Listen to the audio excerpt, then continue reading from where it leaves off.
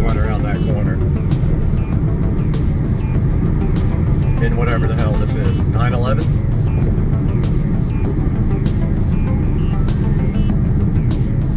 911 turbo? Yup.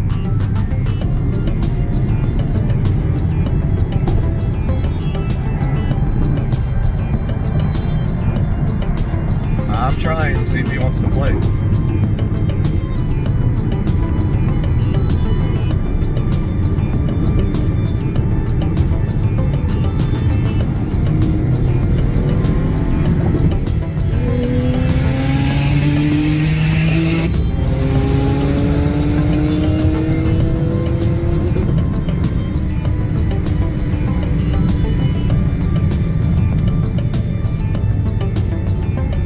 Got smoked.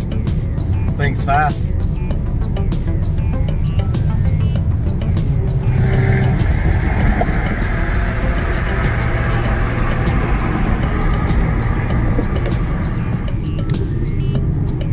Dude, that thing is super fast.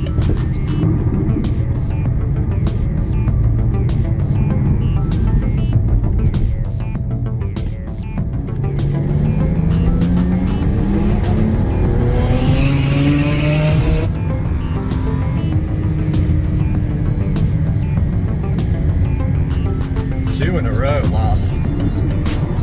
Well, you gotta figure that's probably 150 more horsepower at least, maybe more than that. But yeah, good run. Oh, bummer. We got cars in front of us.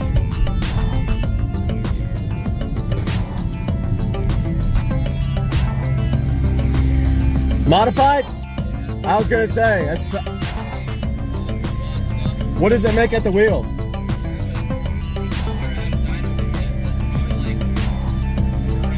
$600 is what I was thinking. This one does about 450.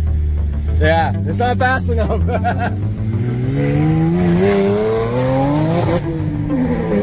Dude, that thing's sick.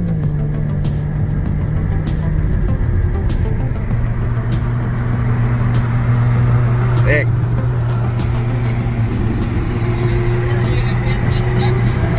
It sounds good, man.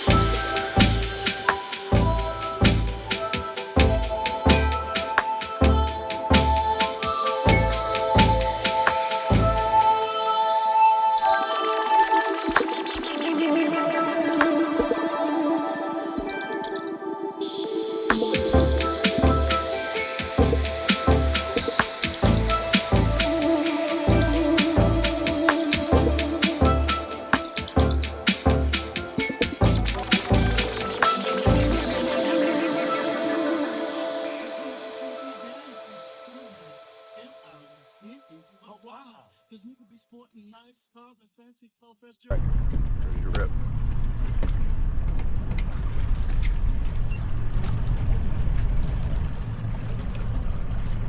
Turn the volume up on your phone or something, because you got control of the radio.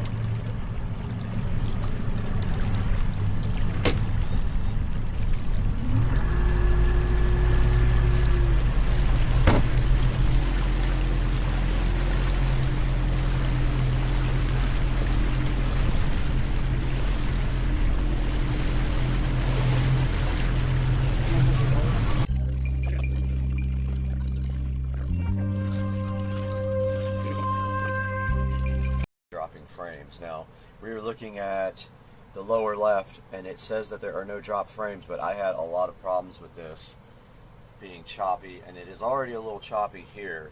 So let's see if we can find the stream and if it actually looks bad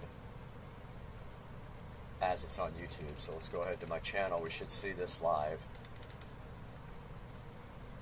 Now don't forget, this HP doesn't have a lot of horsepower, so that could be the issue. We may have to run the wizard again. So here's camera 2.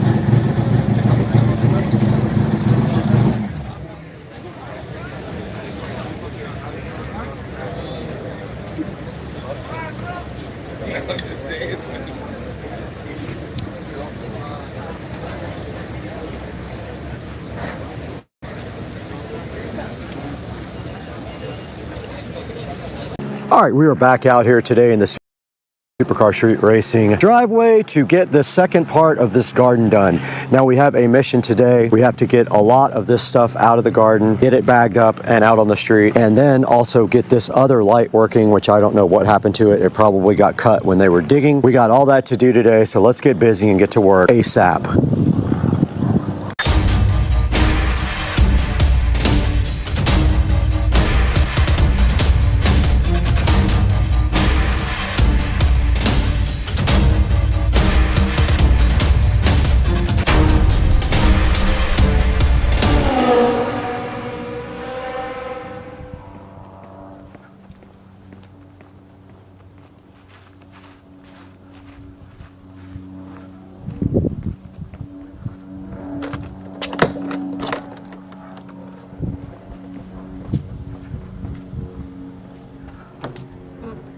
Oh, no key.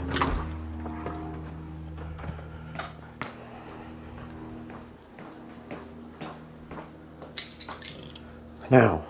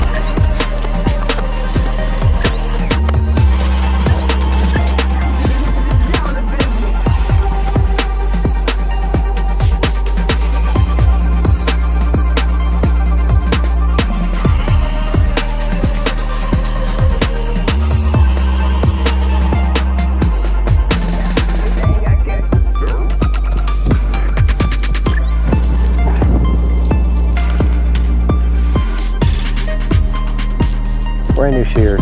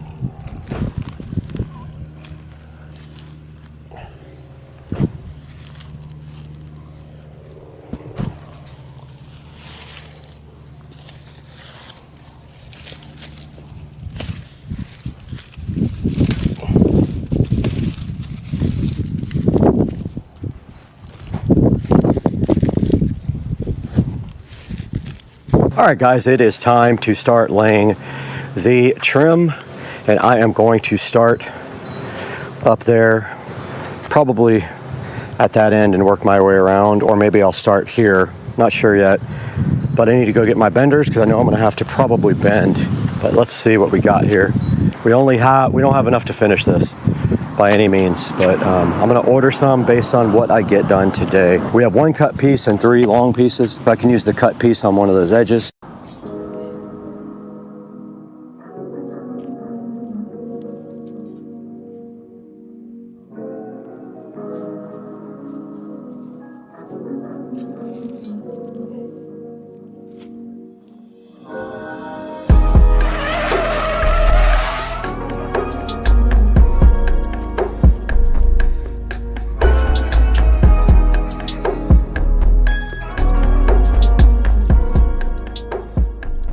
All right, I got my new shipment of edging in, so I'm gonna go ahead and continue this whole process here. I actually need to get a marker to know where to mark this edging off to cut it.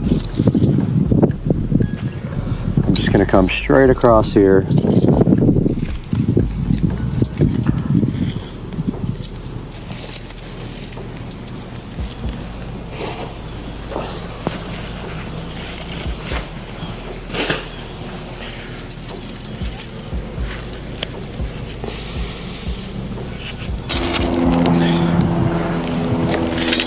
We got our new trim edging.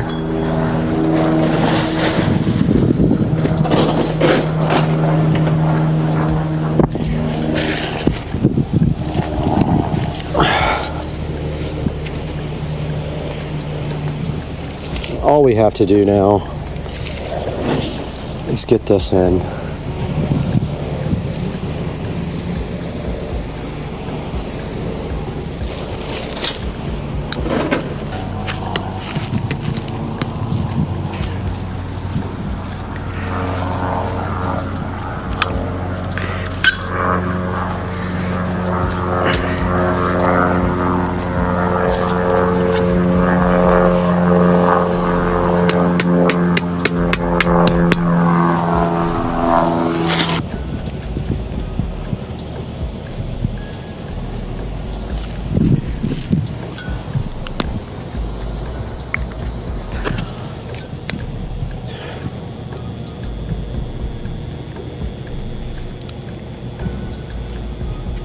If we cut on the far side, we should be good.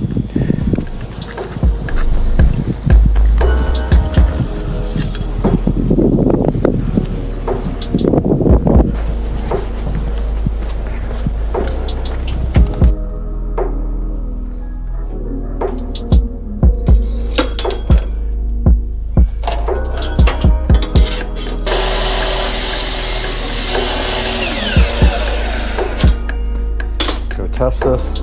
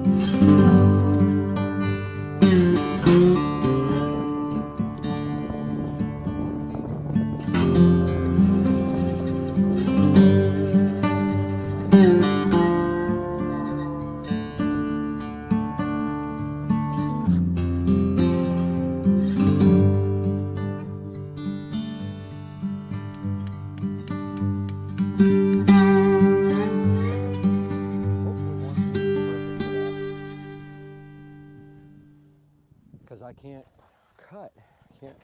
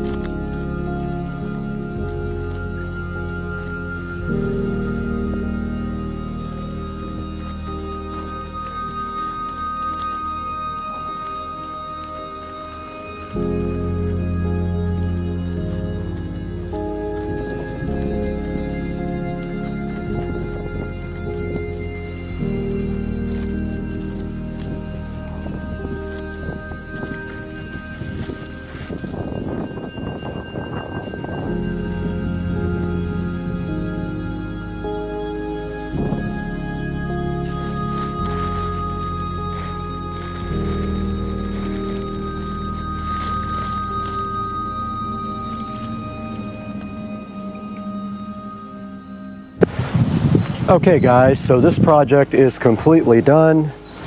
I have successfully re-landscaped this garden and remulched it. And you guys can see here it came out nice. All you have to do is put this pot back in place and clean up. And we are good to go. And I hope you guys really enjoyed this video. And I hope you can do your own garden too and save thousands of dollars like I did. And we will see you guys on the next one.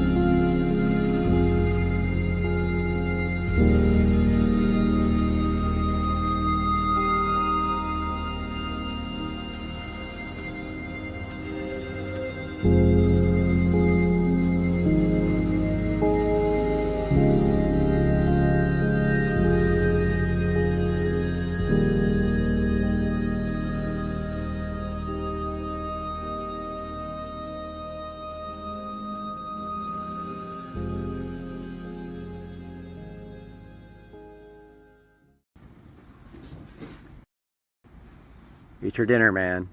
Before everybody else eats it. He's more worried about that grass. Yep. Turtles are tormenting him.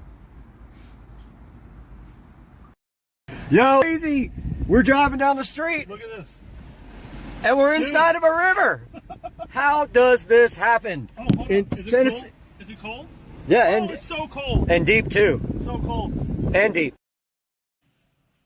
We load the liquid oxygen as late as we can in the countdown. It's densified. That means it's ultra cold. All right, guys, we are live here today. Hopefully the audio is working. And getting it on board the vehicle just before liftoff means it won't warm up. I think it is working. However, let's see if that's loud enough for you guys to hear the In stream. the quantities we want, so it stays nice and cold. It doesn't bleed off, and that gives us the performance we need on Falcon 9. Continuing on, Falcon 9. I think so. So let's take a look at what's going on today with SpaceX. So this is the Axiom 1 mission, and so that basically is, oh, we lost video for a second there. Axiom 1 is a private astronaut mission to the International Space Station. I am hyped about it. I got my Kennedy Space Center hat on here, my NASA shirt, as you guys can see. So yeah, this is the first all private astronaut launch to the International Space Station. It's the 5th flight for this booster, so this booster is being reused for the 5th time. Let me turn that down so it's not feeding back for you guys. Yeah, it's a 5th reuse of this booster, and this booster actually went up on GPS-3 Space Vehicle 4, GPS-3 Space Vehicle 5, and Inspiration 4, and 1 Starlink mission. And so this thing is going to go up, and then the stage 1 is going to land on a short fall of Gravitas, the drone ship. Gets a good look at Kennedy Space Center right there. The weather today in Florida is beautiful, and I can vouch for that. It's supposed to get up to about 70 degrees, and so far we are go for launch, and it has been cleared for launch so far to this point. So these guys are going to reach the International Space Station at around, it's 20 hours and 30 minutes to the space station, so tomorrow morning, let's see, about 11 tonight, 7 something tomorrow morning, they should be reaching the space station. And I wish I could hear the audio on my headset, but for whatever reason I can't, so I can't hear the mission audio at all, unfortunately. Big event coming up at T-minus 10 minutes is we're going to do launch commit criteria. Yeah, so instructions will be going to the crew. So basically we're just but we're about 10 minutes away from launch here. You may hear 1 Alpha, 1 Bravo, 2 Alpha. About 10 minutes away from launch, and let's see, trying to get my headset working here, but I don't think I'm going to be able to get it for this webcast. I can't hear anything in my headphones, which is unfortunate. Let's see. And bring the crew back safely down under the parachutes in the ocean. Right now, I'm just playing around with these settings while we're waiting for launch. But yeah, guys, we got the Axiom 1 launch coming up here in 9 minutes and 57 seconds.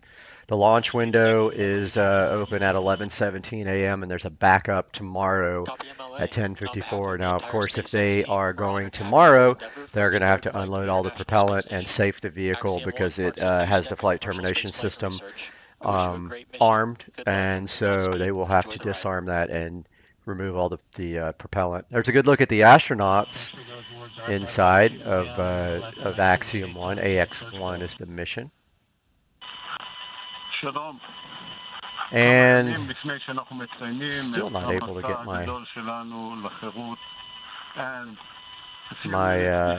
earphones working, so I wish to share with you the words of the Greek poet there it is. Constantine Cavafy that well describe the perspective of our marvelous crew. Now I can hear the mission audio in my ears. In your mind. Arriving there is what you are destined for, but do not hurry the journey at all. Better yeah, so for years. So you are old by the time you reach the island. We're listening to the Axiom 1 crew speaking now, and Just talking about the mission and giving his little commentary about the mission. So these guys are headed up to the International Space Station, and they're going to be doing educational outreach stuff, research experiments, and other things while they're on the laboratory.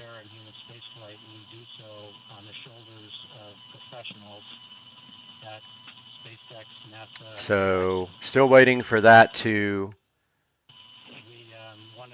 happen here, the launch in 8 minutes and 11 seconds, waiting for the final go from the flight director here.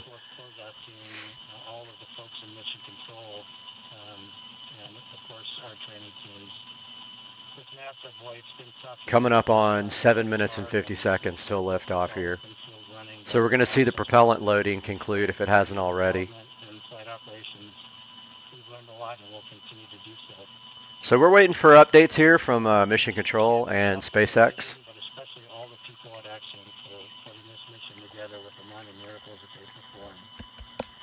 Go NASA, go Axiom 1 crew.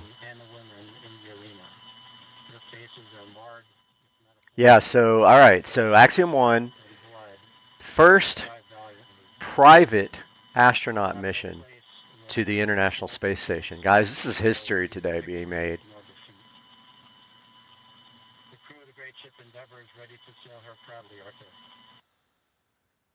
All right, so we just heard from the crew of Axiom 1, who are hyped to get to go to space here in 6 minutes and 50 seconds.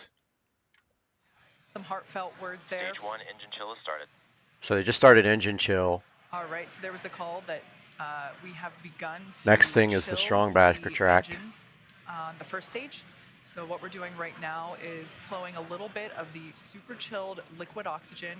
6 minutes till liftoff here. M1D engines, there's 9 of them at the base of the first stage.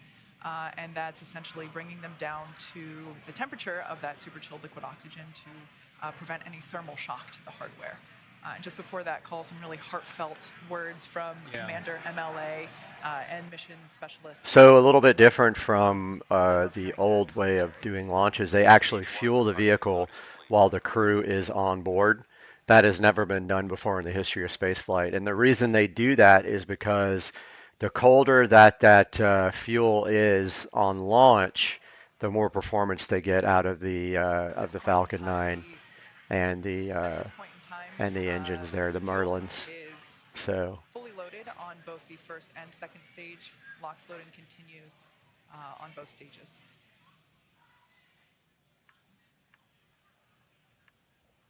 Coming up on 5.5 minutes. Kate's let us know that we've got the fuel load complete. Next is coming up. We're T-minus 5 minutes. Dragon will be transitioning configuration for terminal count and going on its internal battery power. Everything continues to look good as we're counting down.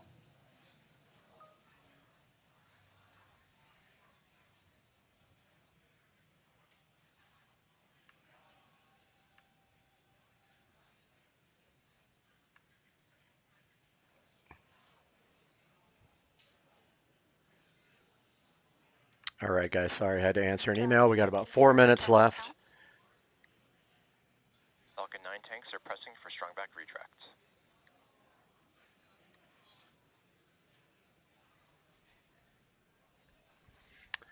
All right, so the strong back here on the back of the rocket that supports the rocket before liftoff is going to start retracting before liftoff here. Momentarily, strong back is retracting. Actually, that's the start of about a 1 minute sequence. As you heard John Unsprecher say, it's about a 1 minute. 1 minute process for that strong back to retract there. That's the start of the sequence. Doesn't mean that the clamp arms are late opening. It'll take us a few more seconds. As you can hear, the excitement and the crowd is really growing here. Everybody's so hyped about the launch. It's California. quite a big deal in the space community.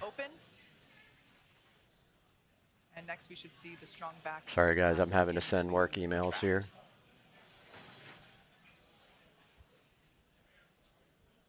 Got about 3 minutes and 45 seconds till Axiom 1, the first all-private mission to the International Space Station, is going to take off here. Integrated vehicle So just a reminder, they will attempt to land stage 1 after stage separation.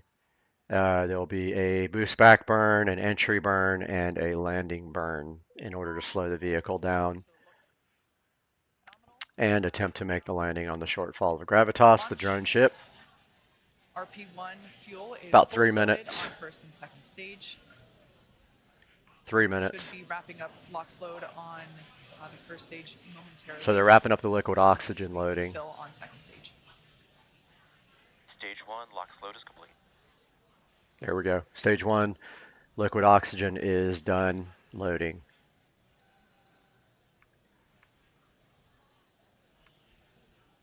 We're under 3 minutes until liftoff of the Axiom 1 mission. Dragon is in terminal count and is on internal power. All right, there we heard that Dragon is on internal power.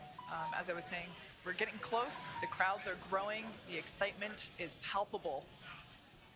You can see there on the left-hand side of your screen, Mission Control here in Hawthorne, California, just behind where John and I are. And then on the right-hand side, that looks like Axiom Mission Control. About 2 minutes till liftoff here of Axiom 1. And we are seeing SpaceX and the Axiom crowd, employees, all super hyped for this historical event of Axiom 1, the first private astronaut crew to the space station. LOX load on second stage continues.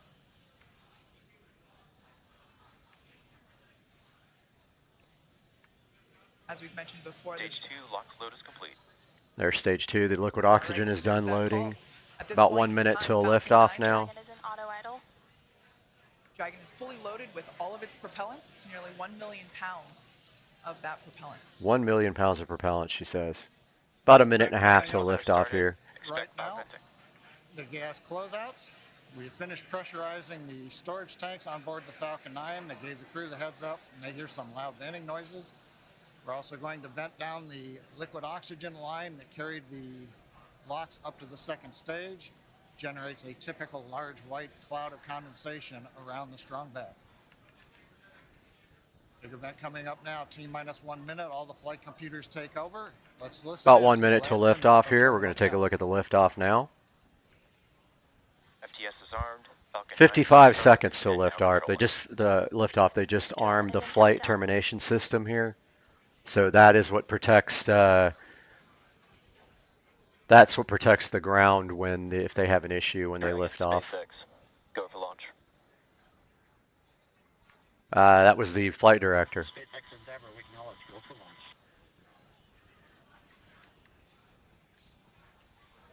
T-minus 30 seconds. 30 seconds till liftoff here.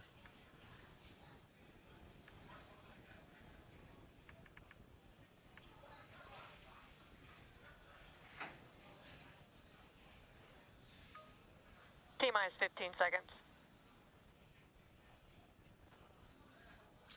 10, 9, 10 seconds till liftoff. 7, 6, 5, 4, 3, 2, 1, 0.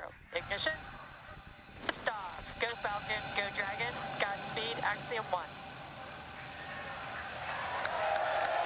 Here we go, liftoff. 15 seconds, already up to 190 kilometers per hour. So our first event here we're going to see is max Q. That's the maximum aerodynamic pressure on the vehicle.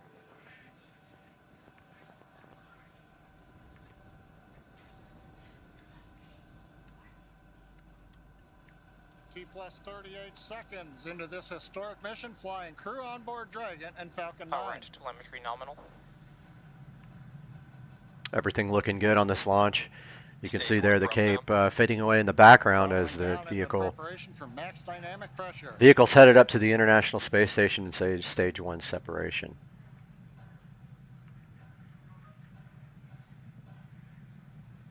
Falcon 9 is supersonic.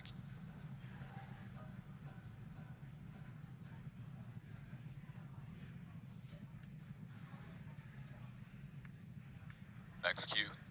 Stage 1 throttle up. Merlin 1D engines coming back up to power. Bravo. Copy, 1 Bravo.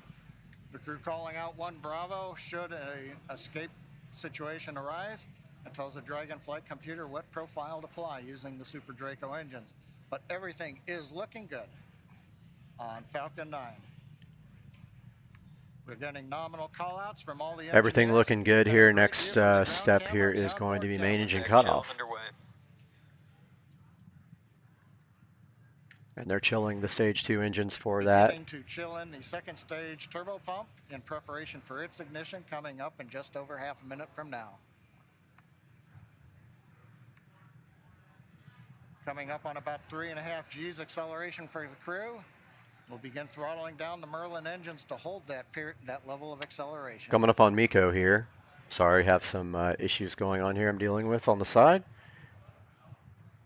Next event coming up, we're going to get main engine cutoff Stage of the 1 9 throttle engines. Get stage separation and ignition of the second stage engine. You've heard the throttle down call out. We're holding 3.5 G's for the crew.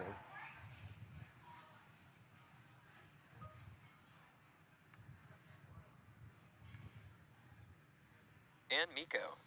And main engine cutoff there. You should see the first stage fall away and start heading back to Earth, where it will try to land on a short fall of gravitas.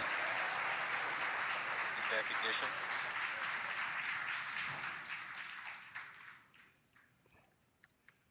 Successful stage separation and ignition of the second stage engine. On the left, the titanium grid fins beginning to slowly deploy. Great views from the first stage camera. The first stage now begins a slow flip maneuver. You can see the white nitrogen gas plumes as we reorient for an entry back through the Earth. There's stage 1 heading back to Earth here. Second stage, we see the engine nozzle glowing red. Everything continuing to look good on the second stage.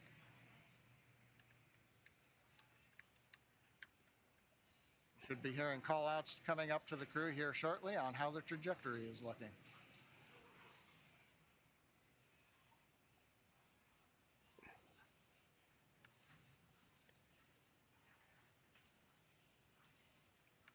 Dragon SpaceX, trajectory nominal. What we like to hear. Acquisition of signal, Bermuda. AOS Bermuda, acquisition of signal. Bermuda tracking station now getting telemetry from the second stage of the Falcon 9 with the Dragon on top. T plus 4 minutes, 10 seconds. Everything continues to be Everything normal. looking good. First Sorry, stage guys. Coasting to apogee, and then Here it'll come comes back down stage 1 for back. landing on the drone ship. Second stage, partway through its lengthy burn. You can to see get it the heading crew back into down right orbit. there. You can see the ocean below it. 4.5 minutes in, everything continues to look good. What a absolutely picture perfect liftoff. We've got a live view of the crew inside Dragon Endeavour. Looks like everyone is still pretty comfy. As John had said earlier, we got Dragon to a SpaceX, trajectory nominal. Checking out the good call landing there. now of Trajectory the is first normal. stage on a short fall of gravitas. As John mentioned, we got to about 3.5 G's there. Acquisition of signal, New Hampshire. On the left-hand side of your screen, we can see the first stage as it is making its way back down to Earth. It's targeting a landing on our drone ship, a short fall of gravitas, which is parked a couple hundred miles off the coast of Florida out in the Atlantic Ocean. Second stage on the right-hand side, everything continues to be nominal there as the MVAC engine is powering Second the stage second continuing stage to go and Dragon 11,000 Endeavour kilometers per Dragon hour at Endeavour 197 altitude. First stage coming back home, ready to land.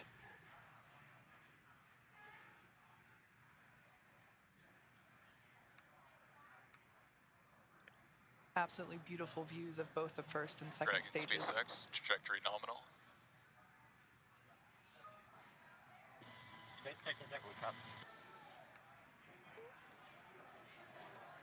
All right, so coming up in about a minute and a half, the first stage will execute the first of 2 burns. So here comes the required burns for the first today's landing stage. attempt.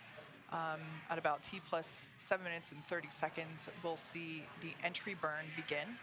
That's where the first stage will ignite the center engine first, and then a couple seconds later ignite 2 more engines, so a total of 3 engine burn, which will last about 29 seconds. We are about 6,000 kilometers in altitude here for stage 1. As it re-enters back into It's the actually Earth's going up in atmosphere. speed and lower in altitude.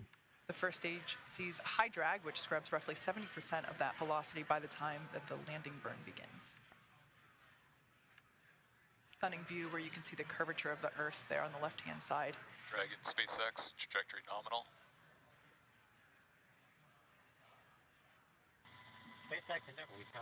Trajectory nominal, so everything's going good for both stage There 1 you and can stage see 2. The nitrogen gas thrusters, so that's the puff of gas that you see there occasionally. That's used for Talking about the coal navigation gas control thrusters, which systems. actually We also maneuver the utilize those vehicle when grid they're in fins space that and you there's see. no There are 4 atmosphere. of them, And you can see them placed firing there around by the grid booster. fins. And those grid fins also help steer for a precise landing, either at Stage 1 entry burn startup. Stage 2 flight All right, termination. there we can see that that entry burn has begun. We are targeting a landing on our drone ship, a shortfall of gravitas today. Everything continuing to look nominal with trajectory and MVAC performance there for our second stage on the right-hand side.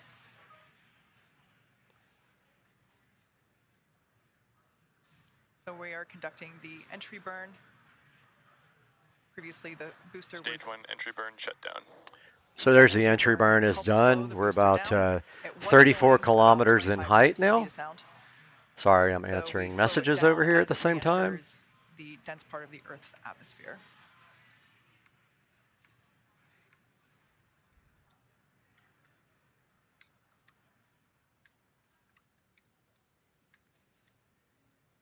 The next event is second engine cutoff, or SECO 1, as you see it there on the timeline at the bottom of your screen. Stage 2 internal guidance. That's where we shut down the MVAC engine, or second engine cutoff. Copy, Shannon. Stage 1 transonic.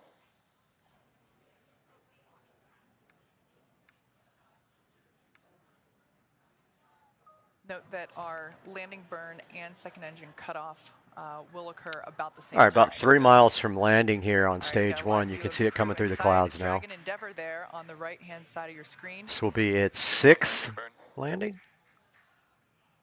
Landing burn has begun for the first stage. Dragon, SpaceX, nominal orbit insertion. All right, great news there. Dragon Endeavor, nominal orbit. Nominal insertion. orbit, here comes the land. SpaceX Endeavor. Good picture there, shortfall of gravitas. Looks like it's right on the X.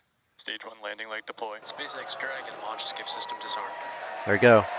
There's the 6th landing for As you can see, this booster. Falcon 9 has landed for the 5th time. 5th time, okay. Landed for the All 5th the time, while, so great it's their 5th commentary. reuse. The 6th is going to come up next time. While we Perfect can confirm landing out there in a shortfall of gravitas. Sorry I wasn't 100% there. I was dealing with other things, and I hope you enjoyed this broadcast. We're going to try to do these more when I have more time. And guys, have a good day. We'll update you maybe when they get to the space station. There you can see a live view inside our Dragon. Looks like the crew is beginning. Welcome back to Supercar Street Racing, and today we've got something special. We're coming from the Supercar Street Racing garage out here to bring you more carbon fiber products for the 2023 Tesla Model S, and you can use this on both a Plaid or a regular Model S, and we've got it. It's special and it's right here, and I'm super hyped to share it with you guys today on the channel.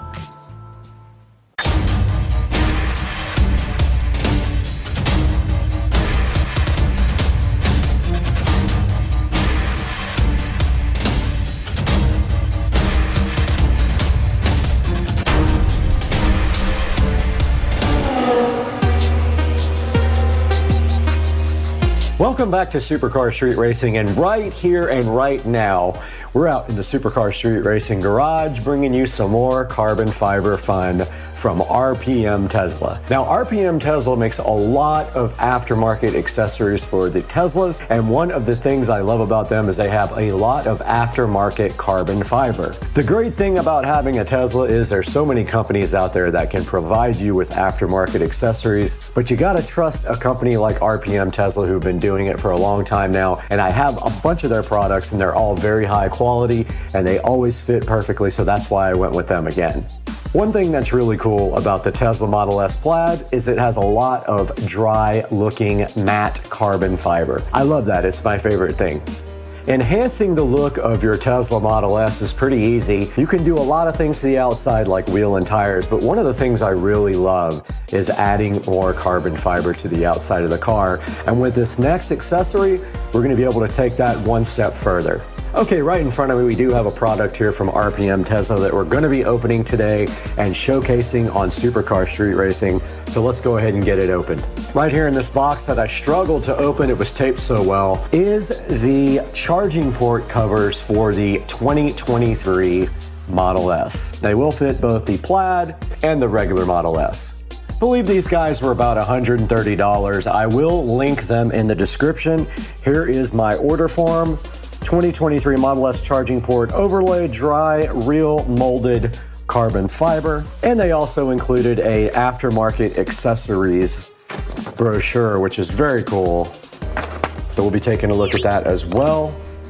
They have all kinds of accessories for the Plaid and the regular Model S. And then inside of the box here are the overlays. And there is a QR code here to watch the installation video, which we will put up on the screen now. So let's take a look at the passenger side, what we already have installed, on the driver's side. So over here on your charging port, you can see that when you touch your charging port, it still opens like normal, especially when you have the door unlocked. These are our awesome tail lights. These are the Night Rider lights. So these are great. They're already smoked, and they have a great boot up sequence. But let's take a look at this. So you see we've installed it on here now. This is an older version with a lightning bolt, but it fits great. It's the closing of the charging port. It wraps all the way around the edge. And now we're going to proceed with the installation. Let's go over here. We'll do this real quick. What we need, of course, is a clean vehicle. And when you do the passenger side, you can't open and close it. So we're going to remove all the tape, but we're going to clean it first. Now, all of our cars in our showroom have a ceramic coating on them. The ceramic coating needs to be removed, just like wax or anything like that. So we're going to really clean this until we hear that squeaky clean. All right, so we're done with that. And again, we're not going to give you adhesive promoter. We don't think it's needed. We also think that adhesive promoter is great on paint, on plastic. It can damage it in the long run. So just make sure you got it really clean, no oil, no grease on here. Feel it with your finger. It should be rough. It shouldn't be smooth. And if you clean it with alcohol and removed everything, it'll look just like that and feel like that. So here's how we install it. I'm going to switch. And again, we're going to hold that same angle. So we got our before photo. Now, you just put it right on like this. Put it right on the top. Look how you can remove it if you don't like where you put it. But hook the back of it over the edge like this and go all the way up to the top. There. And we're on strong. And we're on here. And it's fitting perfect. So you're just going to peel and stick. And if for some reason you need to move it, I'm going to switch with you again. If you have to move it, you can still raise it up and move it. Okay, again, it's made out of 2x2 twill carbon fiber. It matches the spoilers perfect. It's wrapping around the car. Notice the direction and the flow.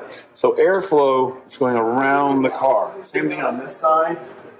The direction is going around the car, just like our spoilers and all of our other products, like our new diffuser coming out soon for the Model Y. And again, this fits the 3 and the Y. So let's keep applying pressure. And if you hear ticking sounds like that, it means it's not sitting flat. So you got to keep pressing and pressing until the pressure sensitive adhesive double-sided tape is fully grabbing. So please just keep pushing. Push, push, push. There. It's almost perfect now because it's not resisting. Now when you do the driver's side, it'll be open. So just support it underneath, apply pressure. Now, normally you should put some tape on here to hold it down if you're going to drive the car immediately. It takes 72 hours for the tape to fully bond. So that was a look at how to install the 2023 Model S charging port overlays. Let's go ahead and get them out of the packaging. They are packaged with a little plastic thing around them. Then there's some protective, like styrofoam-ish light cloth over the charging port overlays. Here's a good look at the Tesla charging port overlays for the Model S, and you can see on the back here, they do have 3M tape all around it, just like they do their other products, and all you have to do is peel off this 3M tape after you wipe down your charging port and stick this directly on, and it should fit perfectly. Now, these did come in a protective styrofoam sealed envelope type thing, which is like a, it's just like a soft styrofoam cloth, and they were protected very well with that, and they came out looking very awesome. Now that we've seen the product and what it's going to do for the car, we're going to go ahead and take a walk around the Model S and check out all the other carbon fiber. Out in front of the Tesla Model S Plaid, and we see at the very bottom of the bumper here, we have the carbon fiber bumper cover there, and we also up front where the Tesla logo is have the V carbon fiber overlay. We're out here next to the Model S again, and we are on the side, and you can see right here, we have the turn signal / camera cover overlays here, which were a major improvement to the way the side of the Model S looks. In my opinion, the Model S does not have enough carbon on the outside, and these camera covers here made a big difference in the aesthetic and the look of the Model S Plaid. They match perfectly with the factory rear little lip that is dry matte carbon fiber and added a very nice look to the side of the car. What do you think? These are the Tesla Model S carbon fiber mirror covers and add a very cool look to the side of the car. It's such a large amount of carbon that it makes the car look better and more expensive, of course, because it is real molded dry matte carbon fiber. It also matches the weave of the factory carbon fiber from Tesla perfectly, which adds a great touch to the car and just overall makes the car seem a lot more sporty, and I love the way it looks on the outside of the mirrors here on the Model S. These are the Tesla Model S door handle covers, and they are also in dry matte carbon fiber, and they are inexpensive, and basically they just press directly on to the outside of the car door handles, and they add yet another nice touch to the side of the car. They really stand out up against the satin wrap here on the 2023 Tesla Model S Plaid. So those are the door handle covers. There will be links to all of this in the description of the video. We're at the back of the Model S, and you can see here the factory rear lip from Tesla is matte look carbon fiber. So all of the other carbon fiber that's been added to the car is specifically matched with this weave of the factory Tesla carbon fiber. So everything looks like it comes from the Tesla factory. Moving inside of the Model S, we have the charging port overlay carbon fiber, which we will put a picture of up on the screen right now, but it sits right there over where you charge your phones, right in the center of the console there, and adds yet another good look to the inside of the car.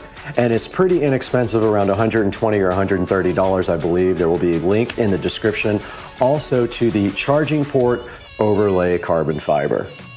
Okay, we are out here in the back of the Model S Plaid, and we are ready to go ahead and prep to install. So what you need to do first is clean your charging port completely. So we have Windex and we have a soft cloth here, and we're just gonna go ahead and clean this and get this port nice. And the car is dusty, and you can see like a little baby scratch in the wrap there that just became apparent when I wiped it off. And it is now ready for the application of the charging port overlay. Got it! Okay, you are going to notice here on the back the 3M tape that you peel off. Go ahead and peel all that off. Yeah.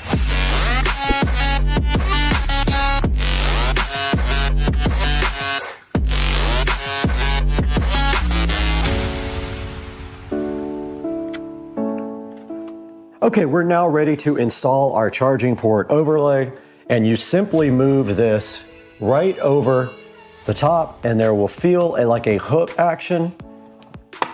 So it'll feel like it hooks on it when it's in the right spot, which that feels pretty close, and then you just simply push down on it and it did open up for me. I forgot to lock it. Just remember, once it's on there all the way, it's going to be very difficult to take off. But it is in there now, and we will close the charging port door so you can see it. And that's going to do it for this side. There is a little bit of 3M tape that got caught underneath this that I have to get out.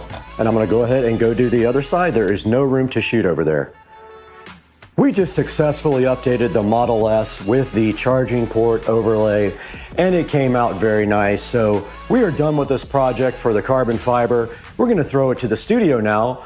And Brad's going to show you inside the 4K production studio how you can get these for your Tesla.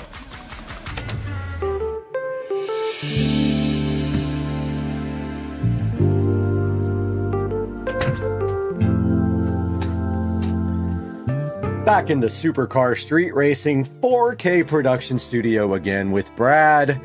And today we've got the special carbon fiber for the Model S. Now, right here on the screen, you can see the 2023 Plus Model S charging port overlay sitting, looking so fresh and so fly. You need this for your car. Now, you can pick up your carbon fiber from either one of those companies, except the camera cover can only come from T-Sportline. They don't have the updated version over at RPM Tesla.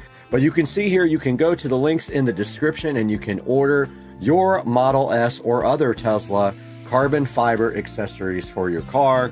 And there's a whole lot of them available here. And I think there's some interesting ones like the carbon fiber yoke steering wheel cover. I do like that. It is matte carbon fiber and it is on one of these pages. And they also have a few other things that I like the carbon fiber rear splitter. And one day I might get that. It does require some drilling to put on, so I'm not sure if I'm really happy about drilling into my $100,000 plus car. But it still looks cool and enhances the look of the car, so I'm kind of down to try it out. Guys, please like and subscribe and hit that bell icon. It helps me out so greatly. And buy all of your products through our Amazon links when there is one. Even if it's not the product you want, in the link in the description, click that link and buy anything you want. And it gives me $1 or $2 and helps support the channel. And the channel is growing subscribers every day and more views every day. But we got to get out of here. We got to go pick up a carbon fiber complete replacement for my car.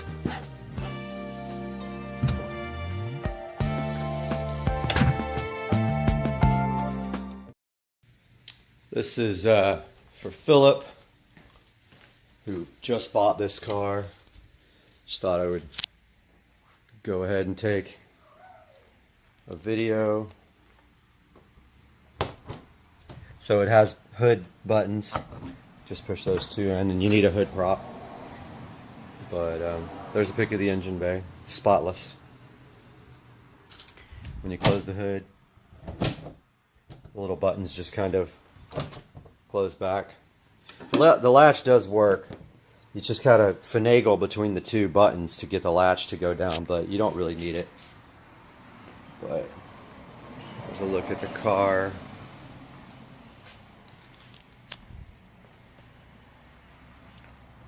And there's the back. Wheels, tires. Might be a little dark inside, but there's the interior.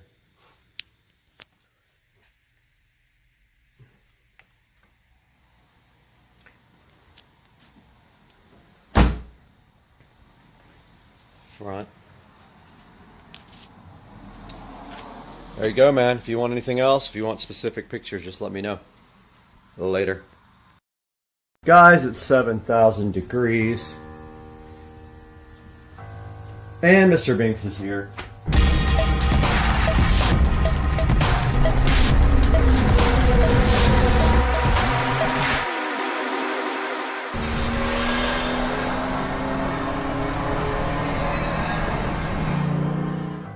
Mulch Masters is here to spread the mulch in the backyard. They're not doing the river rock today, but they should be unloading mulch for all of this back here. And then we will give you guys an update as they get this mulched up here in a little bit. But it's going to be all the way around the outside of the property there. And then this will be river rock right here. Guys, it's 7,000 degrees. And Mr. Binks is here to supervise the cleanup effort. But I got the sprinkler controller mounted facing the ceiling, so of course everybody in space can see it. Now we have to clean up this absolute disaster. Honestly didn't think it would be that hard, but seeing that I couldn't get any of the wires to fish through the wall, it took way longer than I thought. But I did get the wires fished through eventually, even though I had to make some extra holes in our pegboards.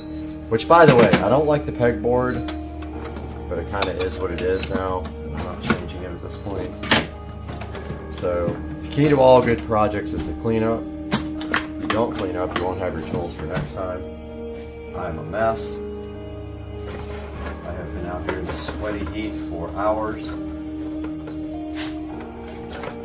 And it is time to clean this mess up now.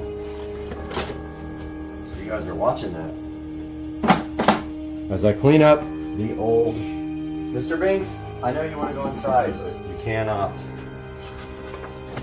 Trying to keep everything together. But yes, we do have the new sprinkler system set up. It's not ideal because it's angled up towards the ceiling, which I don't like. It is working. It is a clean install. And that's what's the most important thing at this point. Cleaning up tools now. I literally disassembled my whole side of the garage for this, and I still need to clean all in this corner and get all the cobwebs and everything up that you have to do 2 or 3 times a year in Florida. But meanwhile, I'm just kind of putting everything back where it can go.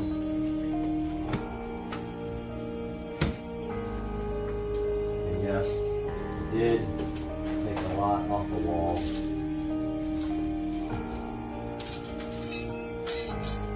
It even took a few pegs off the wall.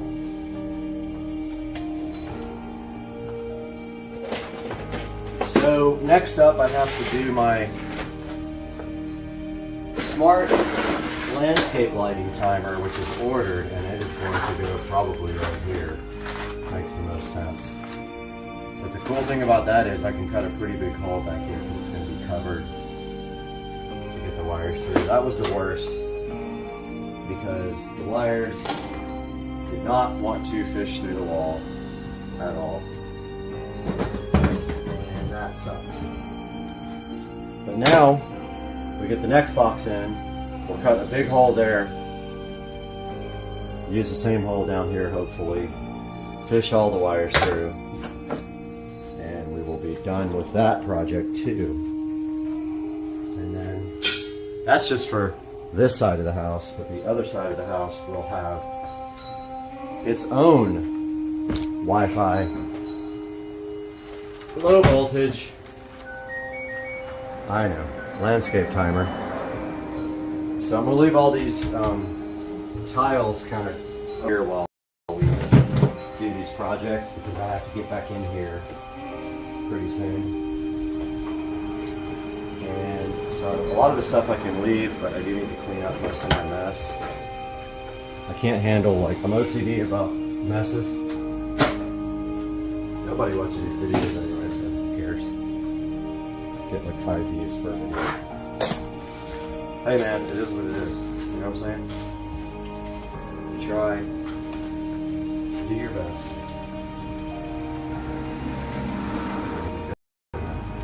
Like the song. All this stuff is trash. What's not trash needs to be hung back up on the wall. God, no mess. Look haggard.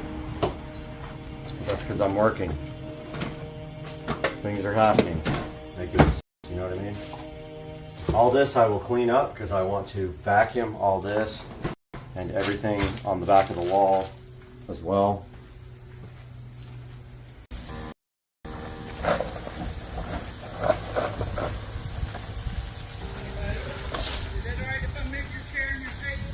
Yeah, yes sir. Absolutely. Get it out of your way. And it's gonna be beautiful when you get done. Yeah, project. Man, it's been going for like a year almost. Wow. All right, guys, they have spread some of the mulch here. Looks like they're just working their way down. Give you an update once they get a better idea what's going on.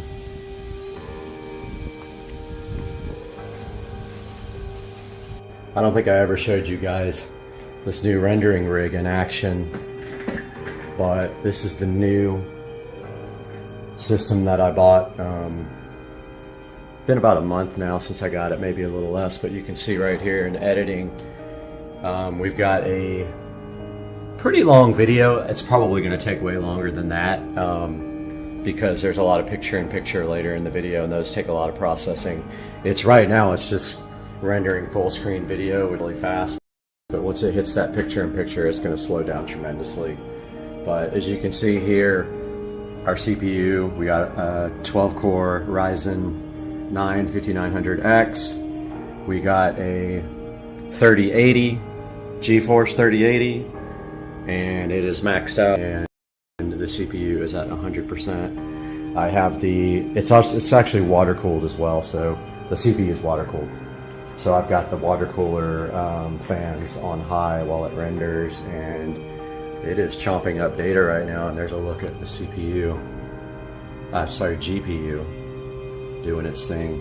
So yeah, it thinks it's got 22 minutes left, but once it hits the picture-in-picture, it's going to be probably an hour.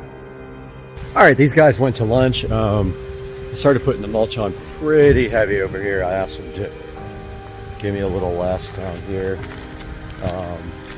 I don't need it that thick, but you can see how good that looks now with it covering the nasty dirt. This area back here has never really been exposed, but when we put the fence in, we were able to cut all that stuff back. The only thing I'm really concerned about is right here.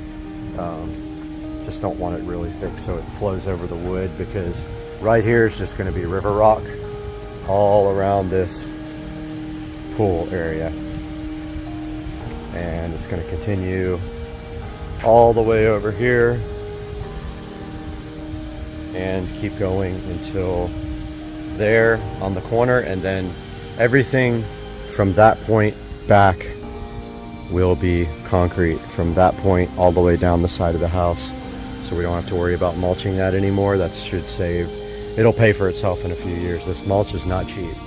You're looking at probably $1,000 worth of mulch for the front and the backyard that we have to do, you know, once every at least 2 years, times more than that.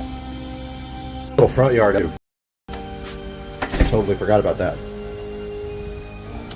I did spend about 2 hours this morning here in the middle of my little island here, cleaning up those plants which grow out. They got pretty beautiful flowers, but they grow like crazy. I removed probably 75% of these plants.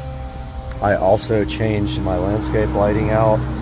It was AC, so it was 110 volt landscape lighting out here, and it causes nothing but problems when it gets wet. I did convert that to DC, and I have a smart landscape timer on the way for this guy that's going to replace the old school photocell timer. But yeah, he just finished with the island, and then they will be remulching that, this, and this little spot over here. It will stop where this board is because there's going to be concrete pad that comes out to where the sprinkler head is right here. But it goes on there, and then all that will be concrete as well.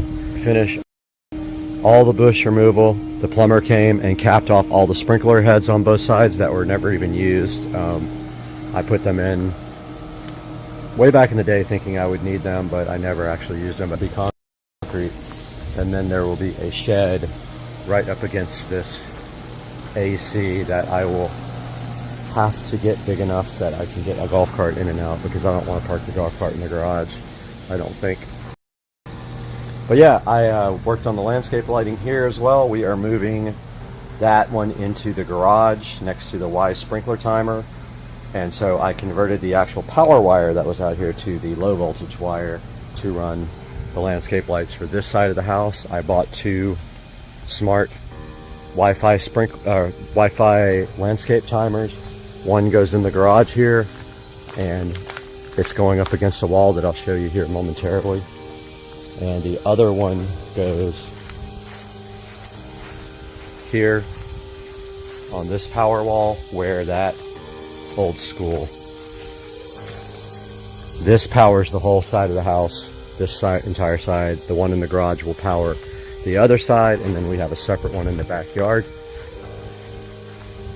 This morning I spent the entire morning, about a good 3 hours, over here where the old Rainbird was, which is now for sale for 20 bucks.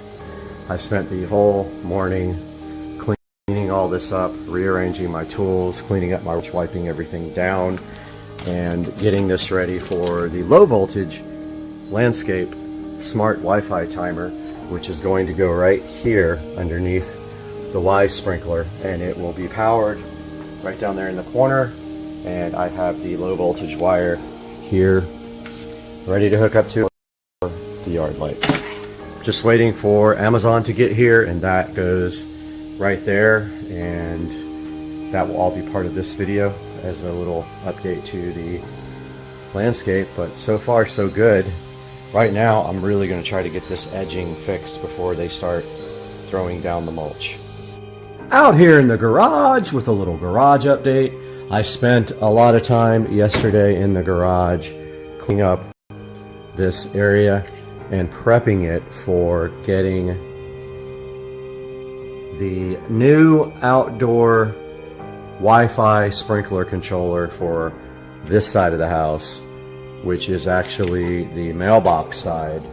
We have 2 different front yard zones for landscape lighting, and they each are going to have their own 120 watt smart Wi-Fi timer. And I wanted to show you guys a little bit what I did here. So the first thing I did was clear this entire wall off. And after we got the Y sprinkler controller, I probably should just turn some light on in here, huh, with the nice blinds that I have now. After we got the sprinkler controller installed right there, I was really wanting to get the new outdoor landscape timer mounted below it, where you couldn't see the wiring. As you can see there, the wiring is from the bottom.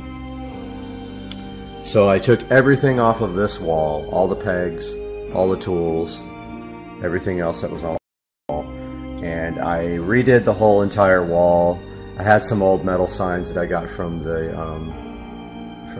market, from the flea market, and I hung those right there.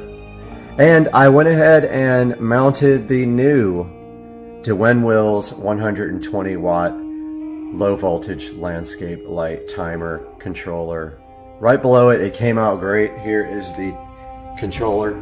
I didn't show a lot of this because there's really not much to the install. I literally put 2 screws into the pegboards and then hung it, and I have everything zip tied nicely down there and power through there.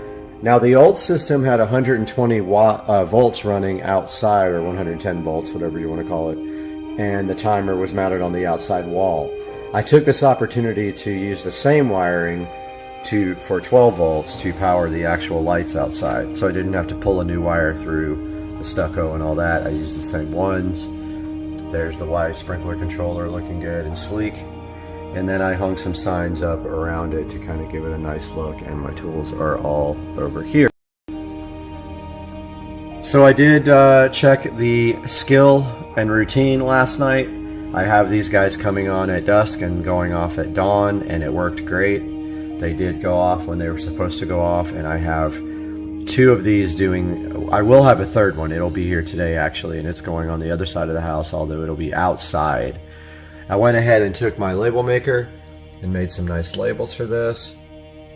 So that is a good update, and I also cleaned I redid the shelf underneath my workbench. I redid the entire top part. I cleaned it, I wiped everything down, and I moved a lot of the wiring, that like extra wires that I had, into this storage bin, which I still don't know where I'm gonna put that. But yeah, so it looks awesome. Hope you guys like what I did with my work area. I'm a stickler about, you know, wiring and things like that in the presentation, and I think it came out great. Let me know what you guys think. Welcome to the front yard, guys. So all this was remulched. I don't think the backyard used as much as they originally said it was going to use, but they had a lot on the truck, and this hasn't been remulched in a while, so I told them to go ahead and let it happen. So over time, this mulch just blows away. It gets, you know, caught in your lawnmower, etc. So it has to be done. And this is what it looks like after the front yard got totally remulched. I spent about 2 hours in this garden yesterday cutting away most of these plants. I don't know what they're called. They're beautiful. They have really pretty flowers, but they were taking over this whole area. So I removed a bunch of those and got this landscape lighting updated to 12 volts instead of 110 because it was causing issues with power. Obviously, got moles in my brand new grass. Look at that mole. Climbed all the way under there. Yep. So yeah, that's what it looks like, guys, after the remulch. And now we just have to get river rock and concrete and a shed. This is interesting. So this was actually buried in my yard. It's a big piece of concrete. And I actually took it out and sprayed it with stone spray paint to make it look like a boulder. Now it's a nice little garden boulder. Anyway, hope you guys enjoyed this update. I'll update you more when we get the river rock installed on Monday.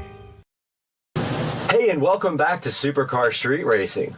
I'm so excited to have you guys back today in our brand new 4K production studio. Today, we're going to take a whole tour of this beautiful brand new facility and tell you what this is going to mean for the channel, because this was built specifically to enhance your experience with Supercar Street Racing. And you can see behind me here this beautiful editing rig set up and ready to go. So let's take a look at the Supercar Street Racing 4K production studio.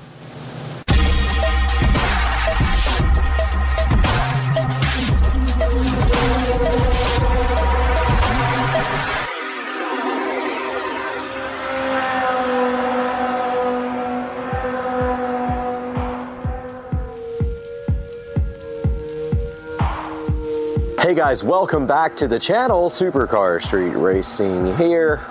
You got Brad, and today is the day to give the formal studio tour. The studio is 98% done. I just have a couple of lighting things to do. So we are going to start here on the outside. So this is a lean-to building, and yes, the fence is crooked, not the building. The building is straight 100%. The fence goes on an angle, so there is a narrowing path right here.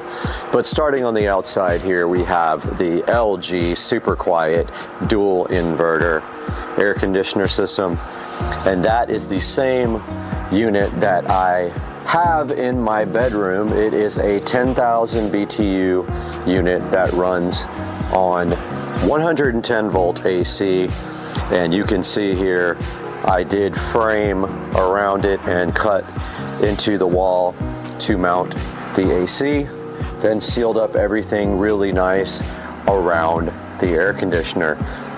The wiring inside, I will show you when we get inside. It is hidden completely, and that is how the studio is cooled. And in the wintertime, we will just have a small space heater. Now you can also see here on the outside, we have LED lighting installed all the way around the perimeter. It puts a nice downlight onto the studio. And I also did get gutters installed to move the water away from the door and away from the studio, as we had an issue where the concrete was not poured correctly and the water was running towards, so that will fix that. The door eventually will be replaced with a real door. Right now it's just a shed door, does not close very well. So that will be done in the future. And that is a look at the outside of this nice 150 something or 160 something square foot studio. And now we move into the interior. Guys, welcome back to Supercar Street Racing, and you are in the Supercar Street Racing 4K production studio, and we are going to give you guys a very quick tour of the studio and show you all the amazing features. And the studio is 99.9% done, and so let's start the tour, guys. On this side of the studio, when you enter, you will see the LG dual inverter super quiet air conditioning system. This is a 10,000 BTU unit. I have a review on my channel. I will post a link in the description to this guy. It is Wi-Fi controlled with the ThinkQ app. It is very awesome. It makes very little noise. You don't hear when the compressor kicks on whatsoever. This is how I'm cooling the studio. I did build it directly into the wall, sealed it really nicely, and then with my foam tile skills, I foam tiled all the way around it, and then the wiring actually goes right over here inside the wall and plugs in right there very nicely where you can't see it. I didn't want to do it inside the wall, so I did it on the external there. Moving to the right of the AC unit, we've got a wall plate here with a Cat 5 or Cat 6, whatever you want to call it, jack, and an HDMI. That Cat 6 goes to the switch, and the HDMI cable goes up here to the Psyche or whatever you want to call it, 32-inch monitor. Now, we have the HDMI down there, so we are capable of plugging in anything to this guy and displaying it from either the corner of this desk or whatever you want to do. You can easily just plug right there, and there's power conveniently located there as well. So that is the Seiki 32-inch television / HD monitor with a Fire Stick 4K plugged into it. Now, this is the only guy that doesn't have Ethernet. Now, we can add Ethernet.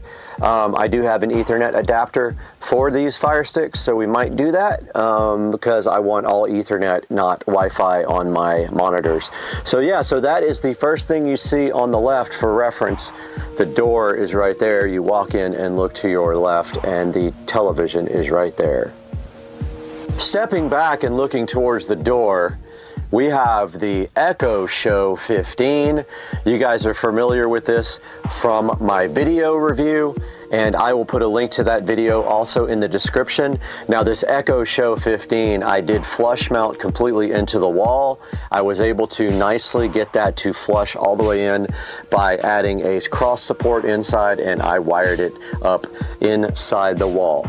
You guys all know this, the Echo Show 15 does have the built-in Fire TV, and I have a very popular video about how to install Kodi on that. They have disabled a lot of the ability to do that, but we still have the beautiful Echo Show 15 right there, and right below that we have our smart switch for the outdoor lighting and our regular standard switch, because all these lights up here, which I will show you next, are smart.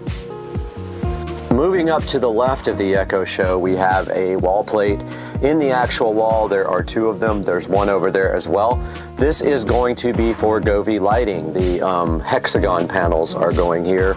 I have not purchased them yet, but I will be putting the Govee hexagon lighting right there.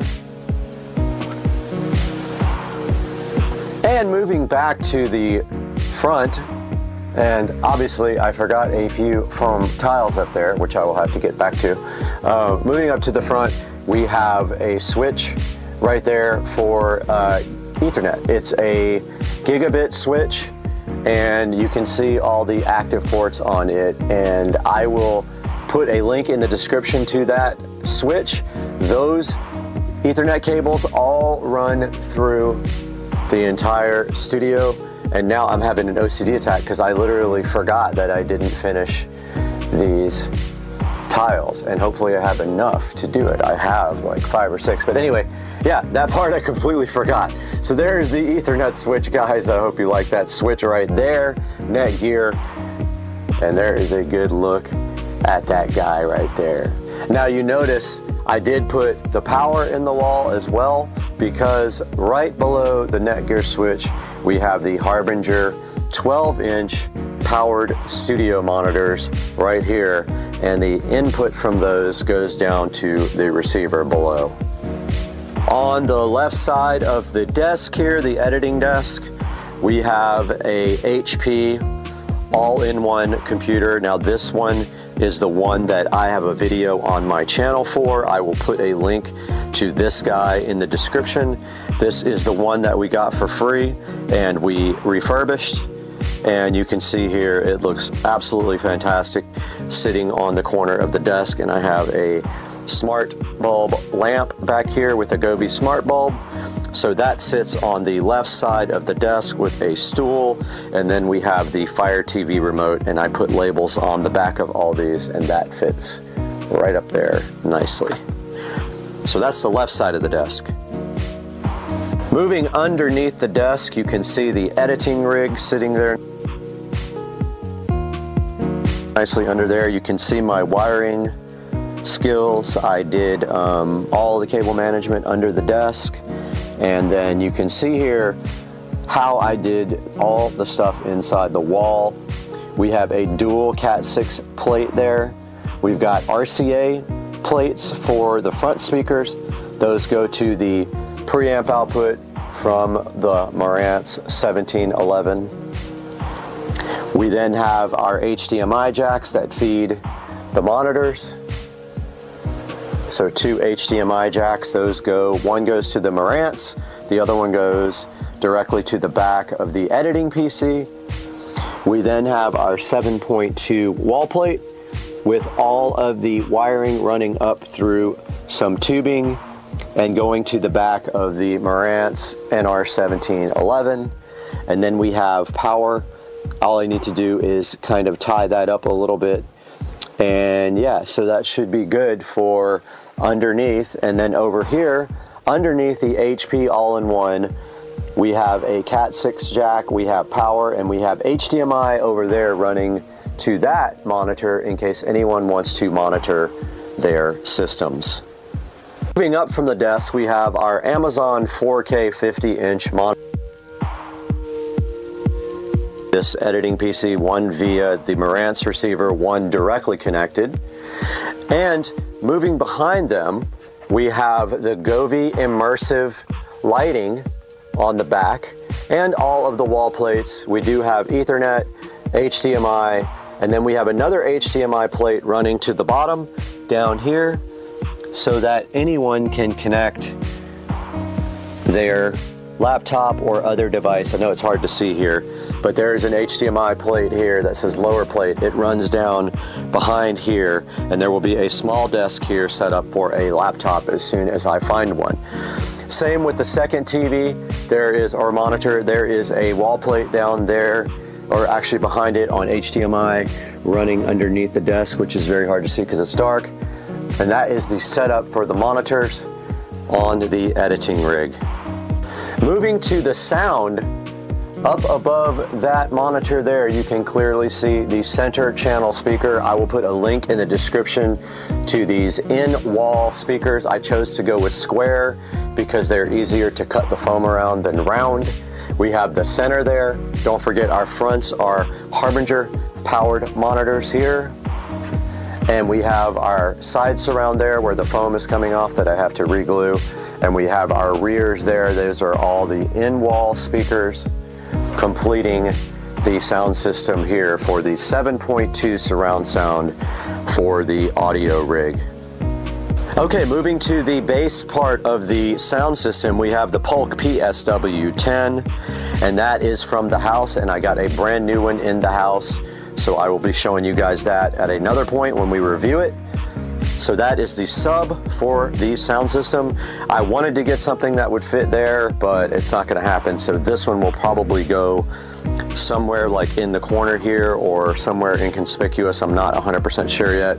It depends on what I do with a desk here. It actually could go way under here and be fine, so we will get to that when we get to it. But that is the sound system base, and then above that we have our refurbished thrift store Mac that may or may not stay in here. Moving to the corner, I originally had planned the subwoofer here, so we have our subwoofer wall plate there with RCA cables and power conveniently located. But for now, that is not possible because this is just too big, so I might move the sub underneath the desk over there where it's not in the way. And then moving to the rear, we have a futon with some nice pillows, and that is the rear, along with this nice black coffee table that I refurbished myself. That is the rear of the studio for guests to hang out while I edit, or to sleep in here, it's possible as well. And that's the rear, or sort of the side. If you're looking at the door here, you rotate around this way, there's the editing, and if you keep going to your right, there is the futon and coffee table. So if you come in the door and you immediately look to your right, we have up here in the corner another wall plate with receptacles for Govee hexagon lighting. We have our 43-inch Amazon TV here, which was not on, but I will show you guys that now.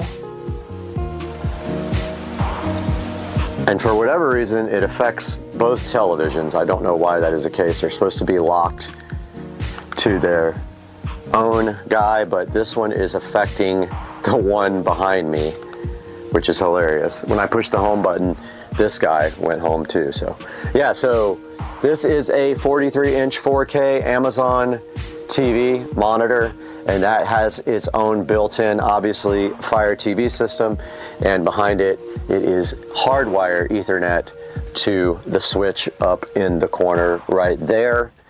And that completes this side of the room. If we look down here, we have a Cat 6 wall plate, so you can hook up here and chill and have wired Ethernet. If we look down here, we have Cat 6 and HDMI. HDMI feeds the second input to this monitor, and then you have power. So this is capable of also displaying up here, and that rounds off this side of the room. Guys, moving up to the top of the ceiling, we have the Govee canned recess lighting. It's actually just pucks lighting. It is smart lighting. There are 6 of these. There are 4 in the studio part here, and there are 2 behind the televisions up there, and they are all smart controlled. Alexa, set the studio switch lighting to blue. Alexa, set the studio switch lighting to 5%. Alexa, set the studio switch lights to red. Guys, there we have the Govee puck lighting, and I will have a link in the description to these. They can be synced with the Govee immersive lighting behind the television, or they can run independently, and I have them set in different groups, so these can come on separately and do some backlighting there. And that is rounding off the amazing lighting at the Supercar Street Racing Studio. Guys, that's going to wrap up a tour of the Supercar Street Racing Studio. I'm so glad you guys decided to join us today, and I hope you like the studio, and we will see you next time on the channel, hopefully soon, with some more exciting things your way.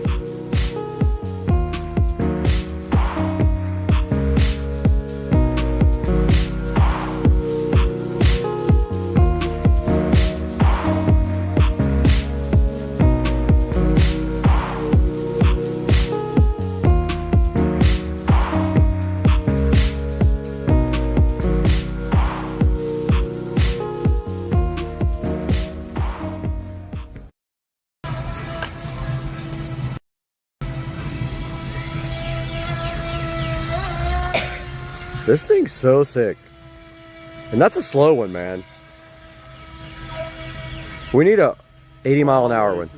Has an anamorphic 35mm lens with a 1.33 aspect ratio right there on the front. It does have a couple of the small rig batteries, and those are awesome for charging the camera up. They give you way more battery life than just the internal battery. What they do literally is hook up just like this to the camera, and they charge the internal battery, and the camera runs off the internal battery. So this is the R5C.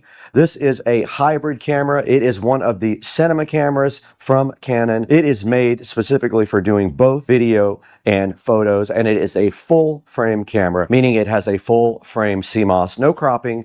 It does 8K, no problem, and it does have a 512 gigabyte CF Express card that came with it as well, and it's a genuine one also. It's not a clone CF card. Here's a good look at the back of the R5C. The small rig battery is sitting so fly right there. It is at 84%, and it did charge the internal battery up all the way. It does have a screen right there with all of the data on it. I will show you guys later. And the viewfinder itself is covered up by the small rig batteries. That is why you don't see the viewfinder. I will not be using the real viewfinder, most likely just the screen, as I will be doing a lot of video work with this. You do see the small rig cage on here with the handle on the top. That also is pretty cool for doing video. I ordered some other things that are in this box as well. We're gonna have to take a look at those right after this message from our sponsor.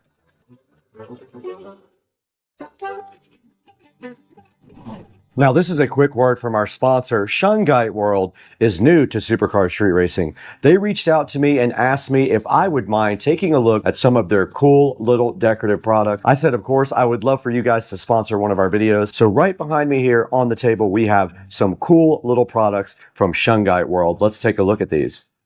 Okay guys, right in front of me, we have all kinds of cool little products from Shungite World sitting right here. For example, this tall pyramid right here, it is polished. It looks pretty cool. These guys can sit anywhere in your house. This one right here is called the tall pyramid. These are the cubes. That is a regular pyramid that has not been polished. This one has been polished. So you can get these guys in two different forms here, either polished or non-polished. They also have spheres, as you can see right here on the screen.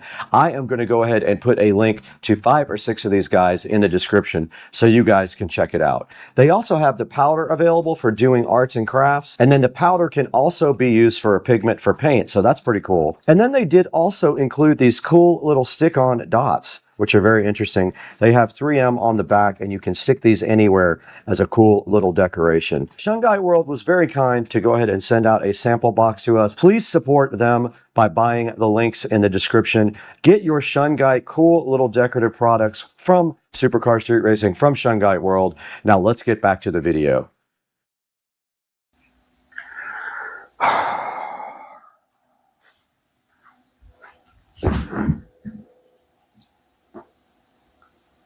Where do I start?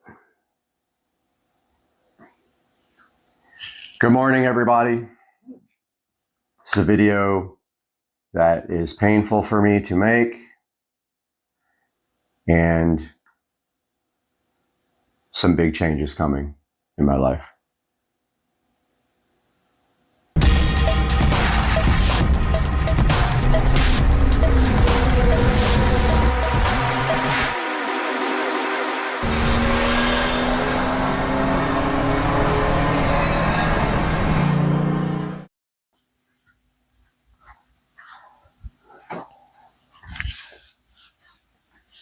Hey guys, welcome back to Supercar Street Racing, and today I've just got a couple of things I have to talk about going on in my life right now. So, as you guys all know, my channel all started with car. It was all about my Toyota Supra, which regretfully years ago I sold. Probably the largest mistake I've ever made in my life. The biggest mistake that has happened is selling that 1993.5 Supra hardtop, which I bought brand new, by the way, almost. It had like 13,000 miles on it, not a scratch. And I modified it and ended up selling it. And I did make money on it, but after all the mods and stuff, I actually lost money, of course. Which brings me to the current situation that we are in right now.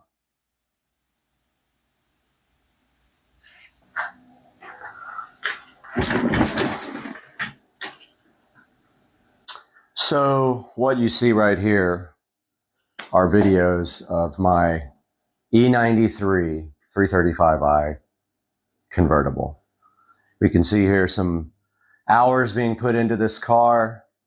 It was modified, not heavily, but modified. It did have a MHD tune running E85, E50 blend.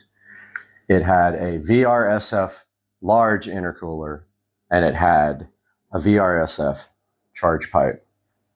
Amongst a few interior modifications, which also included the ID4 digital dash and also had the Android head unit on the inside. We have a lot of projects here on the channel, as you can see, with my 2011 335i, things like ethanol tune and running the car up to 160 miles an hour. Car has been with me for probably 7 years almost, maybe 6 years. I did buy it in 2017-ish, 2018, and I did pay $18,000 for it. At the time, it had an aftermarket warranty, which made it attractive. The car had lower mileage. I can't remember exactly how many, but I think it was in the 50s when I got it. So haven't driven it very much. And through the years, we have put content up on the channel, and the car has been with me ever since. And you can see here me doing a project on MHD on that side of the screen there.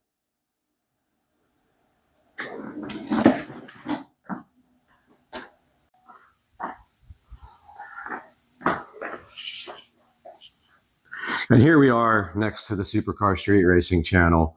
Obviously, the channel is named for car videos, but has kind of evolved over the years to also involve reviews and unboxings of awesome products to deliver to you guys that I just enjoy doing that now. Not that I'm not dedicated to the car scene anymore. I absolutely love cars, but there's almost only a certain amount of content you can get with the same vehicle unless you want to take that to the next level. For this BMW 335i, though, for me, I didn't want to take the car to the next level because I always had issues with the car. Now, I won't say I always had mechanical issues, but the car has been kind of bad luck. I've had issues with wheels and tires over and over and over again. And of course, with the VMR V810 wheels, 2 of them got damaged by me, and I waited over a year to get replacement wheels for the car, during which time I suffered with curbed up and bent wheels. So you can see here the car right here on the channel. It is on the banner on the channel as sort of a, an ode to my love for cars. However, the time has come to do something else.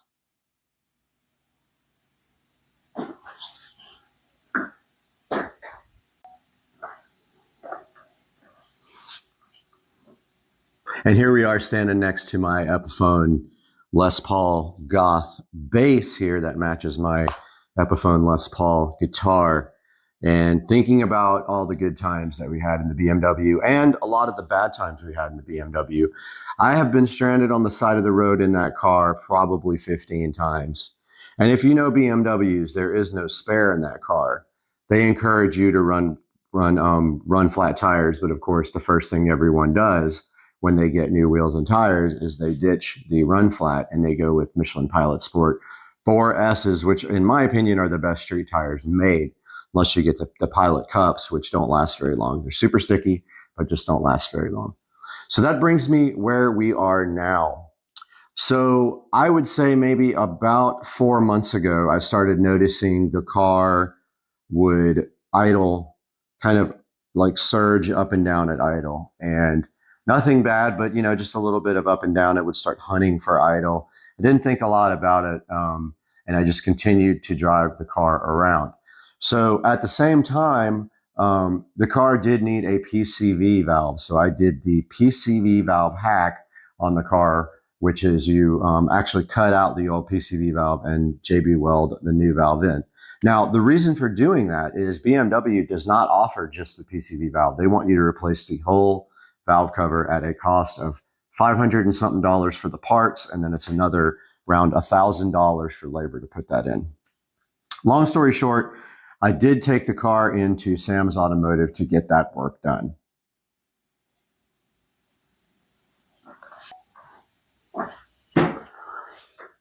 So Sam's Automotive took my car in about 4 months ago, and We made a point while we were in the car doing the valve cover replacement to go ahead and do the plugs and the coils on the car because you're already in there and there's no labor.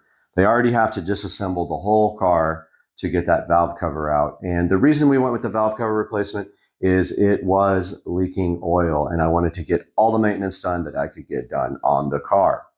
So long story short, we put the car into Sam's Automotive and we asked them how much that was going to be. And it was going to be around $1,800 to get the valve cover replaced, do the plugs and coils, and that is with parts and labor for everything out the door. So we put our car in Sam's Automotive.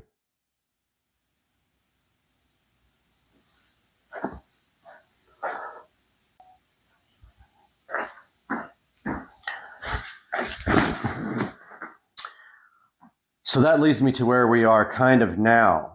So we picked up the car from Sam's Automotive probably about 3.5 months ago.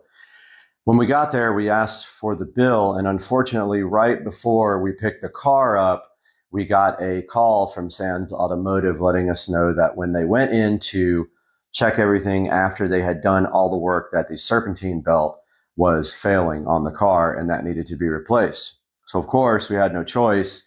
We went ahead and got the serpentine belt replaced, which means more labor to disassemble the car and get that belt out and replaced. Unfortunately, that was another almost $1,000 on the bill. So they handed me a bill for almost $2,900 for the BMW. Now, don't forget, the car has just started raising in value because the car market has gone up. However, the car at that time was probably worth in the, I would say, $10,000 range. They don't hold their value very well. And even before that, they were worth $9,000. So the car has lost almost half its value in the 4 or 5 years that I have owned the car. So here we are with a $2,800 to $2,900 bill from Sam's Automotive, which we had to pay to get our car out at that time. So here we are with our BMW freshly repaired out of Sam's Automotive. I just spent $2,900 on the car, and then we started having issues with the wheels again. So when I just took a trip to California, and when I went, I left my car somewhere and the wheel and tire went flat. So long story short, we started doing some investigations on the car, and the wheel had a crack, a hairline crack on the back side of the lip, and we ended up stranded again with a flat tire on the BMW. So what we did at that point was we actually JB welded the crack to get the car back on the road because I don't have a spare. And then we ended up taking the tire and wheel to a repair shop, and they actually repaired the wheel 100% the right way, and also said the wheel was bent, which didn't make sense to me because I had never hit anything with it. Maybe it was bent from VMR. And then we got the car fixed and back on the road temporarily.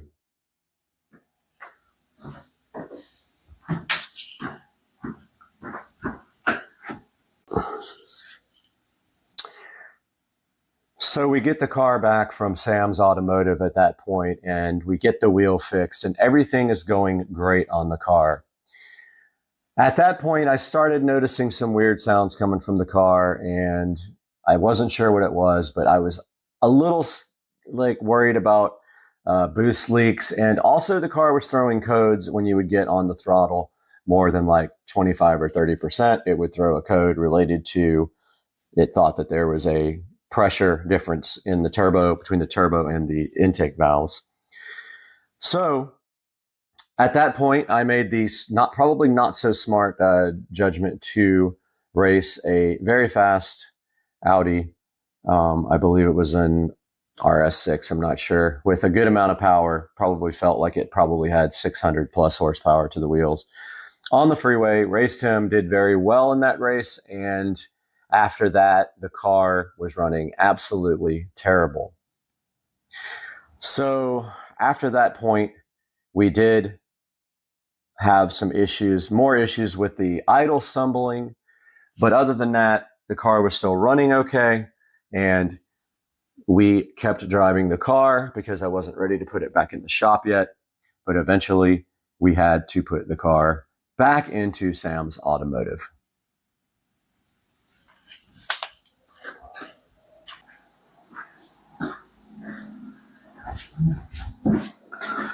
So here we are taking the BMW 335i back to Sam's Automotive for the second time, not knowing what's going on, and the car was throwing codes up until that point related to a boost leak is what we suspected.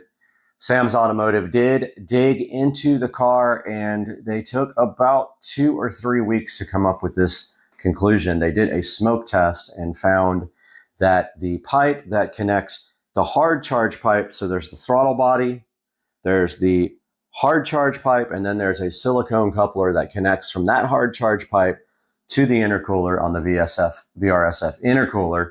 They did find that that coupler had been rubbing on the pulley. I guess whenever there would be in boost, it would expand, and it was rubbed a hole right into the coupler. Now, I was overjoyed at this point to have found the issue, and at that point, my challenge was to get a replacement coupler from VRSF, and they are email only, so I started the process of trying to get a replacement silicone coupler for my right below the charge pipe.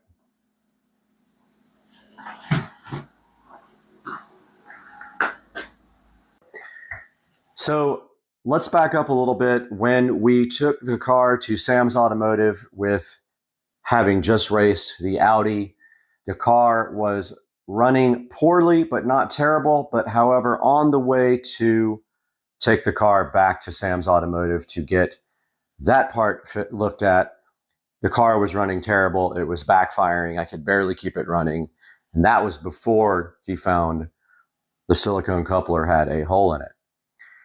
So he did find a hole in the coupler, fixed that issue, but then called me and said that he could not figure out what was going on with the car not running properly. It would start and idle fine and then start hunting up and down the rev range. And I think I have a video I'll throw in here to show you what the car is doing. And then when you actually drive the car, you can't go over 5% throttle and the engine just completely cuts out. Feels like someone cut the fuel to almost none, and it almost wants to go dead on you. But if you let off the throttle, it backfires and stuff and then continues moving. So after about another month of absolute ridiculous waiting for my car, I did tell Sam I needed to come get my car at that point. So I told them that I would be there that Friday to pick the car up. So I did Uber over to Sam's Automotive to grab the car from him. And the mission at that point was to then flash the car back to stock with MHD and take the car home and see if I could troubleshoot it myself related to maybe the software or the tune. That was my last resort for figuring out what was wrong with the car. So we did try to flash the car in the parking lot at Sam's Automotive, but unfortunately, Sam went to plug in my MHD CAN cable, and he forced it into the OBD slot and bent the pins on my cable and smashed the pins inside of the CAN port. Then we began another 3-week process of getting the actual CAN, the OBD2 connector in the BMW repaired by Sam, and it did take 3 weeks' time to get that done.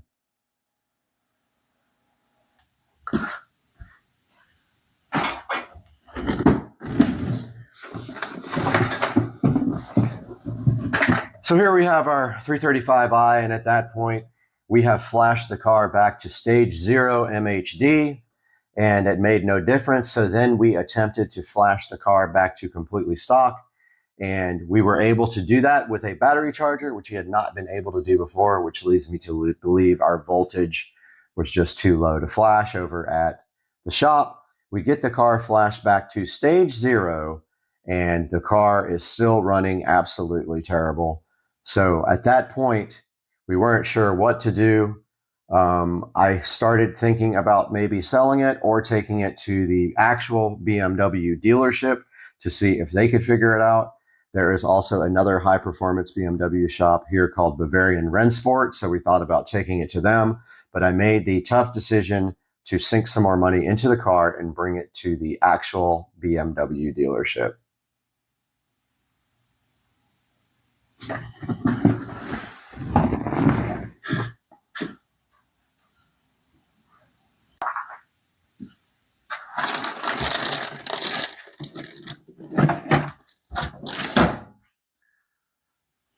So we dropped the car off at Tom Bush BMW early on Friday morning, which was just 2 days ago. And we had explained to them the modifications on the car. So the car does have a downpipe and a charge pipe, which is not a big deal. They should still be able to work on the vehicle. And they said, okay, that they would give it a shot. Now, keep in mind, the car has stopped throwing codes completely for the last probably couple of months, and the car runs absolutely terrible, but throws no codes at all, which is very strange. I kind of thought that when I flashed it back to stock, it would start throwing codes, and it did throw one about the gas tank level, which is probably not related to that at all. And so we get the car over to Tom Bush BMW super early on Thursday morning. We had a Friday appointment. They let me drop it off early because of Hurricane Nicole. So we got the car to them, dropped it off, barely made it over there. It was a very difficult drive because the car was cutting out the whole time. And we left the car at Tom Bush BMW here in Jacksonville on Atlantic Boulevard.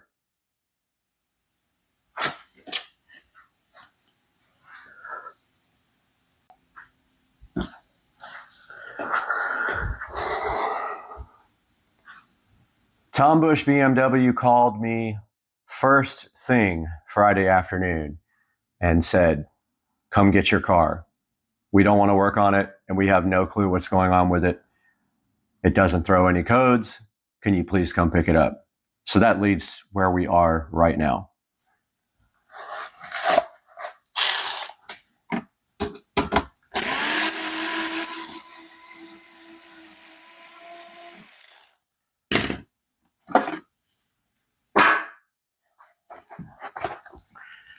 This car is sold, and it will leave hopefully first thing tomorrow morning.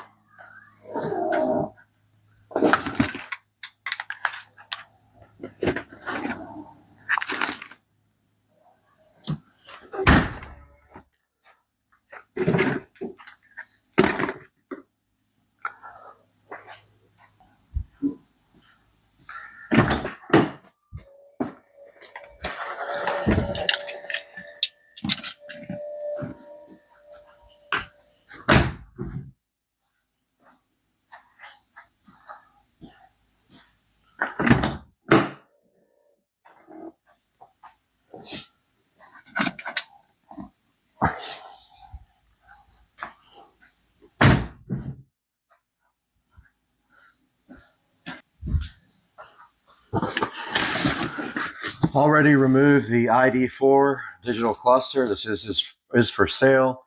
If you guys know anybody who is interested, I will let it go for probably $600. It is for the E90 BMW.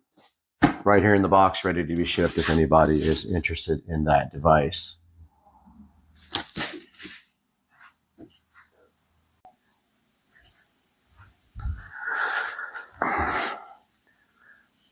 So that's where we are right now.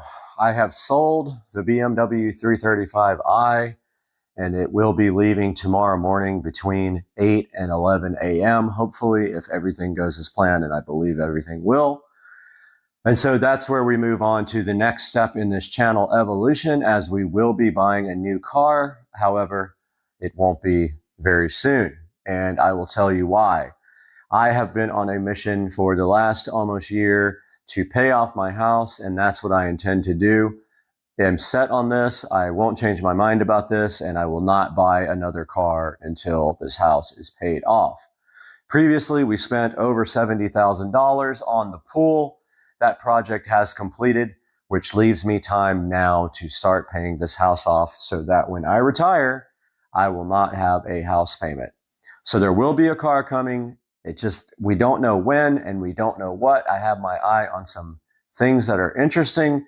I have been considering a lot of expensive cars. I've looked at McLaren 720Ss. I've looked at 911 Turbo S Porsches. I have looked at Tesla Plaids, and I am not leaning one particular way or the other, although the Plaid is attractive to me in a number of different ways. We can make that move to electric if we do that, but we don't know yet. But you can follow the channel and keep up with what is going on our channel, and you will know as soon as I know, and maybe also you guys will look for another car with me. But that's going to do it for today. Guys, this video is very difficult to make. I am not doing well as far as my attitude right now. I'm pretty sad about selling the car, letting it go for well under what it is worth because it does not run properly, but that is what has happened. And we are going to move on and make the best out of it and maybe get a new car. So guys, I'll see you in the next video.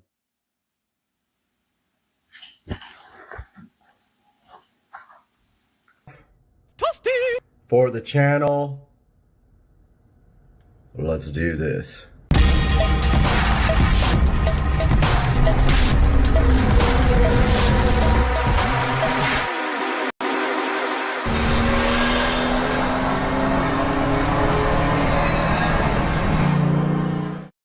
Hey guys, and welcome back to the channel. Supercar Street Racing is the channel name, at least for now. We are contemplating a name change, but at this point, you are watching Supercar Street Racing, another unboxing, and we have the DWIN Wills low voltage transformer, the SKU number HOSL04C2, and what we have here is a 200 watt power supply for landscape lighting or anything else that you might need that needs to use 12 volts on the output side. Now this guy does have an app, although it's rudimentary and looks like it was designed by a 2-year-old and has not improved very much. It does have an app that works with Android and also Apple, as you can see here, and you can scan to get this app. You can scan this code, this whatever it is, QR code. And let's take a look at what's inside the box here, freshly opened. We have a owner's manual here. And inside of this owner's manual, it explains to you how to get the app up and going, and it explains the setup. We've already gone through this on another device, but we likely will do it today again. And this is just basically how it works to do the timer, the setup, and get the app going. So we'll put a link in the description to this smart Wi-Fi landscape timer, but let's break this guy open and see what we have in the box. So it's packaged very nicely, very secure. Got the styrofoam packing in it. Make sure you don't break your glass table like I almost did here. And then inside here we have our landscape timer. Let's get this guy unboxed. Comes with some drywall inserts or whatever you're going to be screwing it to, and 2 screws. Ours is going up against a tree, out of sight, facing the pond so nobody else can see it. And my only worry right now is that this cord is not long enough for my use, in which case I do have an extension cord I think that I can use for this, and I will tape up the plug, make sure it's watertight, and run that underneath the mulch. Probably not long enough is what I can see right now, because this is going up against a tree. Yep, that's not going to be long enough, so I might have an extension cord in there that works, or I could just modify this to work. I could cut the cord and put my own plug in. You can see here is the Wi-Fi antenna. I have 3 of these already, and so far My only complaint is that every once in a while they will lose Wi-Fi connection and I will have to unplug and replug them and then they reconnect. If you look on the bottom here, we've got 2 places to put a wire to run to our low voltage lighting, and we have a little clamp here which is kind of big. I don't know if it's actually, it can't be, it might be for this wire. I didn't use it for that last time, but it's probably for all the wires. If you unscrew this, you can place your power wire like this as well, and everything can go straight down nice and clean. On the front here, we see our power indicator, our power light, meaning that not that the actual device is powered on, but that the lights that it is powering are switched on. And you have your Wi-Fi indicator. And when this guy turns on, this thing will actually blink very fast before it connects to the Wi-Fi signal. It's got a warning on the side, which hopefully I can get off because it's super ugly. And yeah, I'm just going to go ahead and take. So it wants to be at least 1 feet above the ground. That is my plan. And the satisfying removal of this ugly sticker, because this will be out in the yard. And honestly, if we wanted to, we could take a little time and paint this guy brown to match the landscape, and maybe just leave this part maxed up. Would probably look better since it's going to be on a tree. I'm thinking about doing that real quick. However, I don't want to spray this Wi-Fi antenna and affect the range, so it might look weird with everything else painted brown. But as you can see here, we have our Dwin low voltage landscape timer, and in all reality, we probably can just set it up inside the house and then get the Wi-Fi all set up and then bring it outside. And I think that's what we're going to attempt to do now.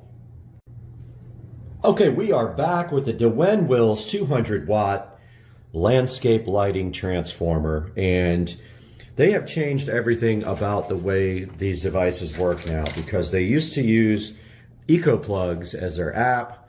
Now they are using their own app, and also it appears that these guys have Bluetooth capability as well for the setup, and I just realized all this after trying to use EcoPlugs with it.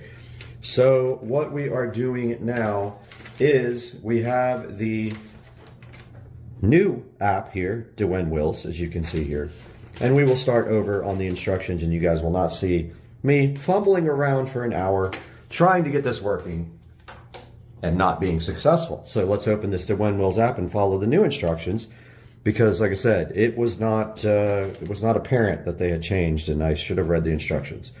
So we got the Dwin app opening here, and now I have already signed up for an account with Dwin, and most likely we will have to enable the skill as well to get this working. So it says to, let's see. Okay, so download the app. We did that already. We signed up. And now it says turn on Bluetooth on the smartphone. It is. Click the plus. It's okay. Let's see. All right. It says to click the plus here. We got the Wi-Fi low voltage transformer. All right. It says power off the device, and after 10 seconds, power it on again. So here we go. We got the power plug pulled here on the Dwin. We're waiting 10 seconds here.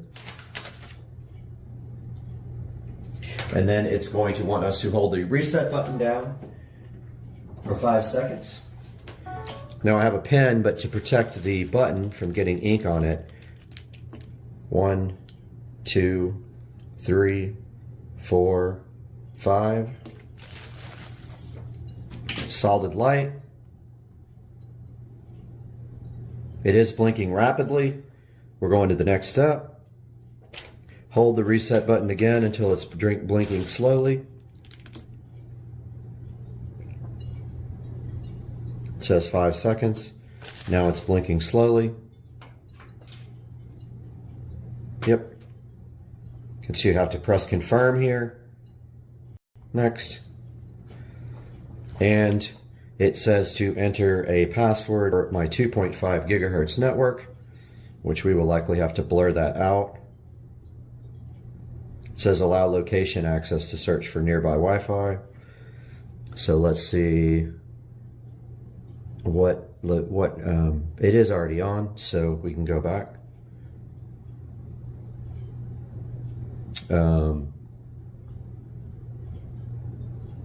Or it says you enter your Wi-Fi name or allow location access. Settings, let's see. App level permissions.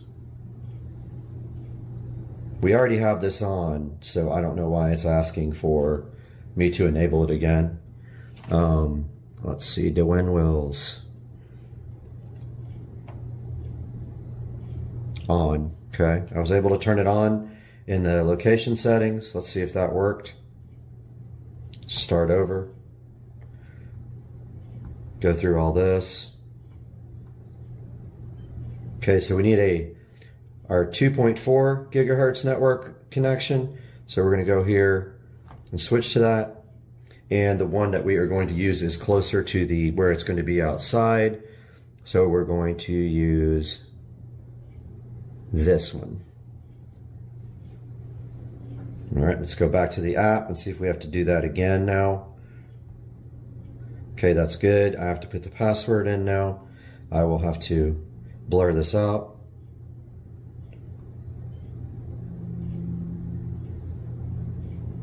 Okay, password is in. Connect your mobile phone to the device's hotspot. So we're looking for the Smart Life hotspot. Let's see. I'm actually following the instructions here, so I'm going through these. Okay, we're at that point. All right, so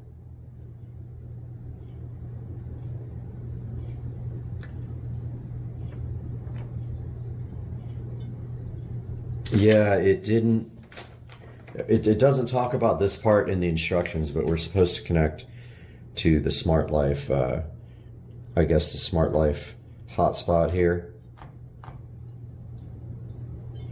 Let's see there if this is it. It says Smart Life 8E-D1 is the only Smart Life I see. So let's try that one. It says it's adding device. This is all new for me, so I'm doing this with you guys. Now I'm guessing I have to keep the old devices on the Eco plugs. So yet another app that I have to manage in my arsenal of apps for everything. And it says adding, let's see if that is the case. The light did go off here. And I don't have the skill enabled yet. And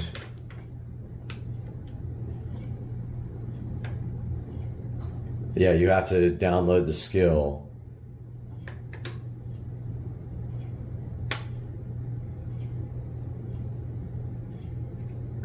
So it still says it's adding. Let's see if this is actually going to work.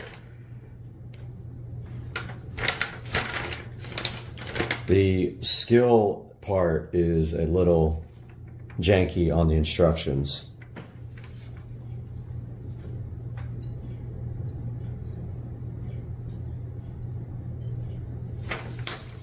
Still says it's adding. That's interesting.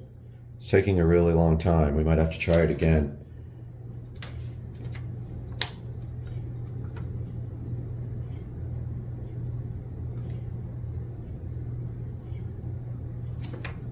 It says it's got 30 seconds left on adding. If this doesn't work, I might have to try it on the phone.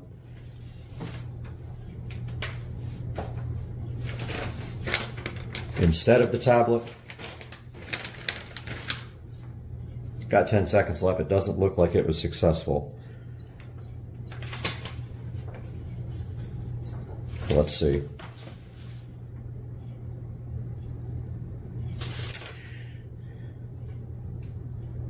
check your demerit points. Okay, guys, so that did not work. I'm going to go through the process again using my phone, and I'll be back. Okay, guys, I went through the whole procedure again on the Dwinwills app on the phone, and basically here is how you do it. You will go through the instructions on the actual app to add the device. It will flash rapidly when you hold down reset, then it will flash slowly.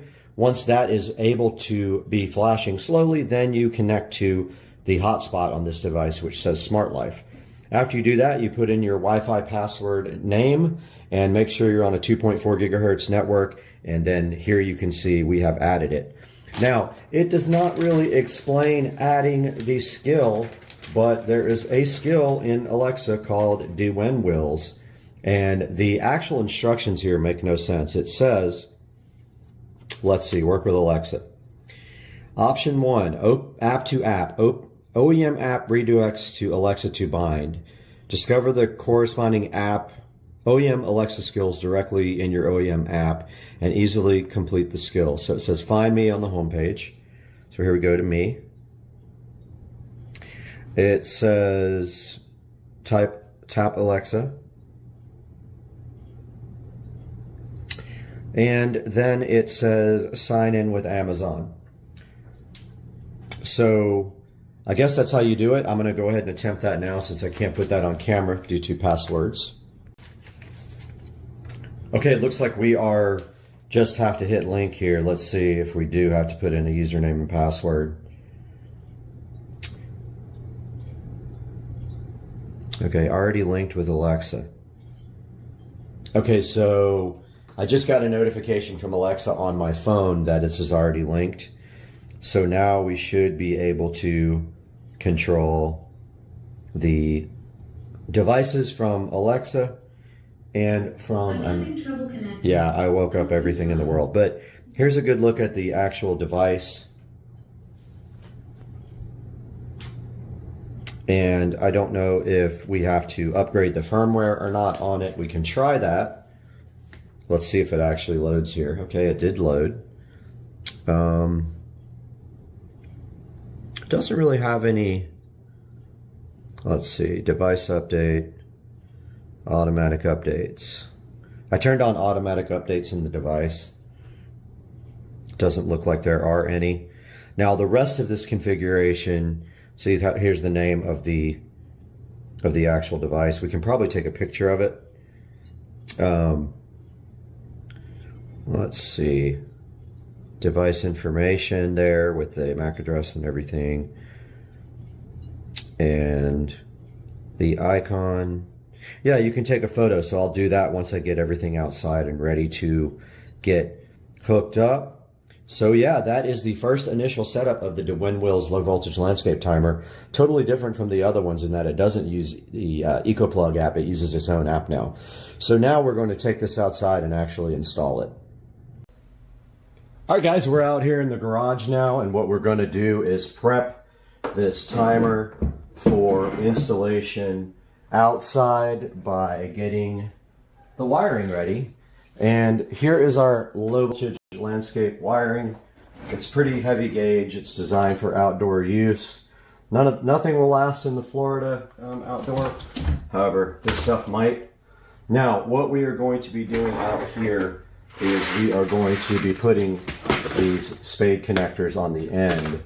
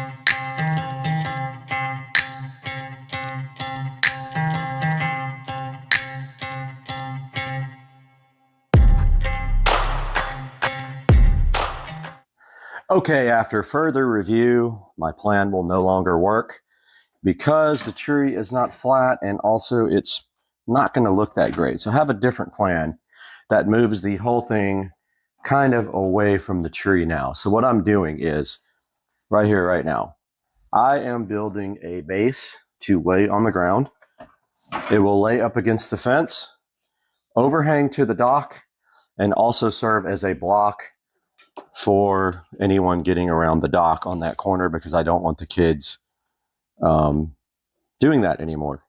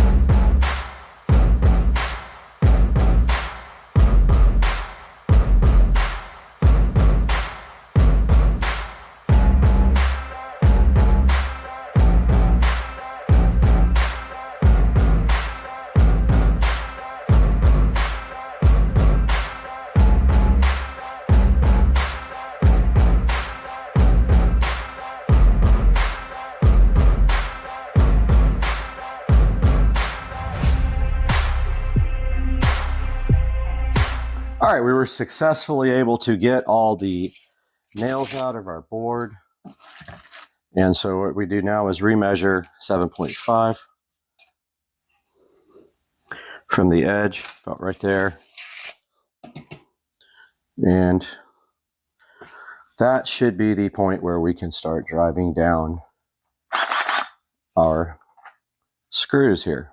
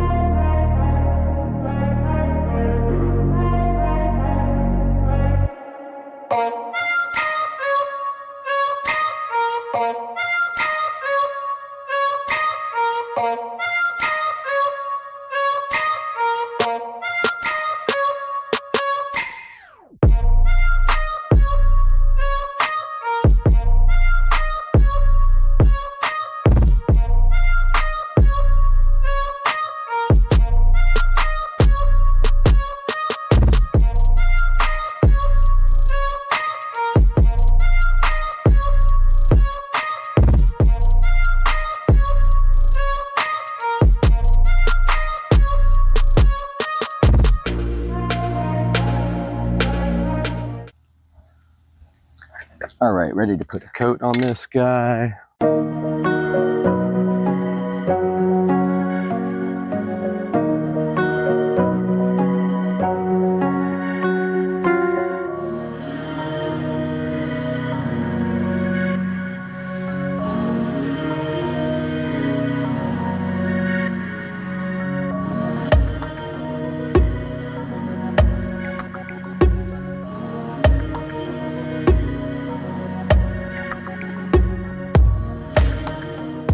All right, we're out here with our friendly neighborhood alligators. There's one right there. Right there. And what we are going to do right here, right now, is run this brand new power cable from this power outlet here over to where we will be mounting our fantastic new device. And I have a longer cable here for that. But first, I'm going to try to secure this. Is it raining? It's raining. Project over. So back where we were here, I need to secure this dock, this bulkhead first. So I brought a lag screw to do that. This side over here is loose.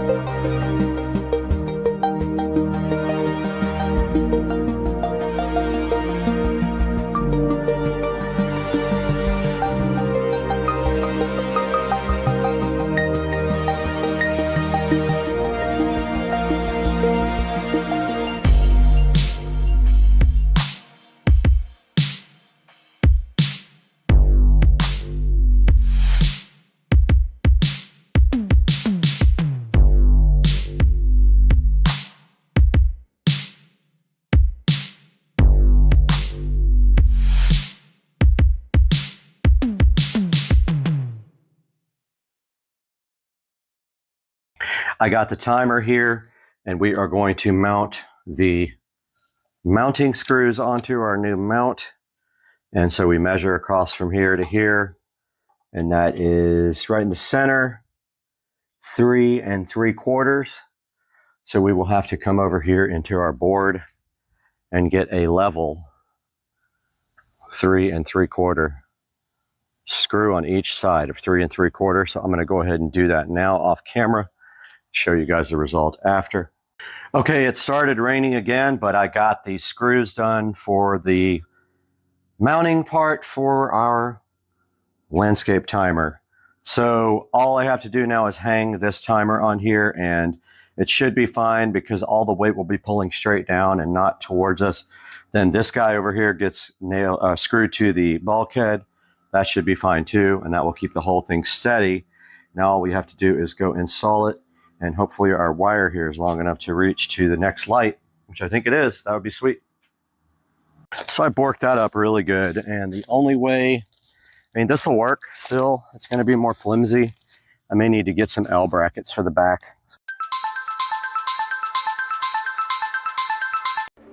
Hey guys, Supercar Street Racing here with an off-topic rant. I just wanted to talk to you guys about the absolutely ridiculous state of waste pickup in Jacksonville, Florida. Duval County should be ashamed of themselves because they are ridiculous.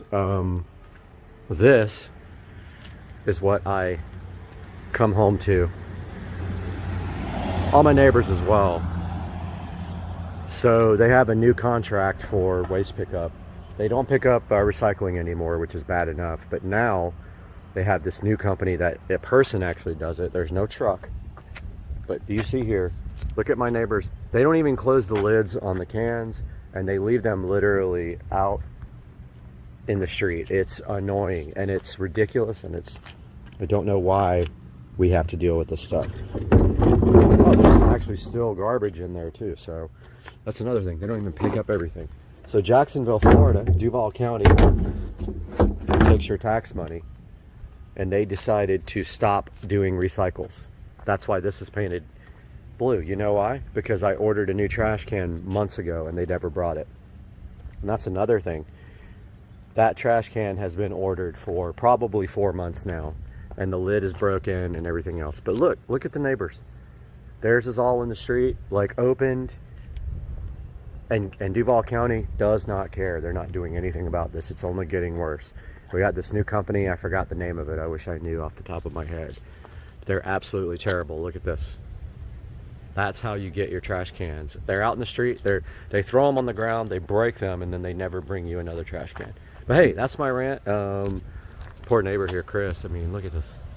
It's just literally out in the street. Somebody's going to run over it. But hey, guys, call the city if you're in Jacksonville. Call Duval County, whoever it is. It's Duval.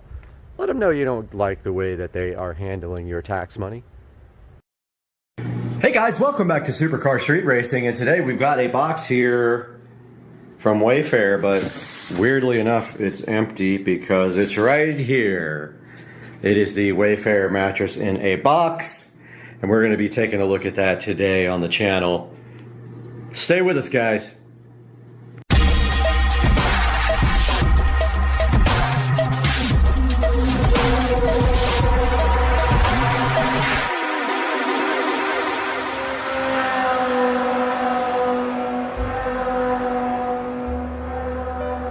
Alright, welcome back. We have the Wayfair Sleep mattress here that we're going to be taking a look at, and it came in this box. Box is kind of beat up, no matter. It is a foam mattress. I doubt you would have damaged that. So I took it out of the box, and it is ready to be unfurled right here, right now on the channel. So let's get to doing that. We'll start cutting this open and see if it pops out and reforms into its shape. Rolled the mattress on its side, and it had these lovely instructions. It says right here it's going to take up to 48 hours to return to shape. Could take longer if it's cold. And we got to lay the package on its side and remove it, and use the scissors to cut off the plastic. But actually, we probably should wait till we have the bed to actually do this unrolled. So let's wait till we have the bed. We'll continue the video then. Actually, it says foundation is fine. So let's go ahead and get this bed unboxed. First, we have to find something to actually cut this guy open with. I did have my Smith & Wesson knife. Here it is. So the trick here is going to be cutting these little supports without damaging the mattress. There is one tape and two tape. And I'm going to need two hands to do this, so I'm going to go ahead and unroll this mattress pretty quick. Okay, there is an outer bag on there. And I believe this is upside down, so I may want to get it the right side up before I actually cut it.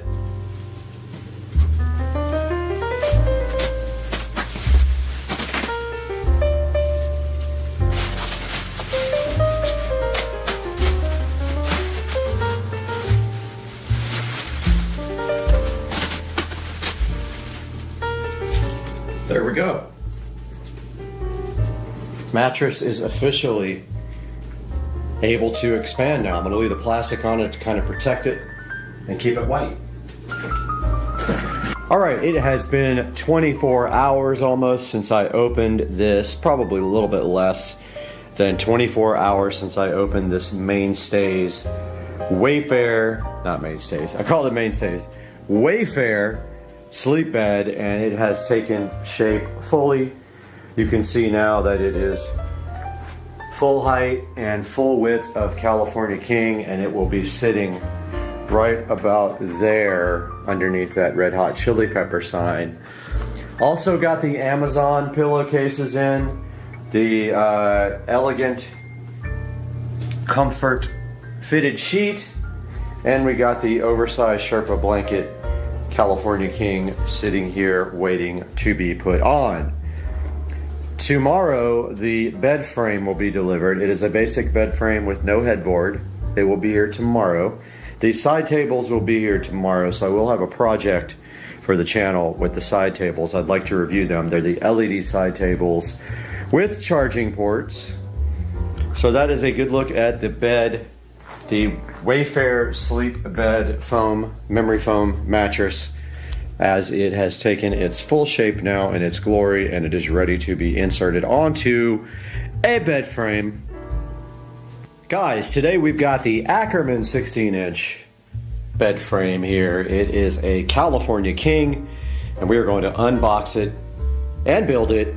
All right, here's the Ackerman 16-inch bed frame ordered from Wayfair, that we are going to be unboxing and taking a look at today.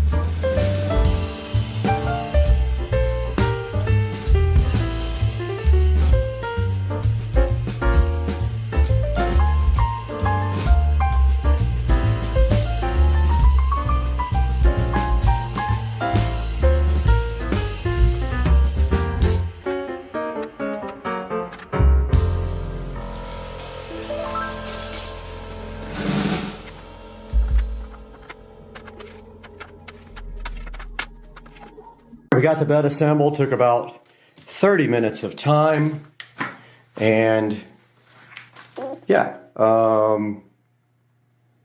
that's it. It's super easy. Instructions are straightforward. I used a drill and an Allen kind of key bit to get this thing done quickly. And now we will throw the mattress on there, clean up, and get this thing where it's supposed to be.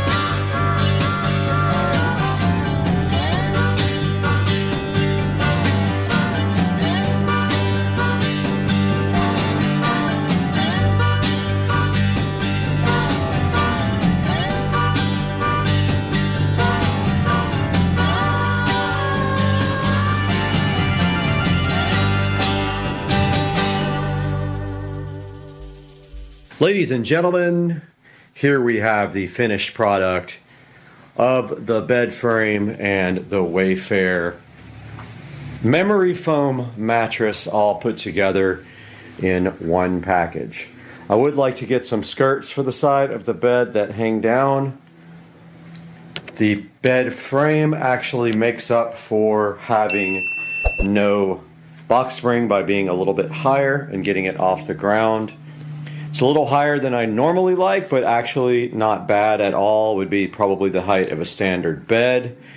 And I did sleep on it last night for testing it on the channel, and it is definitely a medium firmness, I feel. I did get hot under this Sherpa blanket, but that's expected. I slept with the door open. We had nice 60-degree temperatures last night. It is 64 right now. And so to summarize, I definitely like the Wayfair mattress. I like the bed frame. The whole combo was under $650, and the whole combo to put together probably took me no more than 30 minutes of time, and that is all on this video. Guys, please like and subscribe and buy products from Amazon through my affiliate links. Even if you're not buying what I have on the link, please click through. It costs you $0, and it helps support the channel so that I can keep buying things to review and to put on the channel and to help the channel grow and to use for the channel production services. And that is all for this video of the bed frame and the Wayfair wonderful foam, memory foam mattress. See you next time on the channel. Looks like got a little present while I was gone last night. You have to check this thing out and see what it is. Hawks. Beware, hawkage. 2 hawkage, 1 over there, 1 right there. There was 3. What are you looking at, dude?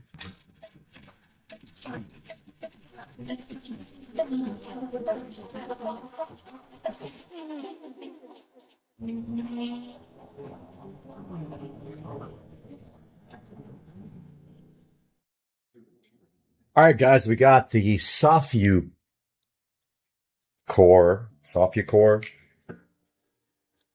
ceiling fan for the patio. And I think it's hilarious because it's an LED ceiling fan, but there's no LED. Ah, it has a remote too? I didn't even know that. I bought a Wi-Fi controller for it, so ooh, I wonder how that's going to work.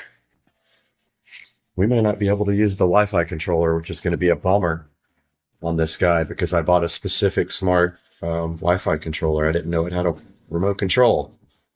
But anyway, here's the 52-inch ceiling fan for the patio. That's, I like to call the head chopper offer because we're going to see how low that thing is. Remember, the patio's got a beam that hangs lower than the roof. So it puts everything down about 4 inches. Like that guy. Yeah, let's take a look at this. Let's open it up. So that is a big concern that this thing has a built-in remote because there may not be room in the bell for my remote. So we're going to see if this thing can have to be returned or not, but I really couldn't find anything I liked. This guy this guy had a also supposedly solid wood blades, which is definitely a plus. Looks like it actually, yeah, I don't know if those are real wood.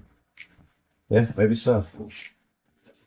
Got a little instruction manual here, use and care, and blades. Yeah, those aren't real blades. Those are plastic, you can tell. Now here's something interesting. Here is the remote kit, which basically is, yeah, this is just a regular aftermarket remote kit. Only difference being it's got a plug, so that might be a problem for my Wi-Fi kit because I don't have the wire that goes on this thing. I think it does kind of hang. It's kind of big, honestly. It's going to hang down quite a bit.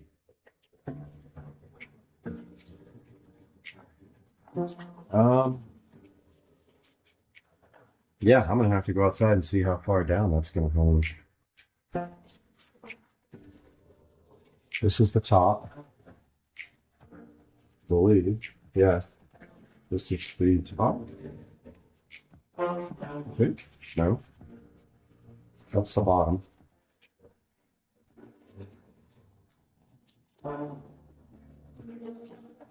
And yeah. Interesting. Yeah, because see, not sure how this is going to work.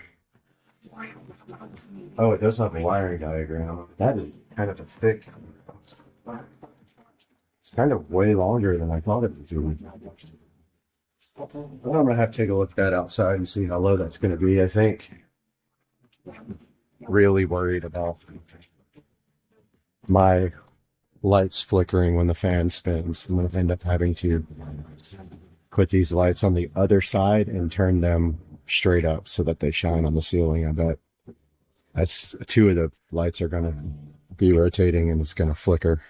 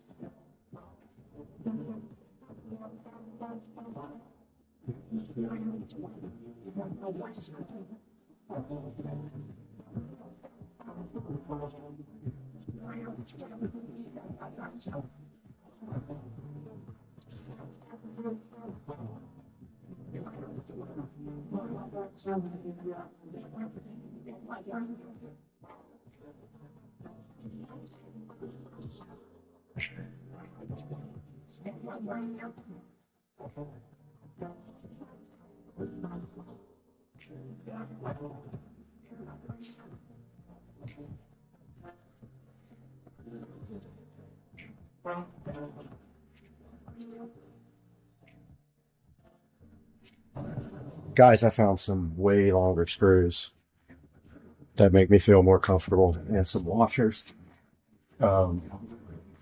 Because honestly,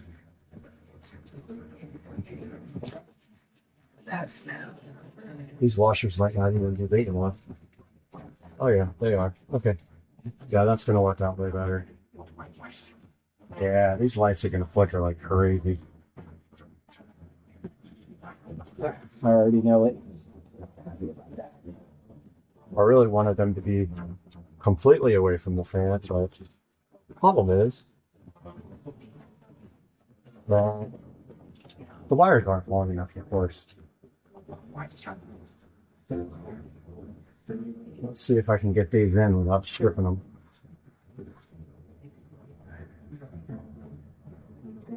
Trying to go in sideways.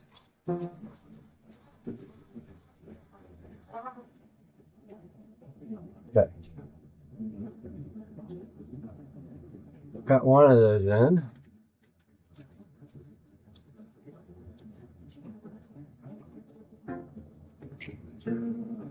No problem. It really wasn't a big deal like I thought it was going to be. And next. Oh, the light's like right. The light's blocked by the freaking. Almost blocked by the plate. Yeah, so it's got to move.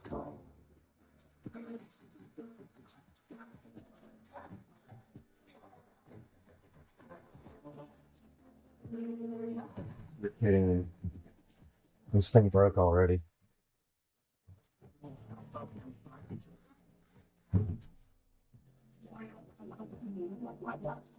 This mounting plate broke already.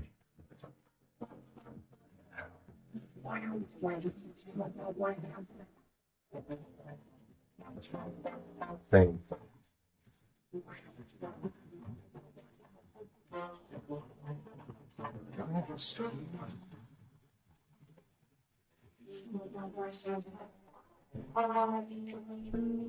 I thought I broke the plate,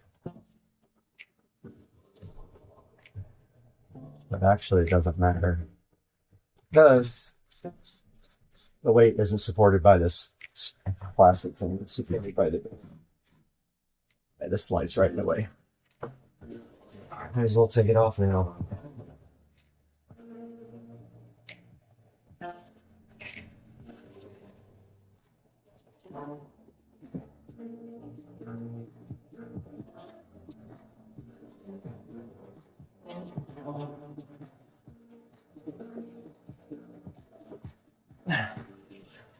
This is not going to work.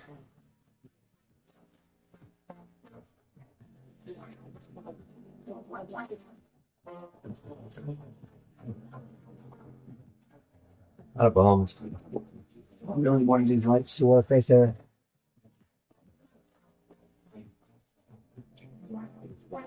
We're not going to.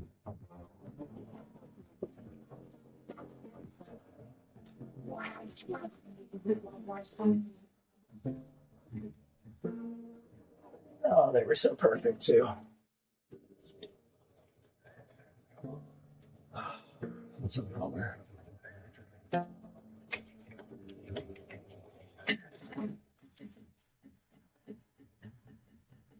All my work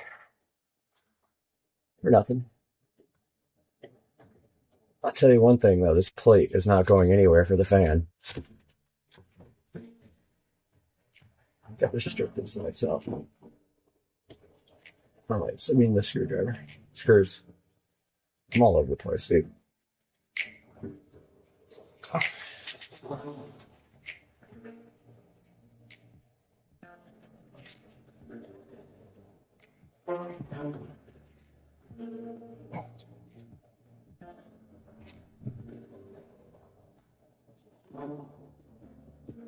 Yeah, this sucks because now the lights are facing the wrong direction. Great. Oh, dude. I might put 2 up and 2 down. I don't know. I don't know if this will block or not.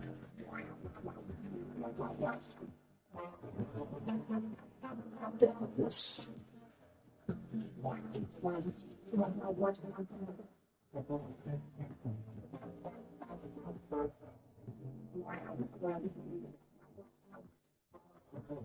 Well, I guess it's doing all the pull.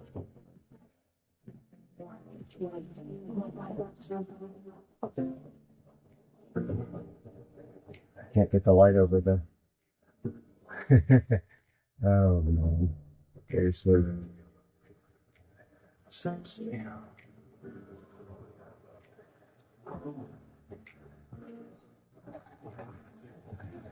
I also brought my level because just remember this thing might not be level.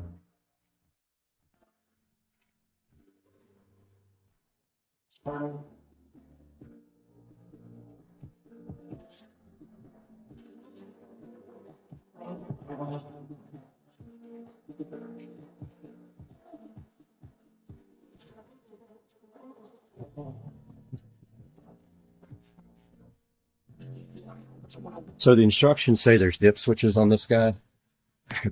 I don't see any dip switches. Got my utility knife, my wire strippers, and it's time to do work.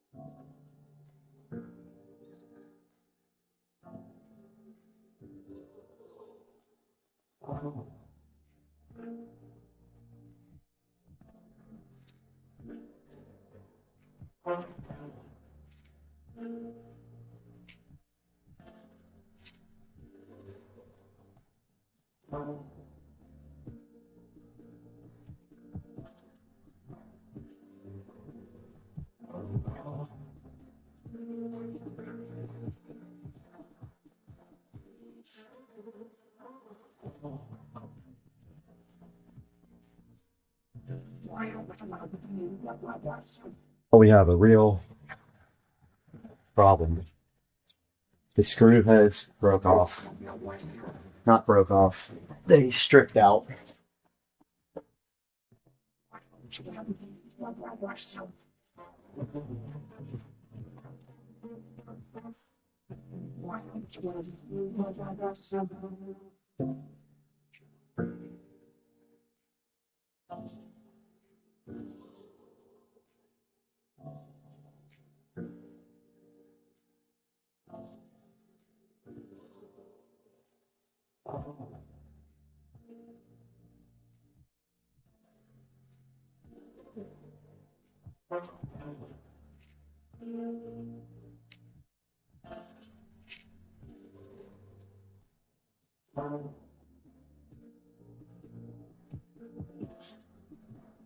I have no choice at this point. They're doing this crooked, which I knew that was going to be a problem.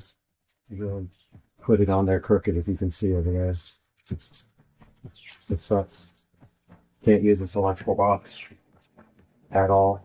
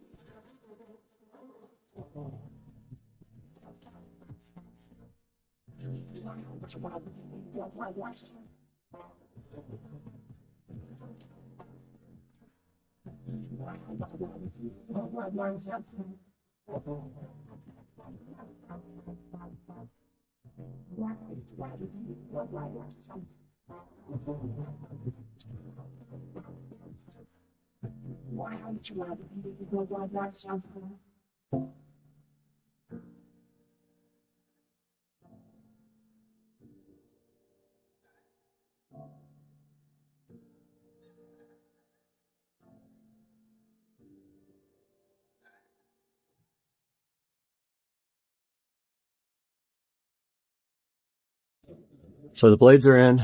It's pretty low. I could touch it if I reach up, so that's probably 6'2", maybe 6'3". I'll warn my fall friends if they want a haircut, come over. Okay, install the decorative cover as shown and confirm it is tight. Here's the decorative cover. That's how low it is. I'm short.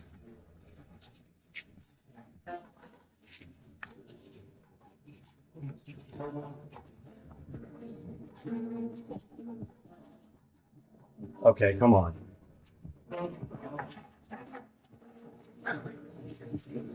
I'm just not quite tall enough. Which is saying how low this is.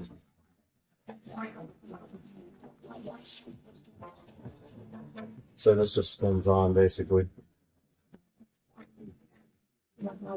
And it looks tight. And that is it. And it's installed. I don't think there's anything else to do except now I have to work on my lighting.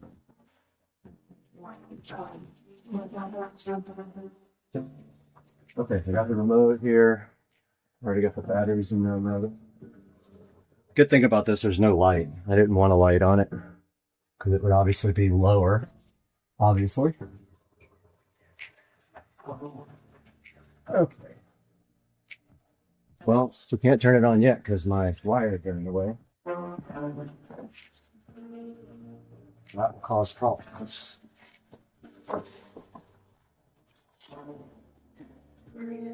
I really don't want to move these lights, but I have to.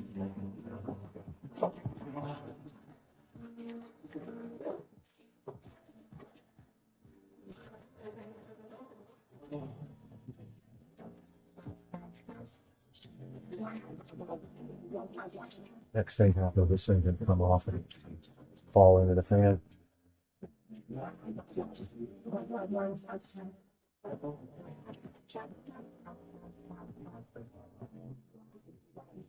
Worst.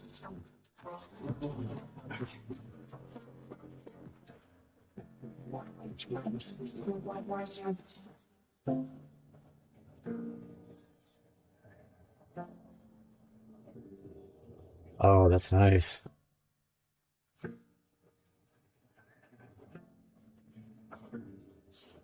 That's nice. That makes a nice breeze. I think that's on low too. It's actually not that low. Just warn people that come over.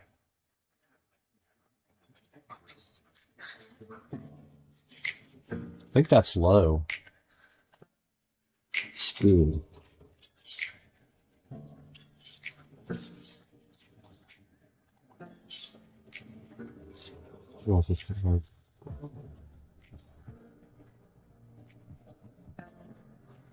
Let's see. That's awesome.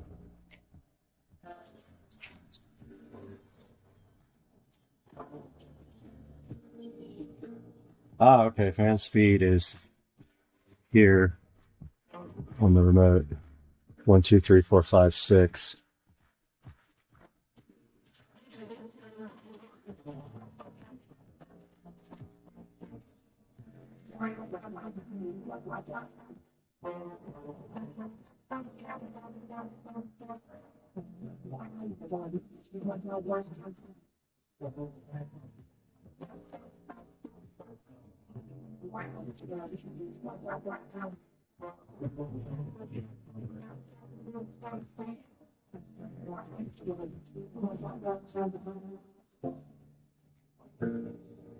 Nice.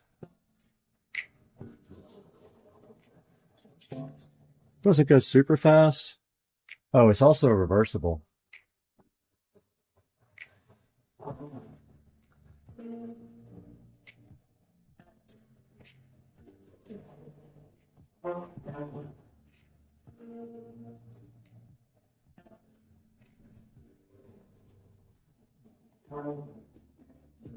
Looks pretty balanced. Let's get rid of that.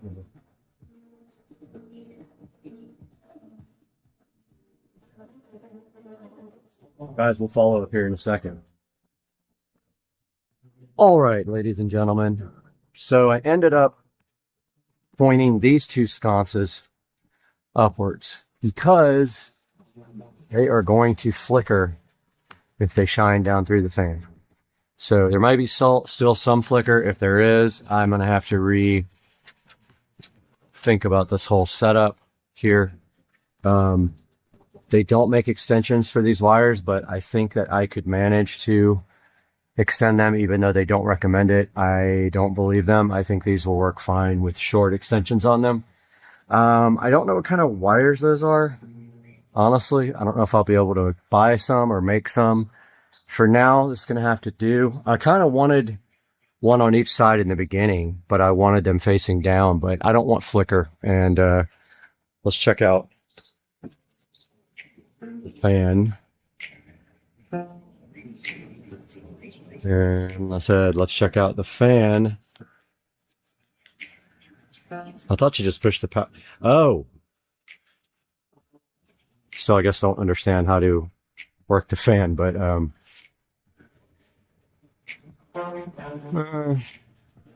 that might be, yeah, there's going to be a little bit of flicker there. That might not work.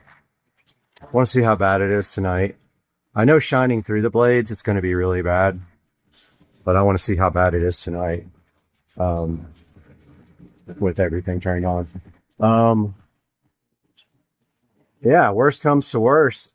I really don't know. I guess I would have to extend these cables. It looks like 4 pins. So I could get some 4-conductor wire and just literally make my own cables. All I need is about, I don't know, a foot on each cable to get them away from the fan and on the other side of the fans. That's the only way I could do it. But guys, I hope you enjoyed this video about the fan. And I recommend it. It's pretty nice. It's a little low. Lower than I thought it would be. That's not low profile at all. But it's going to have to work and tell people, beware. Hawks. Beware. Hawkage. 2 hawkage. 1 over there. 1 right there. There was 3. What are you looking at, dude? Who's checking me out? Guys, have a good day. I hope you enjoyed my hawkage. Oh, he's looking at the other hawk. Oh, double hawk. I don't know how much of me they will tolerate before they bail, but there they are. They're like, what are you doing coming close to us? No humans ever do. See you later, guys. For your Apple users, you know how great that is. So if you lose this or it comes missing, you can obviously track it down very easily. Absolutely. And you can do two forms of locking also on the bike. You can set it to unlock with a password, which is configured and unlocked on the actual bike, or you can set it up with a Bluetooth unlock so that when you walk up to the bike, all you have to do is do a certain couple of things and the bike unlocks for you and nobody else can steal it.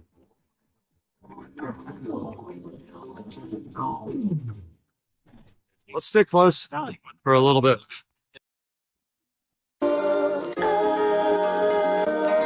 Dude, I did pop a wheelie.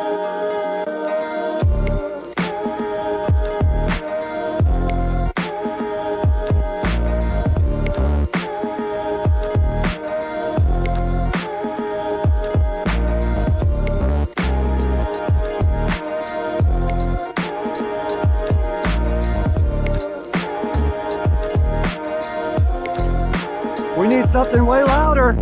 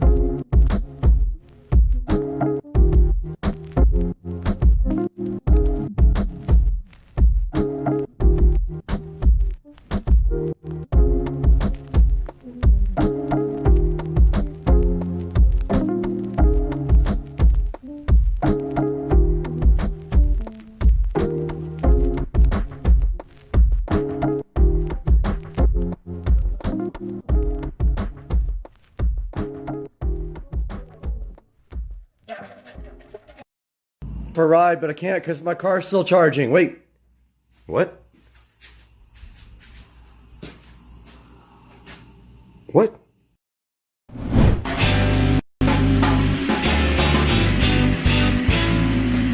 Hey, what's up everybody? Welcome back to Supercar Street Racing. We're out here again in the Supercar Street Racing living room where we have something exciting to show you today. Something that follows up on another product that we already showed you, but this is a little bit of a different and bigger version of that product. We're gonna be checking that out today on Supercar Street Racing. Hang out with us in the SCSR living room right here.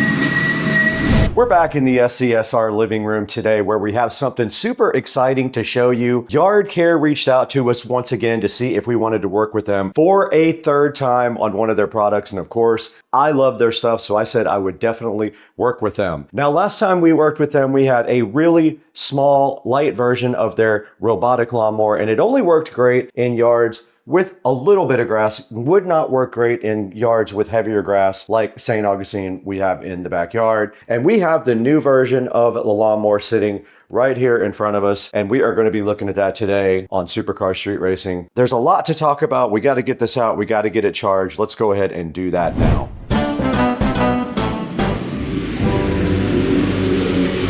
Okay, directly in front of us is the Yard Care mower. Now this is the M800 Plus in black. This is the upgraded version of the mower that we had before. This does supposedly a lot more. We will see if it can handle my grass in the current situation that it's in right now. Let's go ahead and get the SCSR scissors out and get this unboxed, because we need to get it on the charger would be one thing we need to get done first. It's gonna have to charge first. And I think it has a cradle charger that it drives up to. So let's go ahead and get this open. It does have some sort of measurement device there. And here is the Yard Care user manual right here, looking so fresh. And a Yard Care valued customer brochure telling you to contact them if you need assistance. And on top of the Yard Care is a nice cardboard condom sitting over a cool looking black mower. I'm gonna leave the packaging just like that because I wanna be sure I can get it repackaged. All right, let's get this thing out of the box. Here's the Yard Care M800 Plus inside of the packaging. Pretty cool looking. Got a bunch of cool stuff on top. Bunch of buttons here. It's got a stop button here. It's got a yard height right here. And there's a box underneath it as well. Must be a box full of accessories there. There is a cradle underneath there for this to charge in. So what we need to do now is get this thing out and get it on the cradle. I suggest we do that right here where we have a plug, or right here, might even be good. Let's pull this out. And it is a rubberized mat. Now this is the box that came with the Yard Care. I'm assuming it has the rest of the power brick. It does. It has some extra blades here, and these look like they might be yard stakes, but I'm not 100% sure on that. Here is the power brick, and I think this is part of the charger. Got a barcode on it. This has a very long cable, by the way, so if you're looking to put this away, if you need like a long extension for putting the base, and this is keyed, you can only go one way. And we already do have power. You can see the green light is on right there. All right, taking a look at the top of the Yard Care mower, I will show you all the stuff on it. So starting at the very front here, there is a camera and a rain sensor right here. There is a height adjustment.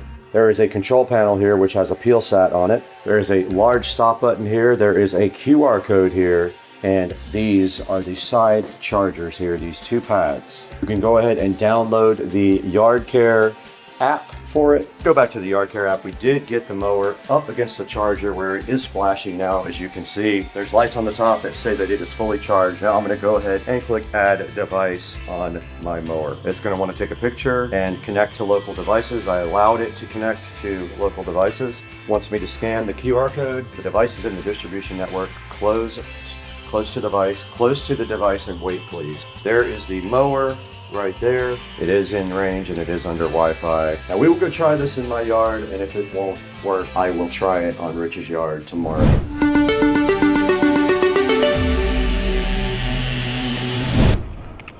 Okay, we unsuccessfully mounted the camera to the robot, but it is cutting now in random mode. Doing just fine.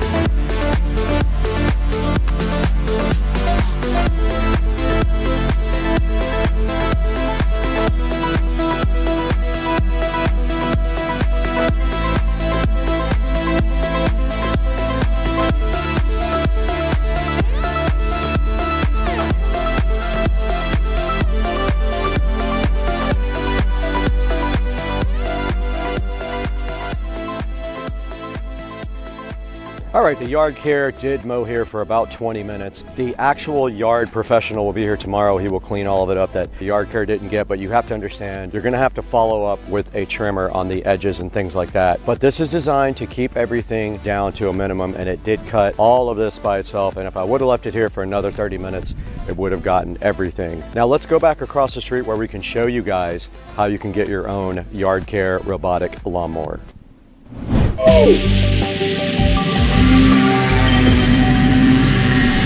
Hey, what's up guys? You just saw me take a look at the M800 Plus cordless robot lawnmower with GPS and 3D visual navigation. We did attempt to use it out in my yard. Not the fault of the manufacturer. The design is not designed for very, very thick grass. It has to be in thinner grass so the front wheels will sink down and it won't be able to move. We were able to successfully cut Rich's grass though with absolutely no worries at all. We did put it out there for about 20 to 25 minutes and it did go ahead and cut his entire grass. Now you can see right here, there is a Prime Day deal on, but you guys will probably miss that with this video because it will be after Prime Day. It says right here, you don't need boundary wires or RTK here, and then it says it has built-in GPS here, so it can actually figure out where to go. It's got visual obstacle avoidance, so it will actually figure out if there's something in the way and try to go around it or start over. It says it can do a 40-minute orderly and a 60-minute randomly mowing combination, and then it will return to its charging base based on the QR code scanner that you put on the actual charging base. I didn't get to show you guys that out in the yard, but all you have to do is mount your charger close to where it is mowing and it will return to the charging base with the QR code. And you can customize a schedule for whatever you need to mow on. It can climb up to a 36.4% slope. Be careful if you've got anything more than that on your yard. This thing needs obvious boundaries. You can see it right here. It needs fences, cement roads, etc. Does not work well with uncleared lawn borders or grass that's higher than 2.6 inches. It says it's got 3 high-speed cutting blades and a very robust motor, and it does use AI-powered recognition with a 135-degree wide-angle camera at the front. Now at the end of this video, we're going to show you a short little video about the M800 Plus. Go ahead and check that out at the very tail end of the video. And I want to thank you guys for 222,000 subscribers. 222,192 is a great big number, and I could have done it without you. There will be a link also in the description of the video to not only the product, but to my Instagram and TikTok and Facebook entity pages. Please check those out as well and follow me on TikTok and Instagram and buy your product through the official link in the description. It helps me out great.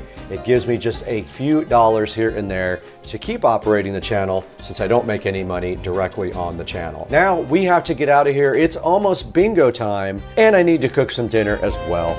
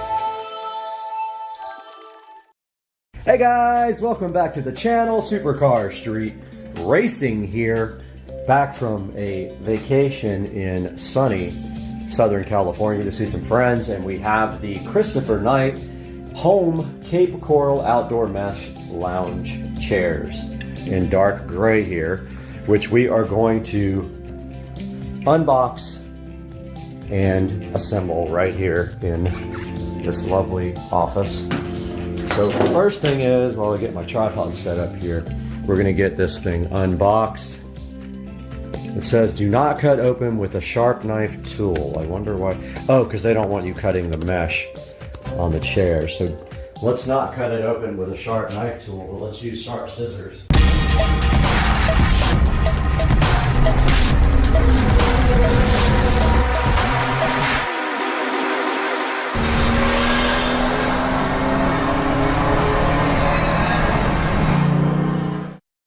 Hope you guys are having a great Monday. The lights in the office are not working. I must have messed them up when I went in the attic. But I am going to be very careful when doing exactly what it says not to do. It says don't do this. I'm sure it's because they don't want you cutting the mesh on the chair. But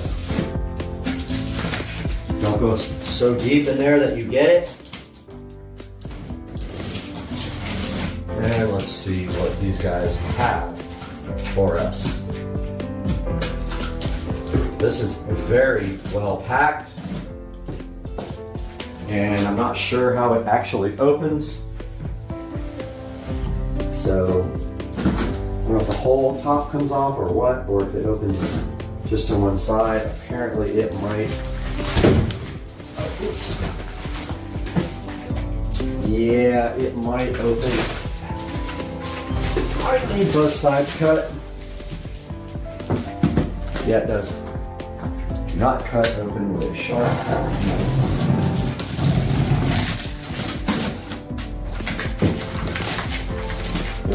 This red string is attached to a hardware pouch containing all necessary hardware for assembly. What red string? There is no red string.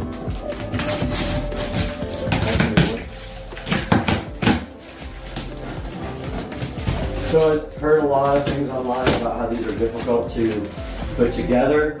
Your best bet for installing these types of things is to keep all the boot bolts really loose when you do it, because sometimes they will not line up if you don't do that. I've put together plenty of these things and it almost caused me and my ex-girlfriend to break up prematurely.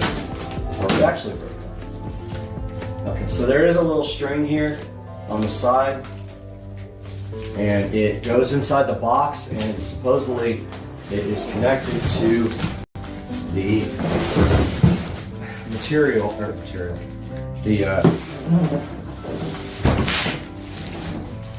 the bolts and nuts and all the hardware you need.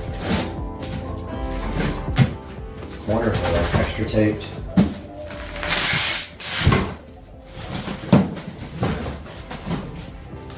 This thing is hard to open, dude.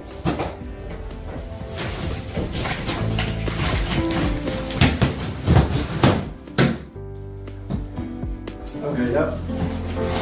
So there is a.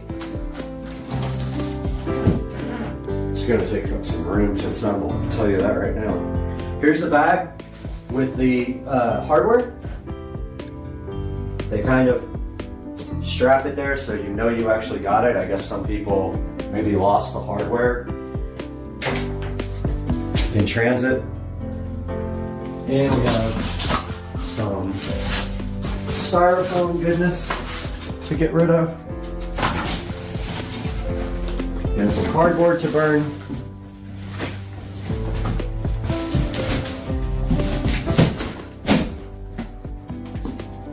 Dude, I would hate to have to return these. I would just drop it at the UPS store and be like, sorry.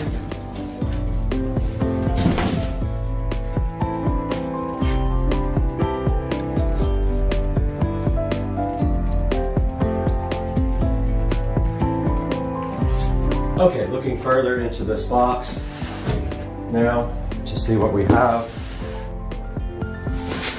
We've got some wonderful bubble wrap here.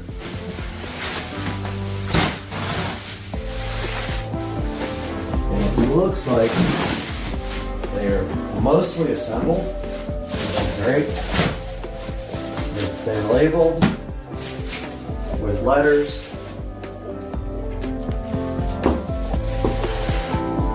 And we're gonna have to move this back a little bit so you guys can get a better view.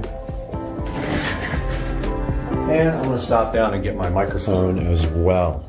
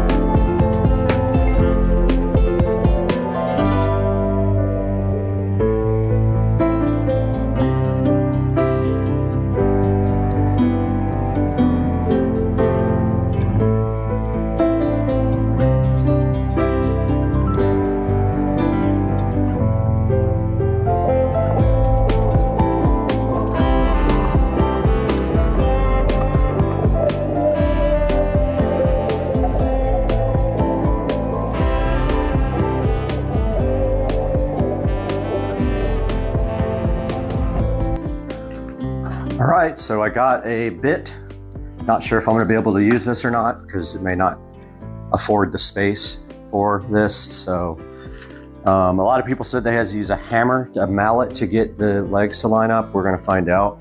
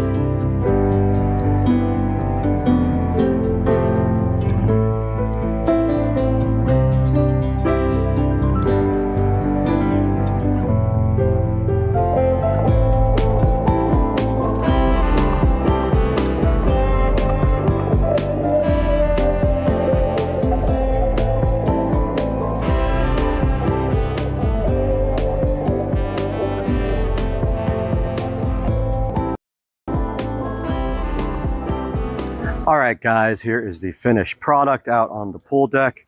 And as you can see, these things look freaking awesome. I love the modern look and feel to them. They were easy to put together, although I made a mistake on this one, and it was totally my fault. I stripped out one of the bolts, but I got a self-tapping screw and put it in there to fix that part.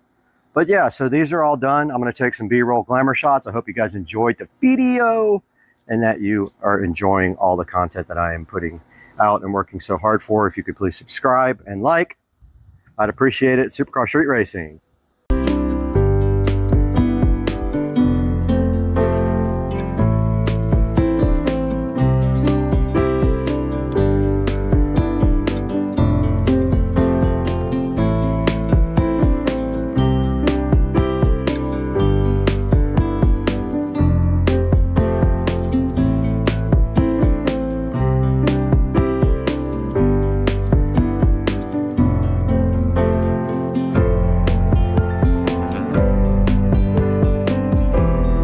Hey guys, we just got the matching table put together. It took another week for that to get here.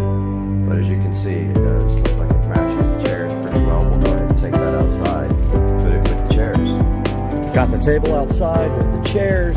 One thing I wanted to notice, with you guys, is that these chairs do hold water on the top.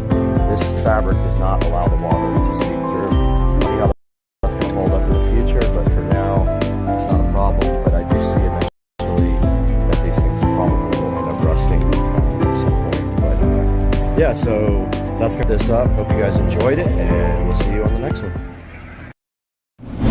Right here in the Supercar Street Racing kitchen again with Brad. And while we are working on our project, sometimes we need something extra, and that extra is this plant.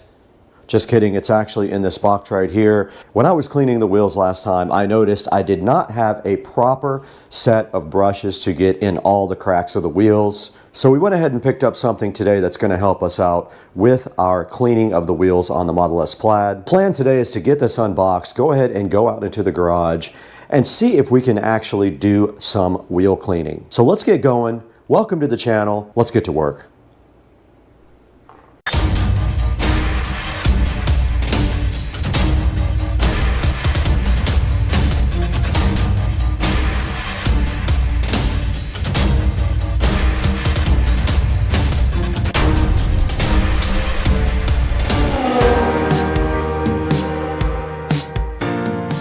In the Supercar Street Racing awesome kitchen now with Brad. Welcome back to the channel. If you're new to the channel, thank you so much for liking and subscribing while you're here, and welcome. And today we have something for you from Amazon. It is something that sits inside this box that's going to help us clean the Tesla Model S Plaid wheels. So what we're going to do here today is get this thing unboxed, go ahead and take a look at it and see if it actually does everything that they say it's going to do on Amazon. Right in front of me is Don King's lookalike hair and also a box.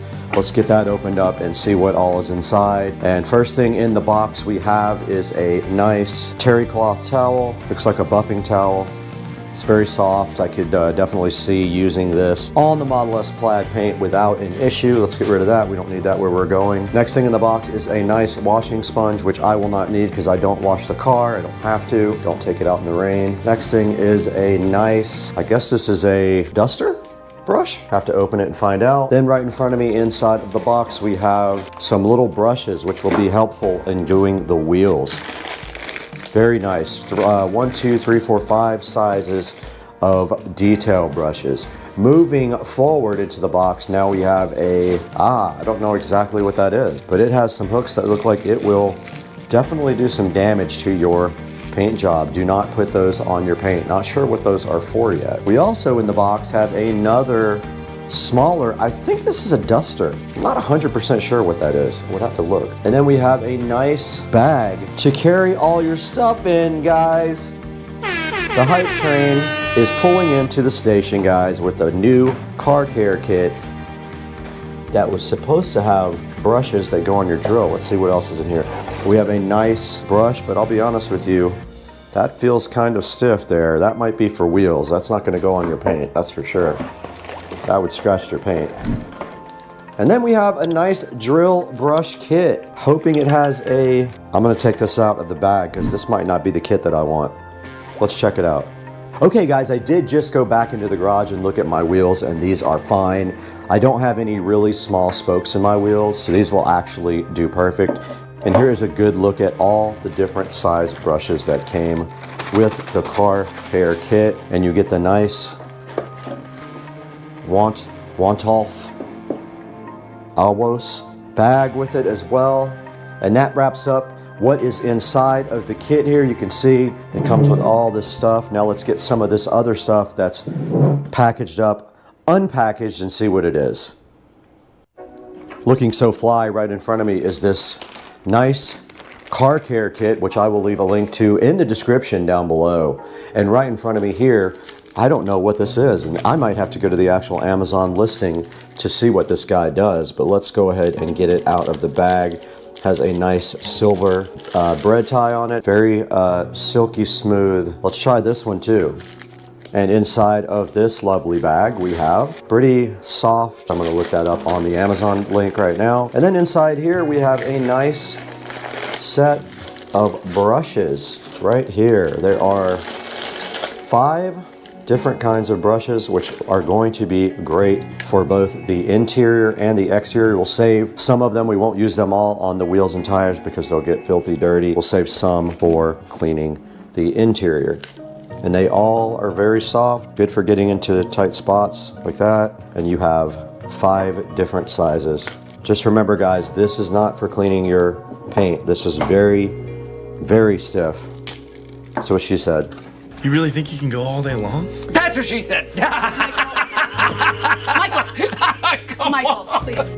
Okay, I was completely wrong about these two guys. These are made for like cleaning your wheels. If you look at the actual listing, which we will look at after this is for getting inside of the spokes of the wheels to get those nice and clean. And then I guess you could just wash this afterwards. I don't see why not. You could just put it in the washing machine, I guess. This guy right here is a car tire stone hook. This will get those little annoying pebbles out of your tires when you get them caught in your tires. That's what all these hooks are for on the end of this. Let's go ahead and unbox this guy as well. And there you can see on the end of the tool, it has 1, 2, 3, 4 different prongs here to go ahead and get things out of your tire. And actually it unscrews. Interesting. And we do have, this is actually a car wash mitt right here. And that is it, guys. The rest of these brushes and stuff are made for cleaning your tires. Like these drill brushes are made for cleaning your tires and wheels. They'll get right into the cracks there. You just put it on low speed and just go to town. Hopefully they don't scratch your nice powder coated wheels. And that's gonna wrap up a look at what's inside of the kit. Let's see how it stores in the nice bag now. Honestly, I have no place to put this, but I don't know where I'm gonna put it. But anyway, the bag is nice and roomy, and you just take all of your things and don't poke a hole through the side of the bag with these hooks. They're very sharp and they will go right through it, no problem. Probably never used the big one there or this big one. I honestly bought one that was way too big, but it was only a few dollars more. You'll see a link in the description for this guy. This can go with all my other car towels up here, and these are for cleaning the wheels and stuff. They're just cheap Walmart. And then these go on the inside of the wheel spokes to help you clean them. And then all your brushes for your interior or your exterior. I'll keep one of these for wheels, so it will get dirty. The other ones I will keep for getting the dust out of the inside of the cracks of the car. Now let's take this out into the Supercar Street Racing garage and see if it actually works.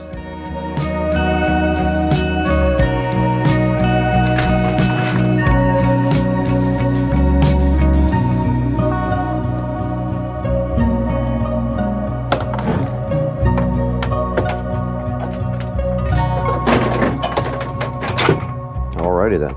These nuts.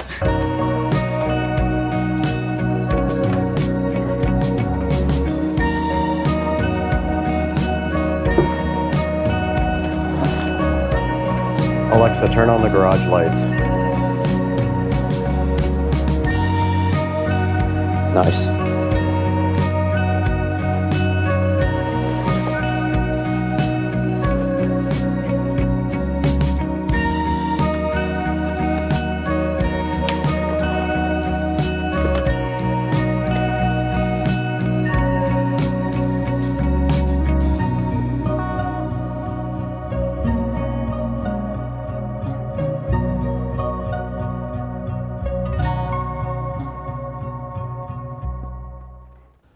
All right, guys, we're out here in front of the Tesla Model S Plaid now, and right in front of me you can see my BC forged wheels, and of course they do get dirty because it does get driven. There's a lot of sand and stuff in the cracks here. Now we have our new brush kit to go ahead and deal with that.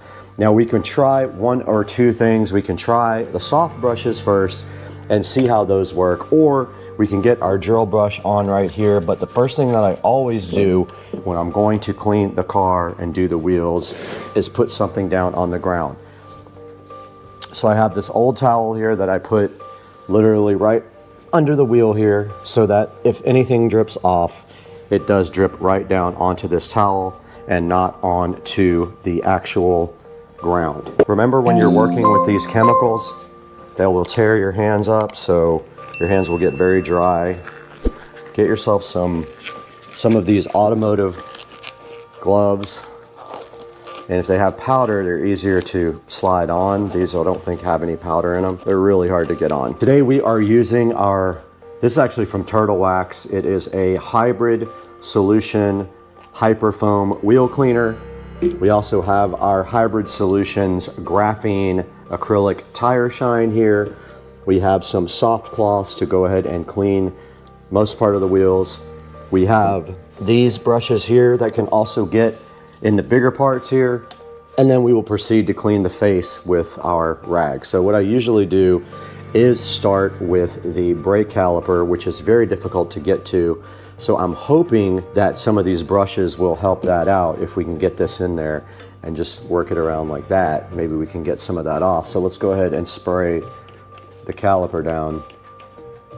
I don't put a whole lot. You don't need a lot. It's just gonna drip anyway. And then we can use this brush to get in there. And the reason we're not using these brushes is because they don't actually absorb anything. They just brush dirt off, and then the dirt has to be wiped off. So these are okay for this. They're not great. Yeah, they're not really doing it for me on that. It's still too difficult to get into. And if I use one of those other brushes, it's just going to knock the dirt around with a rag, because you can get your hand through the crack. You can't get that brush all the way in there. And then just go ahead and give that a nice cleaning. And that caliper is done. So this was not great for that. Doesn't have a lot of absorption is what I'm guessing. Now let's go ahead and try some of the other stuff. So I'm just gonna do the spokes like that. I'm not gonna put a lot on it. I don't want it dripping everywhere, and I don't need it at the bottom yet. So I'm just gonna start there. And this brush is designed to go like this and break up the brake dust. And you can get in the cracks there with it. It looks like you're also going to have to use your rag for this,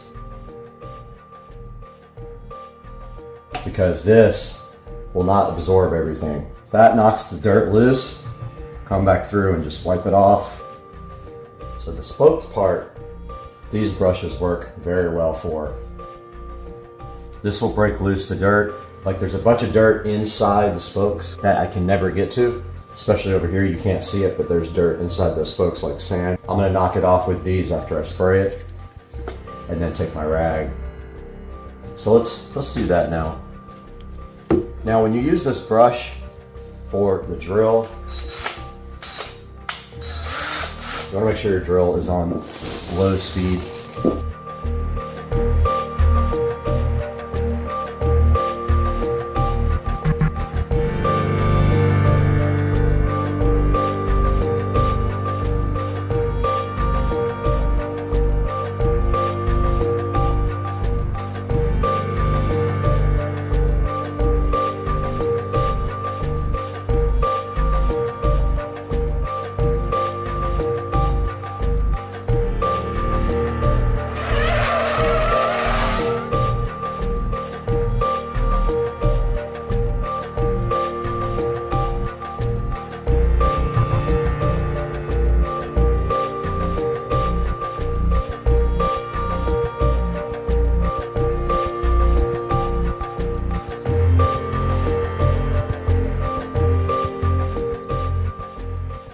Now let's go ahead and dress up the tire.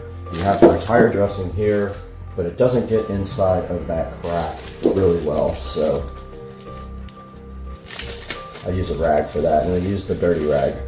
And you use this to prep the tires for putting the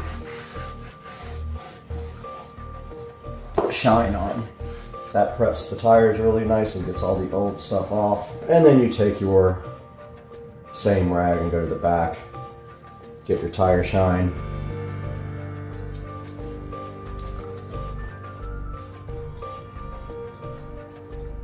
And I'm gonna get it in the crack right there.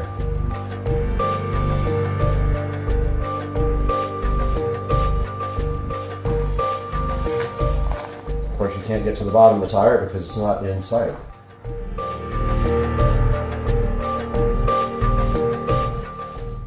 All right, guys, it's gonna wrap up part one. Let's go ahead and get to the other wheels and tires. Forgot to do the caliper first.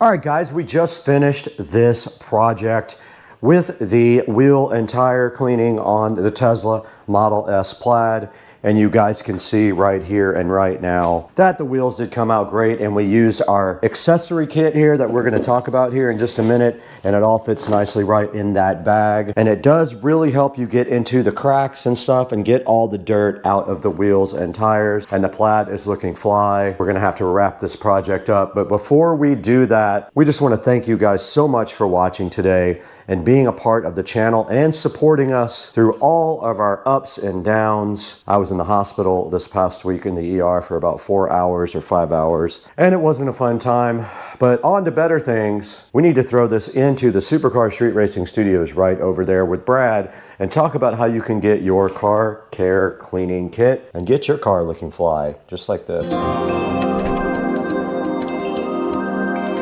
Guys, it's Supercar Street Racing on a Saturday night edit session. It's hard to believe that I literally have nothing to do tonight except hang out with you guys, but that's fine because I love it. So let's get it going and talk about this 16-piece wheel and tire brush kit. I bought this because the wheels on the car are hard to detail. They are 3-piece wheels, so they have the hardware inside. It's really hard to get to, and dirt does build up on them. So this brush kit will help you get into all the cracks, and it also has brush attachment for drills. So that helps you get in all the tight spaces automatically, and it can get those parts cleaner than you can just with a regular rag. Now, you did see in the video we were working on the BC forged wheels with the brush kit, and my most useful tool was the small soft brushes. I use those a lot. They got all in the crevices, and I did use the drill a little bit too, but mostly the little small brushes are going to be my go-to brushes. Now this is $24.99 on Amazon right now. It does have a 4.3 star review. And taking a look at what's in the kit right here, you can see you get these 2 spoke cleaners, and what those are for is getting in all the curves on the wheel. You can see they're curved. Now the only thing is, they'll loosen up the dirt, but they are not going to absorb any of the brake dust. They're just not made of cloth. They're just kind of like fluffy. Then right here, this is just like kind of a brush to put soap on and then just get the whole entire wheel with. And then this little hook thing is for getting the stones and stuff out of your actual tire tread. I had a hard time figuring out what that was for. You do get a hand mitt also to go ahead and get your wheels really clean. You get a nice case to hold your wheel cleaning kit in. And then right here you can see somebody's using the brushes right on their tire there to clean their tire, which is awesome. And then they're using the little brushes to get into the cracks and crevices. And right here are the 5 different soft brushes that you get, and those come in very handy on your wheels. And you can see also you can use them inside your car. I guess if you don't get them super dirty on your wheels, because then you'll have to clean them. And right here, it is showing you these little bendable brushes. I didn't realize they were bendable, so that's one thing I did not notice. The handle does bend on these to get in between like your spokes and stuff, and they are curved to do that. And then right here, it shows you the one piece of the microfiber, and it is supposed to be scratch free, and you can see them washing their car with it right there. And right below that, the car tire stone hook, and you use that to pull rocks and stuff out of the tread of your tires. And then in the lower left there's your car wash mitt again to go ahead and wash your car with, or your wheels if you'd like to. Now this guy does have a 4.3 star review. Pretty good. And I liked it myself. I'm going to end up not using a lot of it unless I actually one day wash the car. But I've never actually washed it. I've never even had it in the rain but one time in its entire life. So please go ahead and support us by buying all your Amazon products through any of our links in the description. It gives us a little bit of commission and keeps Supercar Street Racing going so I can keep bringing you great videos. But it's Saturday night. We got to get out of here and we got to go have some fun. Not really. I'm just going to go inside and watch a movie.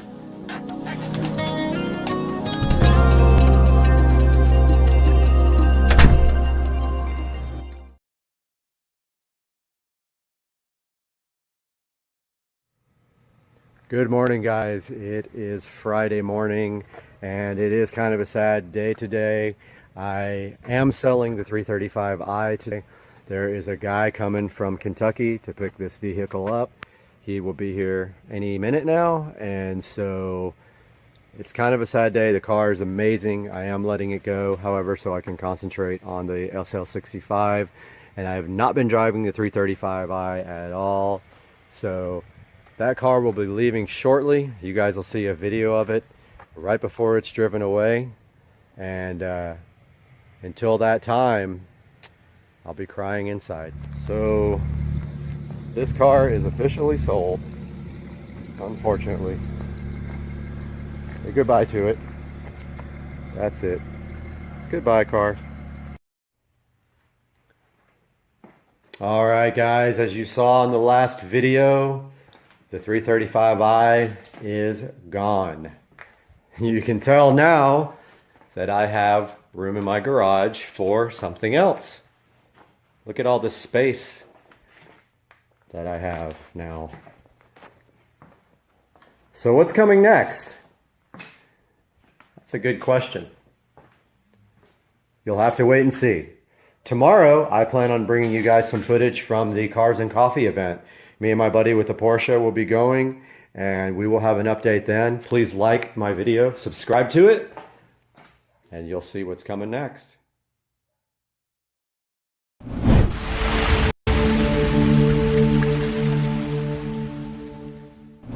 Guys, welcome back to the channel. It is Monday, and today we have something special. An upgrade to the editing rig. Studio A is getting an upgrade today. I did not realize that I could have went up in processor speed from what I have. I thought the motherboard was too old to do anything with, but actually this is an AM4 Ryzen 9 5950. X, and that is going, there it is right there. That is going into the editing rig today, along with some Cryonaut liquid metal grease here, thermal grease. We're gonna get that out of the box and get it installed today on Supercar Street Racing. Hang out with us.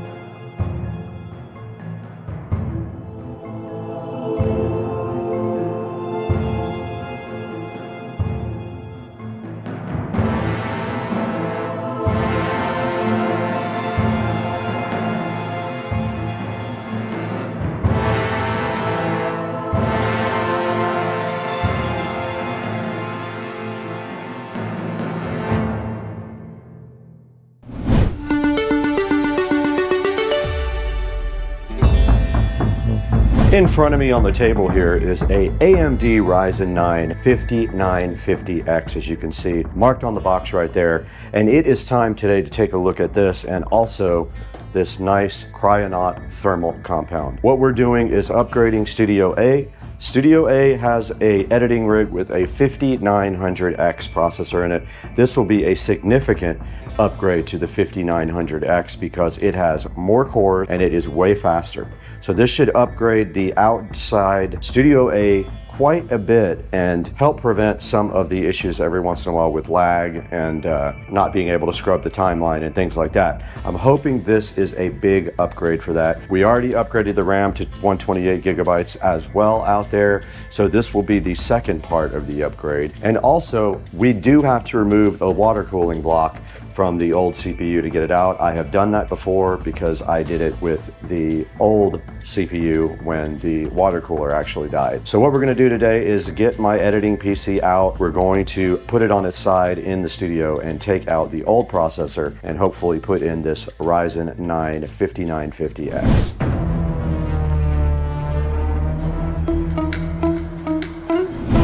Okay, we did do a project over the weekend with a golf cart battery, so I have all my tools here that actually need to go back outside, and I will need to get a screwdriver, a regular screwdriver, for taking out the water block.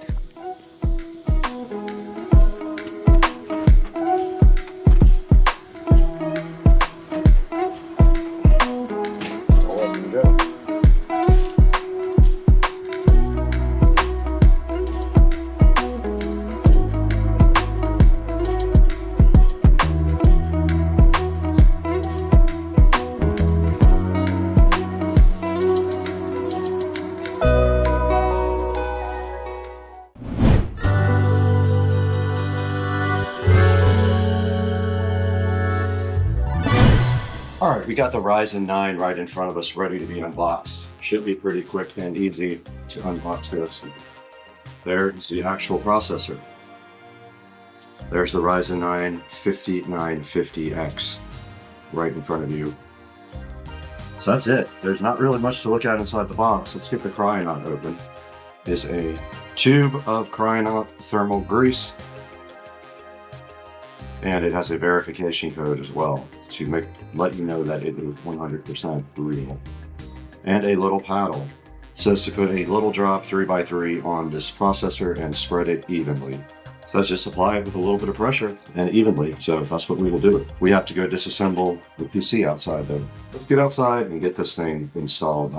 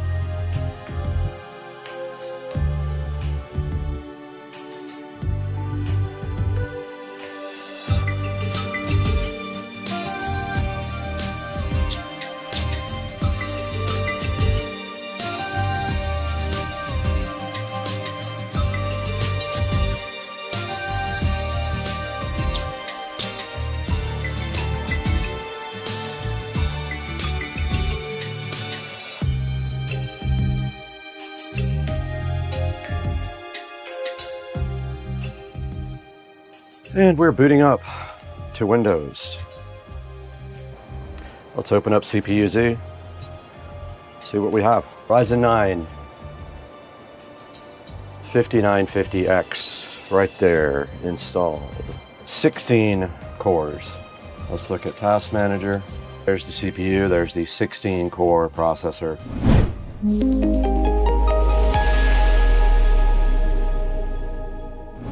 Hey guys, we're back in Studio B now. We spent some time in Studio A upgrading the editing PC out there.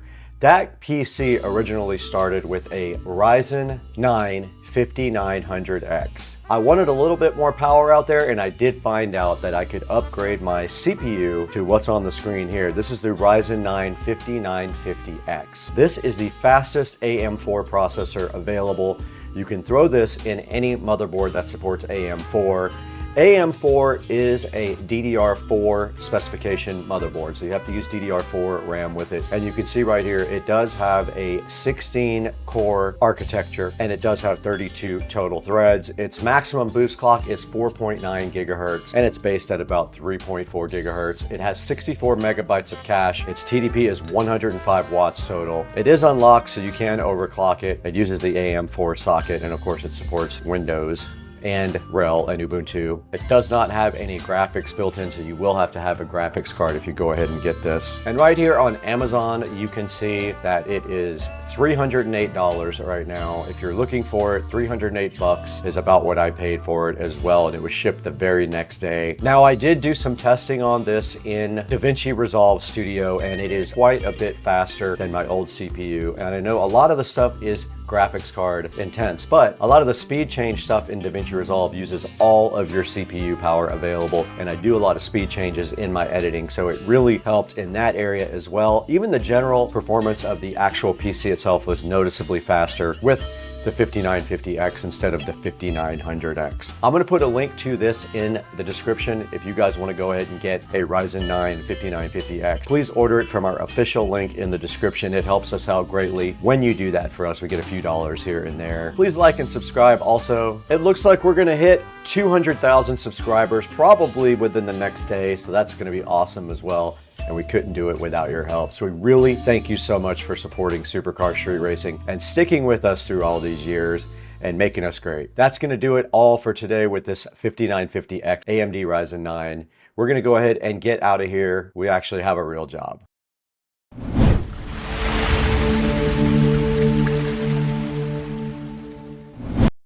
We got all the walls patched.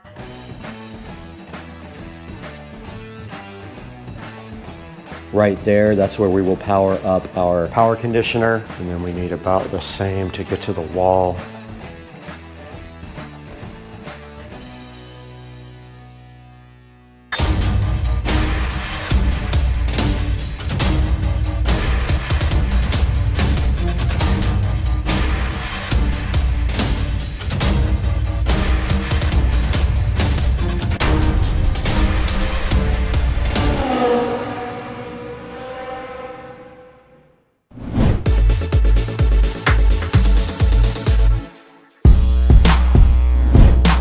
Good morning guys, it is a fresh day and I wanted to come in here and show you guys exactly what I got done yesterday and what my plan is going to be for this morning. So yesterday we got a whole lot done. Basically we got all the walls patched. You can see we filled the huge hole right up here where wires were coming through when we moved them down there. We filled the hole where our subwoofer jack was up there, and we have basically everything ready now for paint. I'm gonna go ahead and tape the floor off this morning. Notice we have our subwoofer jack chilling in here. We got our plate for our Ethernet in here, so we're ready for Ethernet as well. All we have to do now is tape the floor and go ahead and paint this room. So I'm gonna go ahead and prep for that right now.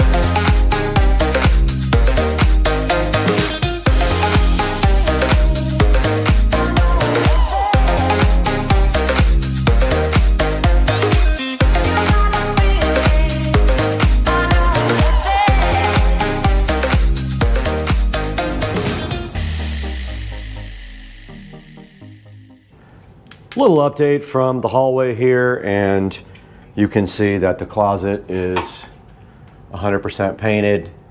It is drying right now, so I'm just giving that about an hour and a half to 2 hours to really dry with the fan on it before I start working and putting wall plates and stuff in. I have the audio rack right here in front of me, and I need to start building out the audio rack. The big question is, where does everything go? Well, we know the subwoofer goes on the ground. That can go in last as long as we have the cabling all run. The tricky part about this is once that rack is in there and the trim is on, it will not come out without taking the trim off. We have to get a few things on the rack. We have to get our Juke amp, our audio distribution for our subwoofer system. This is a distribution amp for the sub signal. We got to get our Behringer Ultra Bass, and we got to get our preamplifier that is ordered, the WIM. All that cabling has to be in place when we roll in the shelf. So it's going to take some planning, because if I don't get it right, I won't be able to hide the wires, and I can't get to the back of the rack once it's in there. So that's kind of where we are now. I'm going to start laying out the audio on the shelf and figuring out where everything's going to go. The WIM is very small. I want to get the measurements out of that and kind of mock up where that's going to go so I can get the cables all done.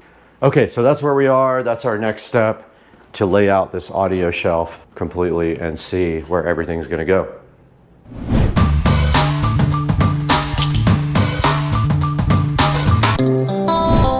We need to go ahead and unbox a couple things here. We need to get our power conditioner out and also our switch. We have a switch to put in.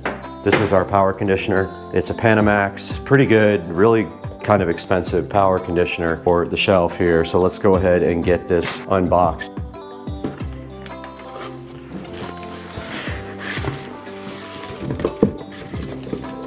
Big thick cabling, I like that. Looks like it has rack mountability. Well, it's got LAN also, but I don't think I'm going to use that. But yeah, here it is. It's got 2 banks of power on the back. It's got LAN. It's got telephone, old school.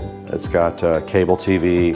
Don't need any of that stuff, but here's the front. It does have a USB-A on the front and a plug on the front. It looks pretty cool. I'm not going to use ears for anything. There's the audio distribution amp. It has 1 input and 4 outputs to feed the subwoofers. That's it, besides our WIM. 8 deep, 7 wide. Let's get some stuff laid out here. I think it'll be fun.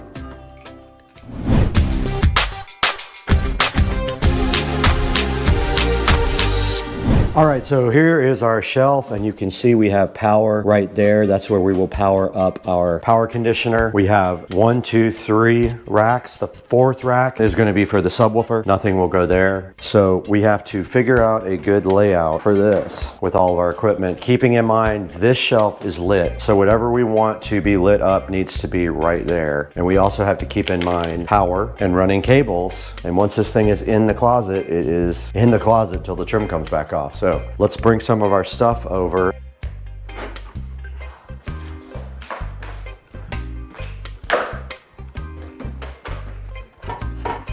Okay, the top shelf is designed for the amp because I have the height just perfect to hide the wiring here. So the top shelf will have to be the amp. Let's go ahead and plug in the power.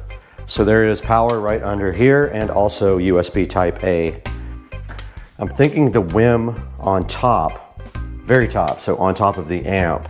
It doesn't have any cooling or anything on top, so there's no reason not to put that there. Power management might make more sense here because power is literally right behind it. Wow, it just lit up, that's cool.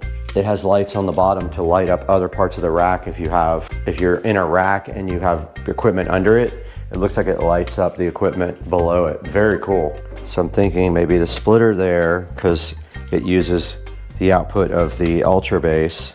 Let's unbox our switch. We got another unified 2.5 gig. That switch can go there, lit up all nice. We also have our Echo Dot that has to go somewhere, like that.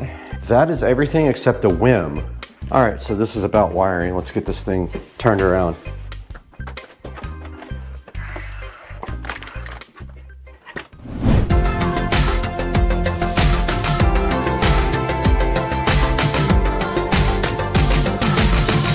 We're back behind the rack again after a trip to Home Depot and some research. I found a power cable for the WIM, so I bought it. I bought a bunch of zip ties, I'll never run out again. And I bought some cable management sticky things, the sticky pads that you use with zip ties. Those are very helpful. Here is the new power cable. Unfortunately, it's 12 feet. I don't need it that long. That's gonna be tied up in the back. But yeah, this will allow me to pre-wire for the WIM. That's the whole point, is to get a head start because it's not gonna be here for a while.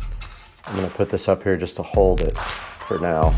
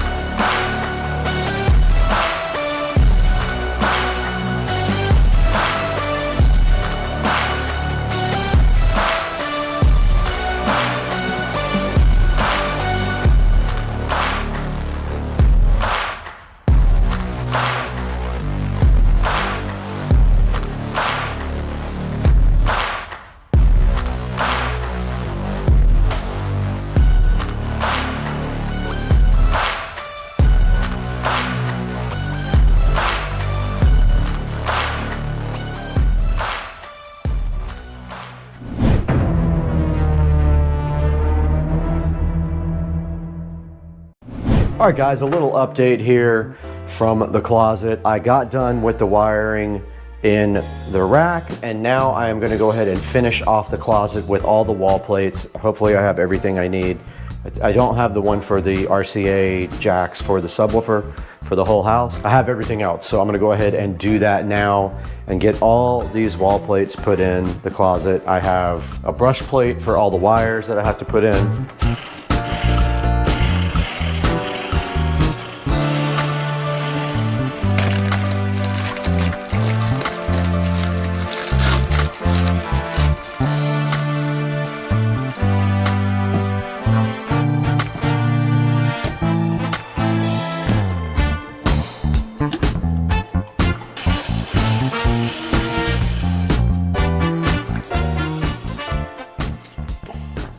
All right, guys, that's going to do it for today. I want to give you guys a little wrap up of everything that I accomplished today. So today was finishing off the audio closet. I got all of the wall plates in, as you can see there. We got power up there if we need it. If we want to do like a cool sconce or something or whatever, we have power available. I got the brush plate on for the audio outputs for the whole house. Everything's labeled and on the plugs and ready to go for the Juke amplifier. I've got the RCA plate in. I'm just hoping that the rack doesn't interfere with it, but I don't think it will. It's going to be close, but not quite. I got the Ethernet plate on, and I got our other power plate ready down there. I got all of the wiring done on the rack and everything tied up behind the rail so you won't see them when you turn the thing to the front. I've got everything hooked up. I've got our Juke ready. I've got all of the wiring for the WIM. The WIM's going up here on top of the Juke. I've got the labeling for the WIM right here. The WIM's going on top of the Juke. It's so funny. I've got this is a sub output. This feeds the sub that goes down here in the closet and also the entire house. Everything labeled. I've got power for the WIM because I bought a power cable ahead of time so I could get it all wired up. It's a long one too. I've got NUC. I've got the Juke input right here. I'm waiting for male-to-male RCA connectors for the back of the WIM. And so the WIM will feed the Juke, WIM output, Juke input. So we come out of this, female RCA, we have male to males. This will go right into the WIM Juke output, if that makes sense. Now the WIM will also be fed the dot. So that's what this is for the WIM input, and the WIM output feeds a Juke. Pretty ingenious setup. The Juke is the whole home, all zone, 8-zone amplifier. Down here we've got our Ubiquiti 2.5 gig switch. We've got our DOT, and then we have our distribution amplifier for subwoofers for the house. So it comes in here and it is distributed twice. Once to feed the audio closet sub and once to feed the entire house right there to that wall plate. All the wiring is ready to go for that. And then down at the bottom we have our Panamax MR4300. So that is our power conditioner there. Our Panamax, it has two different banks of power, one high current, one not. It has nice little lights on it that are going to glow right here. It has a power on the front and also a USB type A in case we ever want to put a device here. And then that is also extra power there that comes with the actual rack here. There'll be a link to this in the description. It's in the other description of my other video. I'll copy it over. But yeah, that's about it for today. This thing is ready to go as soon as I get literally 2 packages from Amazon. We've got mail to mail for this, and we have, it feeds the Behringer Ultra Bass. The Behringer Ultra Bass feeds this 4-port distribution amplifier. So I'm waiting for the cable from the Behringer Ultra Bass out to our distribution amp in, and it is on the way. It'll be here anytime now. But guys, that's gonna do it. In the next video, you're gonna see all this stuff powered on and how it looks.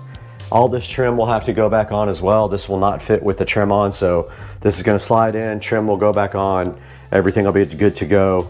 Thank you so much for joining us. We'll see you guys next time on Supercar Street Racing. It looks crazy out here, dude. The camera does not do it justice at all. But this is post-hurricane Florida life. Just got a text. Can you believe it? Oh boy. Looks like we got a present out here we need to bring inside. Well, I accidentally hit stop there. Package got to the US and got lost in Philadelphia. Never heard from again. And of course, you know UPS. Basically, if your package doesn't show up, that's the last time you're ever going to hear from them, because investigation did nothing. Never even heard from those guys after an investigation was opened on the package. So the guys at ID4 decided to go ahead and ship me another one. Very difficult to unbox and film at the same time, but we're going to do that. So here we go. We have the ID4 digital gauge cluster here. We're going to be right back. All right, so full of peanuts. That's good, right? I'm going to dump some of these peanuts out and then start the video again. All right, I really meant for this unboxing to go smoother. Literally. Here's the first thing I see. Looks like it might be part of the, yeah, so it looks like the top part of the instrument cluster there. Yep. Set that aside over here so it doesn't get damaged. Sorry, the dishwasher is running. There's that. Took some of these peanuts out. You can see it is well packed. Now we've got a box here. Let's take a look at this and see what this is about.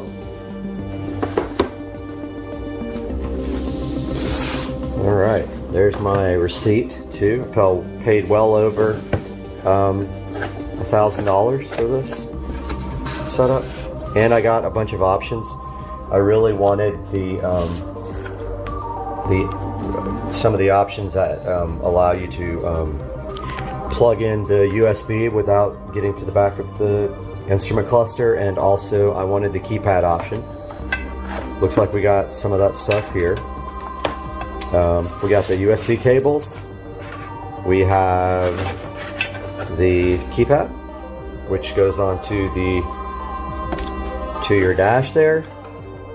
Yep, there's the, really want to get that into the actual dash underneath where your leg goes. I want to, up underneath there, Dremel that out. Looks like here we have, I'm not sure what that is. We have a template to cut the vent, I believe, right there. I think that's what that is. We have the backup camera. The RCA adapter for the backup camera, which I already have that. We have the right angle adapter for the USB here. And not sure what that is, but I'm gonna figure it out. Oh, that's for the keypad. And then I think this goes to over your vent. Once you Dremel out the vent plate, I believe that goes on top of that. All right, let's see what's next in here. All kinds of goodies on it. Underneath a bunch of green peanuts here. All right, so this seems to be the main unit. Let's get this box out of the way. And the peanuts.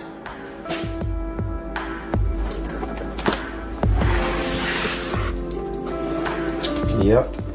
So yeah, I really felt bad for these guys because they had to make me a new one after UPS lost it, and hopefully they get all their money back. I'm gonna go ahead and unbox this and restart.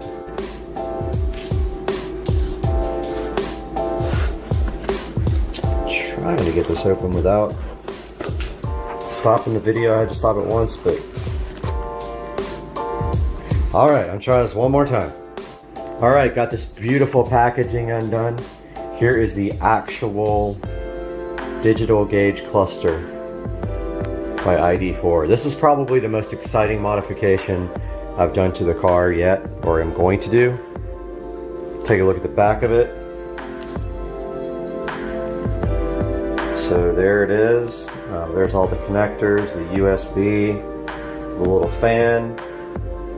Yeah, so this thing does not fit without trimming the plate from the back. I'm assuming there's a there's instructions somewhere or a video for me to watch, but here is the plate. I believe that the plate template that you put doesn't even say which way is the top, but I think you tape this onto the vent behind your stock gauge cluster, and then you use your Dremel and you trim out the back so it kind of fits in there.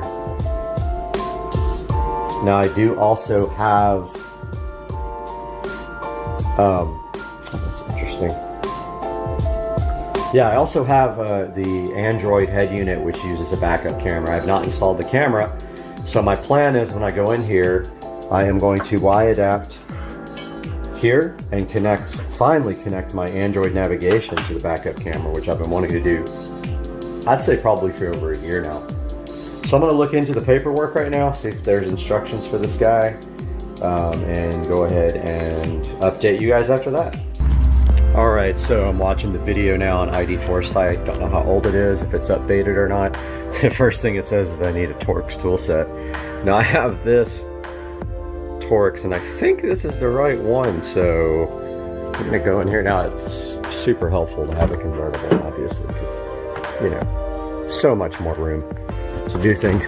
But apparently you go up under here to remove these screws.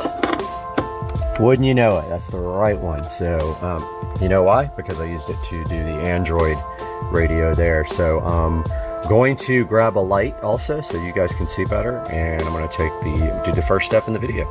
Alright, first things first, I went ahead and hooked up my battery charger because I have a feeling I'm going to have the doors open for a while and it's going to cause some current draw. I do have it on the lowest possible setting here. It's not a bad idea to use a thing like a battery tender here that I have to top off your battery every once in a while if you know, keep your battery in tip-top shape. But if you guys don't know it, you can hook your any jumper cables or anything up to the front posts here. That's what those are designed for. Now, I have a feeling this is going to take me a while. Also got a light set up in here for a little bit extra lighting. So I'm going to get my next step ready. I'm going to go ahead and try to take out these screws up here by hand. Let's see what happens. Oh wow, yeah. Apparently you don't need a lot of torque here because these are hand tight. And I thought about getting my small screwdriver out, my electric screwdriver out for this, but they're just, it's in an awkward place. I don't think you'll be able to get that in here. So here's the second one here. Let's see if I can get underneath this. Nope, there's not a good place to go. Alright, this is kind of hard to get out by... Oh, there we go. Came right out. Not a bad idea to have a place to put your screws, but BMW gives you one right there. Alright, second screw coming out. And out. I'm gonna go ahead and check the instructions and check back with you guys. Alright guys, so the next step is you just should be able to just pull the cluster. Everything's difficult with one hand. But yeah, look at that, it just comes right out. Pretty easy. Also, make sure that your steering wheel, I drive with the steering wheel all the way down, but make sure that it's all the way in the down position, otherwise it might be difficult to get this out. And there should be a connector on the back here. Now here's the next part that's going to be hard, is getting this out, because there's like literally no room. It's very hard, and you know what? I'm going to go ahead and grab a towel and cover the steering wheel so I don't damage it. Okay guys, as you can see here, I covered up the steering wheel. And I think if you lift up, it will pop right out and be difficult with one hand. I'm really trying to do this while I film. Okay, there we go. So that is it. And now there is a connector on the back with a little clamp that you disconnect. Apparently, it is right there. I'm gonna do that now because it takes two hands. But you just pull the little protective lever over and then you disconnect it.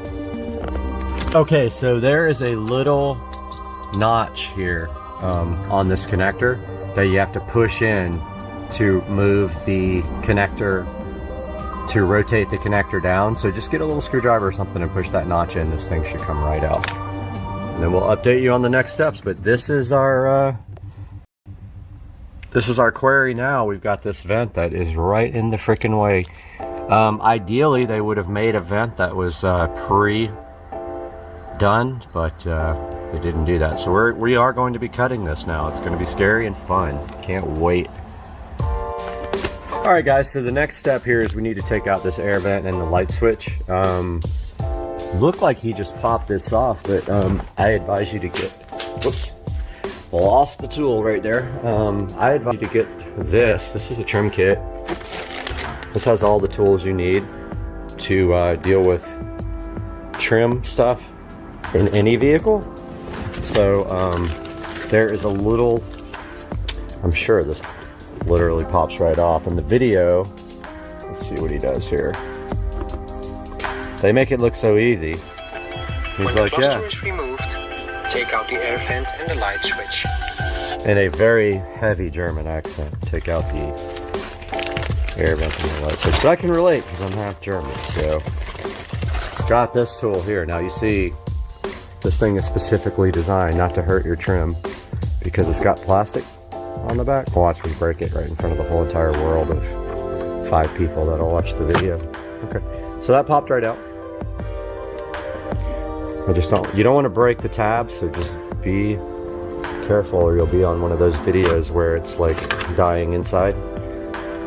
So I'm going to be doing this again because I'm going to be painting this trim in the coming week, but I wanted to go ahead and do this first. But yeah, so wow, check that out. Now we also got to take out the headlight switch, but now that you're in it, I'm assuming it pops right out. I am assuming. Okay. Boy, I love how much focus. I love how much space there is. Look at this. Amazing. All right, let's see what we do next here on the video.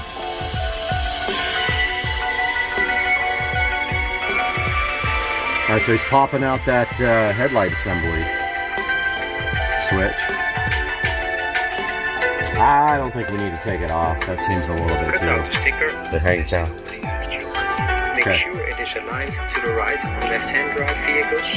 On the right-hand drive vehicles, it must be aligned to the left. Okay, so... The sticker must be aligned on the lowest part of the air tube. Alright, so he's saying to get the sticker. Cut out the sticker and place it over the air tube. It came with it. Make sure it is aligned to the right. Alright, well, let's go.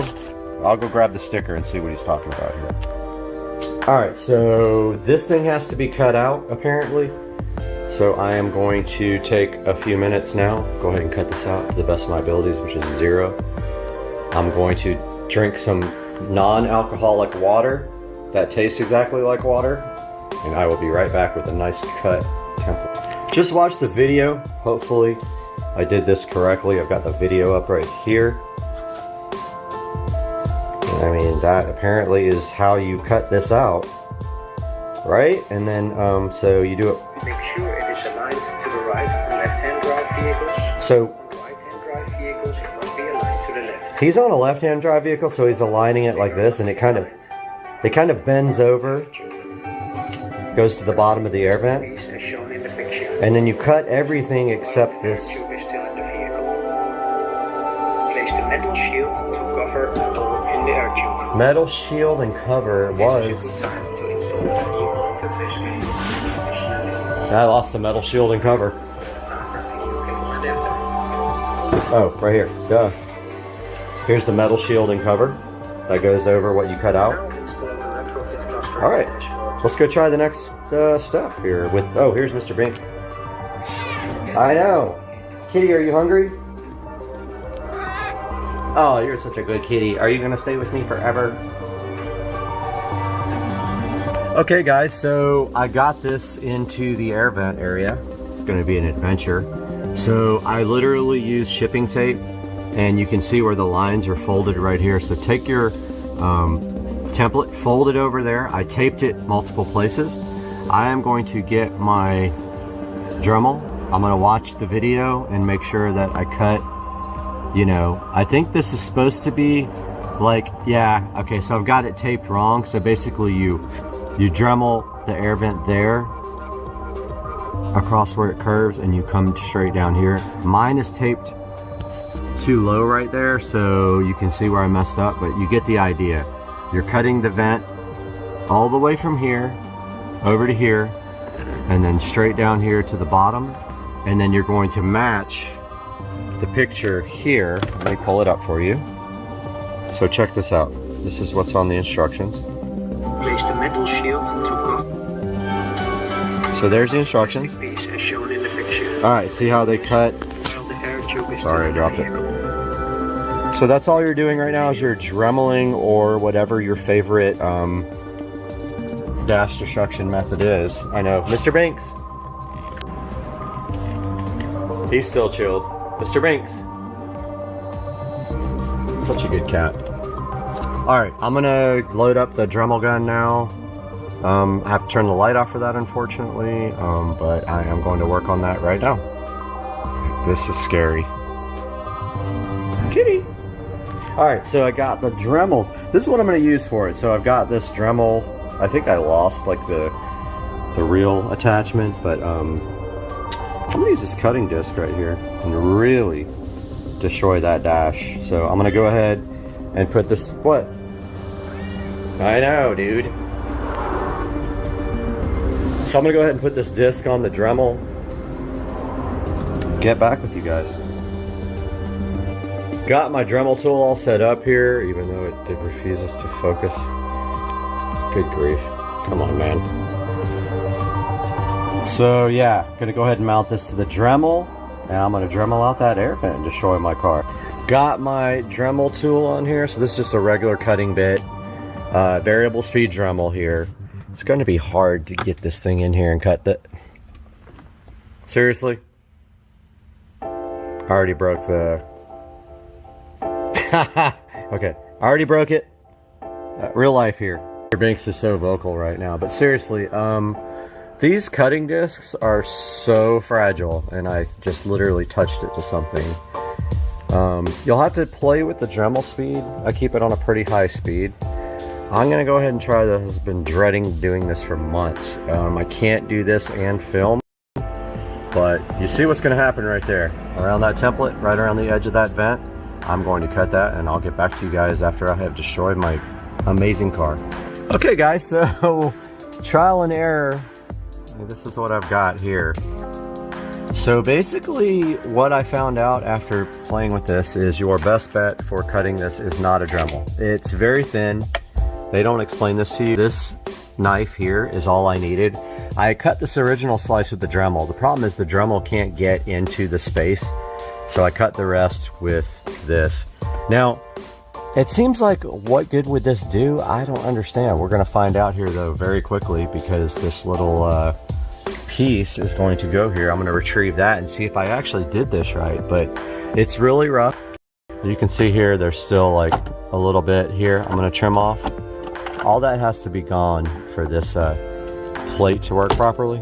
Yeah, I missed a little bit right there. I'm gonna go ahead and trim that off and I'll get back to you. Okay, I wanted to update you guys. This is the cable for the backup camera. I am splitting that cable to go to my Android head unit. So I've got a Y adapter here. I went ahead and taped these up with electrical tape. That's a Y adapter. One of these will feed to the backup camera. The other one will feed to my Android adapter. Now I'm gonna go ahead and tell you right now, I'm having a lot of issues getting the cluster in. It's very difficult to get it. I know, man. I know the feeling.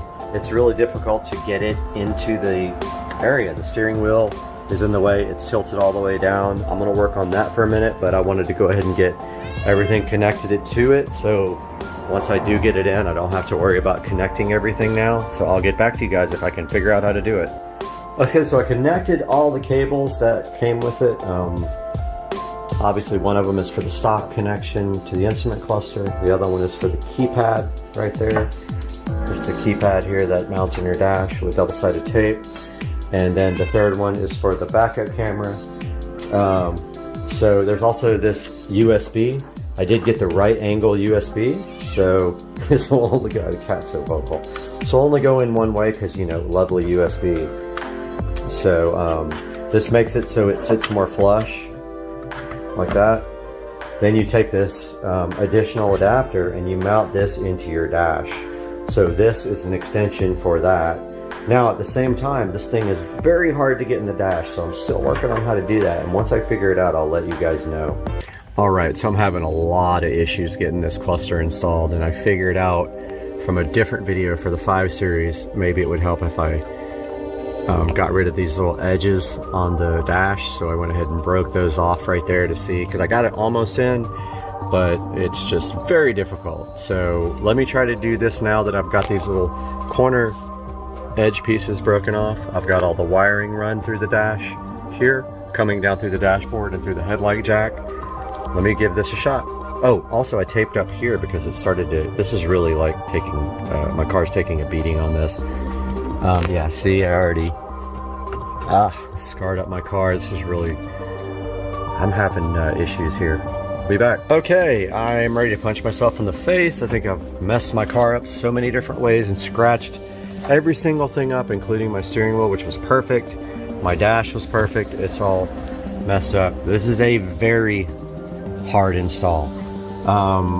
I come to the conclusion that it has to fit behind the little tabs in the corner. I tried to Dremel them out so it could lay back a little bit more. It's not going to. I don't know if the cover's going to go on or not, but we're going to do a power run right now and see if it was worth it. Okay, well that's pretty freaking awesome. And if we go over here, we can get the Android. All right, so now the challenge is getting this thing mounted and getting this trim ring on. And oh, also, by the way, during this whole process, I lost this little clip. Yep. So now I don't know what I'm going to do about that. I don't have it. It fell into the dash. It's freaking gone. I'm going to work on this. Goodbye. All right, so it is the next day. Wow. What a night. What can I say? I spent 5 hours trying to get this thing installed yesterday. All I can say is this about this, because I don't want to give the company a bad rap at all. So the first package I got from them got lost. Not their fault. Second package came. I followed the instructions. I cut the air vent. Still, I could not get this thing installed. Now, I made the biggest mistake in the world. I didn't protect my steering wheel and my cover here for the steering wheel that great. And yeah, I scratched up my interior, which was perfect before. My steering wheel has marks on it now, which it did not before. So that was my impatience after being frustrated with this thing. Also, it is not lined up correctly. It needs to go down about 1/4 of an inch, so I'm going to be removing it again and cutting away some more of the vent, and I want to go get some of that flexible aluminum tape instead of the little cover that they supply to fill the vent. So for now, I stuffed a towel in the vent to keep the air going, but I want to show you guys what this thing looks like. And again, I actually scratched up the screen right here just a tiny bit, which I think might come out with plastic polish. I scratched up my steering wheel. I scratched up my top of the steering wheel cover. I scratched up my dash out of frustration, and then in the last just ditch effort to ruin my entire car, I scratched my tint right here. So wonderful, now I have scratched up front tint. So overall experience with this has been a nightmare. This is all I'll say. It is still so hard to get in that I had to force it into the position where it is now, and I didn't use the stock factory screw holes. I put self-tapping screws in wherever this thing would go, but it is in. But you can see at the bottom, the lip is showing there. That needs to be fixed. So let's start it up and show you what it's like. So I don't know why the, okay, so high battery drain is on, which I don't understand why. The car's been off. That's something I need to look at. And actually the car's on a charger right now, so that's interesting. High battery drain, okay. Increased battery. Okay, so that's new since I put the screen in. But as you can see here, I got the screen installed and I did configure it. There's the RPMs, and this is how it looks.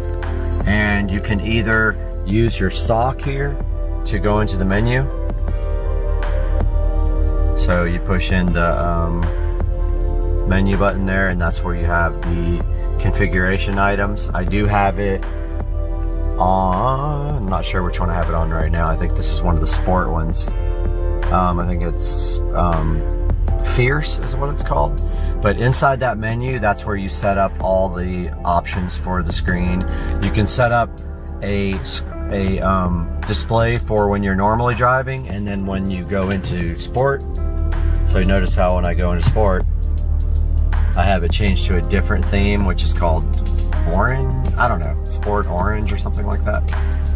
I can't remember what it's called. But notice, like, I've configured it the way I wanted it. I set up horsepower and torque right here as the extra gauge that I wanted. I got the M Sport logo. Pretty cool. Now it doesn't show boost. I heard they're working on that, but I don't know if that's ever going to be available. But I wanted to just show you guys because I had such an experience with this thing that was a nightmare, and still not right. I did not install my camera yet. I've got the cables all back here. The keypad for it, I did not install either because I was so frustrated at the end of my night. I literally just wanted to throw it out the window, and that's why I threw something at my front windshield. But honestly, my front windshield needs to be replaced anyway, so that's probably gonna happen soon. But wanted to show you guys this, and if you go in here and you go into appearance and you go into themes,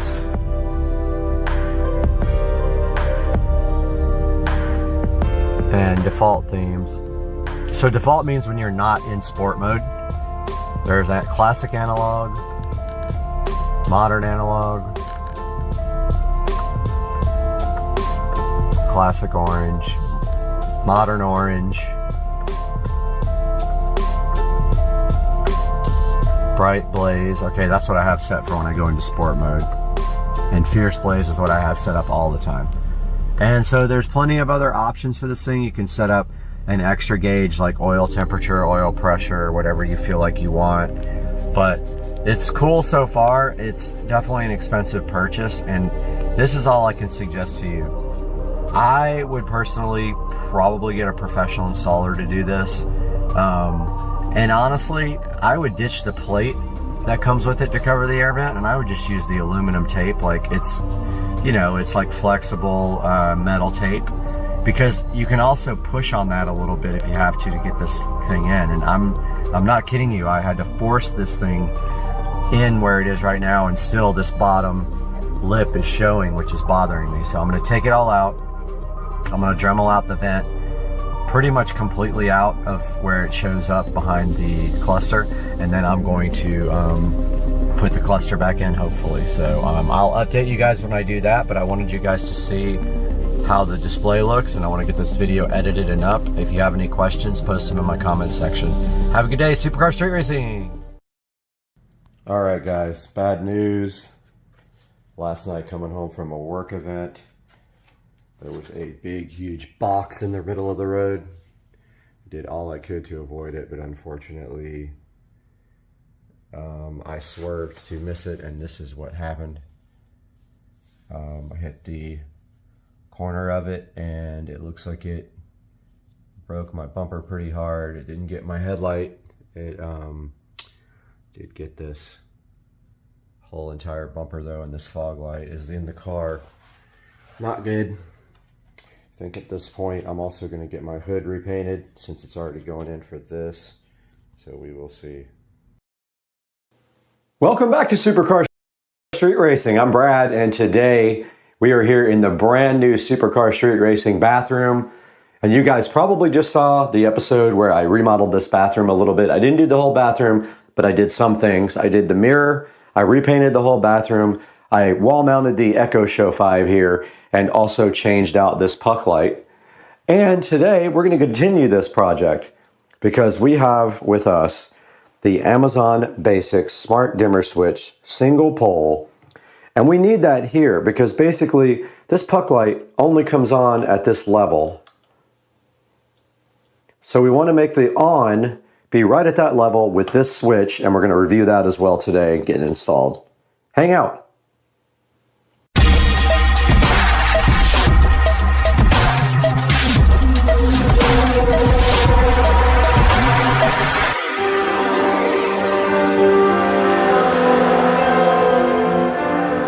We're back here in the Supercar Street Racing guest bathroom that you guys just saw. We're remodeled, and right behind me is the brand new smart mirror that we did install on the channel.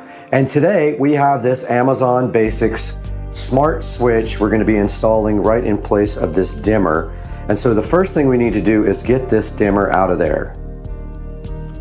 Okay, we're right here in front of the old dimmer switch that is just basically a manual switch. And what we're going to do right here and right now is first change bits to a flathead, because that is what runs this plate on. So these should work. Yep. So let's go ahead and get this wall plate off.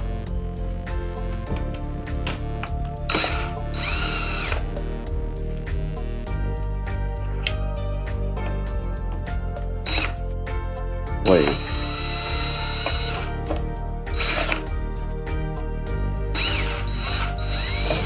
My kit doesn't have any small ones. And we have the wall plate off. Now we got to switch back to our Phillips head because these guys are always in with Phillips.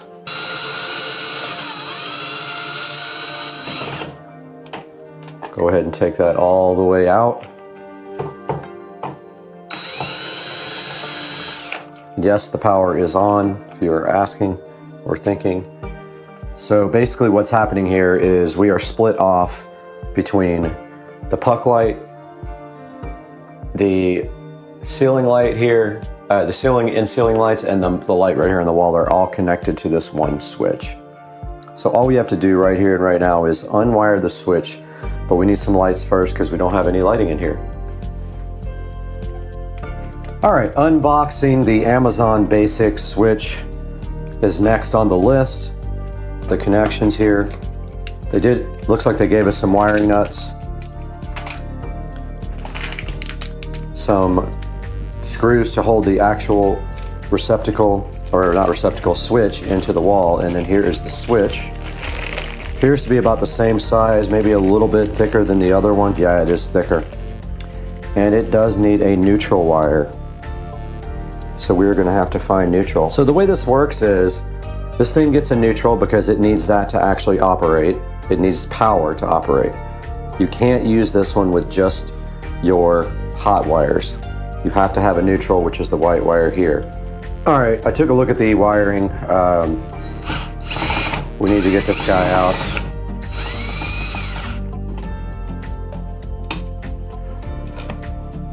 To get to the neutral. And we do have now remember this is hot right now, so we do have our neutral wires right here, all grouped together. Okay, I decided just to reuse the existing wiring nut if I can get the wire in there. This is going to turn the light off. So we are going to have to reconnect those for the lights to all work properly. Now on this new dimmer switch, red is load, line is black. All right, so now we put everything back in the box. Or attempt to anyway.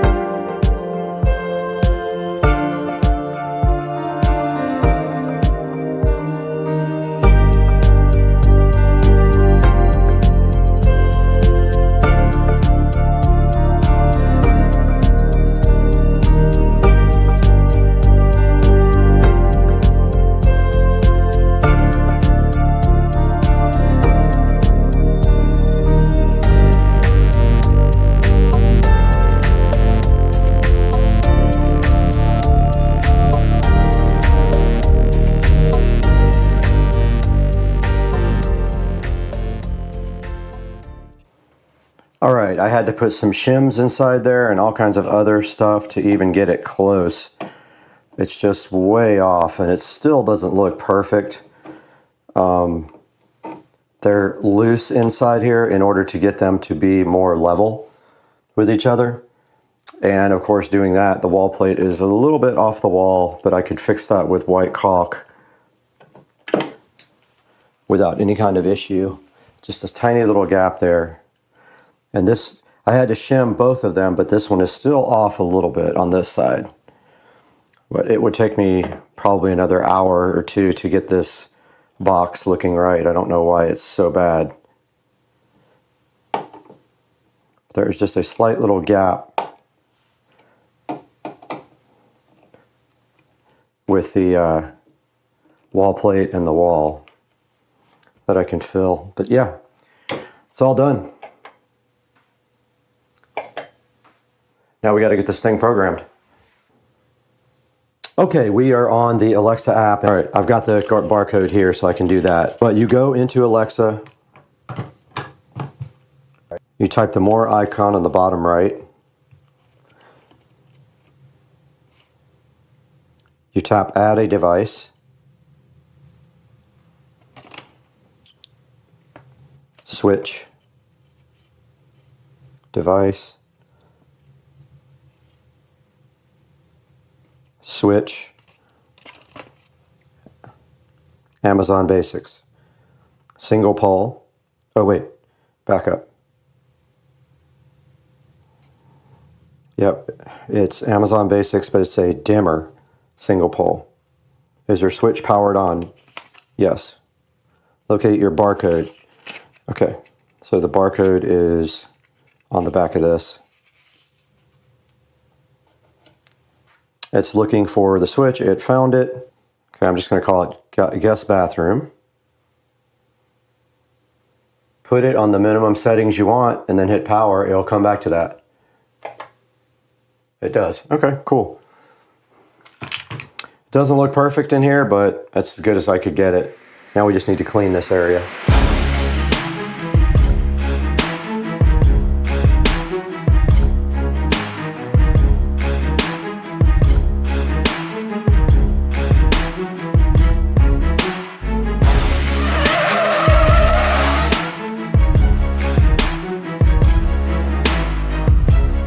Alright guys, that's going to do it for this part of this project. The Amazon Basics dimmer switch is installed, although it is a little bit crooked still, even after all the shimming I did.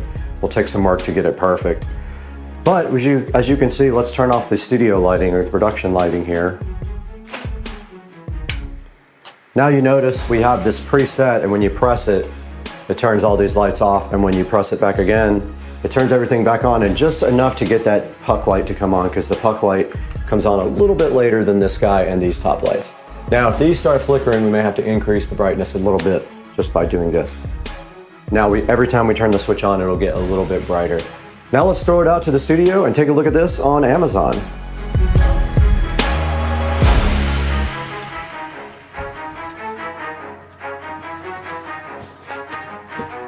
We're back here again in the 4K production studio. I'm Brad. You're on Supercar Street Racing, and check out this cool studio, guys. So happy to have you with us here today on Supercar Street Racing to check out the Amazon Basics Smart Wi-Fi dimmer switch. Now, the one advantage you have with going with Amazon instead of going with an aftermarket brand is that all you need to use is the app. And if I say it, that thing's gonna wake up, but you know the app, Alexa. And when you Yep, it woke up. So when you use the app, you don't have to use a third-party app to interface or link accounts with the Alexa app. You can just use it directly with the app, which is very cool. It works the same way with their plugs, their smart switches, their dimmers. Everything works natively in the app, so you don't have to work outside of that app. And today we have installed the Basics single pole smart dimmer switch. You have to have a neutral wire. Not all houses have neutral wires in every electrical box or receptacle box, or, well, your receptacle box will. Your switches won't always have a neutral wire. Now, what you're looking for in there is a white wire would be the neutral, the black is the hot. So make sure that you have a neutral wire or you cannot use this switch. Now, there are switches out there like from Lutron that don't need a neutral wire to work. It's pretty crazy how they work, but they've figured out how to do it without. This guy has to have neutral. Make sure you have it.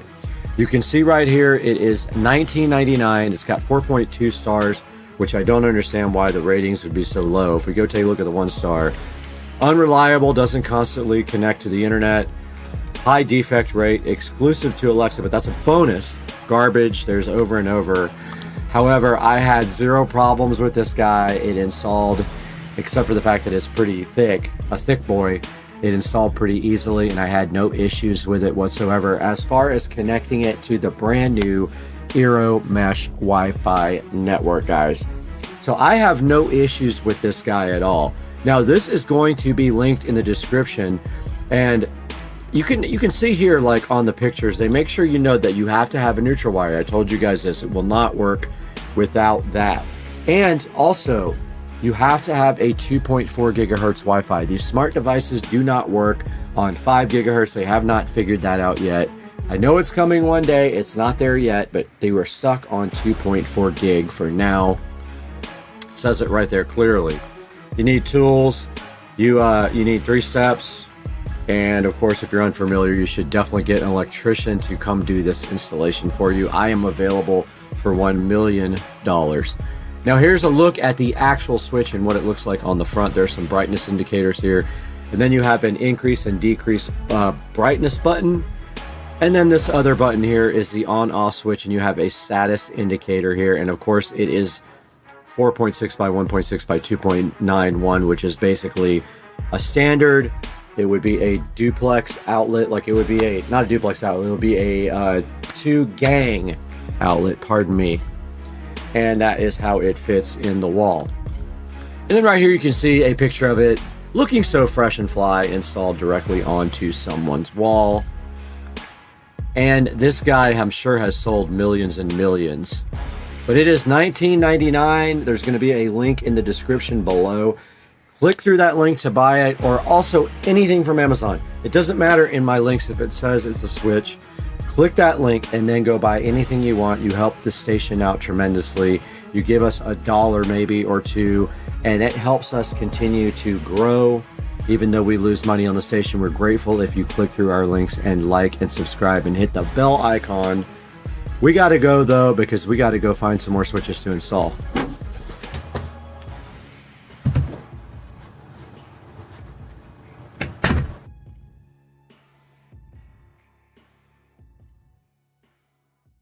Scooters. What we have is 2 of the K100 Max series scooters that they were sponsoring the channel with. So the kids are really excited. They recognized the name Naggin this morning because of my scooter, so they kind of quickly knew what it was. So we're going to take a few minutes here to go ahead and unbox them, assemble them, get them plugged up, and get them charged and ready for us to go take our first rip. What do you think? Sounds good? Let's do it.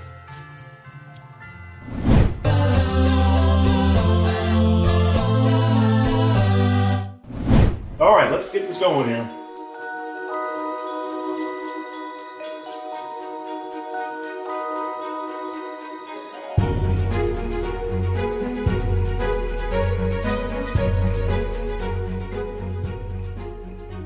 All right, so just like the other scooter, I think this is going to be very, very easy to assemble. A couple things real fast from the box. It's a one-step folding mechanism, which is really great for carrying around.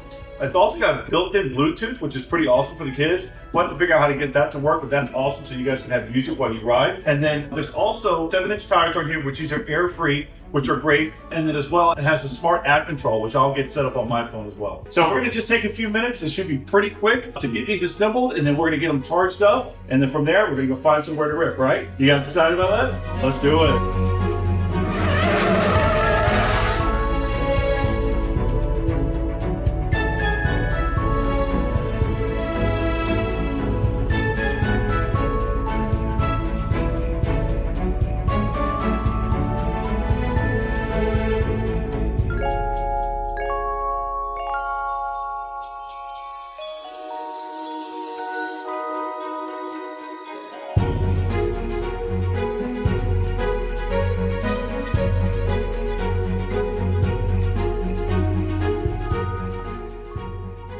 All right, we're gonna stand this up. All right, so this is gonna get in here. All right, inside here, you're gonna have 4 set screws. So there are directions that come with this, but obviously this is as easy as it gets, right? Okay, so we got it set, we pulled it down. There's gonna be 4 total. We'll get them started by hand. You're gonna do this side right here, this one right here. No.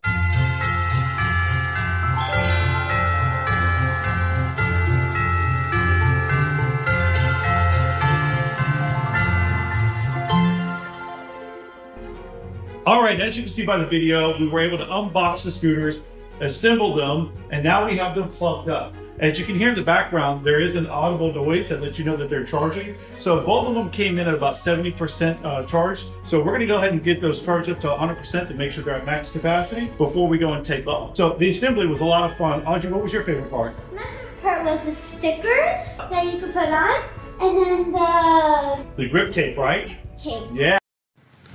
Oh my God, this came out so good.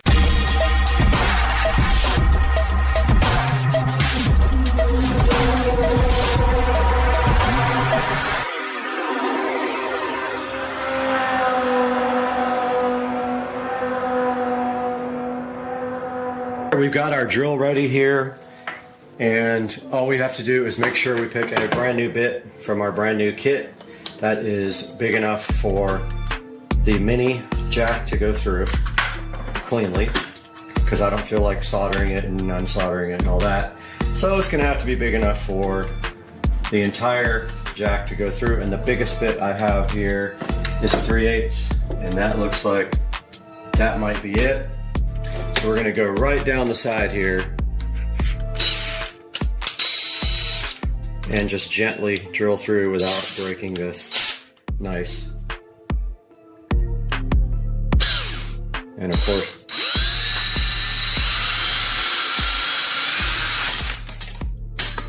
okay. Well, it didn't break the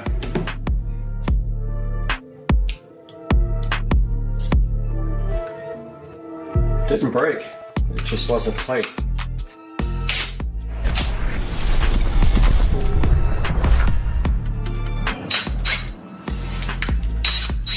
Okay. So it didn't get through the second plate.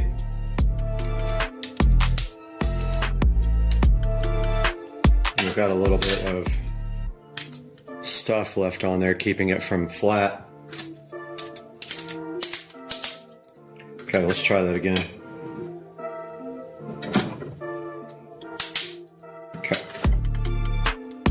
Might not be big enough. That's what she said.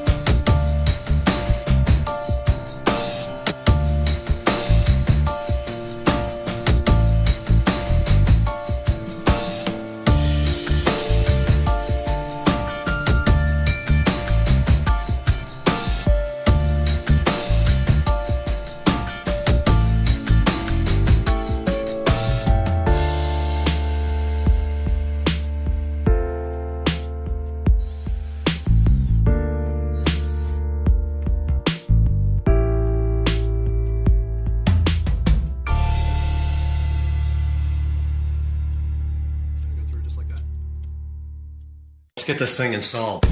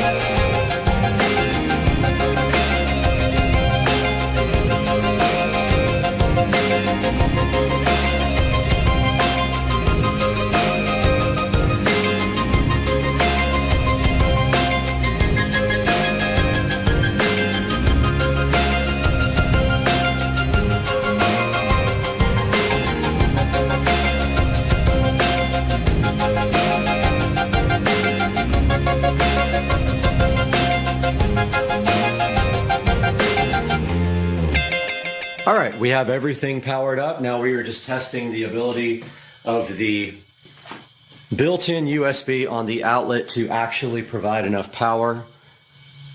So when we go to system update, it will probably give us a warning if it's not good enough. So far, so good. I might just ignore it anyway in case, and then if it gives problems, look at it after that. Fire TV, about... Okay, no warnings about low power. So we are good to go with the built-in USB on the back.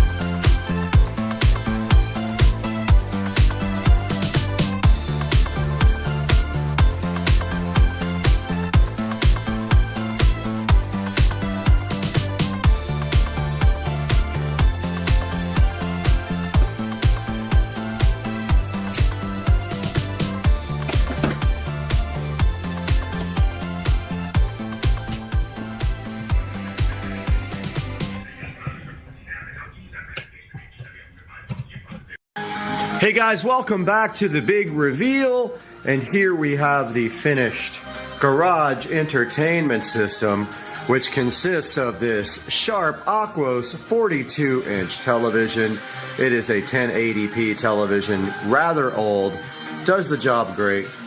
Behind the very nice Sharp, I can't even talk this morning, Sharp Aquos television, we have a Govee LED smart strip right there, chilling like a villain. We have some in-ceiling speakers here, which were already here and are contributing to the wonderful copyright-free audio being played right now. We have a vintage Onkyo receiver right there providing power to these speakers. And then we have a JBL Arc series. I believe it is it's either a 8 or a 10. I think it's a 10-inch subwoofer Arc 10 chilling up here on top of the cabinets. And then behind the television here, we have run power. We have run a mini to RCA all the way over to our receiver up there. We did it beautifully with the wall plate and made the wire come out of the wall plate by drilling the side. The wall plate also has USB. The USB is powering the Fire Stick that you are seeing. And there is a look at the RGB LED. We do have an articulating mount that can come out and angle towards everyone in the garage. And that will complete our project. Please leave comments and let me know if you like the work I do, if you think it's clean. I'm a very, very OCD person, so everything is nice. Oh, I have not finished the very top yet, but the wiring up into the attic goes through a nice little sleeve right there of tubing. And yeah, guys, that is the audio project and video project in the garage, where we're going to be doing a lot of projects, and that light is on auto.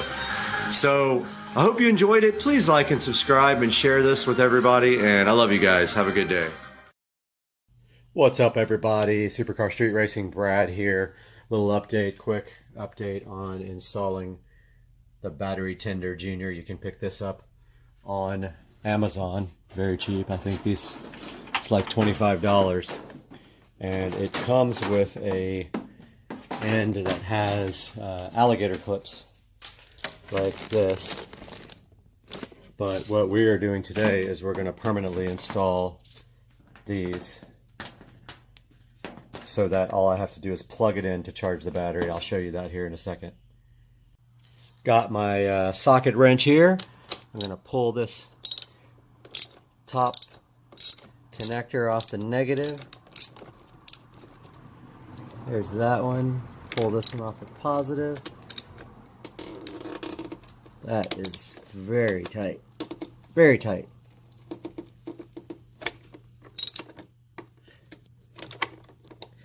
That almost stripped. I'm going to go find the correct size. Got these battery posts off. Now mine are different from some because I have the top post. So I am going to take this battery tender junior connector right here. Comes with a permanent loop for it. I'm going to put I got the caps off of the posts, the top caps, nuts, sorry, was looking for the correct word.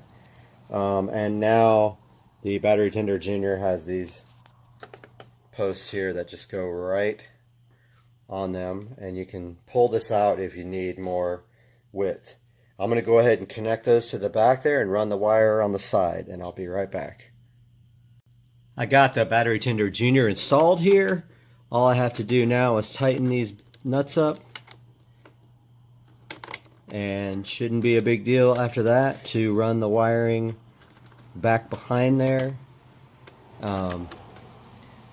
I'm going to go ahead and tighten these two up, and then I'll show you guys how I am going to route the wiring. Alright, we got our battery tender junior hooked up right here. So this, again, this is $25 on Amazon. I will leave a link in the description. You can see the red light on there. That means it is charging. It will flash green, I think, when it's 75% charged, and then solid green when it's charged. So that means this battery needs to be topped off. Right here we've got that permanently wired to the posts. It runs around the back of the battery and zip tied to the side there. Now all we have to do is just lightly close the hood, and this will keep our battery topped off because I don't drive the car very much, maybe once a week. So good mod for the IS300 from Supercar Street Racing.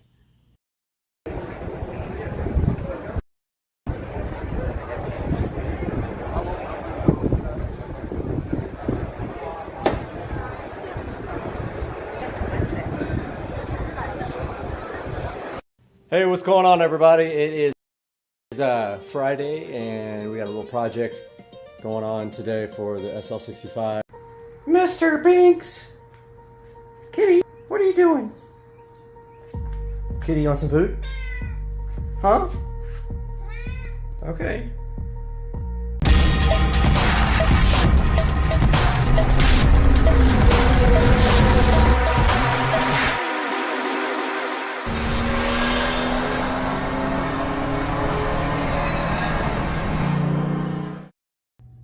Hey guys, welcome to the channel. We got an exciting product here today that I've been looking forward to getting for a little bit, because this is the outdoor Wi-Fi smart plug with 3 outlets.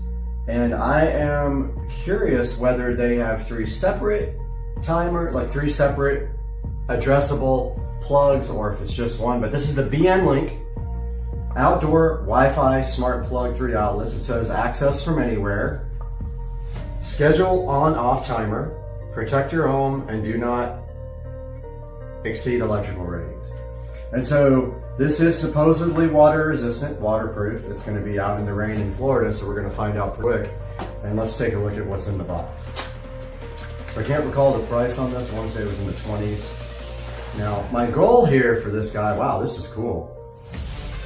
Here's what it looks like right out of the package. 3 plugs right there, power switch right there. Now I have a little dock out back at the house, and there is a LED blue rope light around the dock. My goal is to power that off and on with this guy, and possibly some globe lights that are going to be on the fence. So typically I have been doing the Mainstays LED warm white globe lights on my fence, and I've just been stringing them literally from one side of the yard all the way around to the other and running on one timer. Well, now I have the ability to do multiple things because I just ran power to the dock again. I already had it there, but it was switched with a timer. I just ran it without a timer, and now we are going to see if this guy is going to be able to hook up to Wi-Fi from way out on my dock. So the closest Wi-Fi is either my home theater room router, which has it's called a Smart Net, I think is what I called it. And then my main cable modem is right here in the living room, and it might reach that. It's only like 40 or 50 feet, but it's through a couple of walls. So we'll have to see what happens. So that's what we're gonna do now, and I'm not really sure. Take a look at the instructions real quick while we got this out. So I'm not really sure if this uses Smart Life. Most of them do. Let's see. It says you use the BN-Link Smart app, but I bet you can just use Smart Life. I'll probably go ahead and use the BN-Link app and see how that works out. I thought I read in some of the comments that people were using Smart Life as well. And yeah, we'll go ahead and get BN-Link downloaded on the tablet and see if this guy is going to be able to do anything for us. Now I do see one weird issue already, is hopefully that will clear my outdoor power cover, because you know it has to close and be waterproof, and this hangs out at the bottom like this, and then the lights will plug in right under here. So let's get that app downloaded and see what happens. All right guys, here we are on the tablet, and we're gonna go to the Play Store here real quick. Look for BN-Link, BN-Link. All right, there's BN-Link. Looks like it. Let's download it. Pending of doom.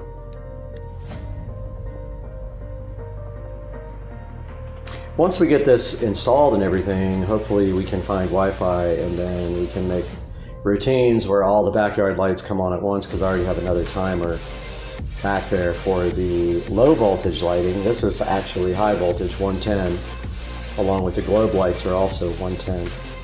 So this is installing.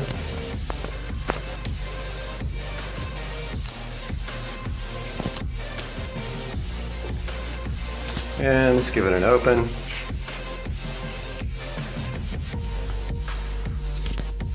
See if it actually does open. Okay, it's opened.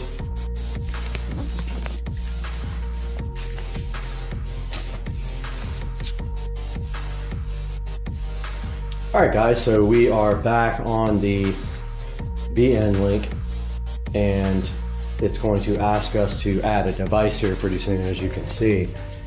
So what we're going to do now is start shooting on both of these guys. And we're going to take out the VN link to the dock and see if we can get some Wi-Fi going and meet you guys out there. Okay, it's a beautiful, hot, sunny day in Florida out by the new pool. And the new fence has gone in, which I will be giving an update on in another video. There's our new fence. Got extended all the way over there, but you'll see that in another video. Here is the dock. Most likely you will see an alligator friend visiting us. And here is our power. And let's go to the tablet. And we're about to be on the tablet in 3, 2, 1. And we're on the tablet now, guys. So as you can see here, we haven't plugged anything in yet.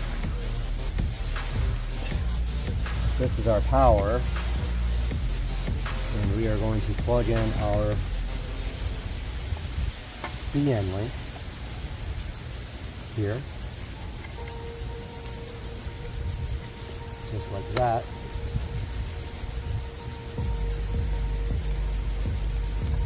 Okay, and then we go to add device, and I'm not sure which one it is. Socket Wi-Fi? No, power strip Wi-Fi. Okay, I gotta go look this up in the manual.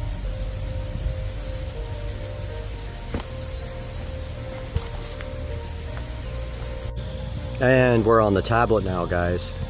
So as you can see here, we haven't plugged anything in yet. This is our power, and we are going to plug in our VN link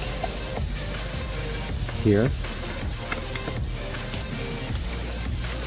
just like that.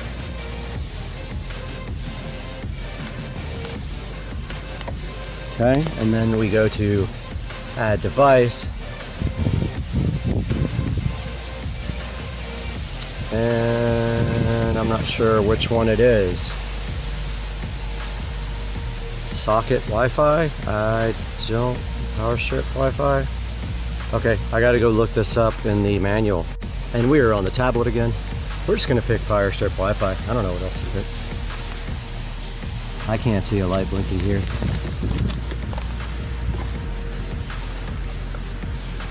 It says the light should be blinking blue. Okay, I held it down, it's still red. Alright, it's flashing blue. Power strip Wi-Fi. I'm gonna try this, I don't know what else to do. They don't give you instructions. Allow location access to search for nearby Wi-Fi device. Location's on. It's already on.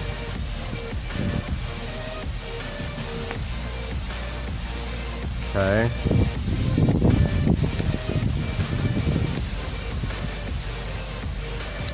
So let's see which ones are available. Looks like SmartNet's available. Let's connect to that.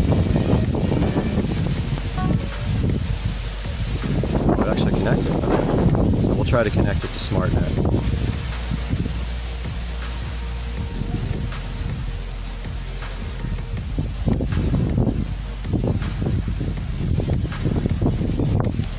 Okay.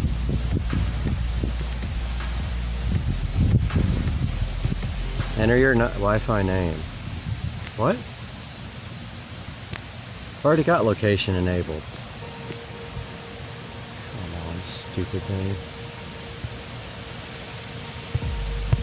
It wants me to enable location, but it's already enabled.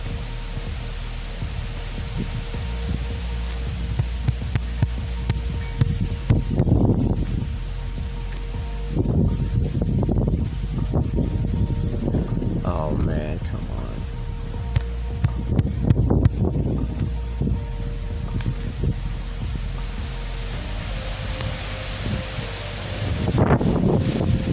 This thing is being ridiculous. Starbase space SparkNet space 2.4G. Now I gotta type it.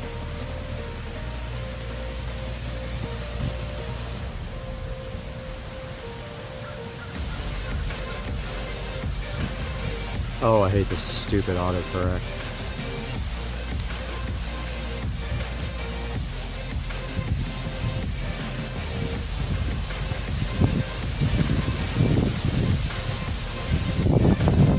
Oh my god, this thing sucks.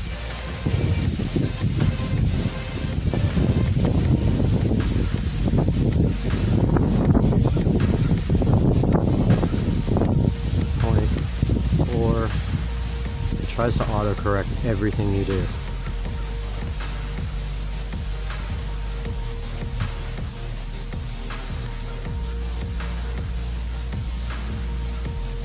Indicator's blinking. This thing is hard to use, man. This is literally Smart Life they stole.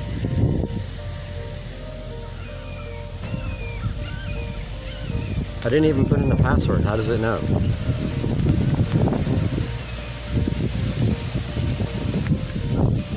I didn't put the password in for the Wi-Fi.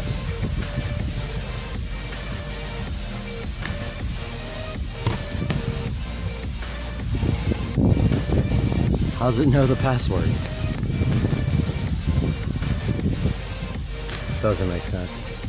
This is a stupid way to do this.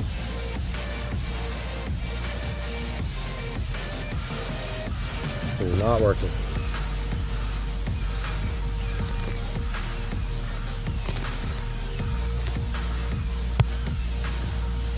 Yeah, this is not working.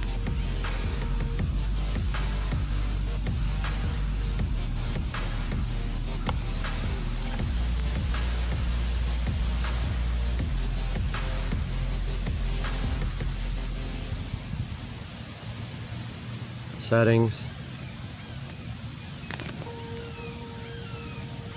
Where's apps? Location services. App permissions. Location.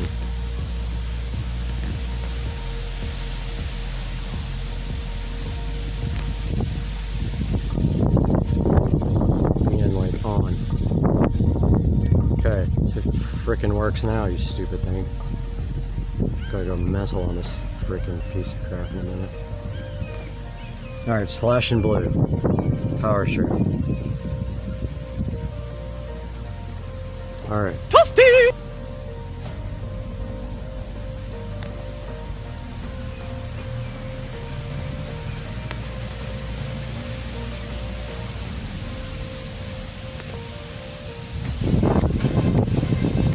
Location's on. Frickin' piece of crap.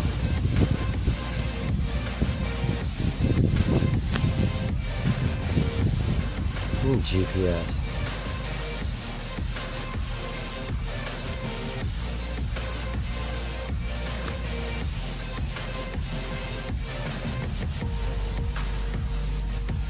It doesn't. I don't know what it's trying to do here. I've got GPS on. It's on. I'm about to throw this in the lake.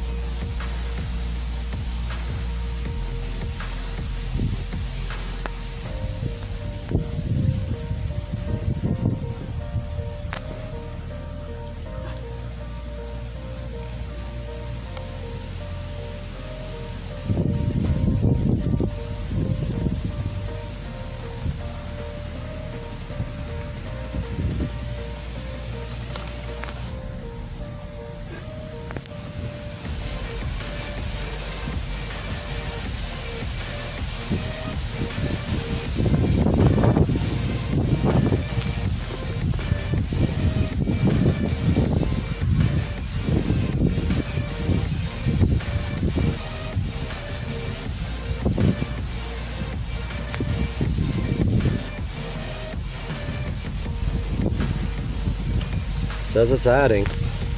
Who knows? It's the hardest thing I've ever had to put on smart. Got a solid blue light now.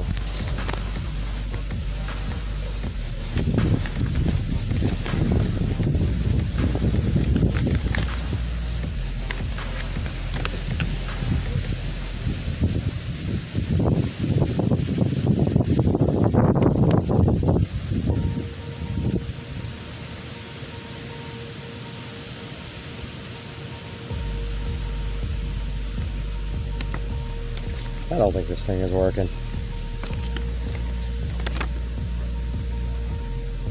Doesn't tell you which one to pick. Stupid thing.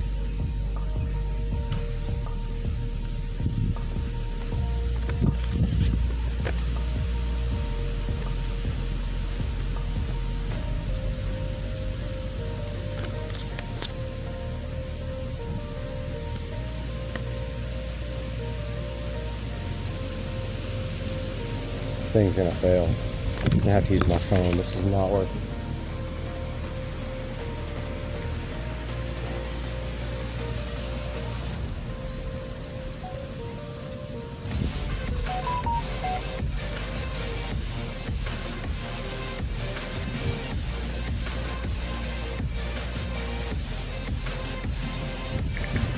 Alright guys, I don't know how I did it, but I actually have this thing connected and it does power off and on with the app. It said that the Wi-Fi is weak, so I might end up having to reset it and move it to a different Wi-Fi if it acts stupid.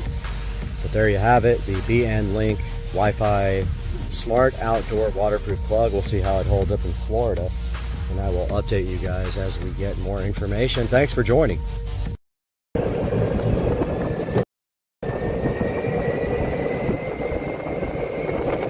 Oops.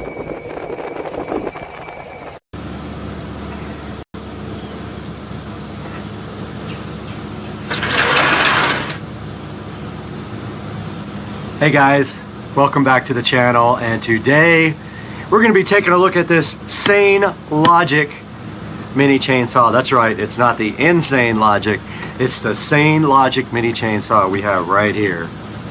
And this is actually a gift for Mr. Dukes of Dumont.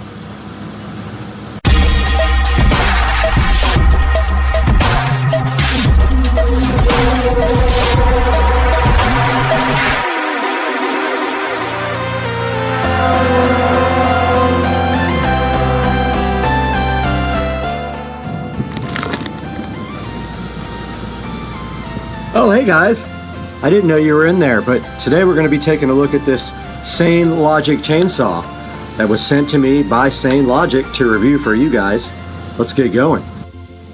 Ladies and gentlemen, welcome back to Supercar Street Racing once again, where we have the Sane Logic mini chainsaw. Sane Logic was kind enough to send me this chainsaw in order to take it out, take a look at what's included in it, and show you guys how good this chainsaw can be.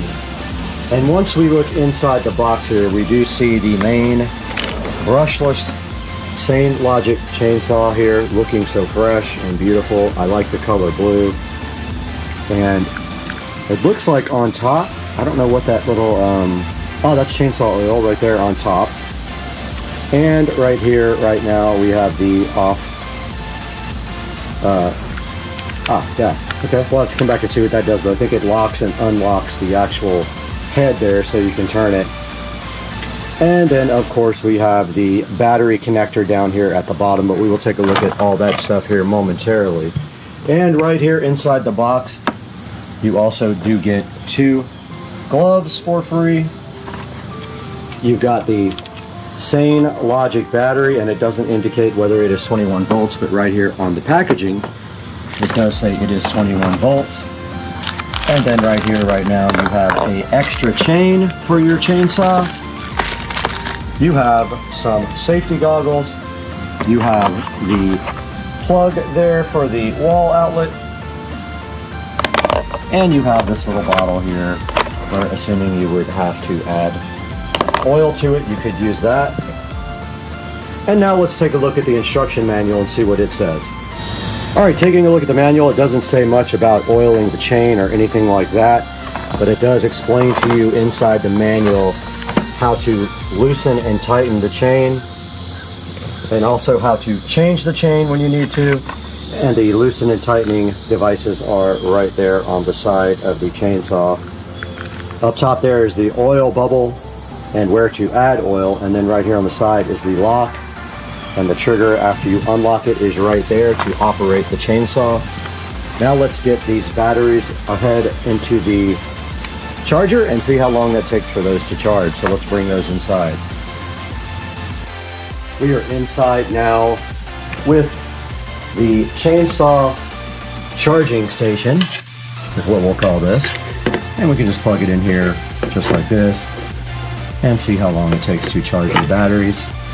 The other chainsaw that I reviewed did not take that long, but it plugs right into the back of the battery like this. And the light has turned red, so we will see how long it takes now to charge. We're back with the Sane Logic chainsaw here, and while this battery charges, we're going to go ahead and load this battery onto the Sane Logic and go do some testing. And so the battery goes on just like this. And it's hard to snap it in with one hand, but there it goes. And then the Sane Logic lock mechanism is pressed. And the chainsaw works just like that. Now we will go test this thing and see what it can do.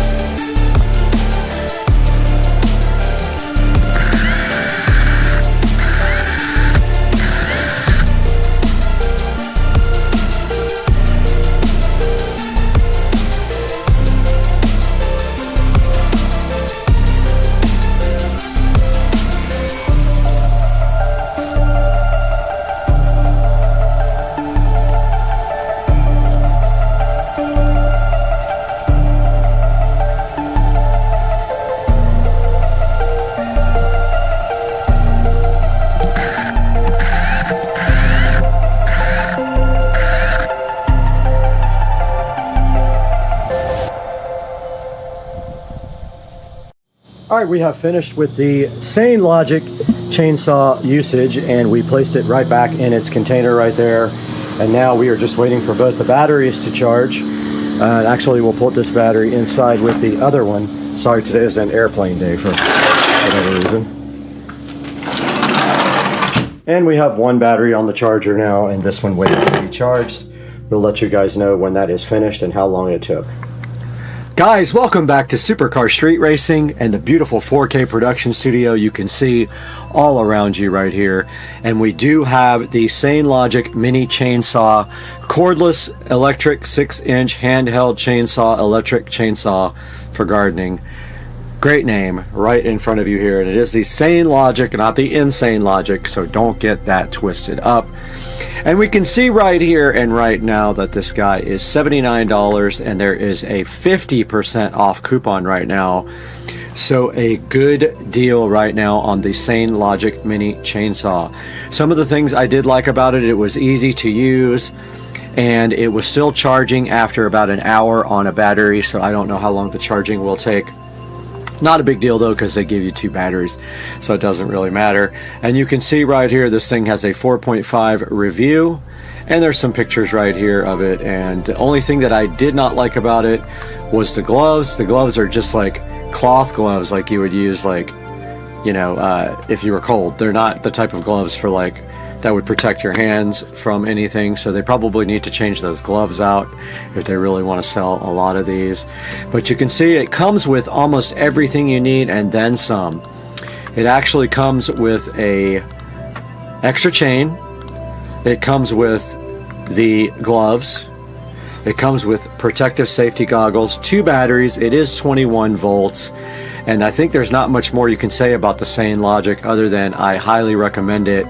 And it does have some good reviews right here on Amazon. You can see it's up at a 4.5 star, and I have not produced my review yet, but I plan on doing that soon. So please go check out the Sane Logic mini chainsaw. Go ahead and purchase one from the link in the description of the video. It'll be down below. Also, guys, thank you so much for supporting the channel, and I appreciate everything you guys do. And when you buy things from Amazon, anything, you don't have to buy this exact chainsaw, but if you buy anything from Amazon, please click through one of our links. It helps the channel greatly because I do get a small commission on that. Please like and subscribe, and we will see you guys soon on Supercar Street Racing.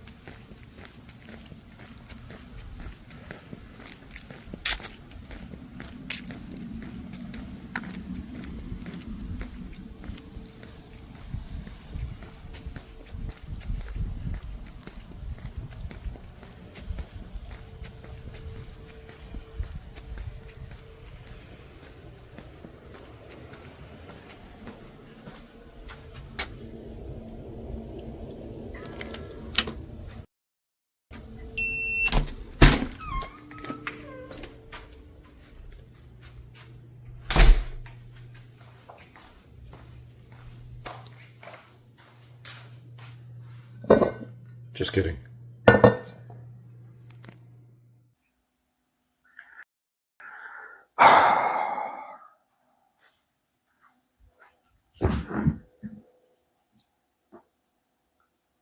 Where do I start? Good morning, everybody. This is a video that is painful for me to make, and some big changes coming in my life.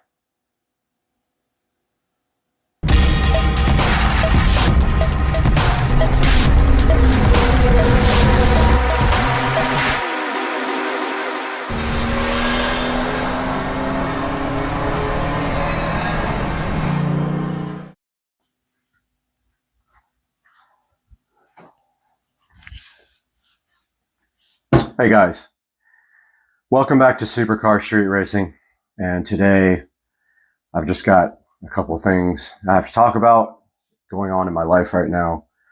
So, as you guys all know, my channel all started with car. It was all about my Toyota Supra, which regretfully years ago I sold. Probably the largest mistake I've ever made in my life. The biggest mistake that has happened is selling that 1993.5 Supra hardtop, which I bought brand new, by the way, almost. It had like 13,000 miles on it, not a scratch. And I modified it and ended up selling it. And I did make money on it, but after all the mods and stuff, I actually lost money, of course. Which brings me to the current situation that we are in right now.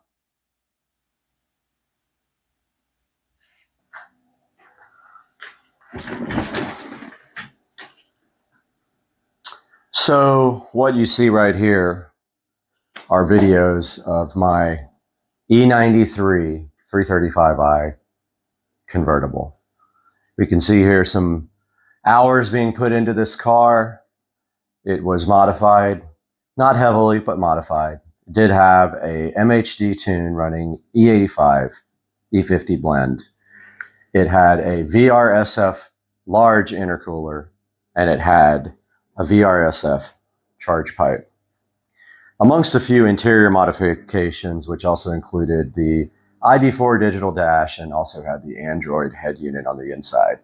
We have a lot of projects here on the channel, as you can see, with my 2011 335i, things like ethanol tune and running the car up to 160 miles an hour. Car has been with me for probably 7 years almost, maybe 6 years.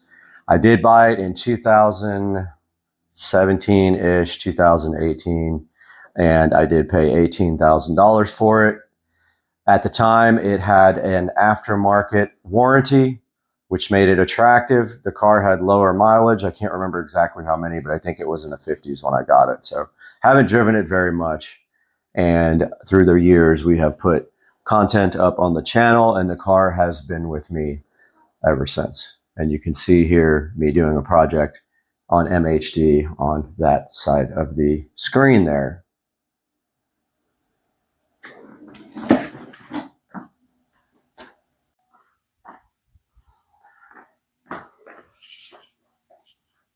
And here we are next to the Supercar Street Racing channel. Obviously, the channel is named for car videos, but has kind of evolved over the years to also involve reviews and unboxings of awesome products to deliver to you guys, that I just enjoy doing that now. Not that I'm not dedicated to the car scene anymore. I absolutely love cars, but there's almost only a certain amount of content you can get with the same vehicle unless you want to take that to the next level. For this BMW 335i, though, for me, I didn't want to take the car to the next level because I always had issues with the car. Now, I won't say I always had mechanical issues, but the car has been kind of bad luck. I've had issues with wheels and tires over and over and over again. And of course, with the VMR V810 wheels, 2 of them got damaged by me, and I waited over a year to get replacement wheels for the car, during which time I suffered with curbed up and bent wheels. So you can see here the car right here on the channel. It is on the banner on the channel as sort of a, an ode to my love for cars. However, the time has come to do something else.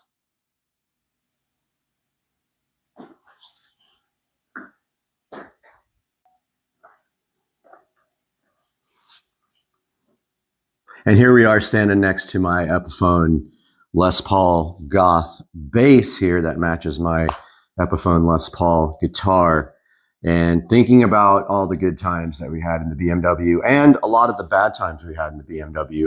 I have been stranded on the side of the road in that car probably 15 times. And if you know BMWs, there is no spare in that car. They encourage you to run flat tires, but of course the first thing everyone does when they get new wheels and tires is they ditch the run flat and they go with Michelin Pilot Sport 4S's, which in my opinion are the best street tires made, unless you get the Pilot Cups, which don't last very long. They're super sticky, but just don't last very long. So that brings me where we are now.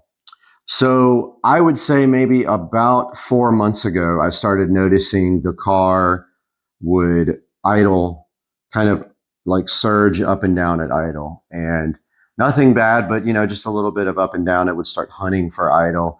I didn't think a lot about it, and I just continued to drive the car around.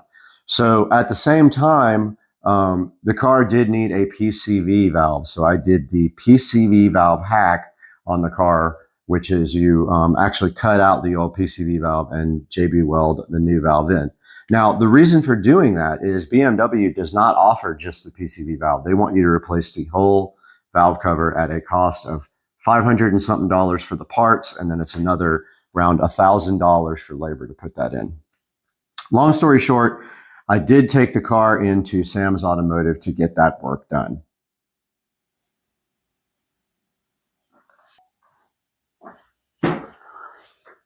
So Sam's Automotive took my car in about 4 months ago, and we made a point while we were in the car doing the valve cover replacement to go ahead and do the plugs and the coils on the car, because you're already in there and there's no labor.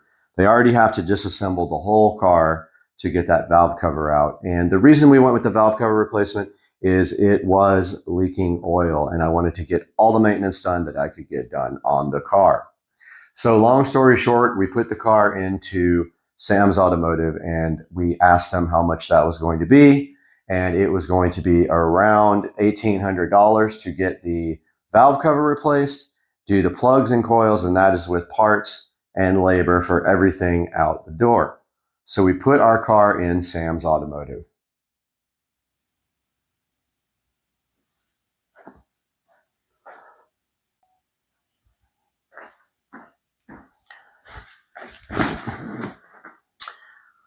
So that leads me to where we are kind of now. So we picked up the car from Sam's Automotive probably about 3.5 months ago.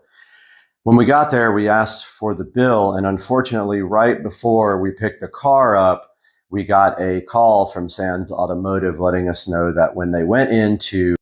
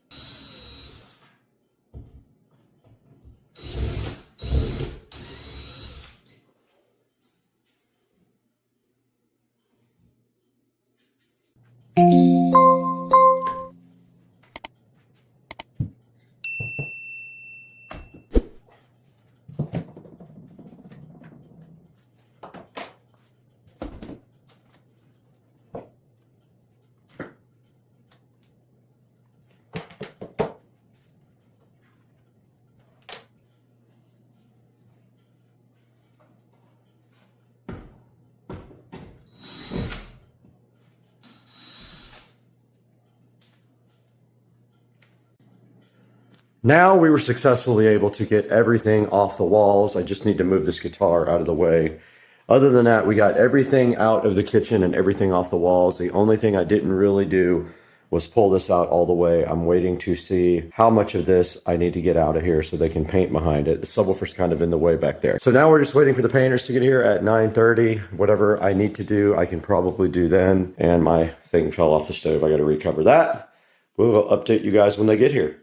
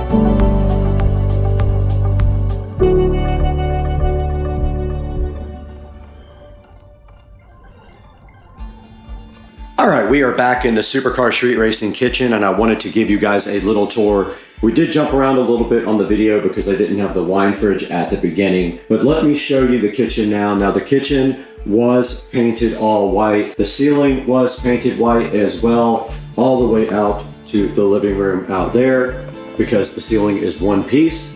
So that was all done in flat black, along with the walls also done in flat black. And they also redid my trim for me. Around the bottom, they did not do the door. This door is going to be replaced. I'm waiting for a quote on a new door for there. You can also see that they painted the shells with trim paint. So this is semi-gloss there.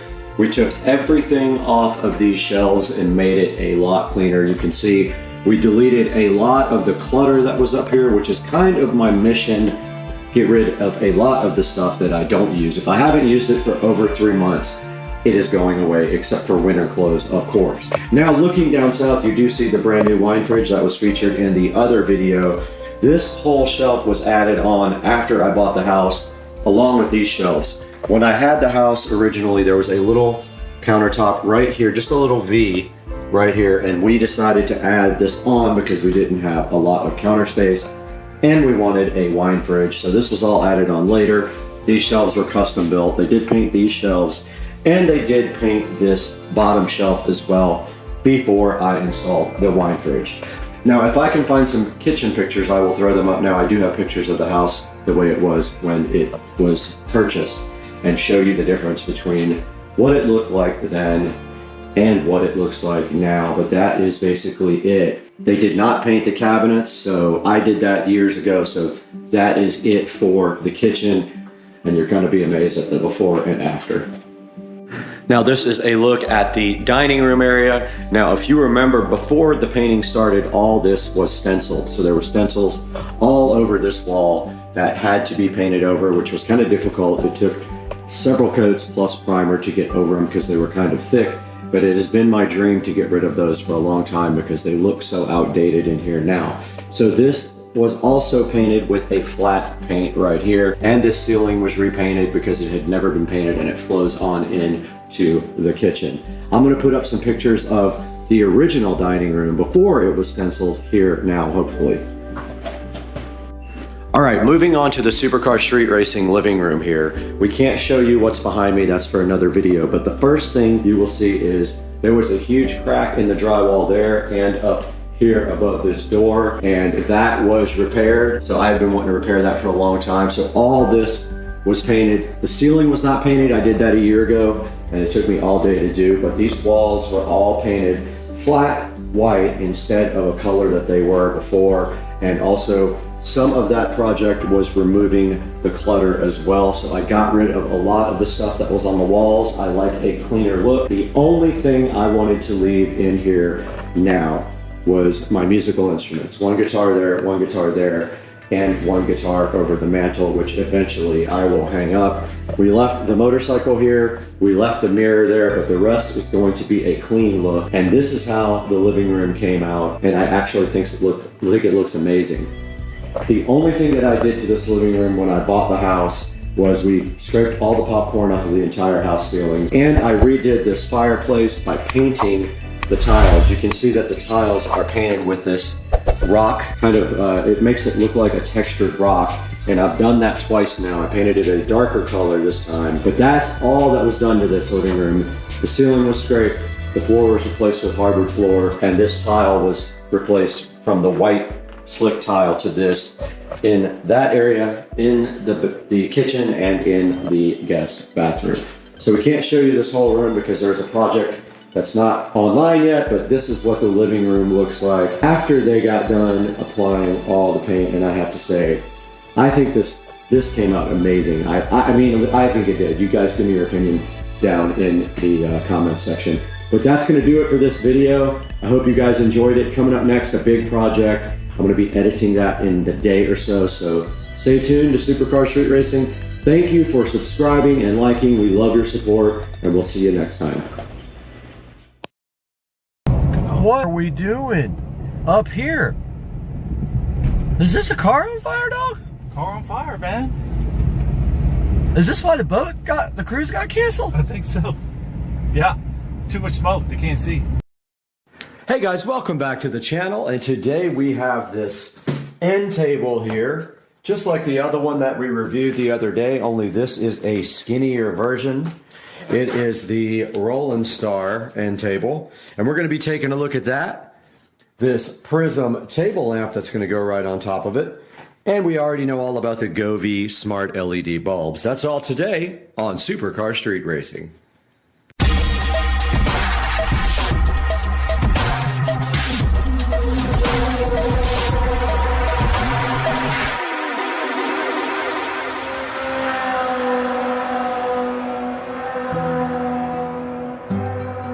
Alright guys, here we have the Roland Star end table with charging ports. This one is not LED lit. They do not offer it in that like the other ones that we had on the channel the other day.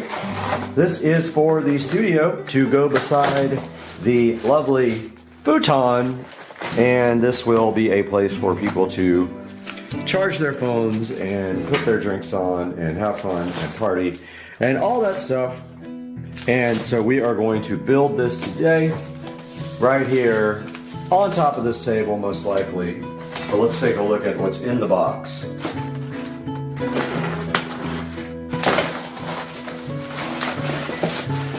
And pretty much like the other one, looks like the same type of materials and packing.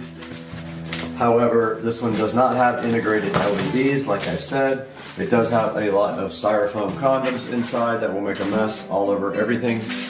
So beware. And let's get a towel set up over here to work on.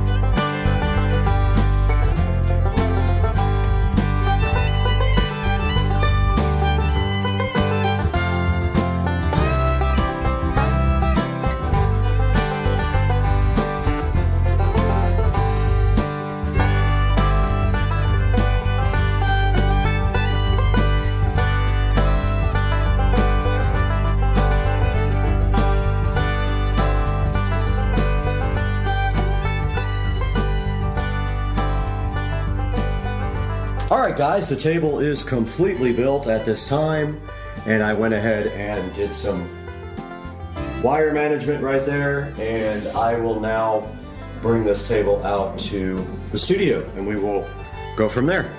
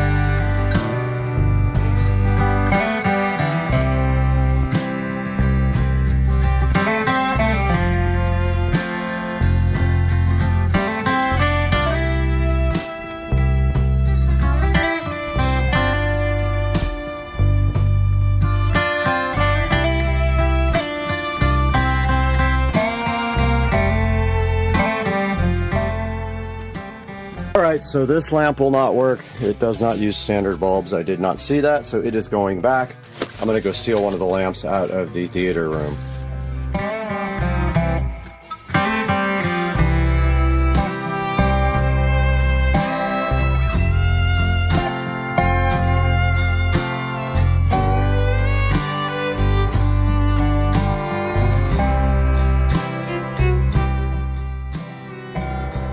Alright, back in the Supercar Street Racing studio, and we have our side table successfully installed. We've got power from up top run down into the bottom, and we've got our lamp set up with a Govee Smart Wi-Fi and Bluetooth bulb.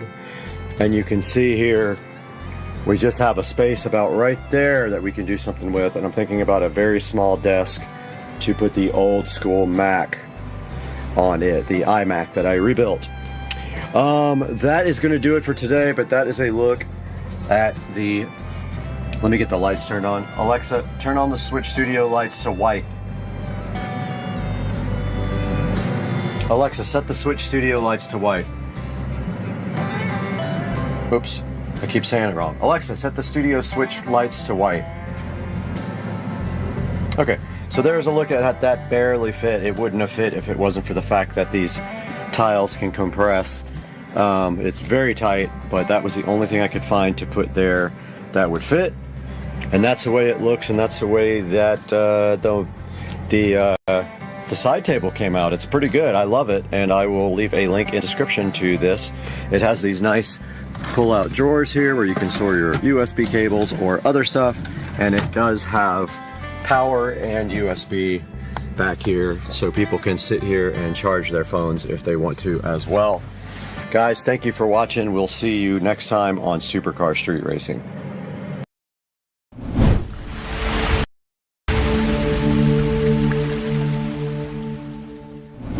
Guys, welcome back to Supercar Street Racing for another video, and today we have a very special sponsor with us. Rove was kind enough to send us one of their 4K, dual channel 4K dash cams for the Tesla Model S Plaid. Now I thought this would be perfect for the car because I need a dash cam in that car. You cannot access the footage inside of the car unless you have an incident. So this will really help out with that goal.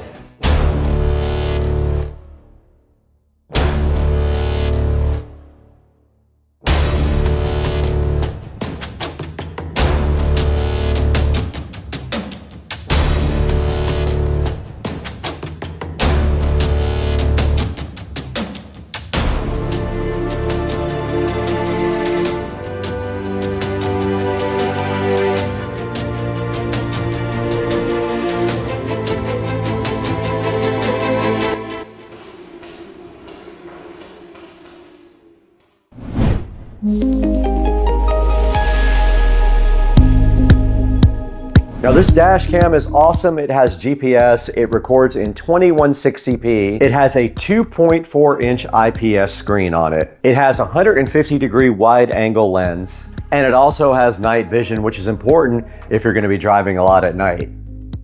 These guys have 37,400 reviews on Amazon, so you know they've sold quite a few of those. I am super hyped to get into this gift box. They sent us a bunch of stuff for the 4K dual channel dash cam. This thing also supports over-the-air firmware updates, built-in 5G Wi-Fi up to 20 megs per second download speed. It can geotag you with its built-in GPS, and it does support up to a 1 terabyte micro SD card. I think that we have an SD card included with this. When we dig in, we're gonna find out. And I just looked at the box. It does come with a 128 gig Rove SD card.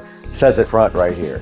This guy has an app for both iOS and Android, and we will look into that as well today when we dig into this. Right now on Amazon, this is a $99 purchase. It is 17% off right now. It might be different by the time you guys get this video, but for right now, you can pick up the Rove for 99 bucks on Amazon. Now, Rove was also kind enough to send in their big gift box this 3-lead hardwire kit.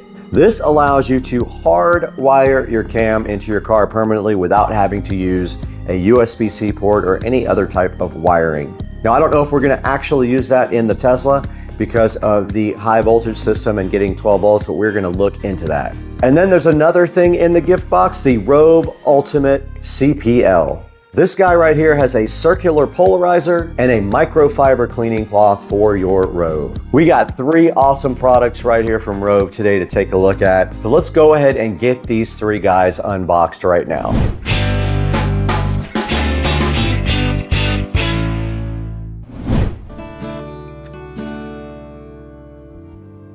What's up, guys? Welcome back to our other channel sponsor today. PureWex was so kind to go ahead and forward us some of their mushroom gummies. You can see them right here. They are 20-in-1 complex mushroom gummies. Now, these guys are so awesome. They help your brain, your focus, and your immune system when you take these. These guys have a powerful blend, a great taste. I let my neighbors try them. They said they taste just like chocolate, and I agree. Very good taste. I'm gonna go ahead and take one right now. So yummy. Literally tastes like chocolate. Now, these PureWex mushroom gummies have cordyceps, lion's mane, reishi, maitake, and shiitake, all in a 20-in-1 powerful blend. These guys help you get through the day, and they help you keep focus. They help keep your immunity high, and they help keep your brain at tip-top levels. I'm gonna continue to take some of these mushroom gummies every day and let you guys know in about 3 or 4 weeks if I feel a difference after taking them. But these are rated very highly online. I will have a link in the description to the PureWex mushroom gummies. And if you go to their store, you'll find a lot of other cool supplements you can take as well. If you don't want these, please buy something else from PureOX. Get your mushroom PureOX gummies right off of the Levanta.io link that I'm going to provide for you in the description, and let them know that Supercar Street Racing sent you and that you support us. Let's get back to the video.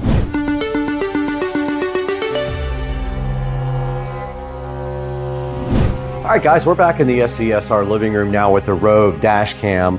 And the first thing we want to unbox is the main product. This is a Rove R2 4K dual channel dash cam we're going to get into right now. And on the front of the box, you can see here, it just gives you all the features: 4K 2160, Sony Starvis image sensor, over-the-air updates, built-in 5G Wi-Fi up to 20 megabits per second, a 3-inch display, built-in GPS, and it does support up to a 1 terabyte micro SD card. It comes with a 128 gig SD card. You may want to upgrade that if you want to be able to store more data. There's also something on the front here with a QR code that says if you want to meet other Rove dash cam users, you can go ahead and scan that and meet up with other users. Now on the back, it does tell you all of the box contents, and we're going to dig into this and see exactly what it is inside of this box. Let's go ahead and take a closer look at this guy on the side. Now on the side of the box, it just kind of tells you the same features here, kind of that it does up to 2160p recording. It has HDR. It does have a screensaver, supports up to a 1 terabyte micro SD card. It does have motion detection also, so that's cool. And it does use H.265 and H.264 codecs. H.265 is the newest and most efficient codec. It does support that. Let's go ahead and use the patented SCSR Smith & Wesson knife to get this Rove completely unboxed. All right, we got the plastic off of the Rove. Let's go ahead and open it up. And right at the top of the Rove, you do see a SD card here, a 128 gig SD card with a micro SD card adapter sitting right on the top, looking so fly. All right, guys, we got the Rove 4K dual channel dash cam right in front of us. We're gonna go ahead and take a look at what's included inside the box now. Now, the first thing we see on top of the box in the Rove 4K dual channel dash cam is this nice SD card. It is a 128 gig SD card with a SD card adapter in case you have a slot in your laptop for running an SD card. And right inside of that, there is a nice thick user manual to describe to you how to use the Rove R2 4K dual channel 4K dash cam. Pretty thick. Looks like it might contain a bunch of good information there. We'll take a look at that later. So this warning here on this card does show you that it wants you to use Rove only SD cards. If you get an SD card error, they want you to choose a class 10 U3 speed. Now they want you to use a Rove SD card, but I will challenge you that Rove SD cards are probably the same thing as other SD cards, so that is your call. I'm not going to say that until we try other SD cards. They want feedback as well. Once you purchase this, they want you to go ahead and go into feedback and leave them some good feedback. They're also giving away $500 gift cards for big captured moments. So if you have done something on your Rove camera that you think is worthy, you can go ahead and apply for a $500 gift card. There is a little warning sticker here that says smile.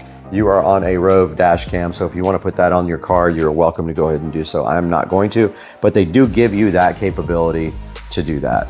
And now inside the box, everything is labeled very nicely.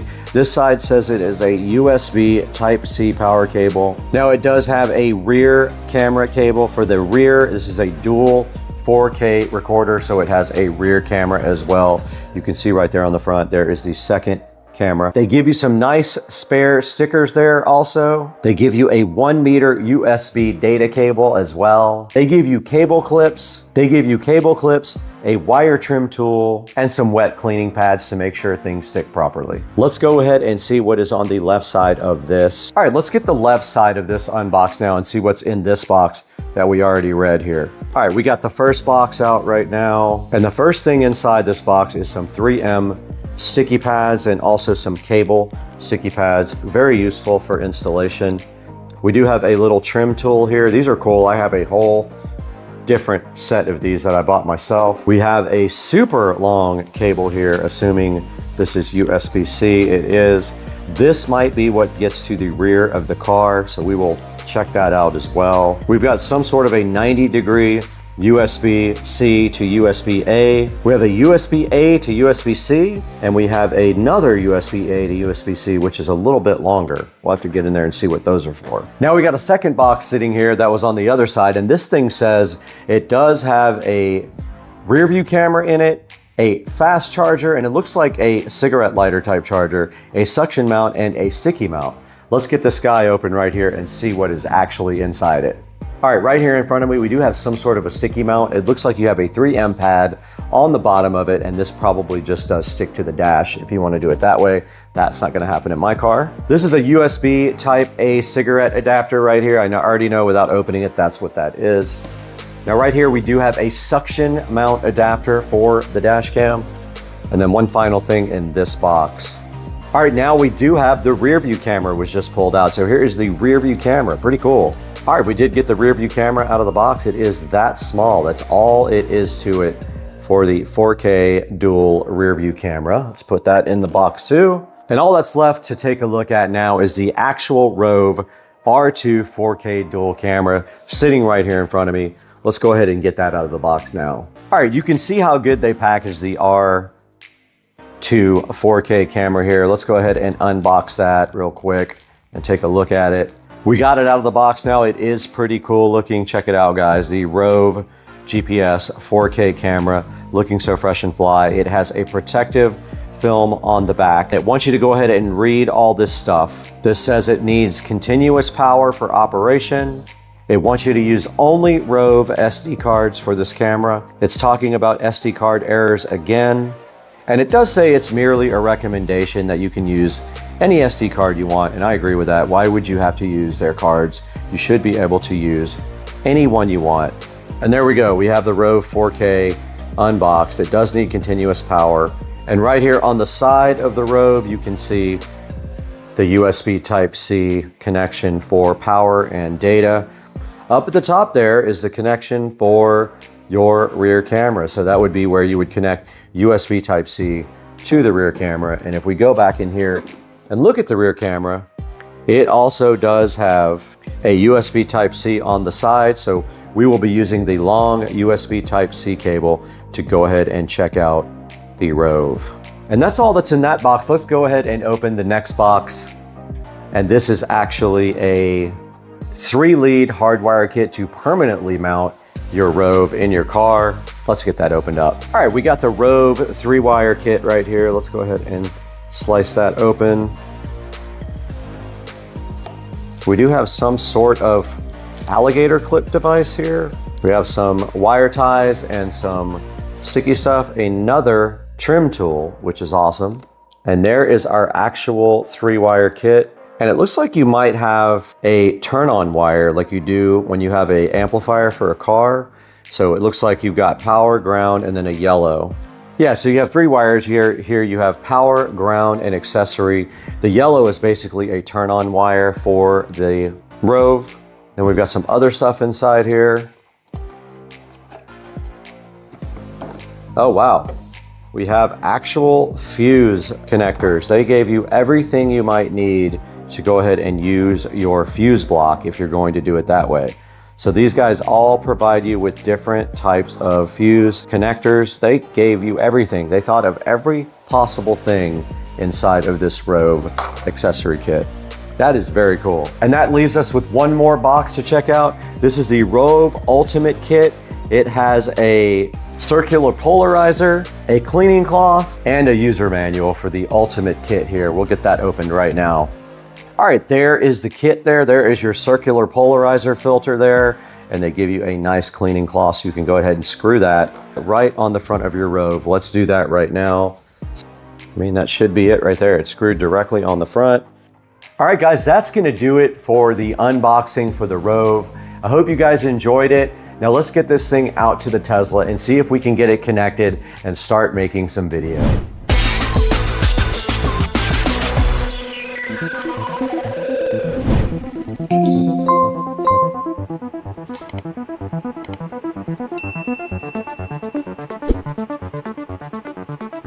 We are in the Supercar Street Racing Garage right now with the lithium-ion 72-volt golf cart. We have everything for the Rove camera right here. You thought I was putting it in this Tesla Model S Plaid, didn't you? Not happening. It's going on the golf cart, and I will tell you why. The Tesla, I have a plan for that already. A manufacturer is trying to work with me to make the dash cam in the Plaid available all the time. So they have a product we are going to be installing. So we're going to be putting this in the golf cart, and I think it's really interesting for the golf cart, and I'll tell you what my plan is right now. This thing can mount several different ways. You have a suction cup right here. That's a standard mount, right? They also give you this little like extra mount thing here that goes with a 3M tape pad, right? Like a shoe, and then this can slide directly into the shoe like this. You just literally slide the shoe right into it, just like that, no problem. So I think what I am going to do is attempt to somehow directly mount this dash cam up here like this. I want it on the roof pointing forward like that. So just like that is kind of what my mission is. So I'm going to screw it from the top, and then what I'm going to do after that is run the wires over the roof. So I'm going to go directly over the roof like that, and you can see right here there is a grating for water to pass through the back of the cart and go down to the ground. It goes all the way through here and down to the ground. Well, my plan is come through here, drill a hole directly through here, and then tap into USB power right here for the cam. Now there's also a rear camera right here. So I'm about to show you what my ultimate plan is for the rear. It connects with a USB-C cable to the camera itself. So it'll go all the way over the top as well. But let's show you what we're doing in the rear over here. Okay, we're at the back of the cart here. So my plan is to also mount the rear camera to the roof. So the rear camera is kind of cool. It can rotate and all that stuff. So I am going to basically take the shoe mount right there. I'm gonna mount it up here, just like this. And then I'm gonna screw it from the backside right through there, right there. I'm gonna screw it right to the roof and then run the cable. I think that's gonna work out perfect if it still works. It might be broken now since I dropped it. Okay, so we went ahead and just used the sticky tape mount right here on the front of the golf cart. You can see right here, it is a shoe mount, and I went ahead and just pressed that hard right there onto the ceiling of the golf cart, the roof, and now you can see that the Rove Dual fits just like that. And here is the power cable. The power does just come directly out of the side. I am going to drill a tiny hole in the roof. It's going to have to be wide enough for this to pass through, so I'll end up like caulking it in with black caulk afterwards. Now here's the power wire for the rear camera, and you can see it's huge. Okay, we're gonna do a little test now with the Rove, but I wanted to show you guys the SD card that comes with it. It comes with a 128 gig SD card. If you need more than that, go ahead and buy one, but make sure you get a high enough speed card that it will support the Rove. I'll put a link in the description to some on Amazon. By factory default settings, your dash cam is ready to go without changing any other settings. You can now utilize the user manual or how-to videos to learn more about the dash cam.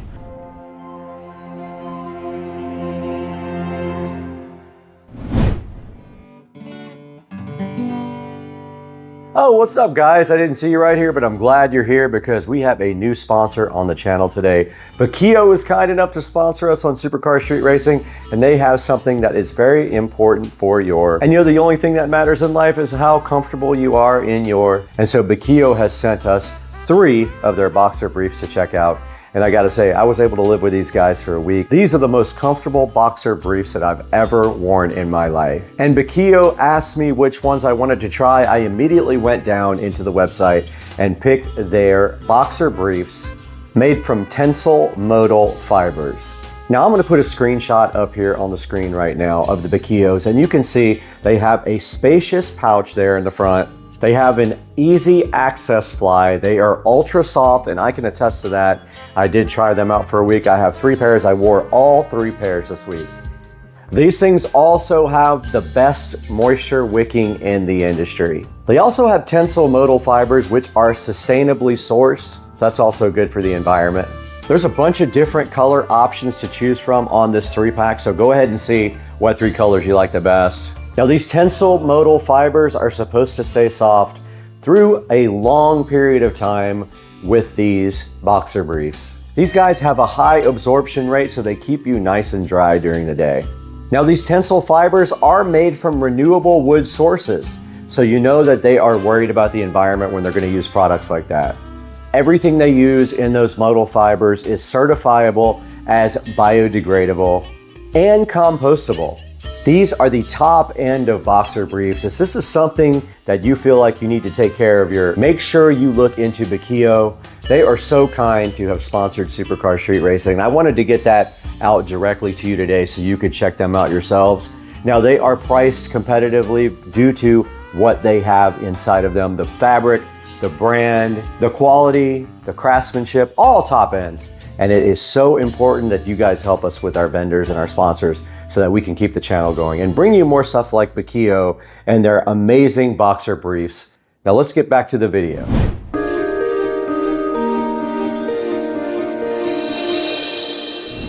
Back in the Supercar Street Racing garage the next day, and I have a plan. I went ahead and bought some black caulk, got him. These nuts. And I am going to go ahead and drill right through the top here, run the wire directly on top of the golf cart to the back. It is then going to come down this nice little thing right here. This is actually a drain. I don't know if you guys knew that. I'm going to drill through the side of this metal thing right here and pull the USB cable right out of the side there. All we have to do right here and right now is I found my sticky things. If they will stick, I'm going to use those to kind of route the wiring in the channel here on top of the golf cart. Let's see if it works.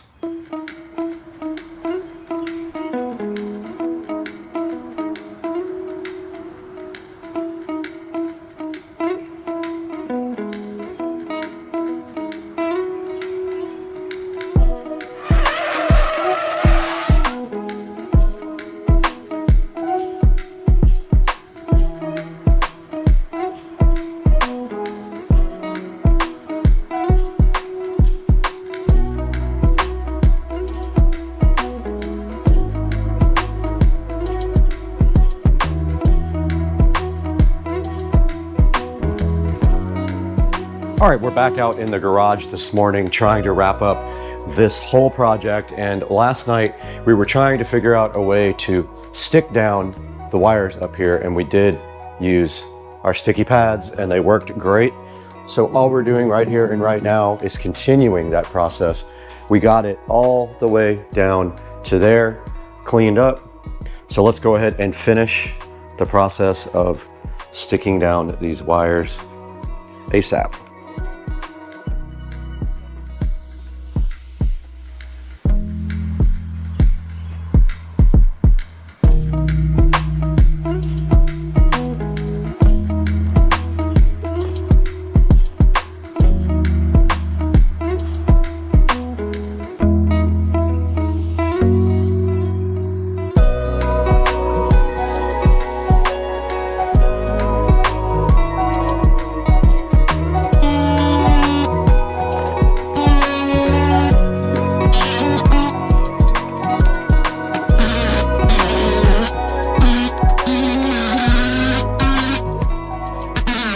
I have gotten the wire down through the channel right there. I am going to drill a small hole first with a little drill bit, follow it up with my step bit, and I'm going to need to have enough width to get this USB cable through. So it's going to be almost the entire width of the bar here. So I got to get this drilled out now. So let's see if we make things really bad.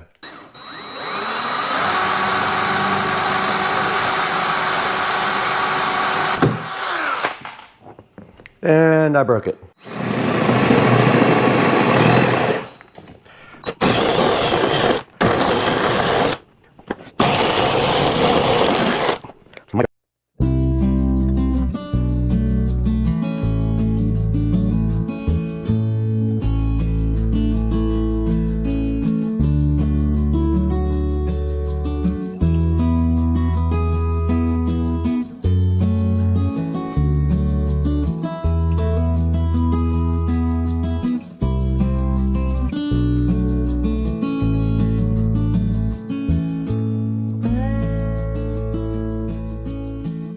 Let's go ahead and power this on, see if it actually works. It does work. Power did come on. Let's go, son. Let's see if we see the rear camera. We do. Success. That's kind of perfect. So I got to clean this off first. and go ahead and stick it here and then drill my hole wherever I feel like drilling. Let's do that.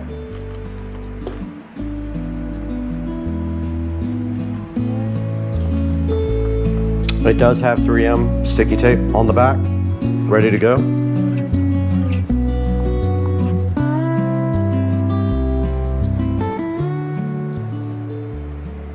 And it's perfectly straight because it's hitting the top of the trim.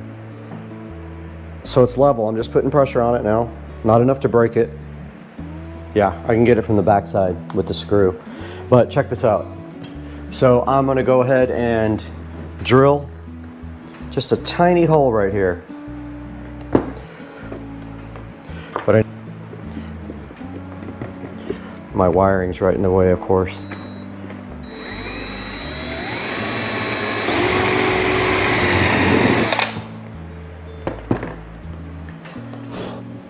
Okay. Let's see if I did it wide enough. All right. Let's go. Got him. Ha! Got him! Got him! Oh! Whoa!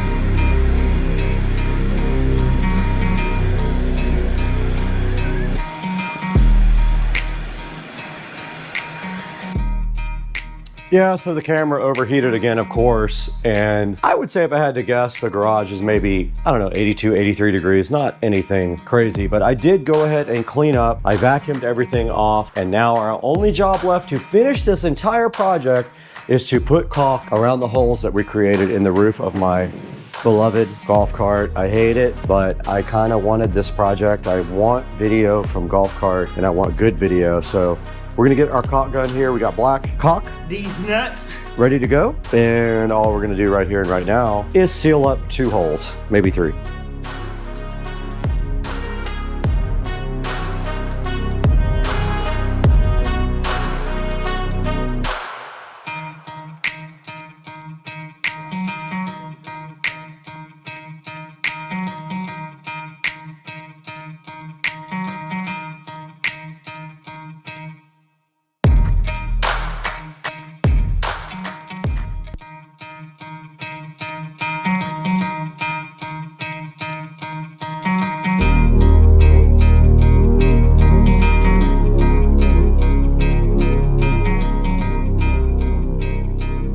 Not gonna lie, it definitely took me to another level of challenge. I don't usually have these many problems with a project. This one I kind of guessed on the way because I don't know the actual anatomy of the golf cart, but it turns out that I figured it out in the long run. And basically, we got the 4K dual dash cam installed for you guys, and I'm so hyped. And one of the cameras is right here over my shoulders. This is a rear cam, records at 1080p, front cam at 2160p. So 4K in the front, 1080p in the rear. And guys, it would help me so much if you order all of your Amazon purchases through our affiliate links down in the description. You don't have to buy this. I would encourage you to buy it from Rove, but if you don't, buy something else. It helps the channel so much. But tell Rove how much you appreciate Supercar Street Racing by buying this camera through our affiliate links down in the description.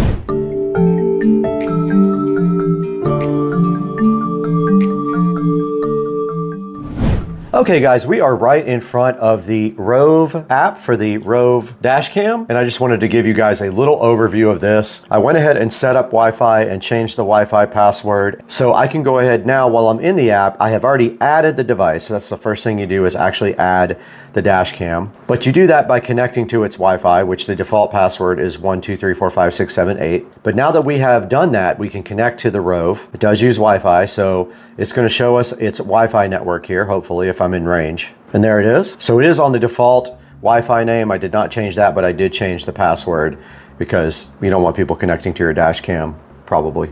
Now it's going to say connected without internet, and your phone will probably prompt you if you want to connect to it always, and you just say yes.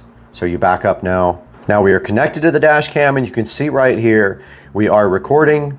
We also do have a front and a rear. All right, this is the front dash cam here. If we click this right here, we can go to rear. You can see my garage door right there looking so fly. You can also go into the dash cam itself and look at videos. So here's videos from the front. From yesterday, we have a whole bunch of videos that I will be showing you. And this is how you configure the actual video. So you can set your video resolution here. I have it on 4K in the front, 1080p in the back, 30 frames per second. This is where you set up the loop length. So it's the length of each clip that you have recording. Now, this is the G sensor, and on the golf cart, it is very, very sensitive. I'm gonna go ahead and switch that off because we hit bumps in the golf cart. It thinks we had an accident. HDR is definitely turned on, and this is a default exposure for the camera. You can do time lapse on this setting. I do not use that. This is where you set the video compression. H.264 will be larger files. H.265 will be smaller, but also very good quality. I have the bitrate set on high for the highest quality. Your file size will be bigger if you do that. We did not put the 24-hour kit on. We're not turned on 24 hours, so we can ignore that. This is what you want to be stamped onto the video. I have everything switched on. This is how you change from mile per hour to kilometers per hour. You can hide the status icons on the camera after a certain amount of time. This puts the live speed and the compass on the display. And this allows you to rotate the video. Let's say you installed the camera upside down. You can go into either the front or rear, and then you can flip the camera view over. And that is it. We are connected to the camera right now. We can go to the front or the rear, and you can see right here the garage of the Supercar Street Racing compound. All right, here I am inside the Supercar Street Racing garage, guys. Now guys, that's gonna wrap it up from the Supercar Street Racing garage. The next step, take it back to the SCSR editing studio, Studio B, not the main studio, the secondary studio, and show you guys this on Amazon. All right, let's wrap this up inside with a look at the Rove Dashcam Online.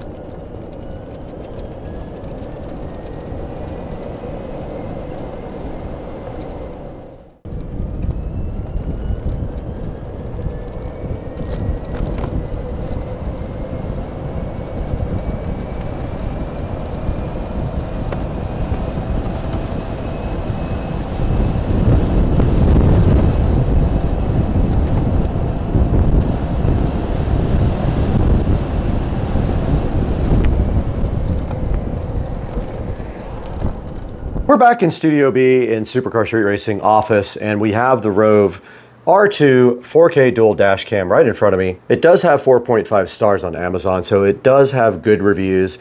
Right now it is selling for $129, and there is a $30 coupon you can apply to it that you can see right there. Go ahead and pick one up from the link in the description. It will help me out so much if you can go ahead and use that link. It just helps the channel out a little bit, gives me a few dollars to keep going because we lose money on the channel. So please buy from our affiliate links on Amazon. And thank you so much for supporting the channel. And we'll see you guys later. We got to get out of here later.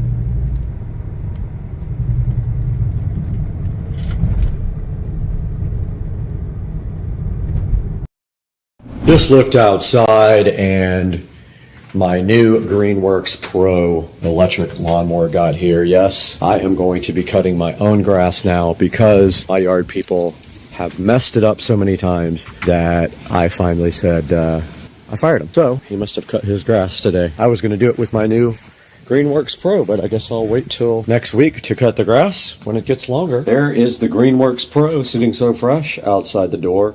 Let's get it inside.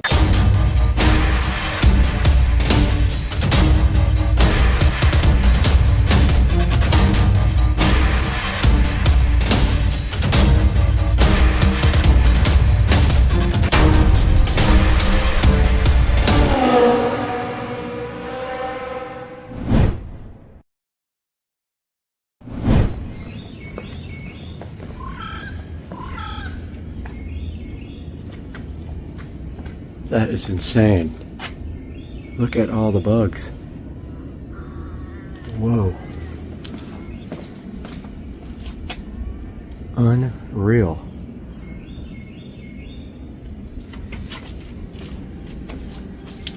There's millions of them. I've never seen anything like that. Whoa. Not gonna lie, I didn't expect this to be that heavy, but it was quite a event getting that in here. I rolled it in here, but yeah, it's pretty cool looking, huh? It does come with one battery and a fast charger.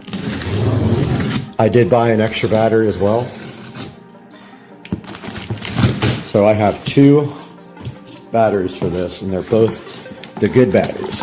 And I have the perfect place for the quick charger to go out in the garage, and it looks like this thing has to be assembled. Let's get it out of the box.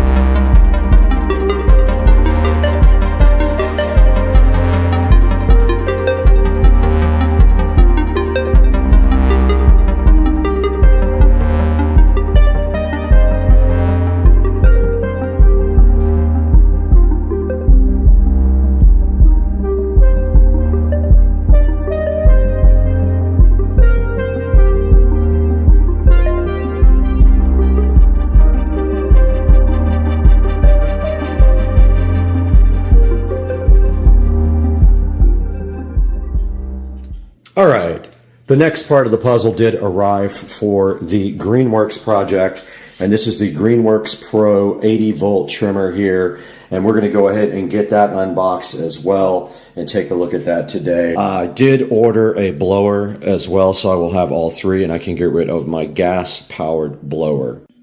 This is the cover for the Greenworks lawnmower. We're going to go ahead and get that out of the vacuum seal here. But because the Greenworks mower is going to be stored outside, I don't want to keep it in the garage and it won't fit in the shed. So I'm going to store it next to the shed under this nice cover. There's the cover laid out on the floor right now for the Greenworks lawnmower. You can see here that this fits right over the Greenworks. It's got a hole in the back here that you just slide it straight over, and it has some quick clamps there to keep it on. Pretty nice.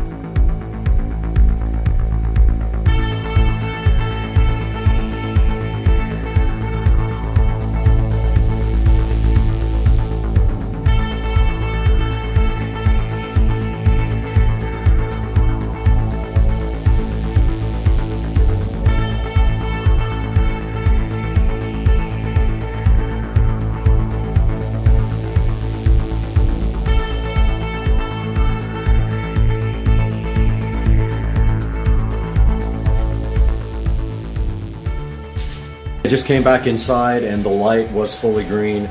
Now I did notice that the fan stays on for a while after it's done charging, probably to cool down the battery charger. But yes, it is at the 25-minute mark and this battery is fully charged. All right, we are outside of the house now, and we do have our pattern to go ahead and cut the yard in a diamond. So I have my battery pack here for the phone. I've got my pattern here. There's going to be a few little areas where I have to make some modifications because there's stuff in the way, but I think I can make this work. I've never cut the grass with this before, so this is a first time thing. I got to get set up and get my tripod out and all that. So we'll get back to you guys when I'm ready. And it is almost time to cut the grass, and you know what that means. We need a battery, and so we have to come out here to our charger and get our biggest battery out of here. Is that big boy right there is what we're going to use. I'm just giving it time to dry. It's wet from overnight, and also the sprinklers were on briefly because the sprinkler repairman was here replacing my valve, but I have never put one of these in, so let's see how that works. We got the 80-volt lawnmower here, brand new, never been used, don't know how to use it. I've got the deck height set to the second from the top here. Gonna see how low that is. If that's too low this time, next time I will crank it up a bit. But we should be able to just get this battery. Okay, so it goes down. So this insert's basically, this should be facing up in the back.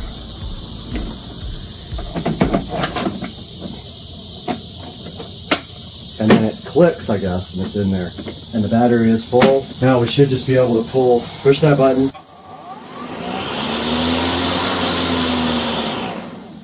And that is how you use the lawnmower. Now the self-propel functions are on here. Pull it back to go slower, push it forward to go faster, and then you pull. You gotta hold this to keep the motor running. You pull this to self-propel. And you see it is on now. So it will go right now. So my plan is to follow my pattern, cut the outside first. So I'm going to go to the corner of the yard here, start at that corner, cut diagonally to the bushes over here. That's my first pass. So you always make one pass one way and two back the other way, heading that way in the yard. So I'll start down there, cut one stripe there. You can't go backwards, so you have to go all the way either around the outer edge again to make your return stripes, or get on the concrete right here and go around. So it takes a little bit longer, but it is self-propelled, so we should be fine. But yeah, I'm going to start on number 6 on the deck and see how low that cuts the grass.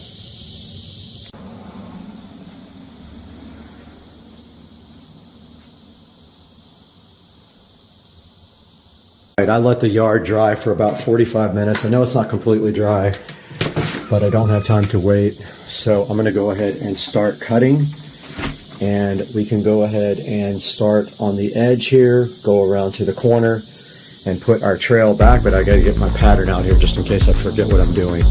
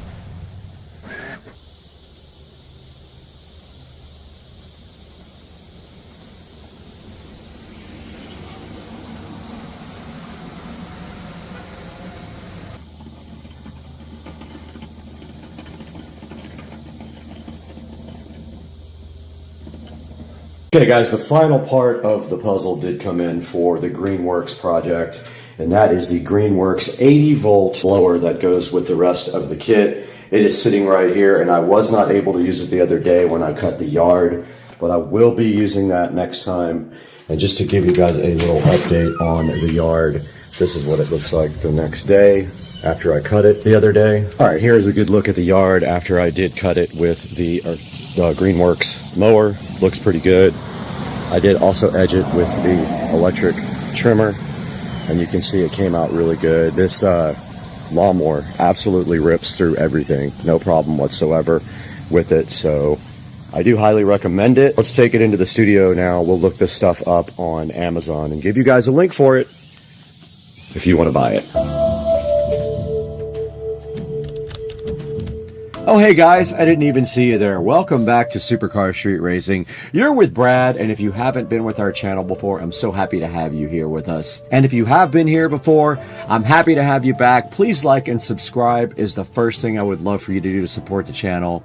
And we are celebrating our first time to get rid of all of the gasoline-powered things at the Supercar Street Racing house. Now we only have electric-powered things at the house, so we can get rid of all of the fossil fuel that we have to store over in the Supercar Street Racing shed in the compound. And right in front of me, right here and right now, is the Greenworks 80-volt brushless, cordless, self-propelled lawnmower. And this thing does have a 60-minute charger.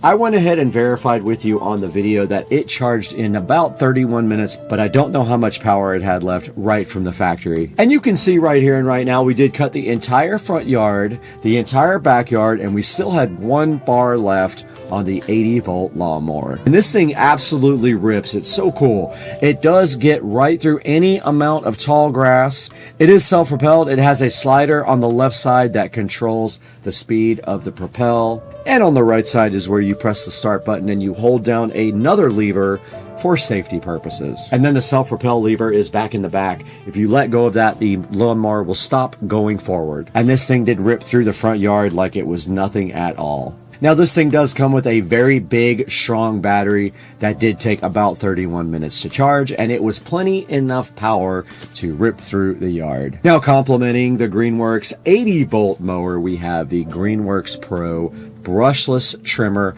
that I did purchase as well.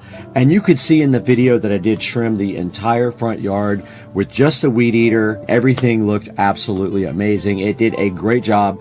Absolutely no worries about the power or whether it can handle big grass and trees or brush. It has no problem at all with any of that stuff.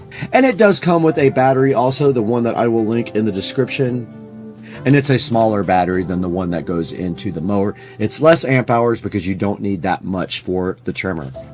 Right here in front of me is a Greenworks 80-volt, 170 mile per hour blower that I also bought and have not even unboxed yet. I had to go ahead and cut the grass, and I didn't have this yet, so I used the gas blower for the last time. That is up for sale now.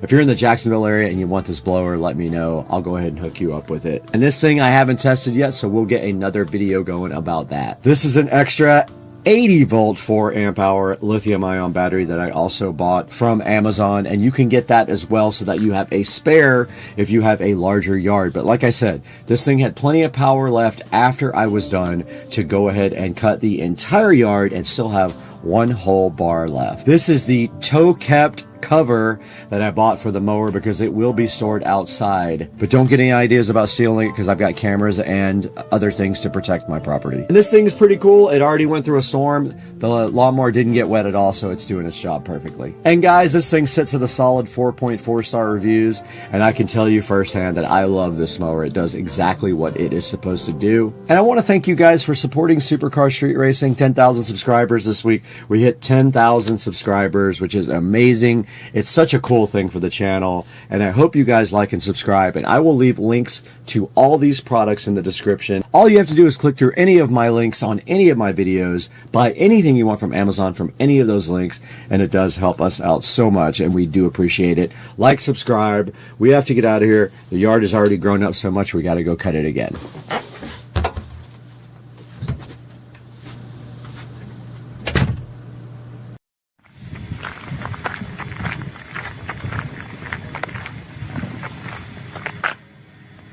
fool left his garage open. Look at this guy. Garage wide open. And look what I got. Common key. Got some kind of YouTube star. Got him.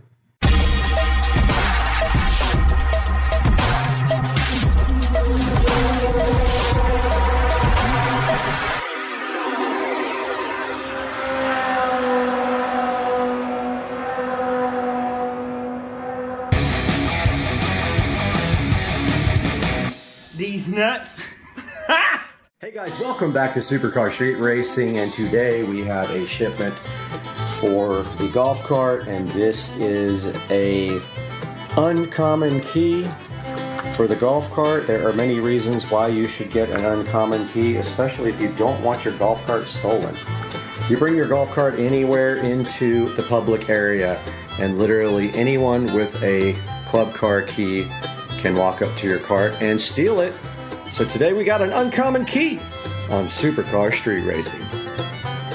Hey guys, welcome back to the channel, and today we are going to figure out one of the biggest issues with the club car precedent, and that is all club cars come with a common key, and right here we have an uncommon key.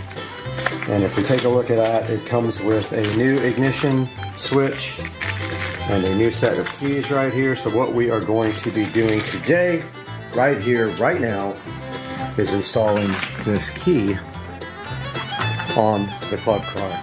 So we need to take out the existing ignition key that I put into the carbon fiber dash and install this key. We're gonna do that right now, guys. All right, guys, so here we have the carbon fiber dash. Now I am still waiting for a new keycap for this. I might actually just refurbish this one and then cancel that order. But yeah, we need to pop this little thing out and then pop the ignition switch out. I do have some trim tools, but also a little screwdriver might be better for this. There's not much room to work here. But as you can see here, this little plastic cap, it was kind of hard to get on. And of course I just scratched it again.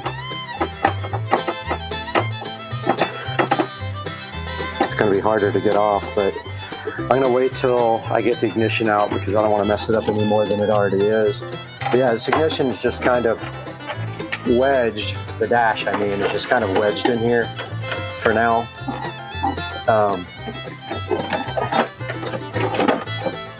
I got to take off this steering cover. No big deal, it just pops right off.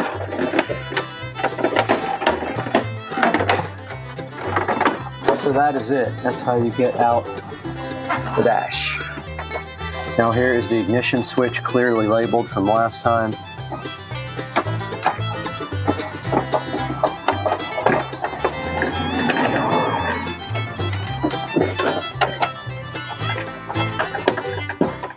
The dash isn't very strong, so don't rip on the dash, it will break.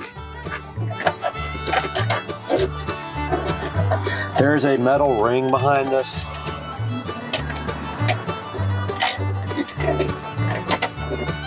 And then a little lock ring. So we need to undo the little lock on the back.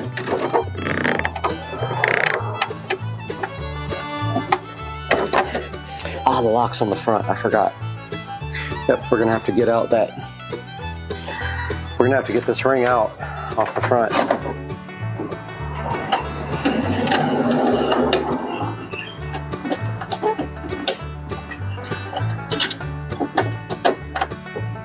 Yeah, I don't want to scratch it up anymore. It already scratched. I'm going to end up painting it, I think.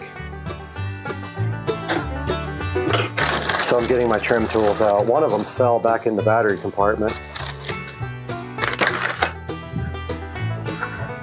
It was kind of difficult to put this ring back on. I may end up breaking it.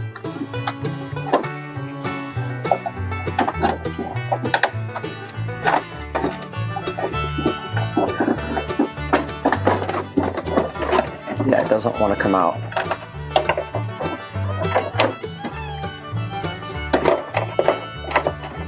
had a feeling this was going to be kind of hard. Ah, okay. I just turned the actual key switch, and that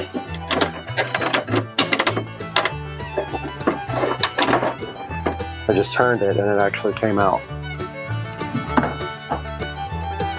So now what's left is the rings. Okay, the ring is out. And you can see it's kind of scratched up. I'm gonna go ahead and hit it with some sandpaper and then paint it matte black.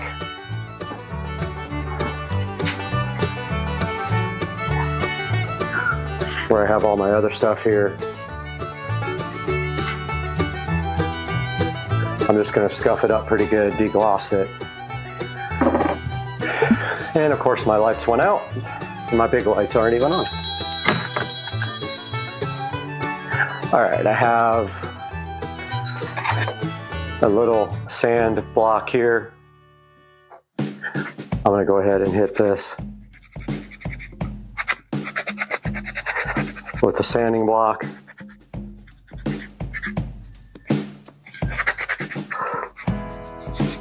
Try to get some of the scratches out of it.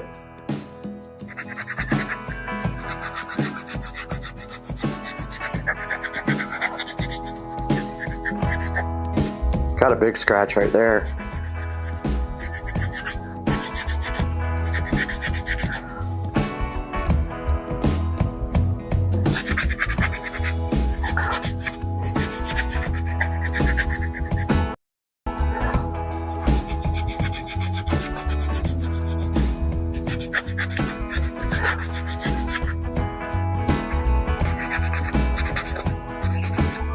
So I'm just scuffing it up really well, so the paint has something to stick to and get all the scratches out. But I think like hitting it with a couple of coats, it'll hide all the scratches.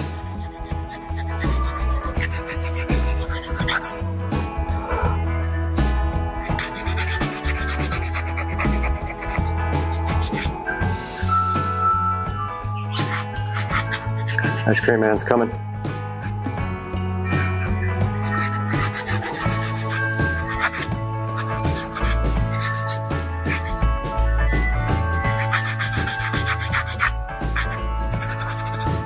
Okay.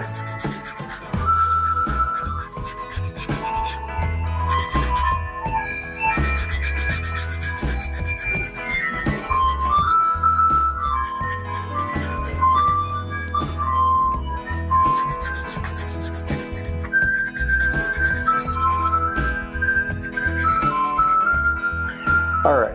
Okay, we're going to take our sanded down plastic piece and hit it with our deglosser, which allows the paint to stick better, even though it didn't work very well on the cart. With the Plastidip, this should let the paint stick. So here's rubbing it down with deglosser. I'll see if there's any deep scratches. I'll probably put 2 or 3 coats on it. But yeah, that looks good so far. Just remember, don't touch it with greasy hands after you degloss it. Okay, we are back over here with the new uncommon key switch.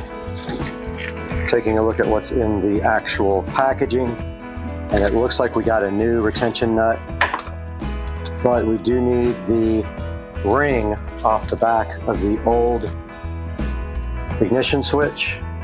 This was actually part of the dash, so we have to take that off, and it has to align with the non-existent notch. The new one doesn't have a notch, so not sure how to line up this ring, but I'm going to try it. Try it facing up.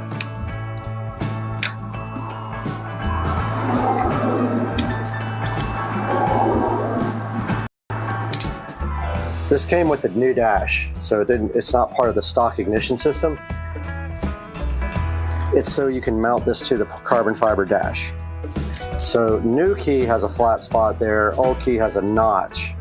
So I'm just going to look at, I'm actually going to try the key and see if to the right is going to turn the cart on. Here's the new key.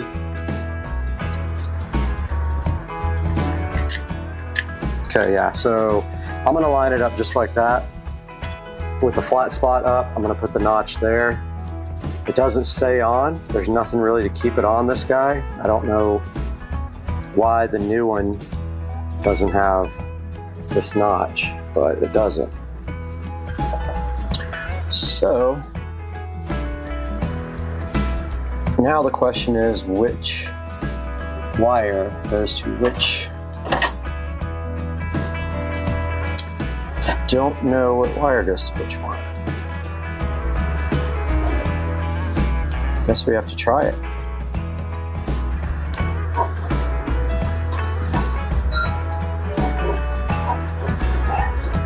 Wow. Okay, well, maybe.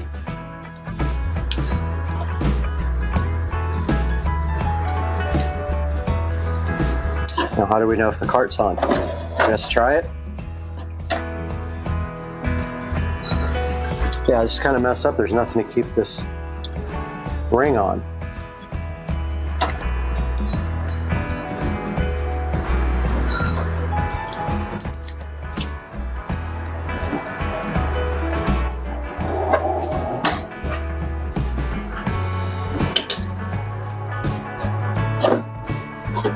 Okay, I'm trying it.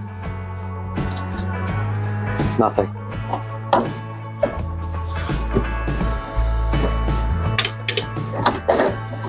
Okay, that does nothing. Trying the opposite wiring.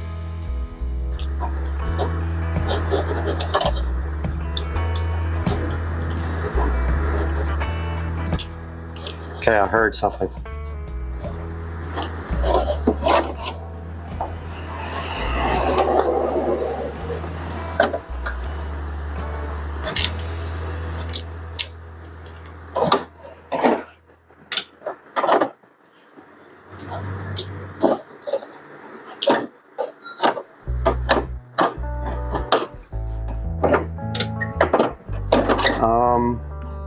Nothing works.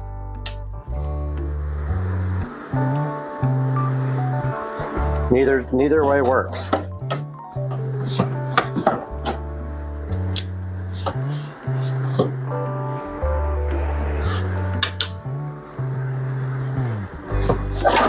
What is happening?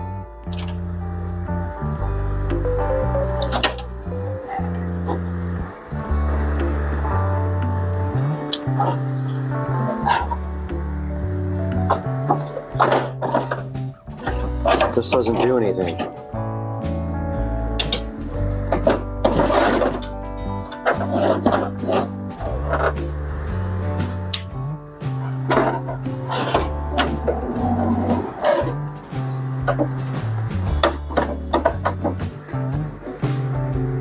Oh, maybe it's because it's plugged into the charger? I bet you that's it. Maybe I'm an idiot. Okay, yeah. I did not know that. Okay, so that works. You can't have the cart plugged into the charger and go anywhere. It has a smarter than me system. So I really would love to try to figure out how to secure this. It kind of stays in place, and also these don't stay in place. I might have to open these up a little bit, or I mean they're there. I don't know, they're not very tight.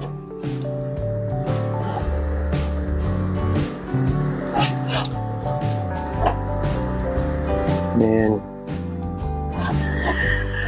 come off pretty easy, look.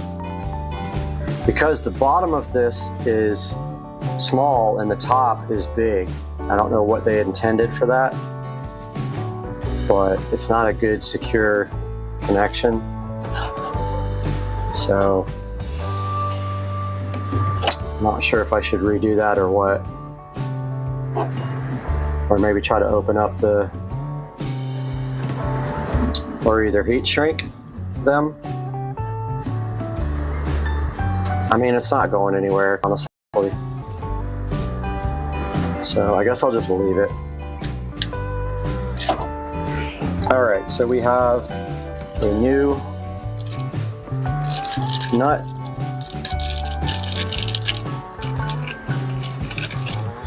And all we have to do is put this through.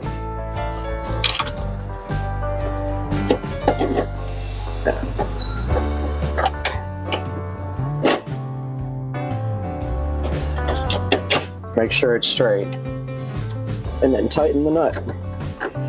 The trick is getting the cap on, because there's no room to put the cap around. There's no room for the cap legs to go through the holes. The nut's in the way. It's a dumb design. So I'm just trying to put this. There's a cap thing right there. There's holes for the cap, but the nut gets in the way.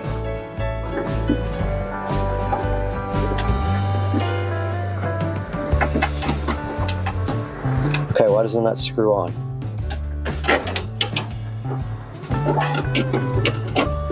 Alright, so the nut doesn't screw on. It's just difficult. It's not impossible, it's just difficult.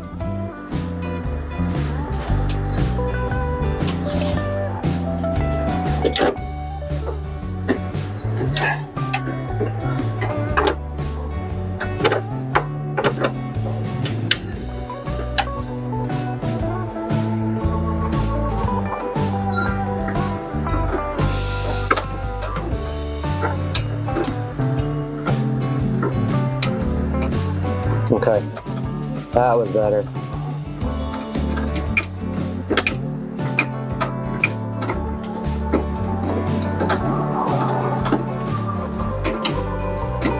Okay, I know it's hard for you guys to see what I'm doing. I'm screwing on the nut.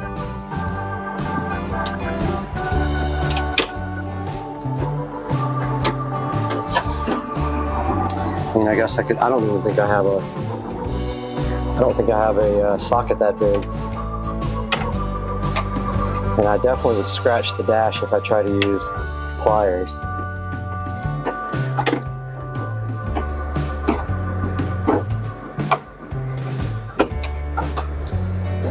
Man, this sucks. Okay, that works pretty good.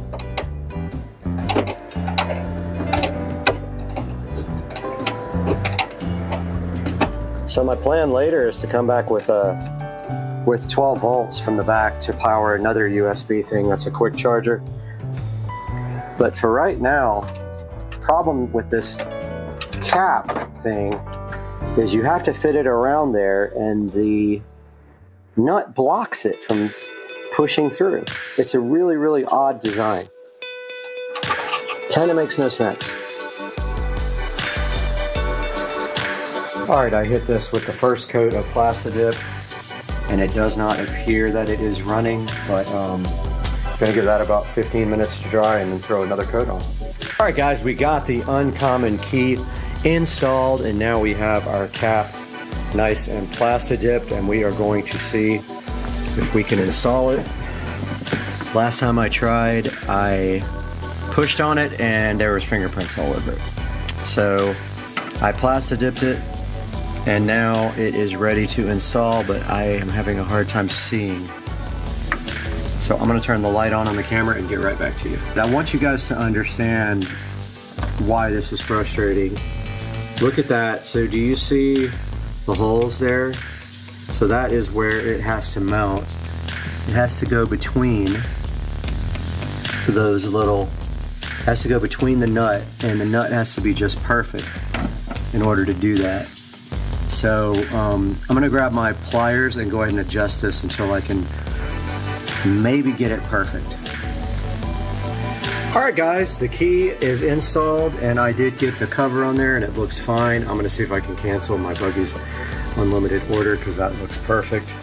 Guys, thanks for joining us today. Hope you enjoyed the channel and have a great day. We'll see you next time.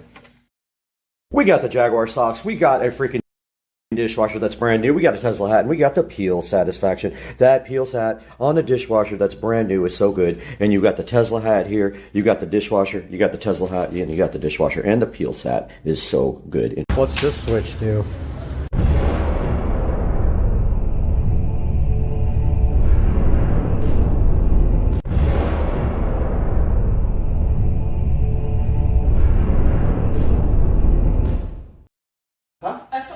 that earlier. Yeah, I know. That's right. I knew it already. I checked it.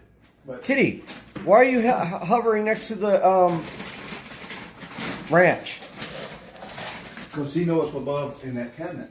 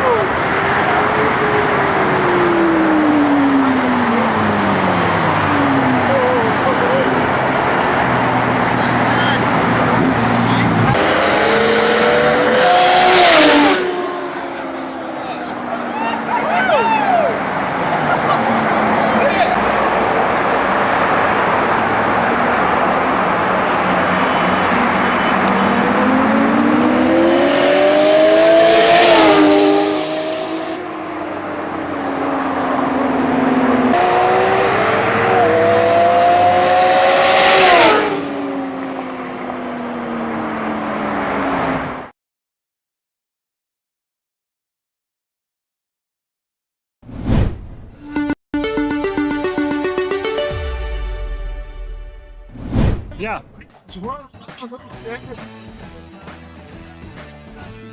Please. And hopefully.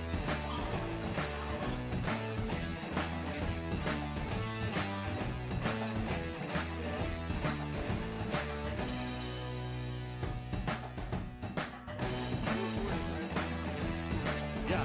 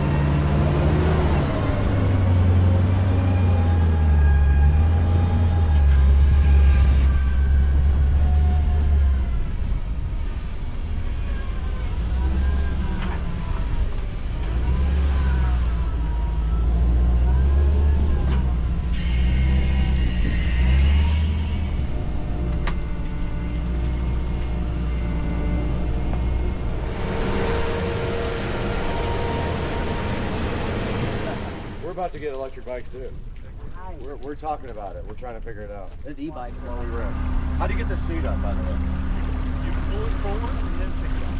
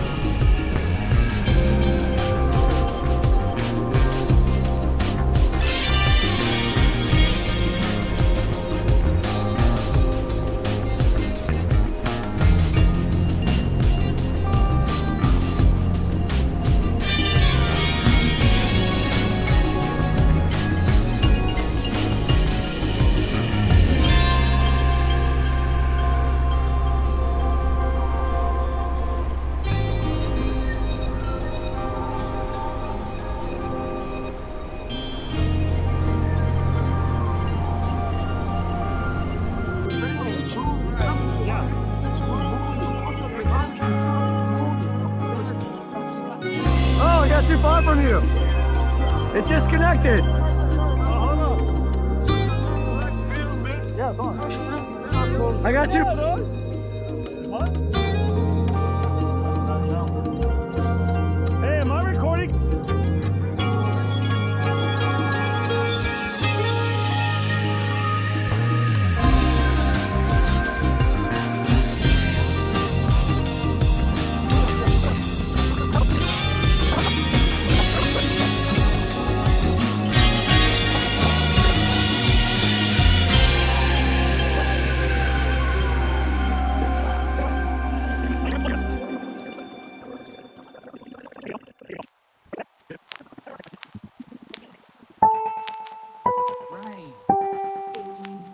Turn left on Bourbon Avenue.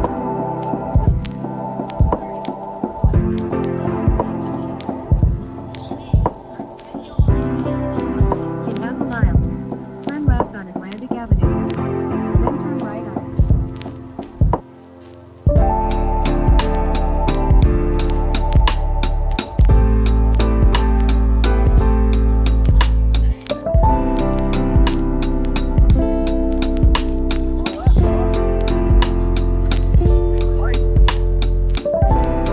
Go left. Go left. Let's go by the beach, dog. Come on. 0.2 miles. Turn left. Oh, Then turn right on South Pleasure Avenue.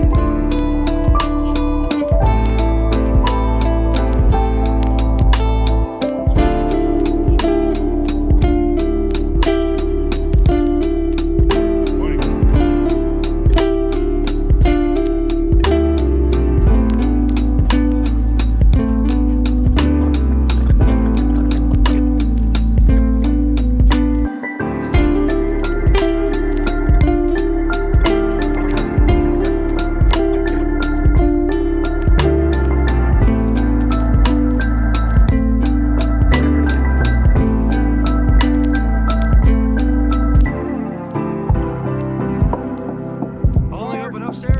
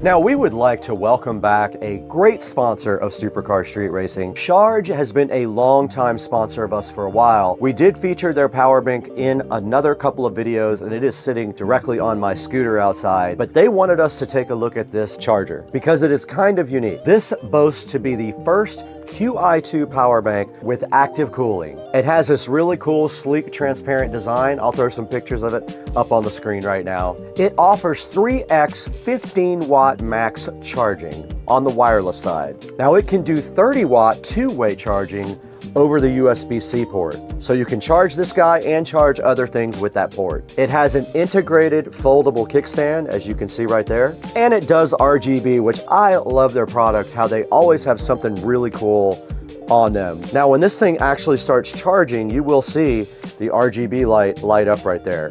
It's pretty cool. Now, it has something called a unique low current mode also, and this guy is 100% airline safe. And you can see right here, I've got it sitting directly on the wireless part of my phone, and it is charging right there. You can see the RGB right there as it's going. Very cool. You just sit it on top of your phone and it starts wirelessly charging it. Very neat device. Go ahead and check out the Ice Mag 2 in the description. Buy from our sponsors and tell them Supercar Street Racing sent you so they come back to us.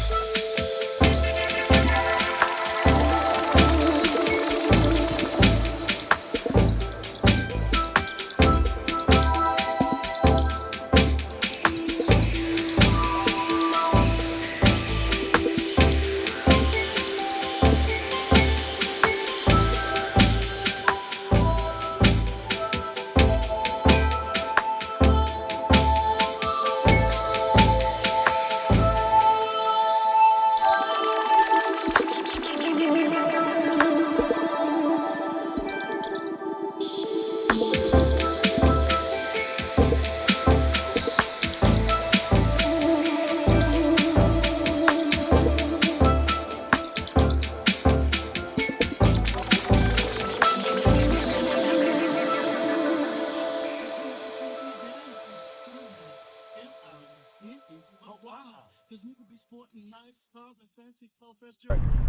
to rip.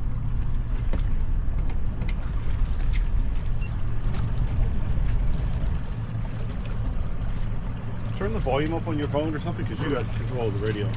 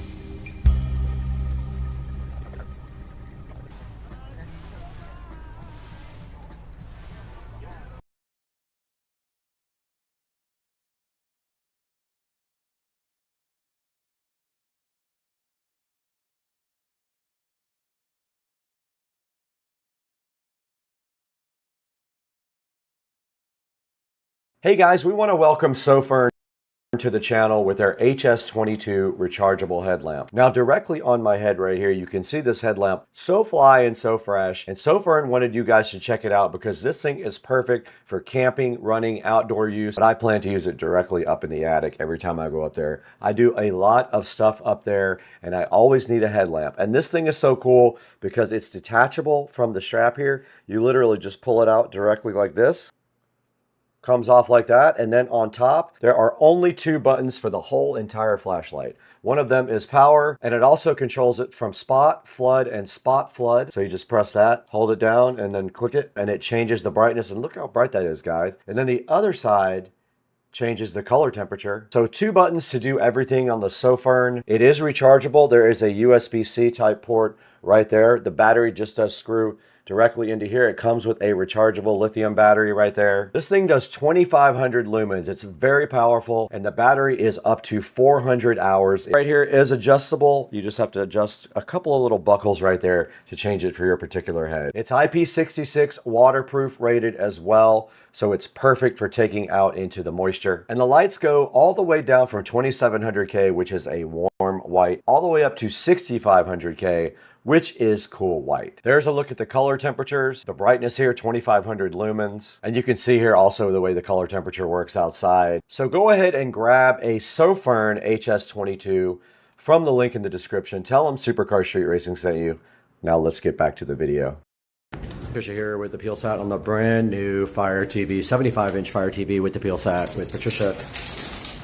Oh gosh. That PeelSat. Oh my gosh. I know, it's so good. So good. Good job. You're gonna rip the TV right off the wall. I'm scared that's what's gonna happen. I know. It feels that.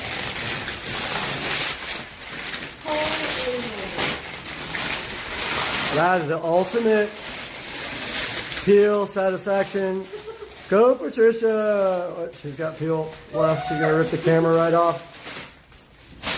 Way to go, dude. PeelSat. Guys, today we're going to take a look at what is under these aero covers on the brand new 2023 Tesla Model S Plaid. We're going to do that right here and right now on Supercar Street Racing. Stick around.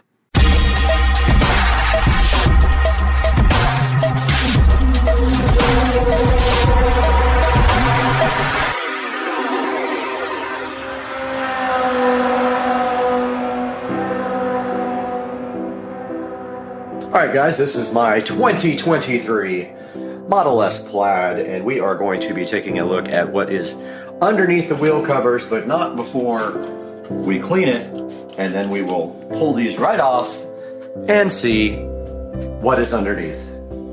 And here is the Model S Plaid aero cover, sitting here, so beautiful.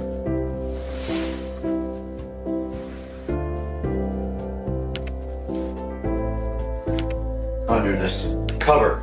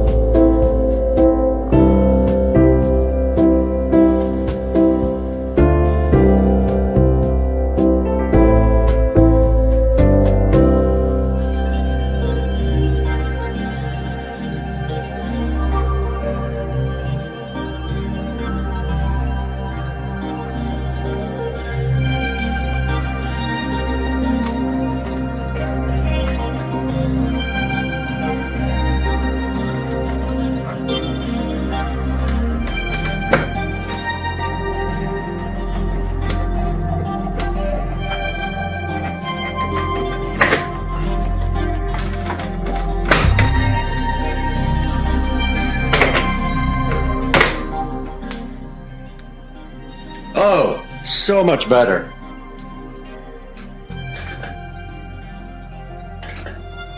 So much better. Just needs hubcaps. That's all it needs, and I wonder if these will fit it. Don't think they will. Guys, that is such an improvement. My hands got dirty. Let's get the rest of this clean. Guys, here is the Tempest wheel from Tesla, right underneath this cover here. And what we are going to do now, right here, is clean this wheel.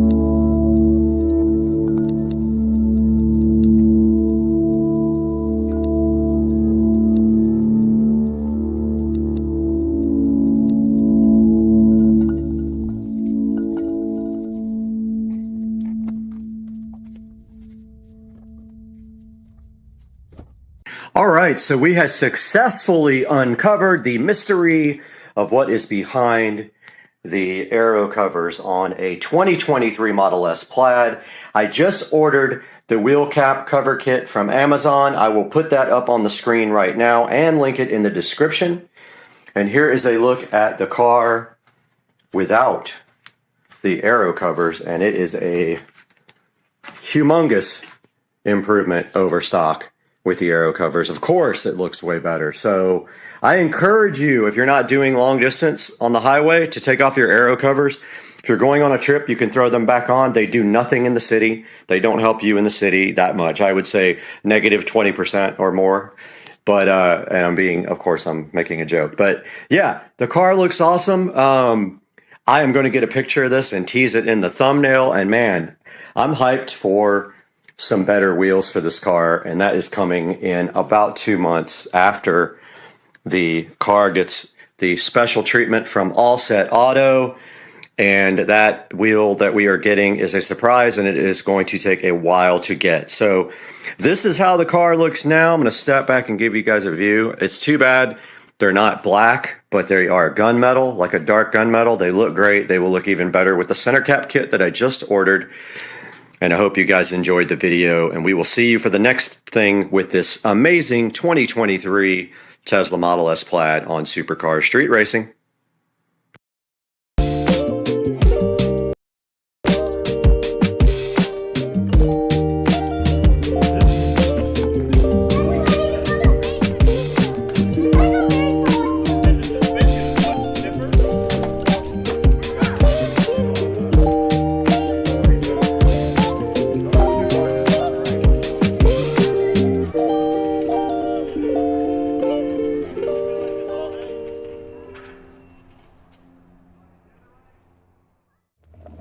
This thing is...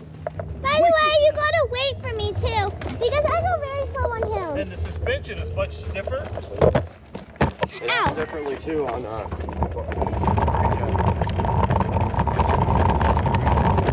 don't go too far, it's about to rain.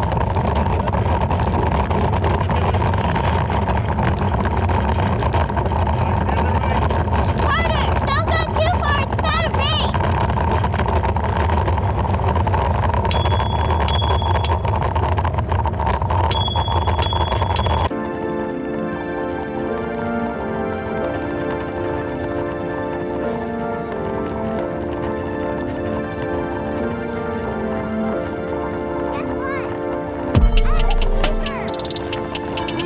Is it?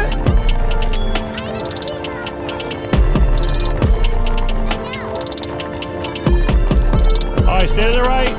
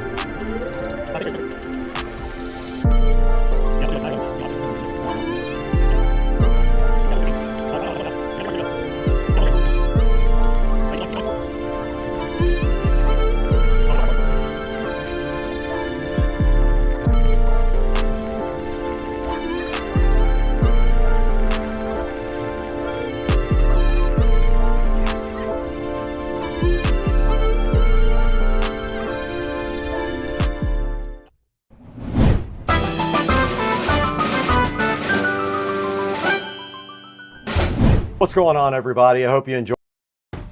But no, you got that phone holder thing. Yeah, so the camera overheated, of course. That's what happened. You have to take off all this corrugated crap or it won't fit through the hole. Oh, it won't? And then you got to go all the way to the top, and then the dash goes on after you put this through the hole. Where's your stool? Oh to put it inside. Right here.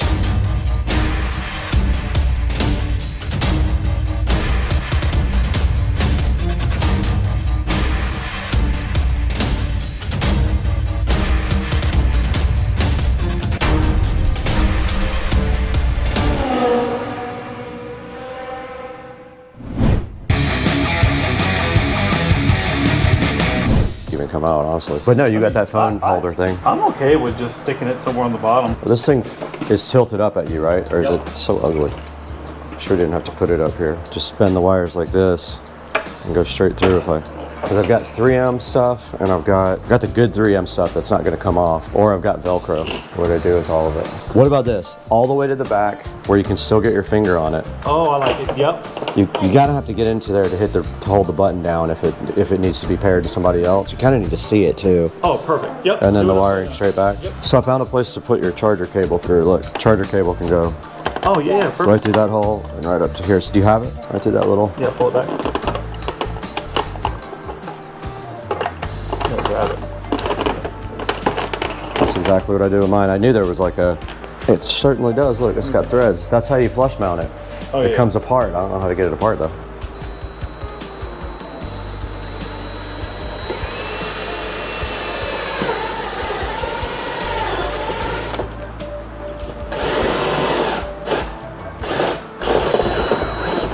That's it a couple times.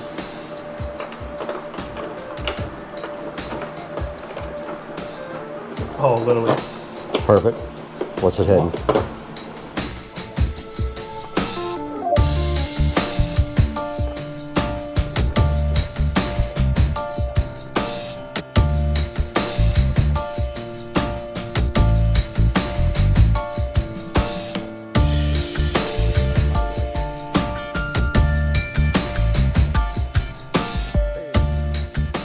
All right, I'm working on this Bluetooth again now that we've got the bass knob already mounted. I cannot find a good place for this, to be honest with you. All right, I'm drilling a hole in the bottom of this for the RCA cables and the power wire to go through.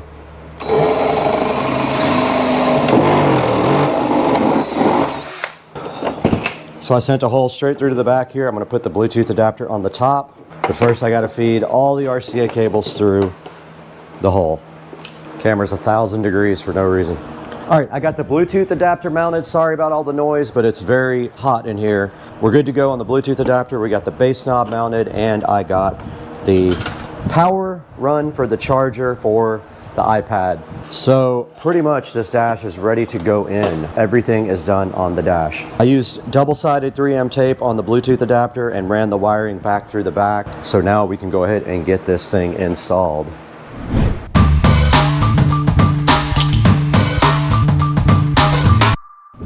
Okay, I'm gonna clear everything out and go ahead and try to put the dash over the steering wheel. To install the dash, you simply slide it over.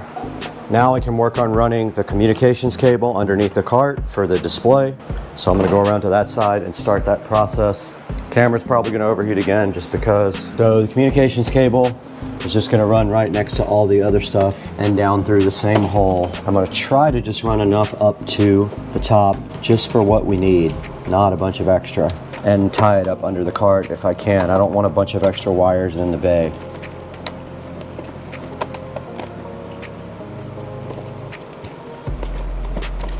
There's plenty of wire, that's for sure. Okay, I have to get under the cart to do the rest. Got the first zip tie on. Now I'm just following these other cables and I'm gonna zip tie to them. It's got its own hole to pass through though, the one that I drilled.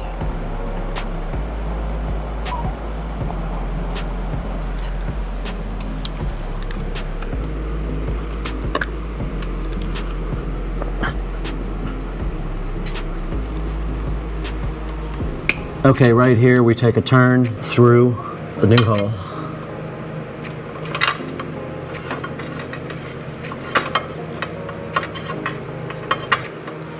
Okay, I got the comm cable run into the bay here. I'm gonna try to pull some of it all the way over here so it's not all in the bay. Let's see what I can do here. There's so much slack.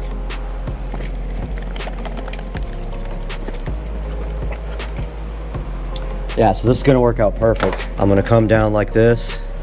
I'm gonna stuff the rest on the side of the battery, and I'm gonna come just like this and zip tie to these guys.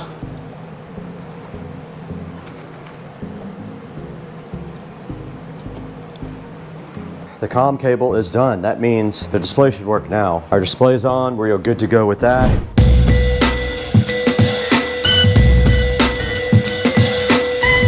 To get this plug through, you have to put the wires through first, like this, before you slide it over the wheel. And then there's just enough room, I believe, for the wiring to go down. But you have to take the corrugated stuff off of the wiring. See how it goes on now? No problem. And you can also pull it till you get to that part. Now, I need to know if I have enough. I don't think I do. I think all this needs to come off. It can go back on after, but you can't get the dash on with this.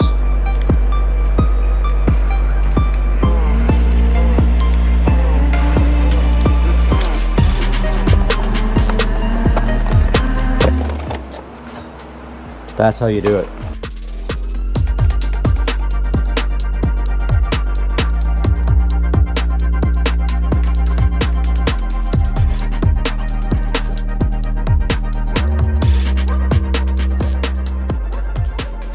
It took me about 10 minutes to figure out how to get the wiring through the dash. You have to take off all this corrugated crap or it won't fit through the hole. Oh, it won't? And then you got to go all the way to the top, and then the dash goes on after you put this through the hole. Hilarious. Yeah. Because there's no notch. We need to connect some stuff, and we need to finish this real quick.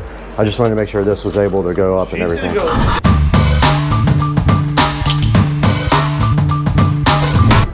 All right, so here we're back, gonna work on the subwoofer. Found this thing actually on the side of the road. Somebody had a sign that was just said free stuff. So I found this subwoofer along with an amplifier, and it's been sitting in my garage now for probably 5 years. So I'm like, perfect time in, break this thing out, clean it up, get it working. The porthole was rattling around in there, so I'm gonna take the time. Brad already screwed it back in, and I'm gonna take the time to seal it off, caulk it up to make sure we got a good seal on it. And then after that, I'm gonna go ahead and carpet it, fresh and new, put the subwoofer back in. Hopefully we'll be able to hear some sound out of it here in the next couple hours. We're on the home stretch with just probably 5 or 6 more things that need to be buttoned up, and then hopefully everything will be done and we'll be able to fire it up and test out the new system. All right, while you're doing that, I'm gonna go ahead and finish up getting your blinker control back on and start plugging things in your dash so we can get this thing back together.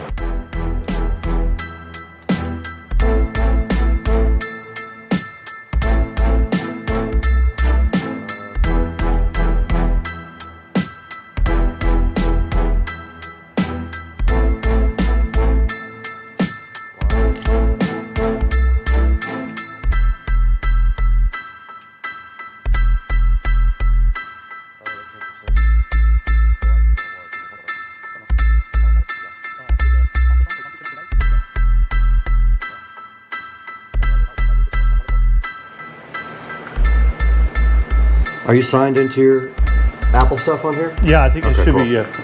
Where's the SCSR whatever scissors? These nuts.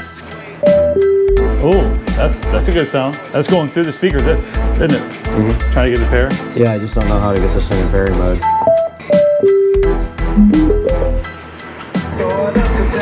Oh!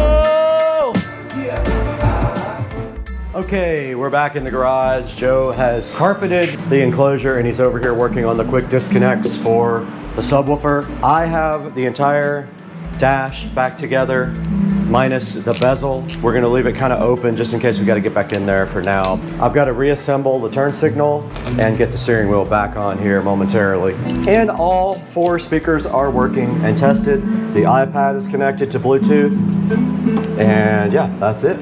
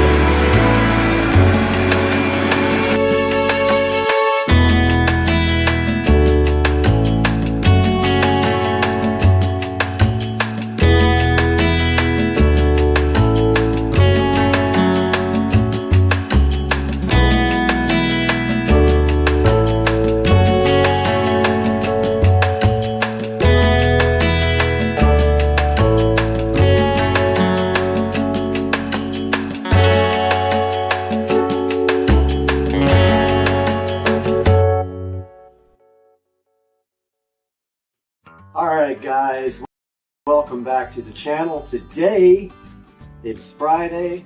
I welcome you guys to the weekend, and we got something cool to show you today. So as you guys know, we did get a projector from Anker, A-N-K-E-R. Well, today we're going to be taking a look at one of their other products, which I really love, and this is the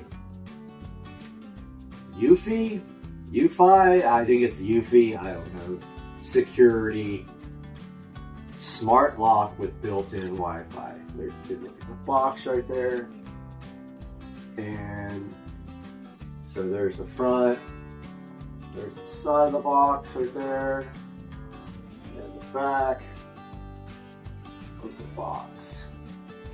So yeah, so this guy's pretty cool. I was looking for a smart lock, and I looked around, and the one thing that I always didn't like about the smart locks was the batteries. Usually with a smart lock, you have to change the batteries. So you could be looking at putting batteries in this guy once a month, or buying rechargeable batteries to put in this thing. So the cool thing about this guy is, now remember, this is a different model than, they do make one with regular batteries. This guy right here has a built-in rechargeable battery. Now I will show you guys that in a little bit when we take a look at the actual lock. Now the other cool thing about this lock is, of course, that it is smart and it is Wi-Fi. This lock is controllable with Alexa, and you can configure it on your phone, unlock it remotely, and you can actually, there's plenty of ways to unlock it. So you can unlock it with the app, with Alexa, with a code. Notice it's got a keypad right here on it. Biometric, so you set it up for your fingerprint or multiple fingerprints. You can have multiple people with multiple different fingerprints set up. Or it actually has a key underneath this dial here. You rotate the dial, it comes with a set of keys. So yeah, the UFI security smart lock with built-in Wi-Fi. Now, you're asking how you charge it. It is rechargeable. Well, the battery is removable, and it has a little USB connector, and you charge it with any regular USB charger, 5 volts. Comes like this, so obviously it's installed already. I don't have a video of me installing it, but it comes in a nice box like this. Okay, so that's what the box is like. When you open the box, you're presented with this beautiful presentation here with this on top, which has the user manual underneath it. We'll take that out. And in the beginning, the user manual is actually in this guy, but also inside there, they give you some lovely UFI security stickers. If you think that that's going to help you from getting broken into, you put those on your windows. So that guy was actually inside of this pouch when I first got it. So let's put it back in there. And let's move on. So if we open up this styrofoam here underneath, you are presented with this cool box on top. And if you notice, it has the steps. It has the steps that you actually do the installation printed on the styrofoam. And then if you go under that further, you would have found the lock here. And these little cardboard boxes which have the rest of the steps on them and the parts. So for instance, step 1 is the thing that goes inside the door. I forgot what it's called, but it's the thing that actually protrudes out and goes into your deadbolt part. Then step 2 is your little, I believe they're strike plates or whatever they're called. And then this next box has keys, and it's marked like that. And then this is the screws for step 4, which is holding on your door lock. So if you take out the manual here,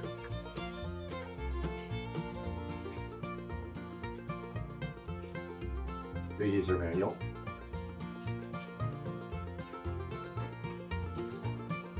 it will actually show you install instructions. So the first thing you do is go to step 1 and you install the deadbolt, is what they're calling this. So it's clearly laid out in the manual right here for step 1.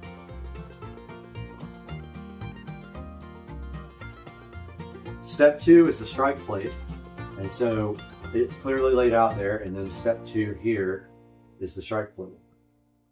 Now there is actually a strike plate in here. I already had one because I had a lock failure and they replaced my lock. So step 3, you install the exterior assembly. So if you go to your box here, there's step 3. Step 4, you install the mounting plate, which is the black plate that goes right onto the door.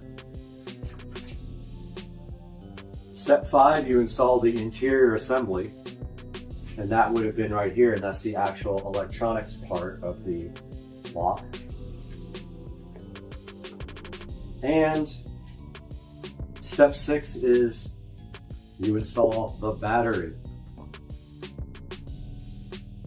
So that is it, and then you set it up with the app, and I will show you guys that app in a minute when I do a screen recording. You can set the access code, you can register your fingerprints with it.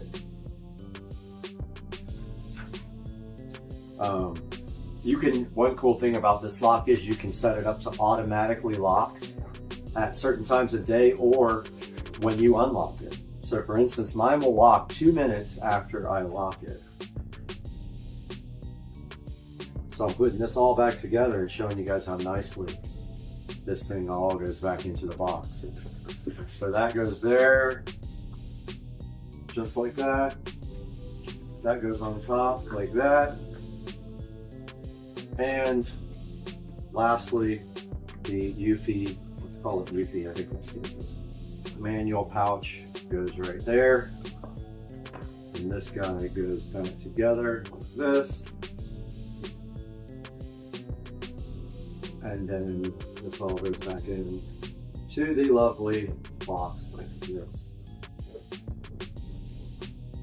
Somehow. Tight fit.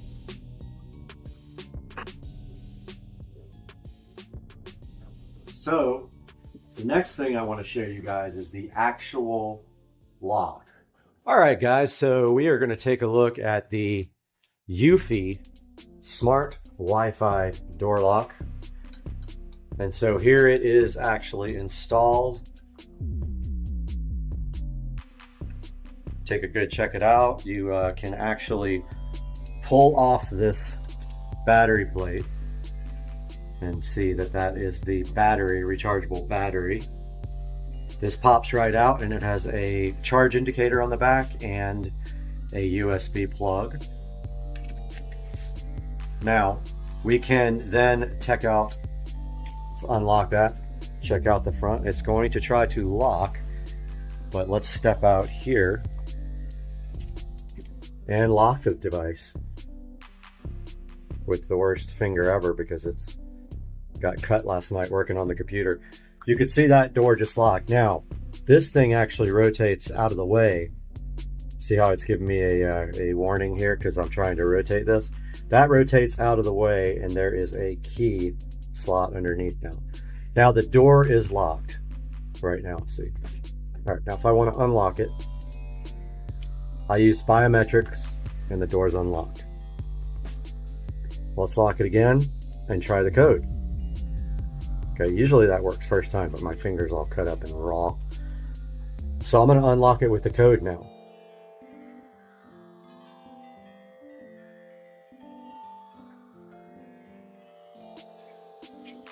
Door was just unlocked with the code. Works just perfectly. So if I leave that unlocked for 2 minutes, it will lock itself. Now let's take a look at the battery pack. So if we remove this, set it aside.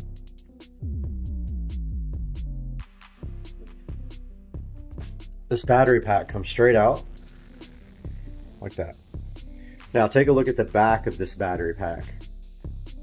So if we want to charge this guy, all we need to do is bring it over here. I already have a charger set up here. Plug this guy in somehow. Now you see how that light is red. That will charge for a while and then it will turn green.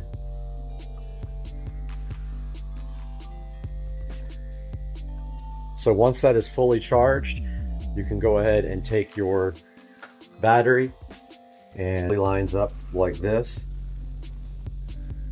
and throw that into your device. And it gives you a little song to tell you it's on. And this guy should lock itself here pretty quickly. And we'll be right back with some other info. Alright guys, so the first thing I wanted to show you on this app was how this works. Now, I have already added my device, but if you don't have your device in the app yet, you'll need to sign up for the system for UFI security. You'll have to hit add device, at which time it will discover your device, okay? And once your device is discovered, you will see it here on this page. And then to configure your device, and you notice it says it's locked here, you can unlock it by dragging to the left or to the right here. You can also manage the access here. So you can add access for other people with this right here. As soon as it figures out how to respond.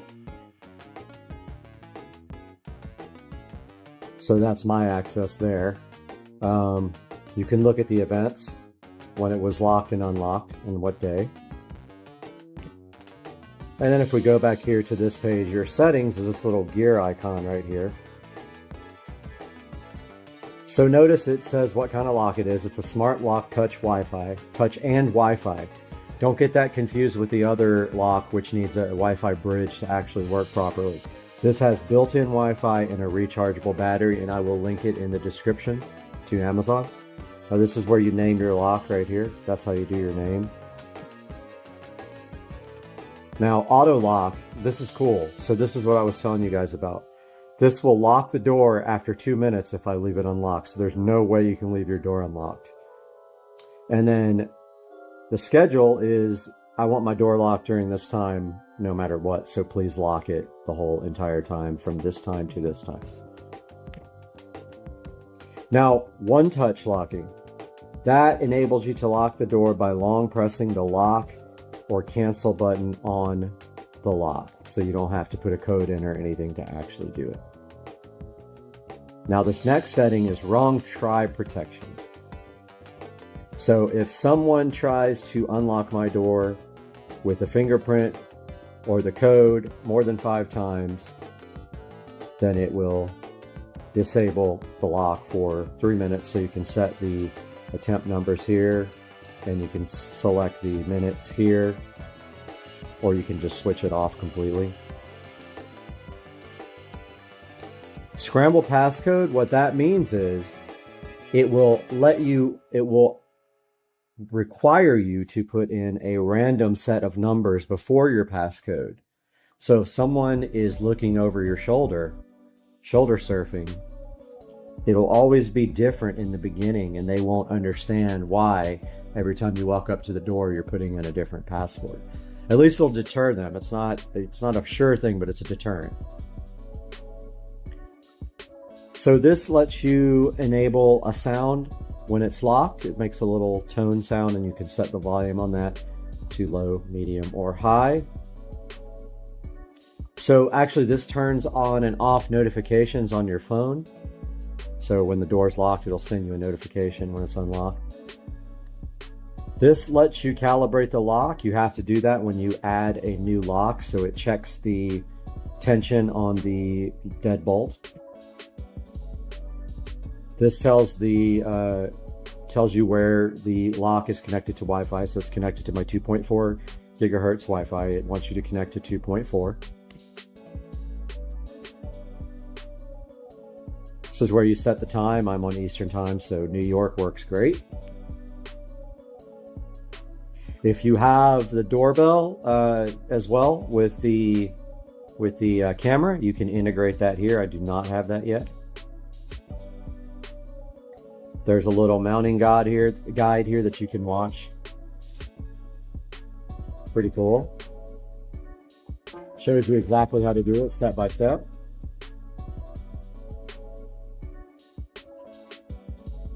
You can share your devices with family and friends so they can actually use the app. And then here in About Device, it shows you the serial number, MAC address, firmware version. You can check for a firmware update, and this is fully updated. So now I want to show you how to add this to Alexa. So we go to our Alexa app. We find at the bottom right, we go to Skills and Games. We search for UFI, and it is the UFI Security, not the UFI Home. Now you click Enable. Now you put in the email address that was associated with your account. So we'll be right back so that email address doesn't get shown. It took me forever how to make this thing work because it was saying my microphone was in use, but I figured out it was from Alexa. So I actually disabled that permission, and now I can... So she's talking to me because she heard her name. So here it shows that my account is linked. You click Close. And then you click Discover Devices.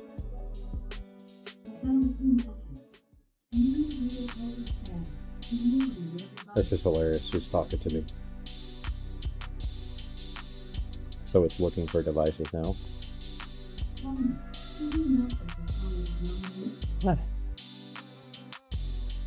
So it takes a second to find devices to connect to. It should find my lock.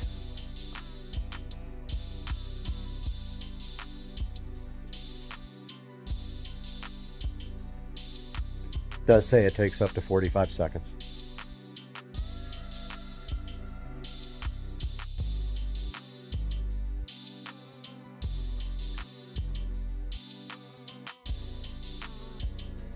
Aha, no new devices found. Well, let's see if it's actually in there.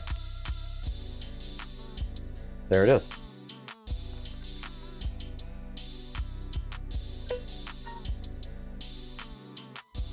So here you can create routines and set up the door lock. So if we hit the little thing, you can tell it, you'll allow it to unlock with the Alexa app. Oh, we're going to wake her up again. Okay, so when you do the unlock by app, you have to put in your Amazon account password. When you do unlock by voice, you have to put in a 4-digit code. So that way, when you tell her to unlock, you have to use the 4-digit code. So I am actually going to change that code, but for now it is temporary.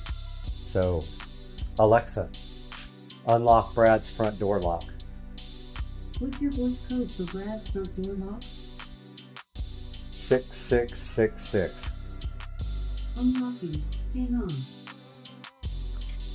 Okay, so that did unlock the door. Alexa, lock Brad's front door lock. Locking. Hang on. So you don't need the code to relock it. So that is how you enable this to work with the Amazon ecosystem. And I hope you guys really enjoyed this look at the UFI Security Smart Wi-Fi front door lock. We'll see you again real soon. Later.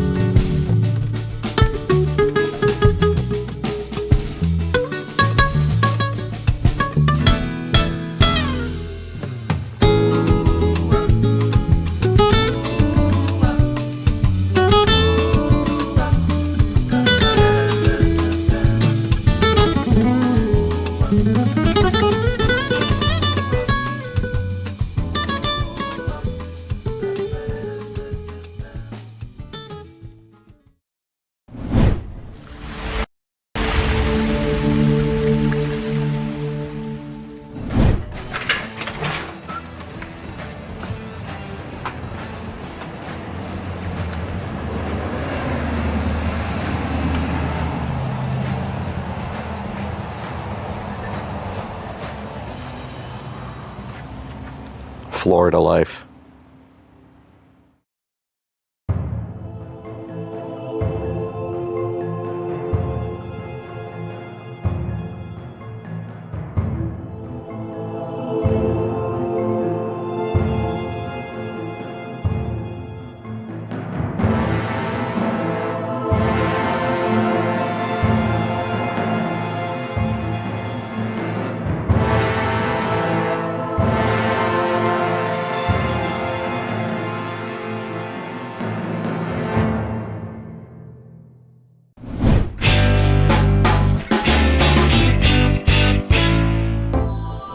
All right, guys, we are out front of the Supercar Street Racing compound, and forgive me, I am sick right now, but I wanted to show you guys these old plastic plants that we put in from IKEA about 2 years ago. That's how far they made it. The wind basically took every bit of them apart. You can see that there's hardly anything left here to these old plastic plants. We got one on each side now. This one's doing a little bit better, but it is still also missing some leaves, but it still looks presentable. But these guys right here have to be replaced. So we have something inside, I think, that will be perfect for this.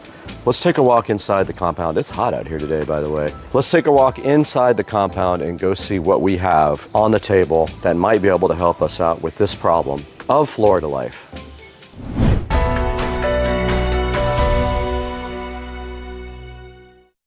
Guys, we are interrupting this program for a message from Priority Chef. Now, Priority Chef did contact us a few weeks ago and asked us to go ahead and take a look at their 6-piece mixing bowl set. They did send me a set of these and they are absolutely awesome. I love them. I'm gonna go ahead and give them to Trish across the street so she can make some awesome dishes with them. But just so you know, this is a 6-piece large mixing bowl set. It does come with lids, non-slip bases, and it does have 3 graters that go right on top to help you grate right into the bowl. Check it out, guys. Right in front of me here, you can see a variety of colors, including black, red, light blue, dark blue, gray.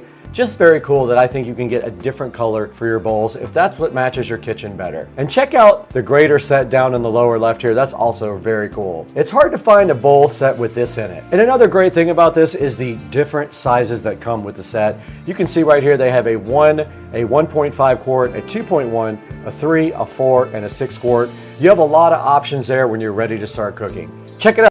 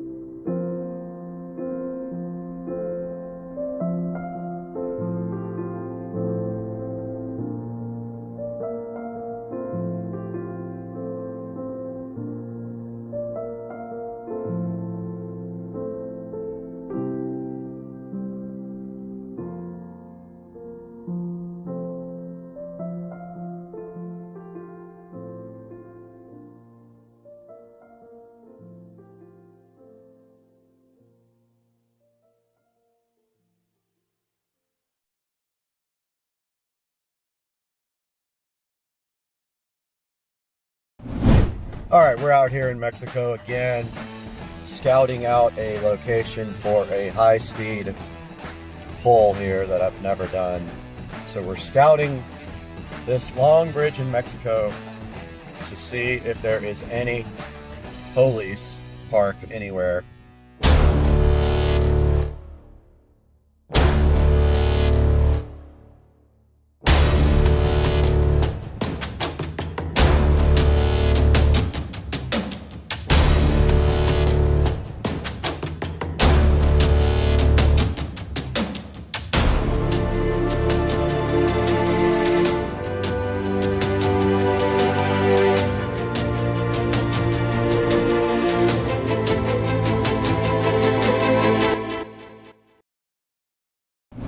So we're scouting this long bridge in Mexico to see if there is any police parked anywhere before we come back down. And there is a dude riding some kind of weird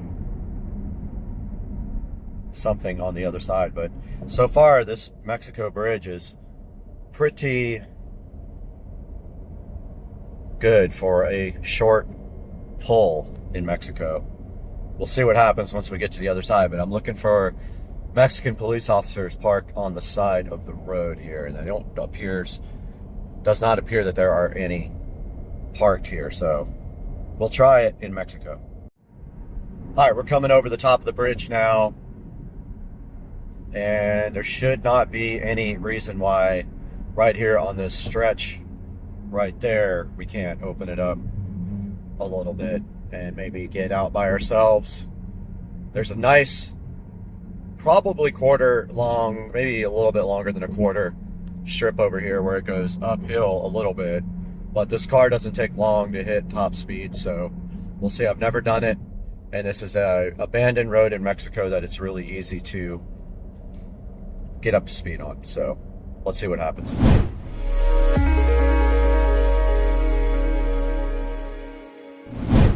All right, guys, we are right in front of the Tesla Model S Plaid track package. I wanted to go over this with you guys because basically when you have a Model S Plaid, it is limited to 160. However, I hit before the limiter kicked in, and if you get the Model S Plaid with the track package, you can order it right here. It says right here it's $20,000. Or you can just get the carbon ceramic brake kit, and it is unclear in the writing here if you can get it with just the carbon ceramic brakes, because it says top speed 200 achievable with carbon ceramic brake kit and proper wheels and tires for those speeds.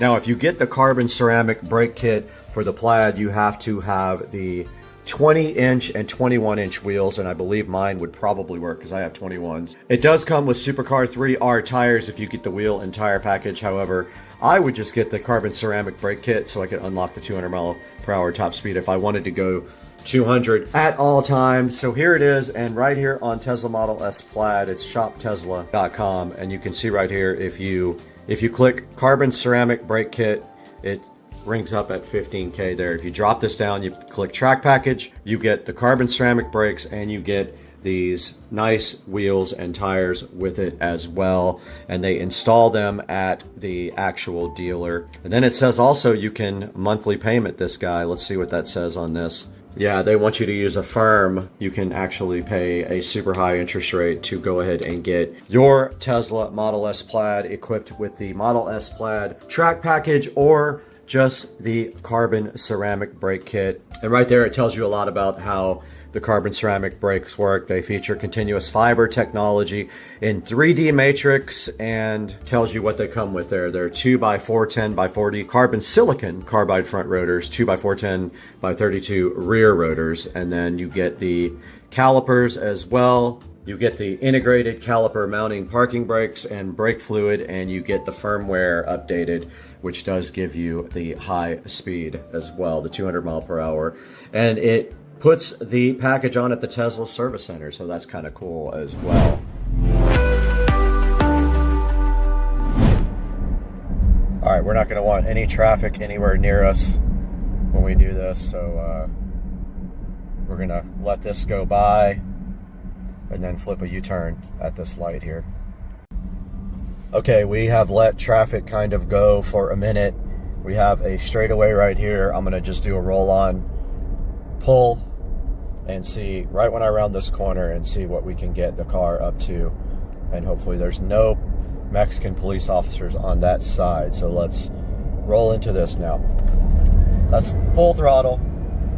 That's 100, 10, 20, 30, 40, 50, 160, 165, and that was the top speed. 165 is the speed limiter. I hit the top speed, and now we are coming off and on the brakes, which are terrible. I smell the brakes. That's the first time I've ever hit the top speed. I believe it's 165. And then this car has awful brakes, so I didn't push them too hard. And that was it, guys. That was about 30 to 165. All right, I double checked online. The top speed of this car is 162 miles per hour. And we did achieve that just now in the deep South Mexico terrain. And you can see it didn't take long to hit that top speed.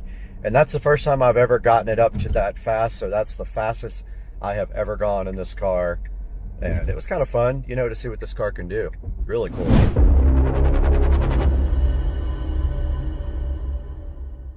Now let me show you guys another option for carbon ceramic brakes, but you do not get the unlock firmware. So that's the one thing you won't get. All right, the last thing I wanted to show you guys here is another option here, like from T Sportline, and they do offer this Brembo Gran Turismo kit for the Model S and X Plaid. It is $54.95. You can select different options here, and they do go up or down. That one says unavailable. The GT is unavailable. Only the GTS is available. It is $54.95 right now. That gives you another option. It does come in a bunch of different colors as well down here, as you can see. However, this will not unlock the top speed if that is what you're after. Just simply getting these big brakes from T Sportline will not give you the Model S Plaid top speed. You have to have the firmware also unlocked in order to do that, and you cannot get that done by anybody that I am aware of. I think that you can only get it from Tesla. So if you're looking to get your top speed unlocked in the Model S Plaid, you will need to get the official track pack from Tesla, and that is right here under Model S Plaid track package that we looked at a minute ago. You will spend $20,000 for the wheels, tires, and brakes, or $15,000 for just the carbon ceramic brake kit.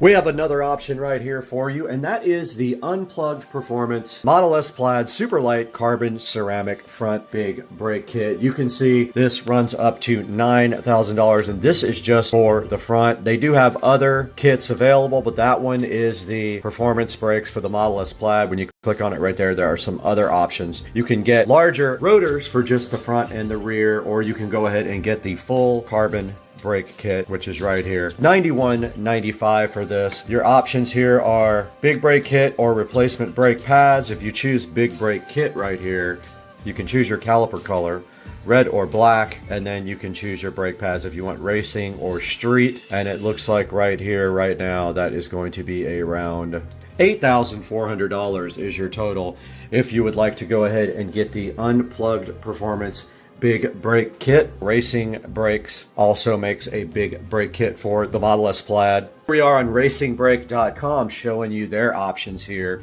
There is a $16,000 carbon ceramic brake kit there. There is a $7,000 one there. There is an $11,000 one there and a $13,000 one right there. And if we click on this one here, you can see that this is the front and rear kit here. And you can get it oversized. You need 20+ inch wheels to do that. And you can get your brake lines replaced also. So that is probably the best option. If you do this and you go oversized, it is $8,000 for both the front and the rear brakes. Now this also fits the OEM calipers, which is why it is cheaper.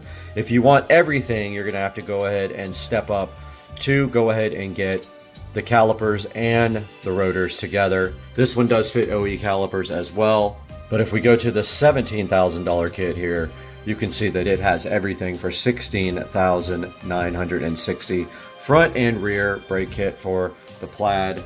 It's going to have everything you need to go ahead and get your car up to big brake standards, and it is cheaper than getting the track package, but you do not get wheels and tires with it. The Tesla option for the Plaid is $15,000. This is $16,960, but you are getting some of the best brakes made. I had these on my SL65 AMG, and they were absolutely awesome. Way cheaper than that for the AMG, but of course you're paying for two. You're paying for the front and the rear, and you're paying, of course, for the Plaid, and with all of the inflation that we've been having lately as well.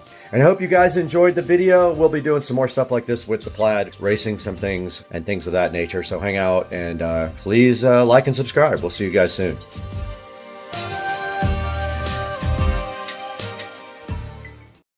But I think I have a new plan that makes more sense.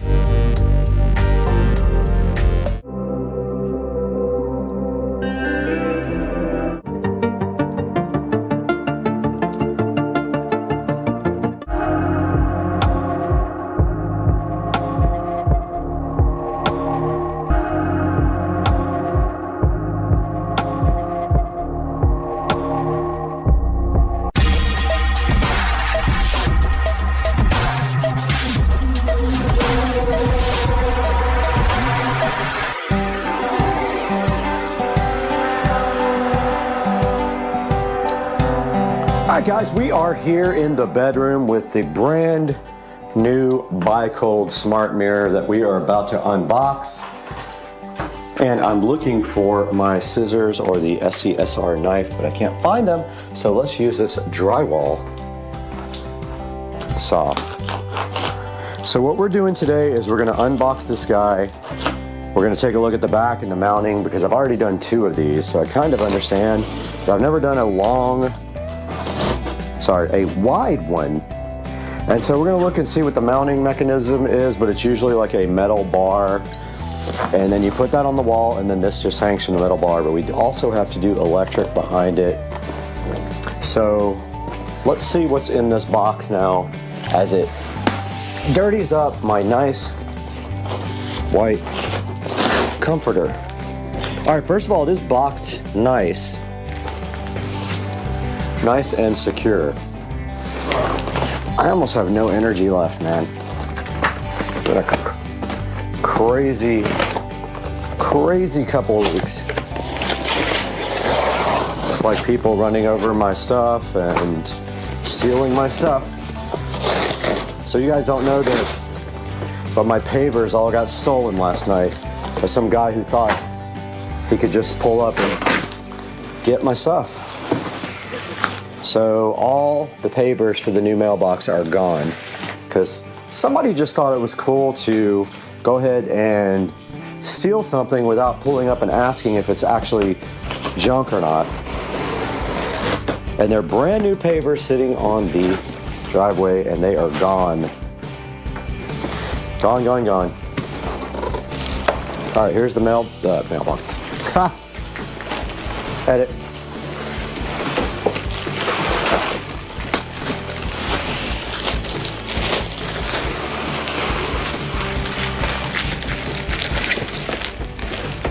There is the smart mirror. So fresh on the bed. And as you can see right here and right now, it just mounts with 2 screws here and here. They give you inserts, but I have purchased some way better inserts that will be perfect for what we're doing. And then they give you this template. And so the confusing thing about the template is you have to know which device that you have.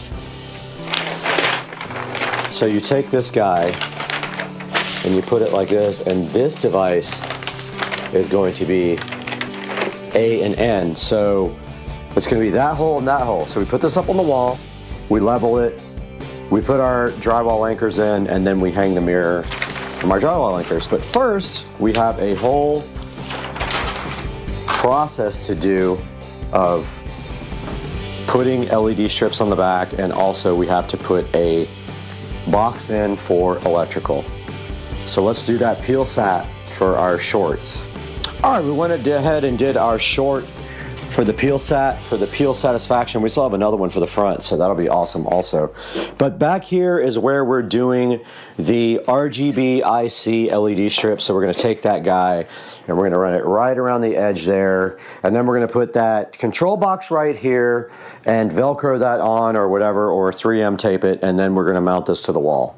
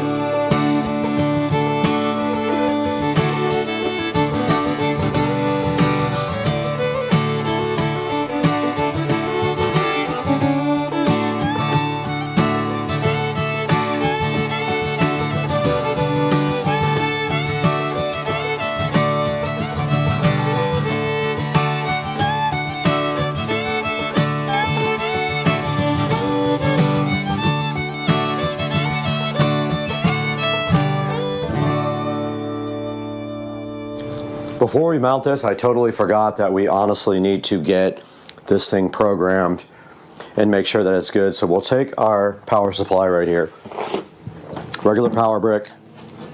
We're going to go ahead and plug that into the wall, open up the Govee app, and get this guy all set and tested before we actually mount this. The last thing we want to do is take the mirror down if we have problems.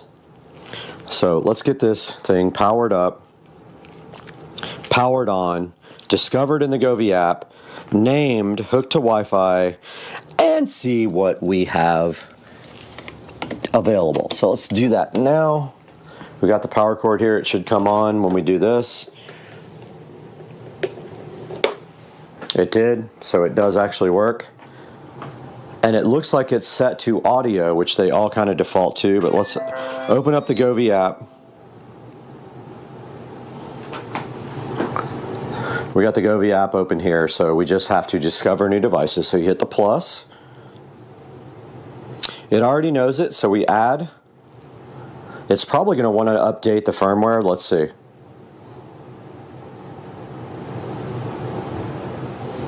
Oh, please short press the on-off button. So in order to pair this, you have to do this, that, the power button. Finally, device is pairing after like 18 tries. Please press the off on. All right, we finally got the device to pair after I had a small heart attack, and it is the guest bathroom smart mirror. As you can see here, we'll hit done. It's looking for Wi-Fi.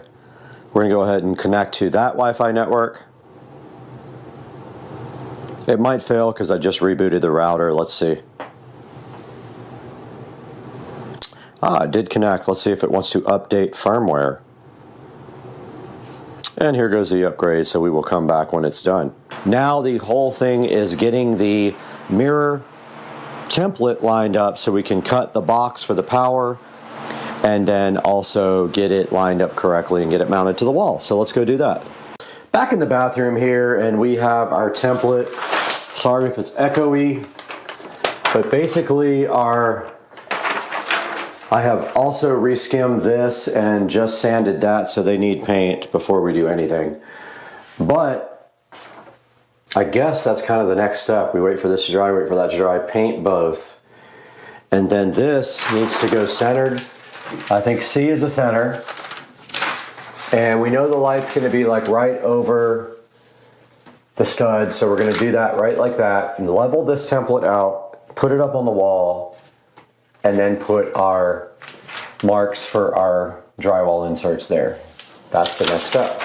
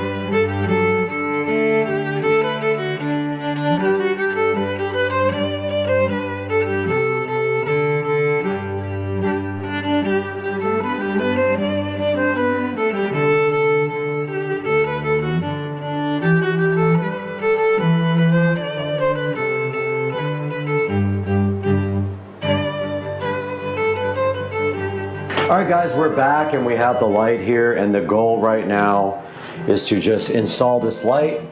So keep in mind there's a lot of weight on this light, and they give you like pigtails here and wiring nuts. And so when you do this, you're going to want to make sure that the weight is not so much that it's going to pull the light out when it's connected. So just keep that in mind when you install this light.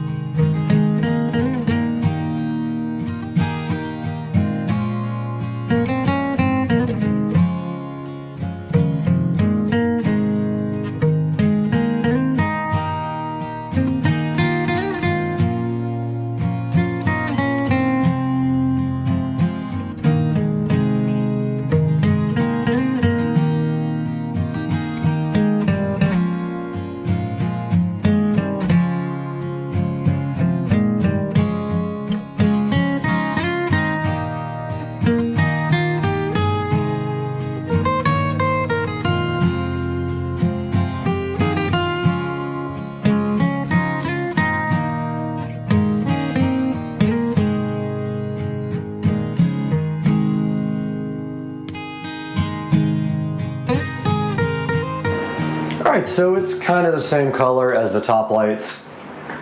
No, it's perfect. No issues at all. I just got to fix that little screw hole. This other one's completely covered, but yet looks crappy because I can't ever do good patch. So we have our template up here, and what we did was center up the template with the sconce, or whatever it's called, the lighting. We leveled this guy right here very carefully. A little off. Level this guy very carefully. Yep. And now that's where the mirror is going to be. But this is 48, so it's gonna come way out here. So we put 24 in the center. It's gonna be way out there. Literally 24 on each side, so put 24 here. And then 48 there. That's where the mirror is gonna sit. So now we know, and our mounting point, guys, let's go! Hype train.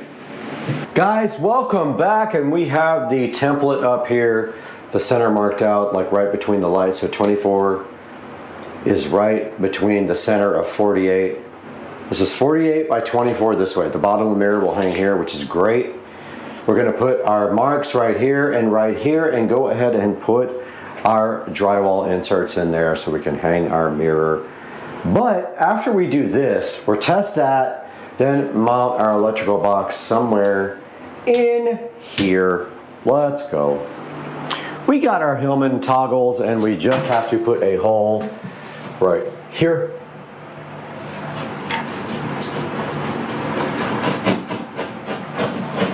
Large enough for this to go through, but not too large for this thing. Let's go.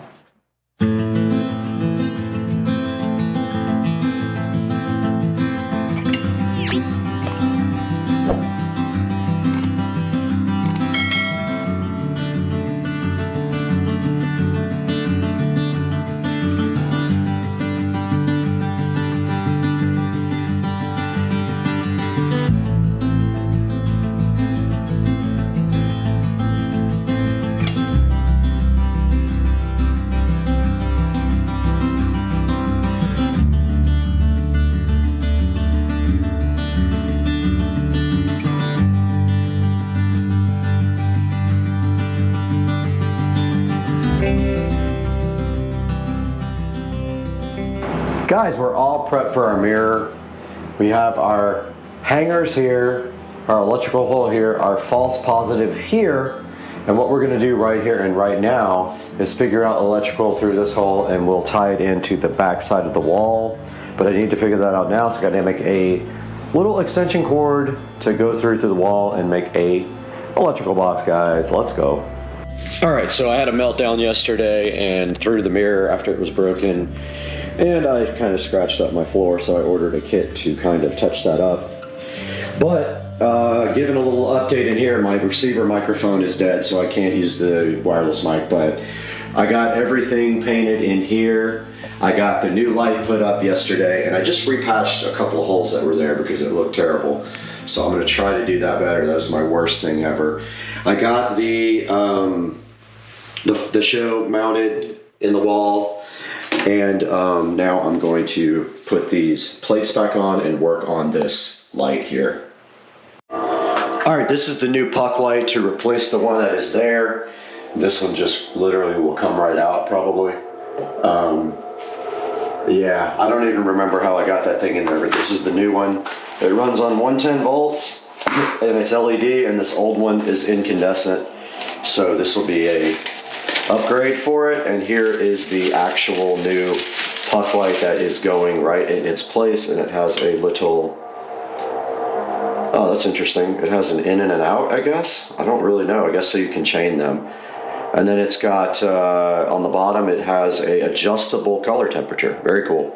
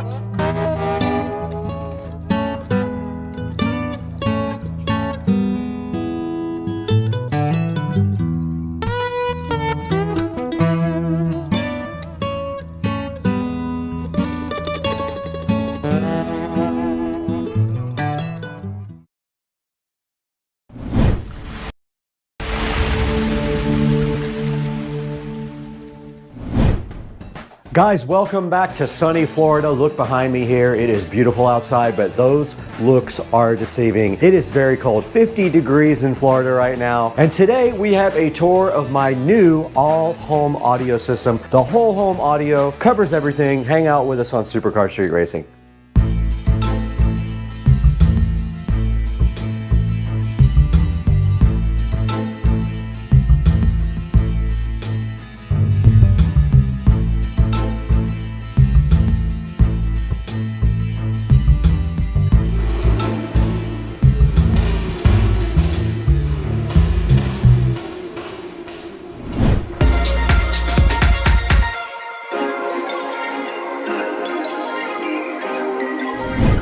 Welcome back to Supercar Street Racing. Brad here, and right behind me is my whole home audio system. Today we're taking a tour of the house. We're going to show you how that works in the entire house today, and it is all going to be brought to you by Juke, who was kind enough to give us a small discount on something for this whole home audio system, and hoping we get to work with them in the future with the Juke Plus, which is their other model. This is the 8-zone Juke whole home amplifier, and we have that today to look at, and my whole house on the channel. We're going to go through everything. I'm going to show you all the speakers, talk about the brands, talk about this whole home audio system that is done and complete, and we're going to go over all that right now, so hang out with us again today on Supercar Street Racing. We're back in the Supercar Street Racing Humble compound today, and today's video is sponsored by Juke Audio. I promised them I would talk their brand up today, and we are going to do just that because I have been enjoying this Juke Audio amplifier that we've had now for a couple of weeks. Now right here in front of me is the Juke 6 and 8. It is their base model. The Juke Plus is a little bit higher model. This thing is awesome though. It has 8 zones. You buy it with 6, you can upgrade it to 8 with just an email and a few dollars. They will upgrade it remotely for you. This has 6 and 8 powered zones depending on how much you spend. It does have 40 watts per speaker per channel. Do not let that confuse you. That is not a small amount of power for these in-home audio speakers. That is plenty of power, at least for what I have, and I'm not running a sub or anything with the power out of the Juke. It is app controlled. It has a smart app we'll be showing you guys a little bit later in the video. Now this thing supports analog inputs, USB input, AirPlay, Spotify Connect, DLNA, and Bluetooth. So that covers pretty much everything you'll need, because you can do almost everything with a tablet nowadays, and you can just Bluetooth right to this guy right here. Now let's go ahead and show you this guy getting unboxed and then start the tour of our whole home audio system.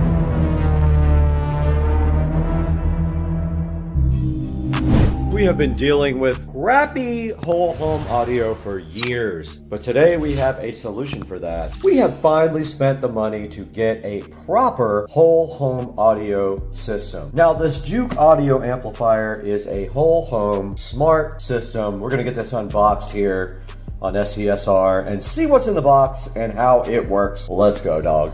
Guys, today we have the Juke audio whole home audio amplifier here. It is a smart amplifier for your house. 6 zones, smart, does everything you need to amplify your entire house. And they have one above this called the Juke Plus. I did not buy that. It is about $1,000 more. I probably could have just done that for $2,400. I got this for, I think, $1,400. So today we're gonna get this thing unboxed and see what's inside, get it hooked up, get the app going, and see what that's all about, because we are redoing the whole home audio system in the closet, and this is an integral part of redoing everything on Supercar Street Racing. Patented SCSR knife is here opening up the box. We need to get this thing open right now and see what's inside, because I'm hyped, guys. Juke Audio, sound made simple right in front of us. The whole home audio amplifier is 6 zone smart, capable amplifier, and inside of the box, with the presentation level being elite, this Juke audio package right here. Don't know what it is, but let's get it out of there. I like it. SCSR knife is patented. Do not try to make one like this, because it actually came from IKEA. Inside of the Juke audio box, looks like some rack mount ears here, which we're not using. These look like rack mounts. A standard, maybe 2 or 3 pin power cable, some breakouts for the speakers, and also a Cat 5 cable, Cat 6 cable, and a Sound Made Simple diagram here, it does do Wi-Fi or Ethernet, and there's a start there. I already got the Juke app downloaded, but that is a good look at what's inside of the box before we get to the meat and potatoes. The Juke is so fly with the charcoal padding inside. Let's get that out. All right, now Juke did say that the optimal connection is Ethernet, which we will be using. There are 4 breakaway boxes in the back here for speakers. Literally nothing on the front here. It just says Juke Audio. No lights or anything. And then also in the back right here, there's 2 USB ports. If you want to do analog audio, you have to connect to these USB ports with an adapter that I will put in the description. It is a USB to audio adapter. I ordered that. It will be here tomorrow. They give you an Ethernet cable right here. We don't need that where we're going. We have an Ethernet cable. We're going to put this into the SCSR closet, power it up, see if we can update the firmware and all that, and then see if we can interface with this guy, the Juke Audio on Supercar Street Racing. Let's get it in the closet.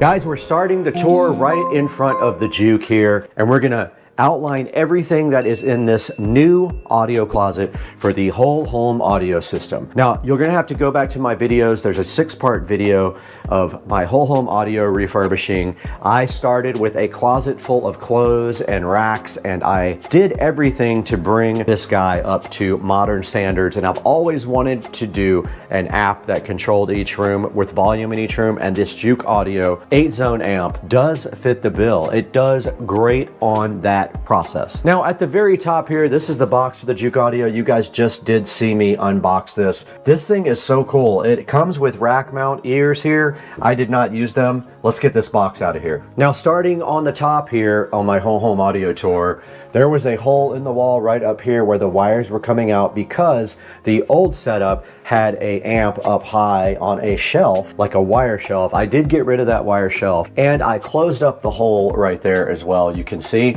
And then right over here, we had a wall plate with RCA jacks that fed subwoofer preamp output to the whole entire house. And then up here we did add an outlet where we have some power going into the bathroom. This is a good future expansion if we ever need power up high. Let's say we want to add another shelf right here. We have the capability to have power right next to it here on the back. Now moving down in the closet, we have our WIM here. This is our WIM streaming audio player. There is a dedicated video up with this, so I'm not going to get into too much detail about this, but this actually can do everything streaming wise that even the Juke does not do. It can do a lot of cool things like internet radio and things like that, Spotify, Pandora, you name it, this guy does it. It does have subwoofer outputs as well, which is awesome. It's very high quality. It does accept optical ins and outs. It has RCA level ins and outs, and it has coax ins and outs as well. So this is the WIM streamer. Go see my video on the WIM if you want a more detailed explanation about this guy. And that's what we are using right now for currently streaming to the whole house. Now below that, the sponsor of the video, this is the Juke Audio. This is the 6 and 8 zone amplifier. We currently are using 8 zones. And on the back of the Juke, it is just literally a bunch of green plugs with screws in them, and that is how we got our audio back to the entire house. That is what powers the speakers, is the Juke whole home amplifier. And then back on this side, there is a USB adapter that goes from USB to analog audio, and that is what we are using from the WIM to feed the Juke all of the audio that it then transmits throughout the house. We'll show you that on the app a little bit later in the video. Now on top of my Juke here is the remote for the WIM, and then this remote here is for the LEDs that came with the shelf, which are right under there.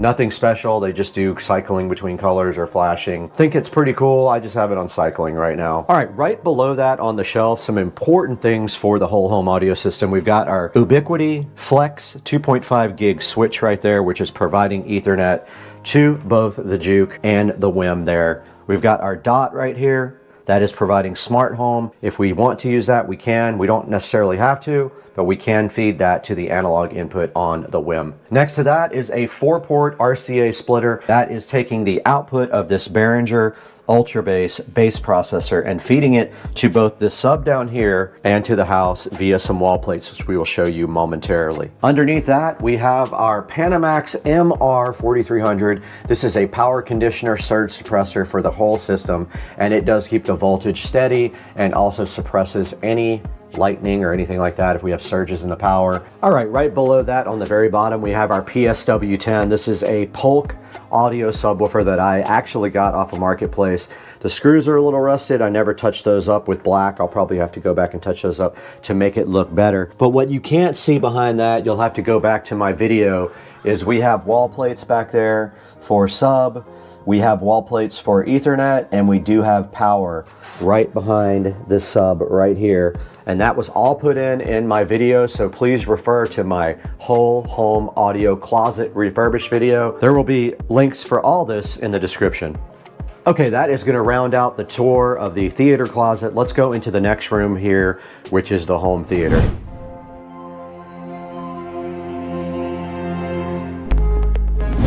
Okay, we are in the SCSR home theater room right now, and there is nothing related to the whole home audio system in here except one thing. There is a wall plate behind the home theater right there that feeds this closet right here. So if we want to, we can feed audio in either direction here, from here to the home theater closet or vice versa, in case we want to feed this audio to the house or the audio in there to in here. Other than that, this room is a 4K home theater system. I built the screen myself. There are videos about that as well. It is using the Cosmos Max 4K laser projector, and it has a Marantz Cinema 50 receiver. Other than that, this has nothing to do with the whole home audio system, so let's go ahead and move on to the next room. The next stop here is a familiar one if you watched all my videos on my bathroom remodel. This is my guest bathroom here, and it does have two 6.5-inch Mica in-ceiling speakers, which are fed from our Juke whole home audio amplifier. There's not much to say about this room. I always wanted to put audio in here. I finally was able to do so when I remodeled the bathroom, and I did seal this audio zone from my bedroom because my bedroom is no longer connected to the whole home audio. It has its own audio independent system in there. So we did not need to have that zone. Since we only have 8, that precludes us from putting another zone into the bedroom, and it's pretty unnecessary as we have a nice 7.1 audio system now in the bedroom with Dolby Atmos and everything like that. So this is the guest bathroom, guys. Guys, welcome to the forum. I like to call it the forum because this is where all the magic happens. No, it's pretty dead most of the time, but this is the Supercar Street Racing bedroom,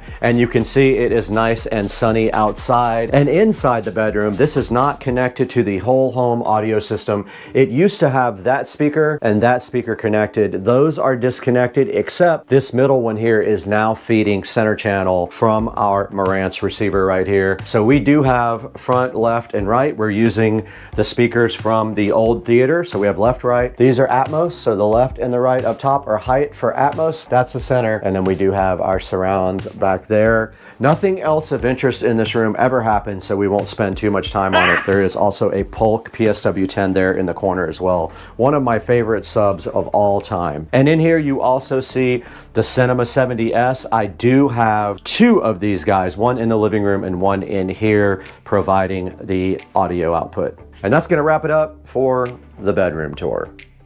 We're back in the beautiful SCSR sunroom, and I wanted to briefly show you guys what was in here. I have a whole project plan for the sunroom to get this TV up and in the air and some surround in here, but for now, the only thing we have to worry about in this sunroom is these in-ceiling speakers that have been here for a minute.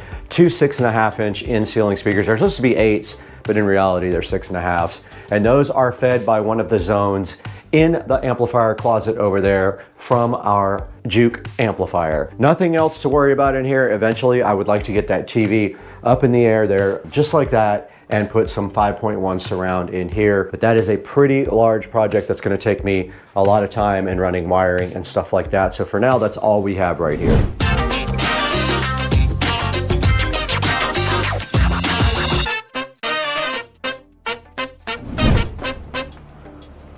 All right, pay no attention to that huge bird over there and this beautiful pool. But out here in the SCSR backyard, we do have two nice speakers up here. Those are also Polk Audio, and they are the upgraded ones. I will put the model number right here on the screen for you. We have our 4K TV out here, and we also have these speakers fed by the internal system. This is on its own zone. However, that speaker over there is not working, and I don't know what has happened to our wiring, but it is not getting audio from inside the house. It appears to still be connected, but not 100% sure. I have to get in there and check and see why. Maybe there is a short between that and the juke or something like that. But this all comes from inside the attic, and I thought it was connected when I checked. I'll have to get up there and try to figure it out sometime. But yeah, this is the outside. I plan on actually putting another amplifier out here, back up here to power these outdoor speakers, because I don't really need to use the indoor stuff. I just want to get audio from this TV onto these speakers, and right now I can't even do that. So that's going to wrap it up from outside in the SCSR backyard.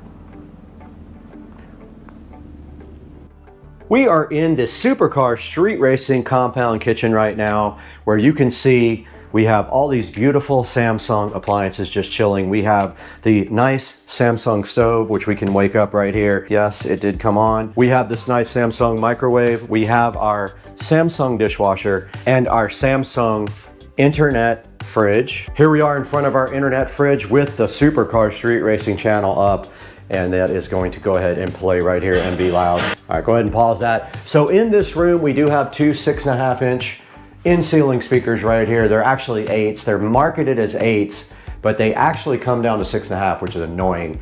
So those are fed by one of our zones on the juke, and then down here we have a amplified subwoofer here, which is fed from the outputs of these speakers. So there is wiring running up. There is a project for that on my channel if you guys are interested. And that is pretty much it. We do also have an Echo device in here if we want to do anything smart-wise.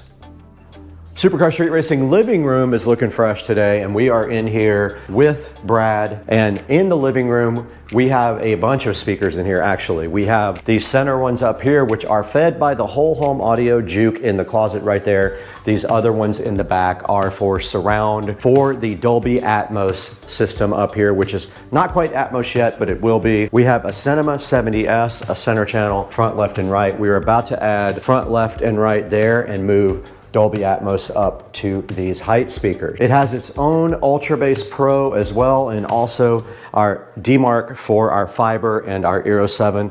I am going to be redoing all of this wiring back here again when I do the speakers. I'm going to do front, left, right here in the wall. We do have a Polk subwoofer right here, and we do have my Cerwin Vega CLS 15 right here. So we have two subs in here, and that is pretty much everything in the living room related to audio. We're back here in the Supercar Street Racing office / guest bedroom, and in here we have two 6.5, they're really 8s again, in-ceiling speakers being fed by the Juke whole home audio system. And then also we have this nice PSW10, another Polk audio subwoofer, which adds some bass fill to this room. There's not a whole lot to be said about this room, basically the same thing. This is a zone from our whole home audio system right up there in the ceiling. And this room actually sounds pretty good with the sub going, and you would love the way this sounds. And then of course we have Studio B right here for Supercar Street Racing. This is where we edit when we're not out in the studio, and then a beautiful view of cold Florida right outside the window. What a nice view to work with here in the Supercar Street Racing office and guest bedroom. When you're in the office here, you do have a nice bathroom here. This is actually the master bedroom, by the way. And when we walk into this bathroom, you notice immediately we have a 6.5-inch in-ceiling speaker right there, which is also fed a zone from our amplifier in there. And if we walk into the shower stall in here, we also have a 6.5 in here. Now these guys are set up in stereo, so this is left and this is right, or vice versa. I don't know exactly which one, but this gives you nice audio when you are in the shower here and entertains you while you are getting clean. And then in the Supercar Street Racing humble closet in here, we have two 10-inch subwoofers here. We have two subwoofers powered by internal amplifiers, but the wiring comes down from the speakers in here to feed audio to that. I have a project for that on the channel, and it took me about, I don't know, 3 or 4 hours total to do it, but we have our JBL sub here, and then we have our Sony sub here. Both have built-in amplifiers they are using, so they're not getting line in, they're getting speaker level input from the speakers up here. And that wraps up the master bathroom, or the office bathroom.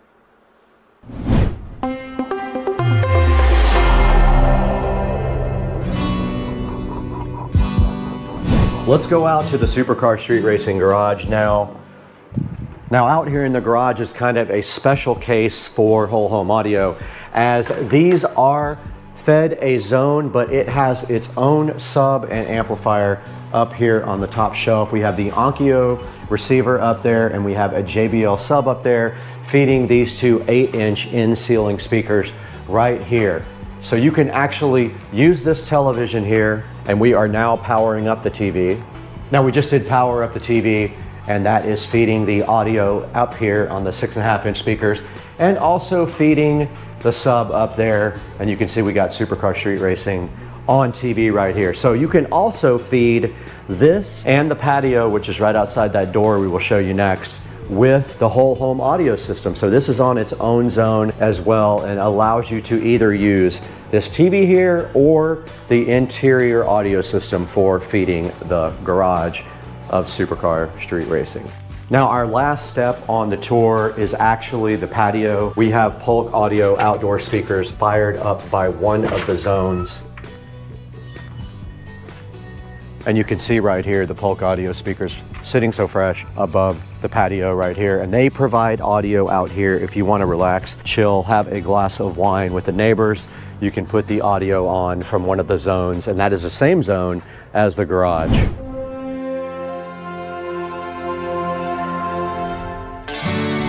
All right, guys, we are directly in front of the Juke Audio app, and you can see right here on the screen all 8 zones that I have set up. And you can see here master bathroom, master bedroom, kitchen, pool, guest bathroom, living room, patio, and sunroom. All of the zones are active except the patio and the pool, and that is how I run it most of the time. Now, when you go to settings, you do have to put an admin password in. You guys can't see this. Okay, in this part of the Juke setup, you can set your network up right here. You can see we are connected via Ethernet, and you can see our local IP address right there, 192.168.0.172. You can go ahead and do diagnostics of your whole system. You can do zone diagnostics, upload your logs to Juke so they can check it out, or do live troubleshooting so they can actually log onto the device and see what kind of problems they see live, which is pretty cool. And here is the information for the device, and you can check for firmware updates. This one is fully updated right now. You can change your admin password, clear your cache, log out, and contact Juke support on this page. Now here's your inputs. This is where you are telling the device which inputs you want to use, and then you choose which input you want to go out to all the devices after that. This is where you set up the desired zones that you want this group to go to. So right now we have analog. You can see it at the top left there, going to everything except pool and patio, because we're not using those at all right now. And here on the top page you have a volume control, which allows you to control all of the zones independently, and you can see how I have mine set up here. Sometimes some rooms might respond a little bit differently to volume than other rooms, so this allows you some fine tuning to each room. And then if we go into one zone like master bathroom, you have a little icon you can set up for it, which is cool. You can see the little shower icon,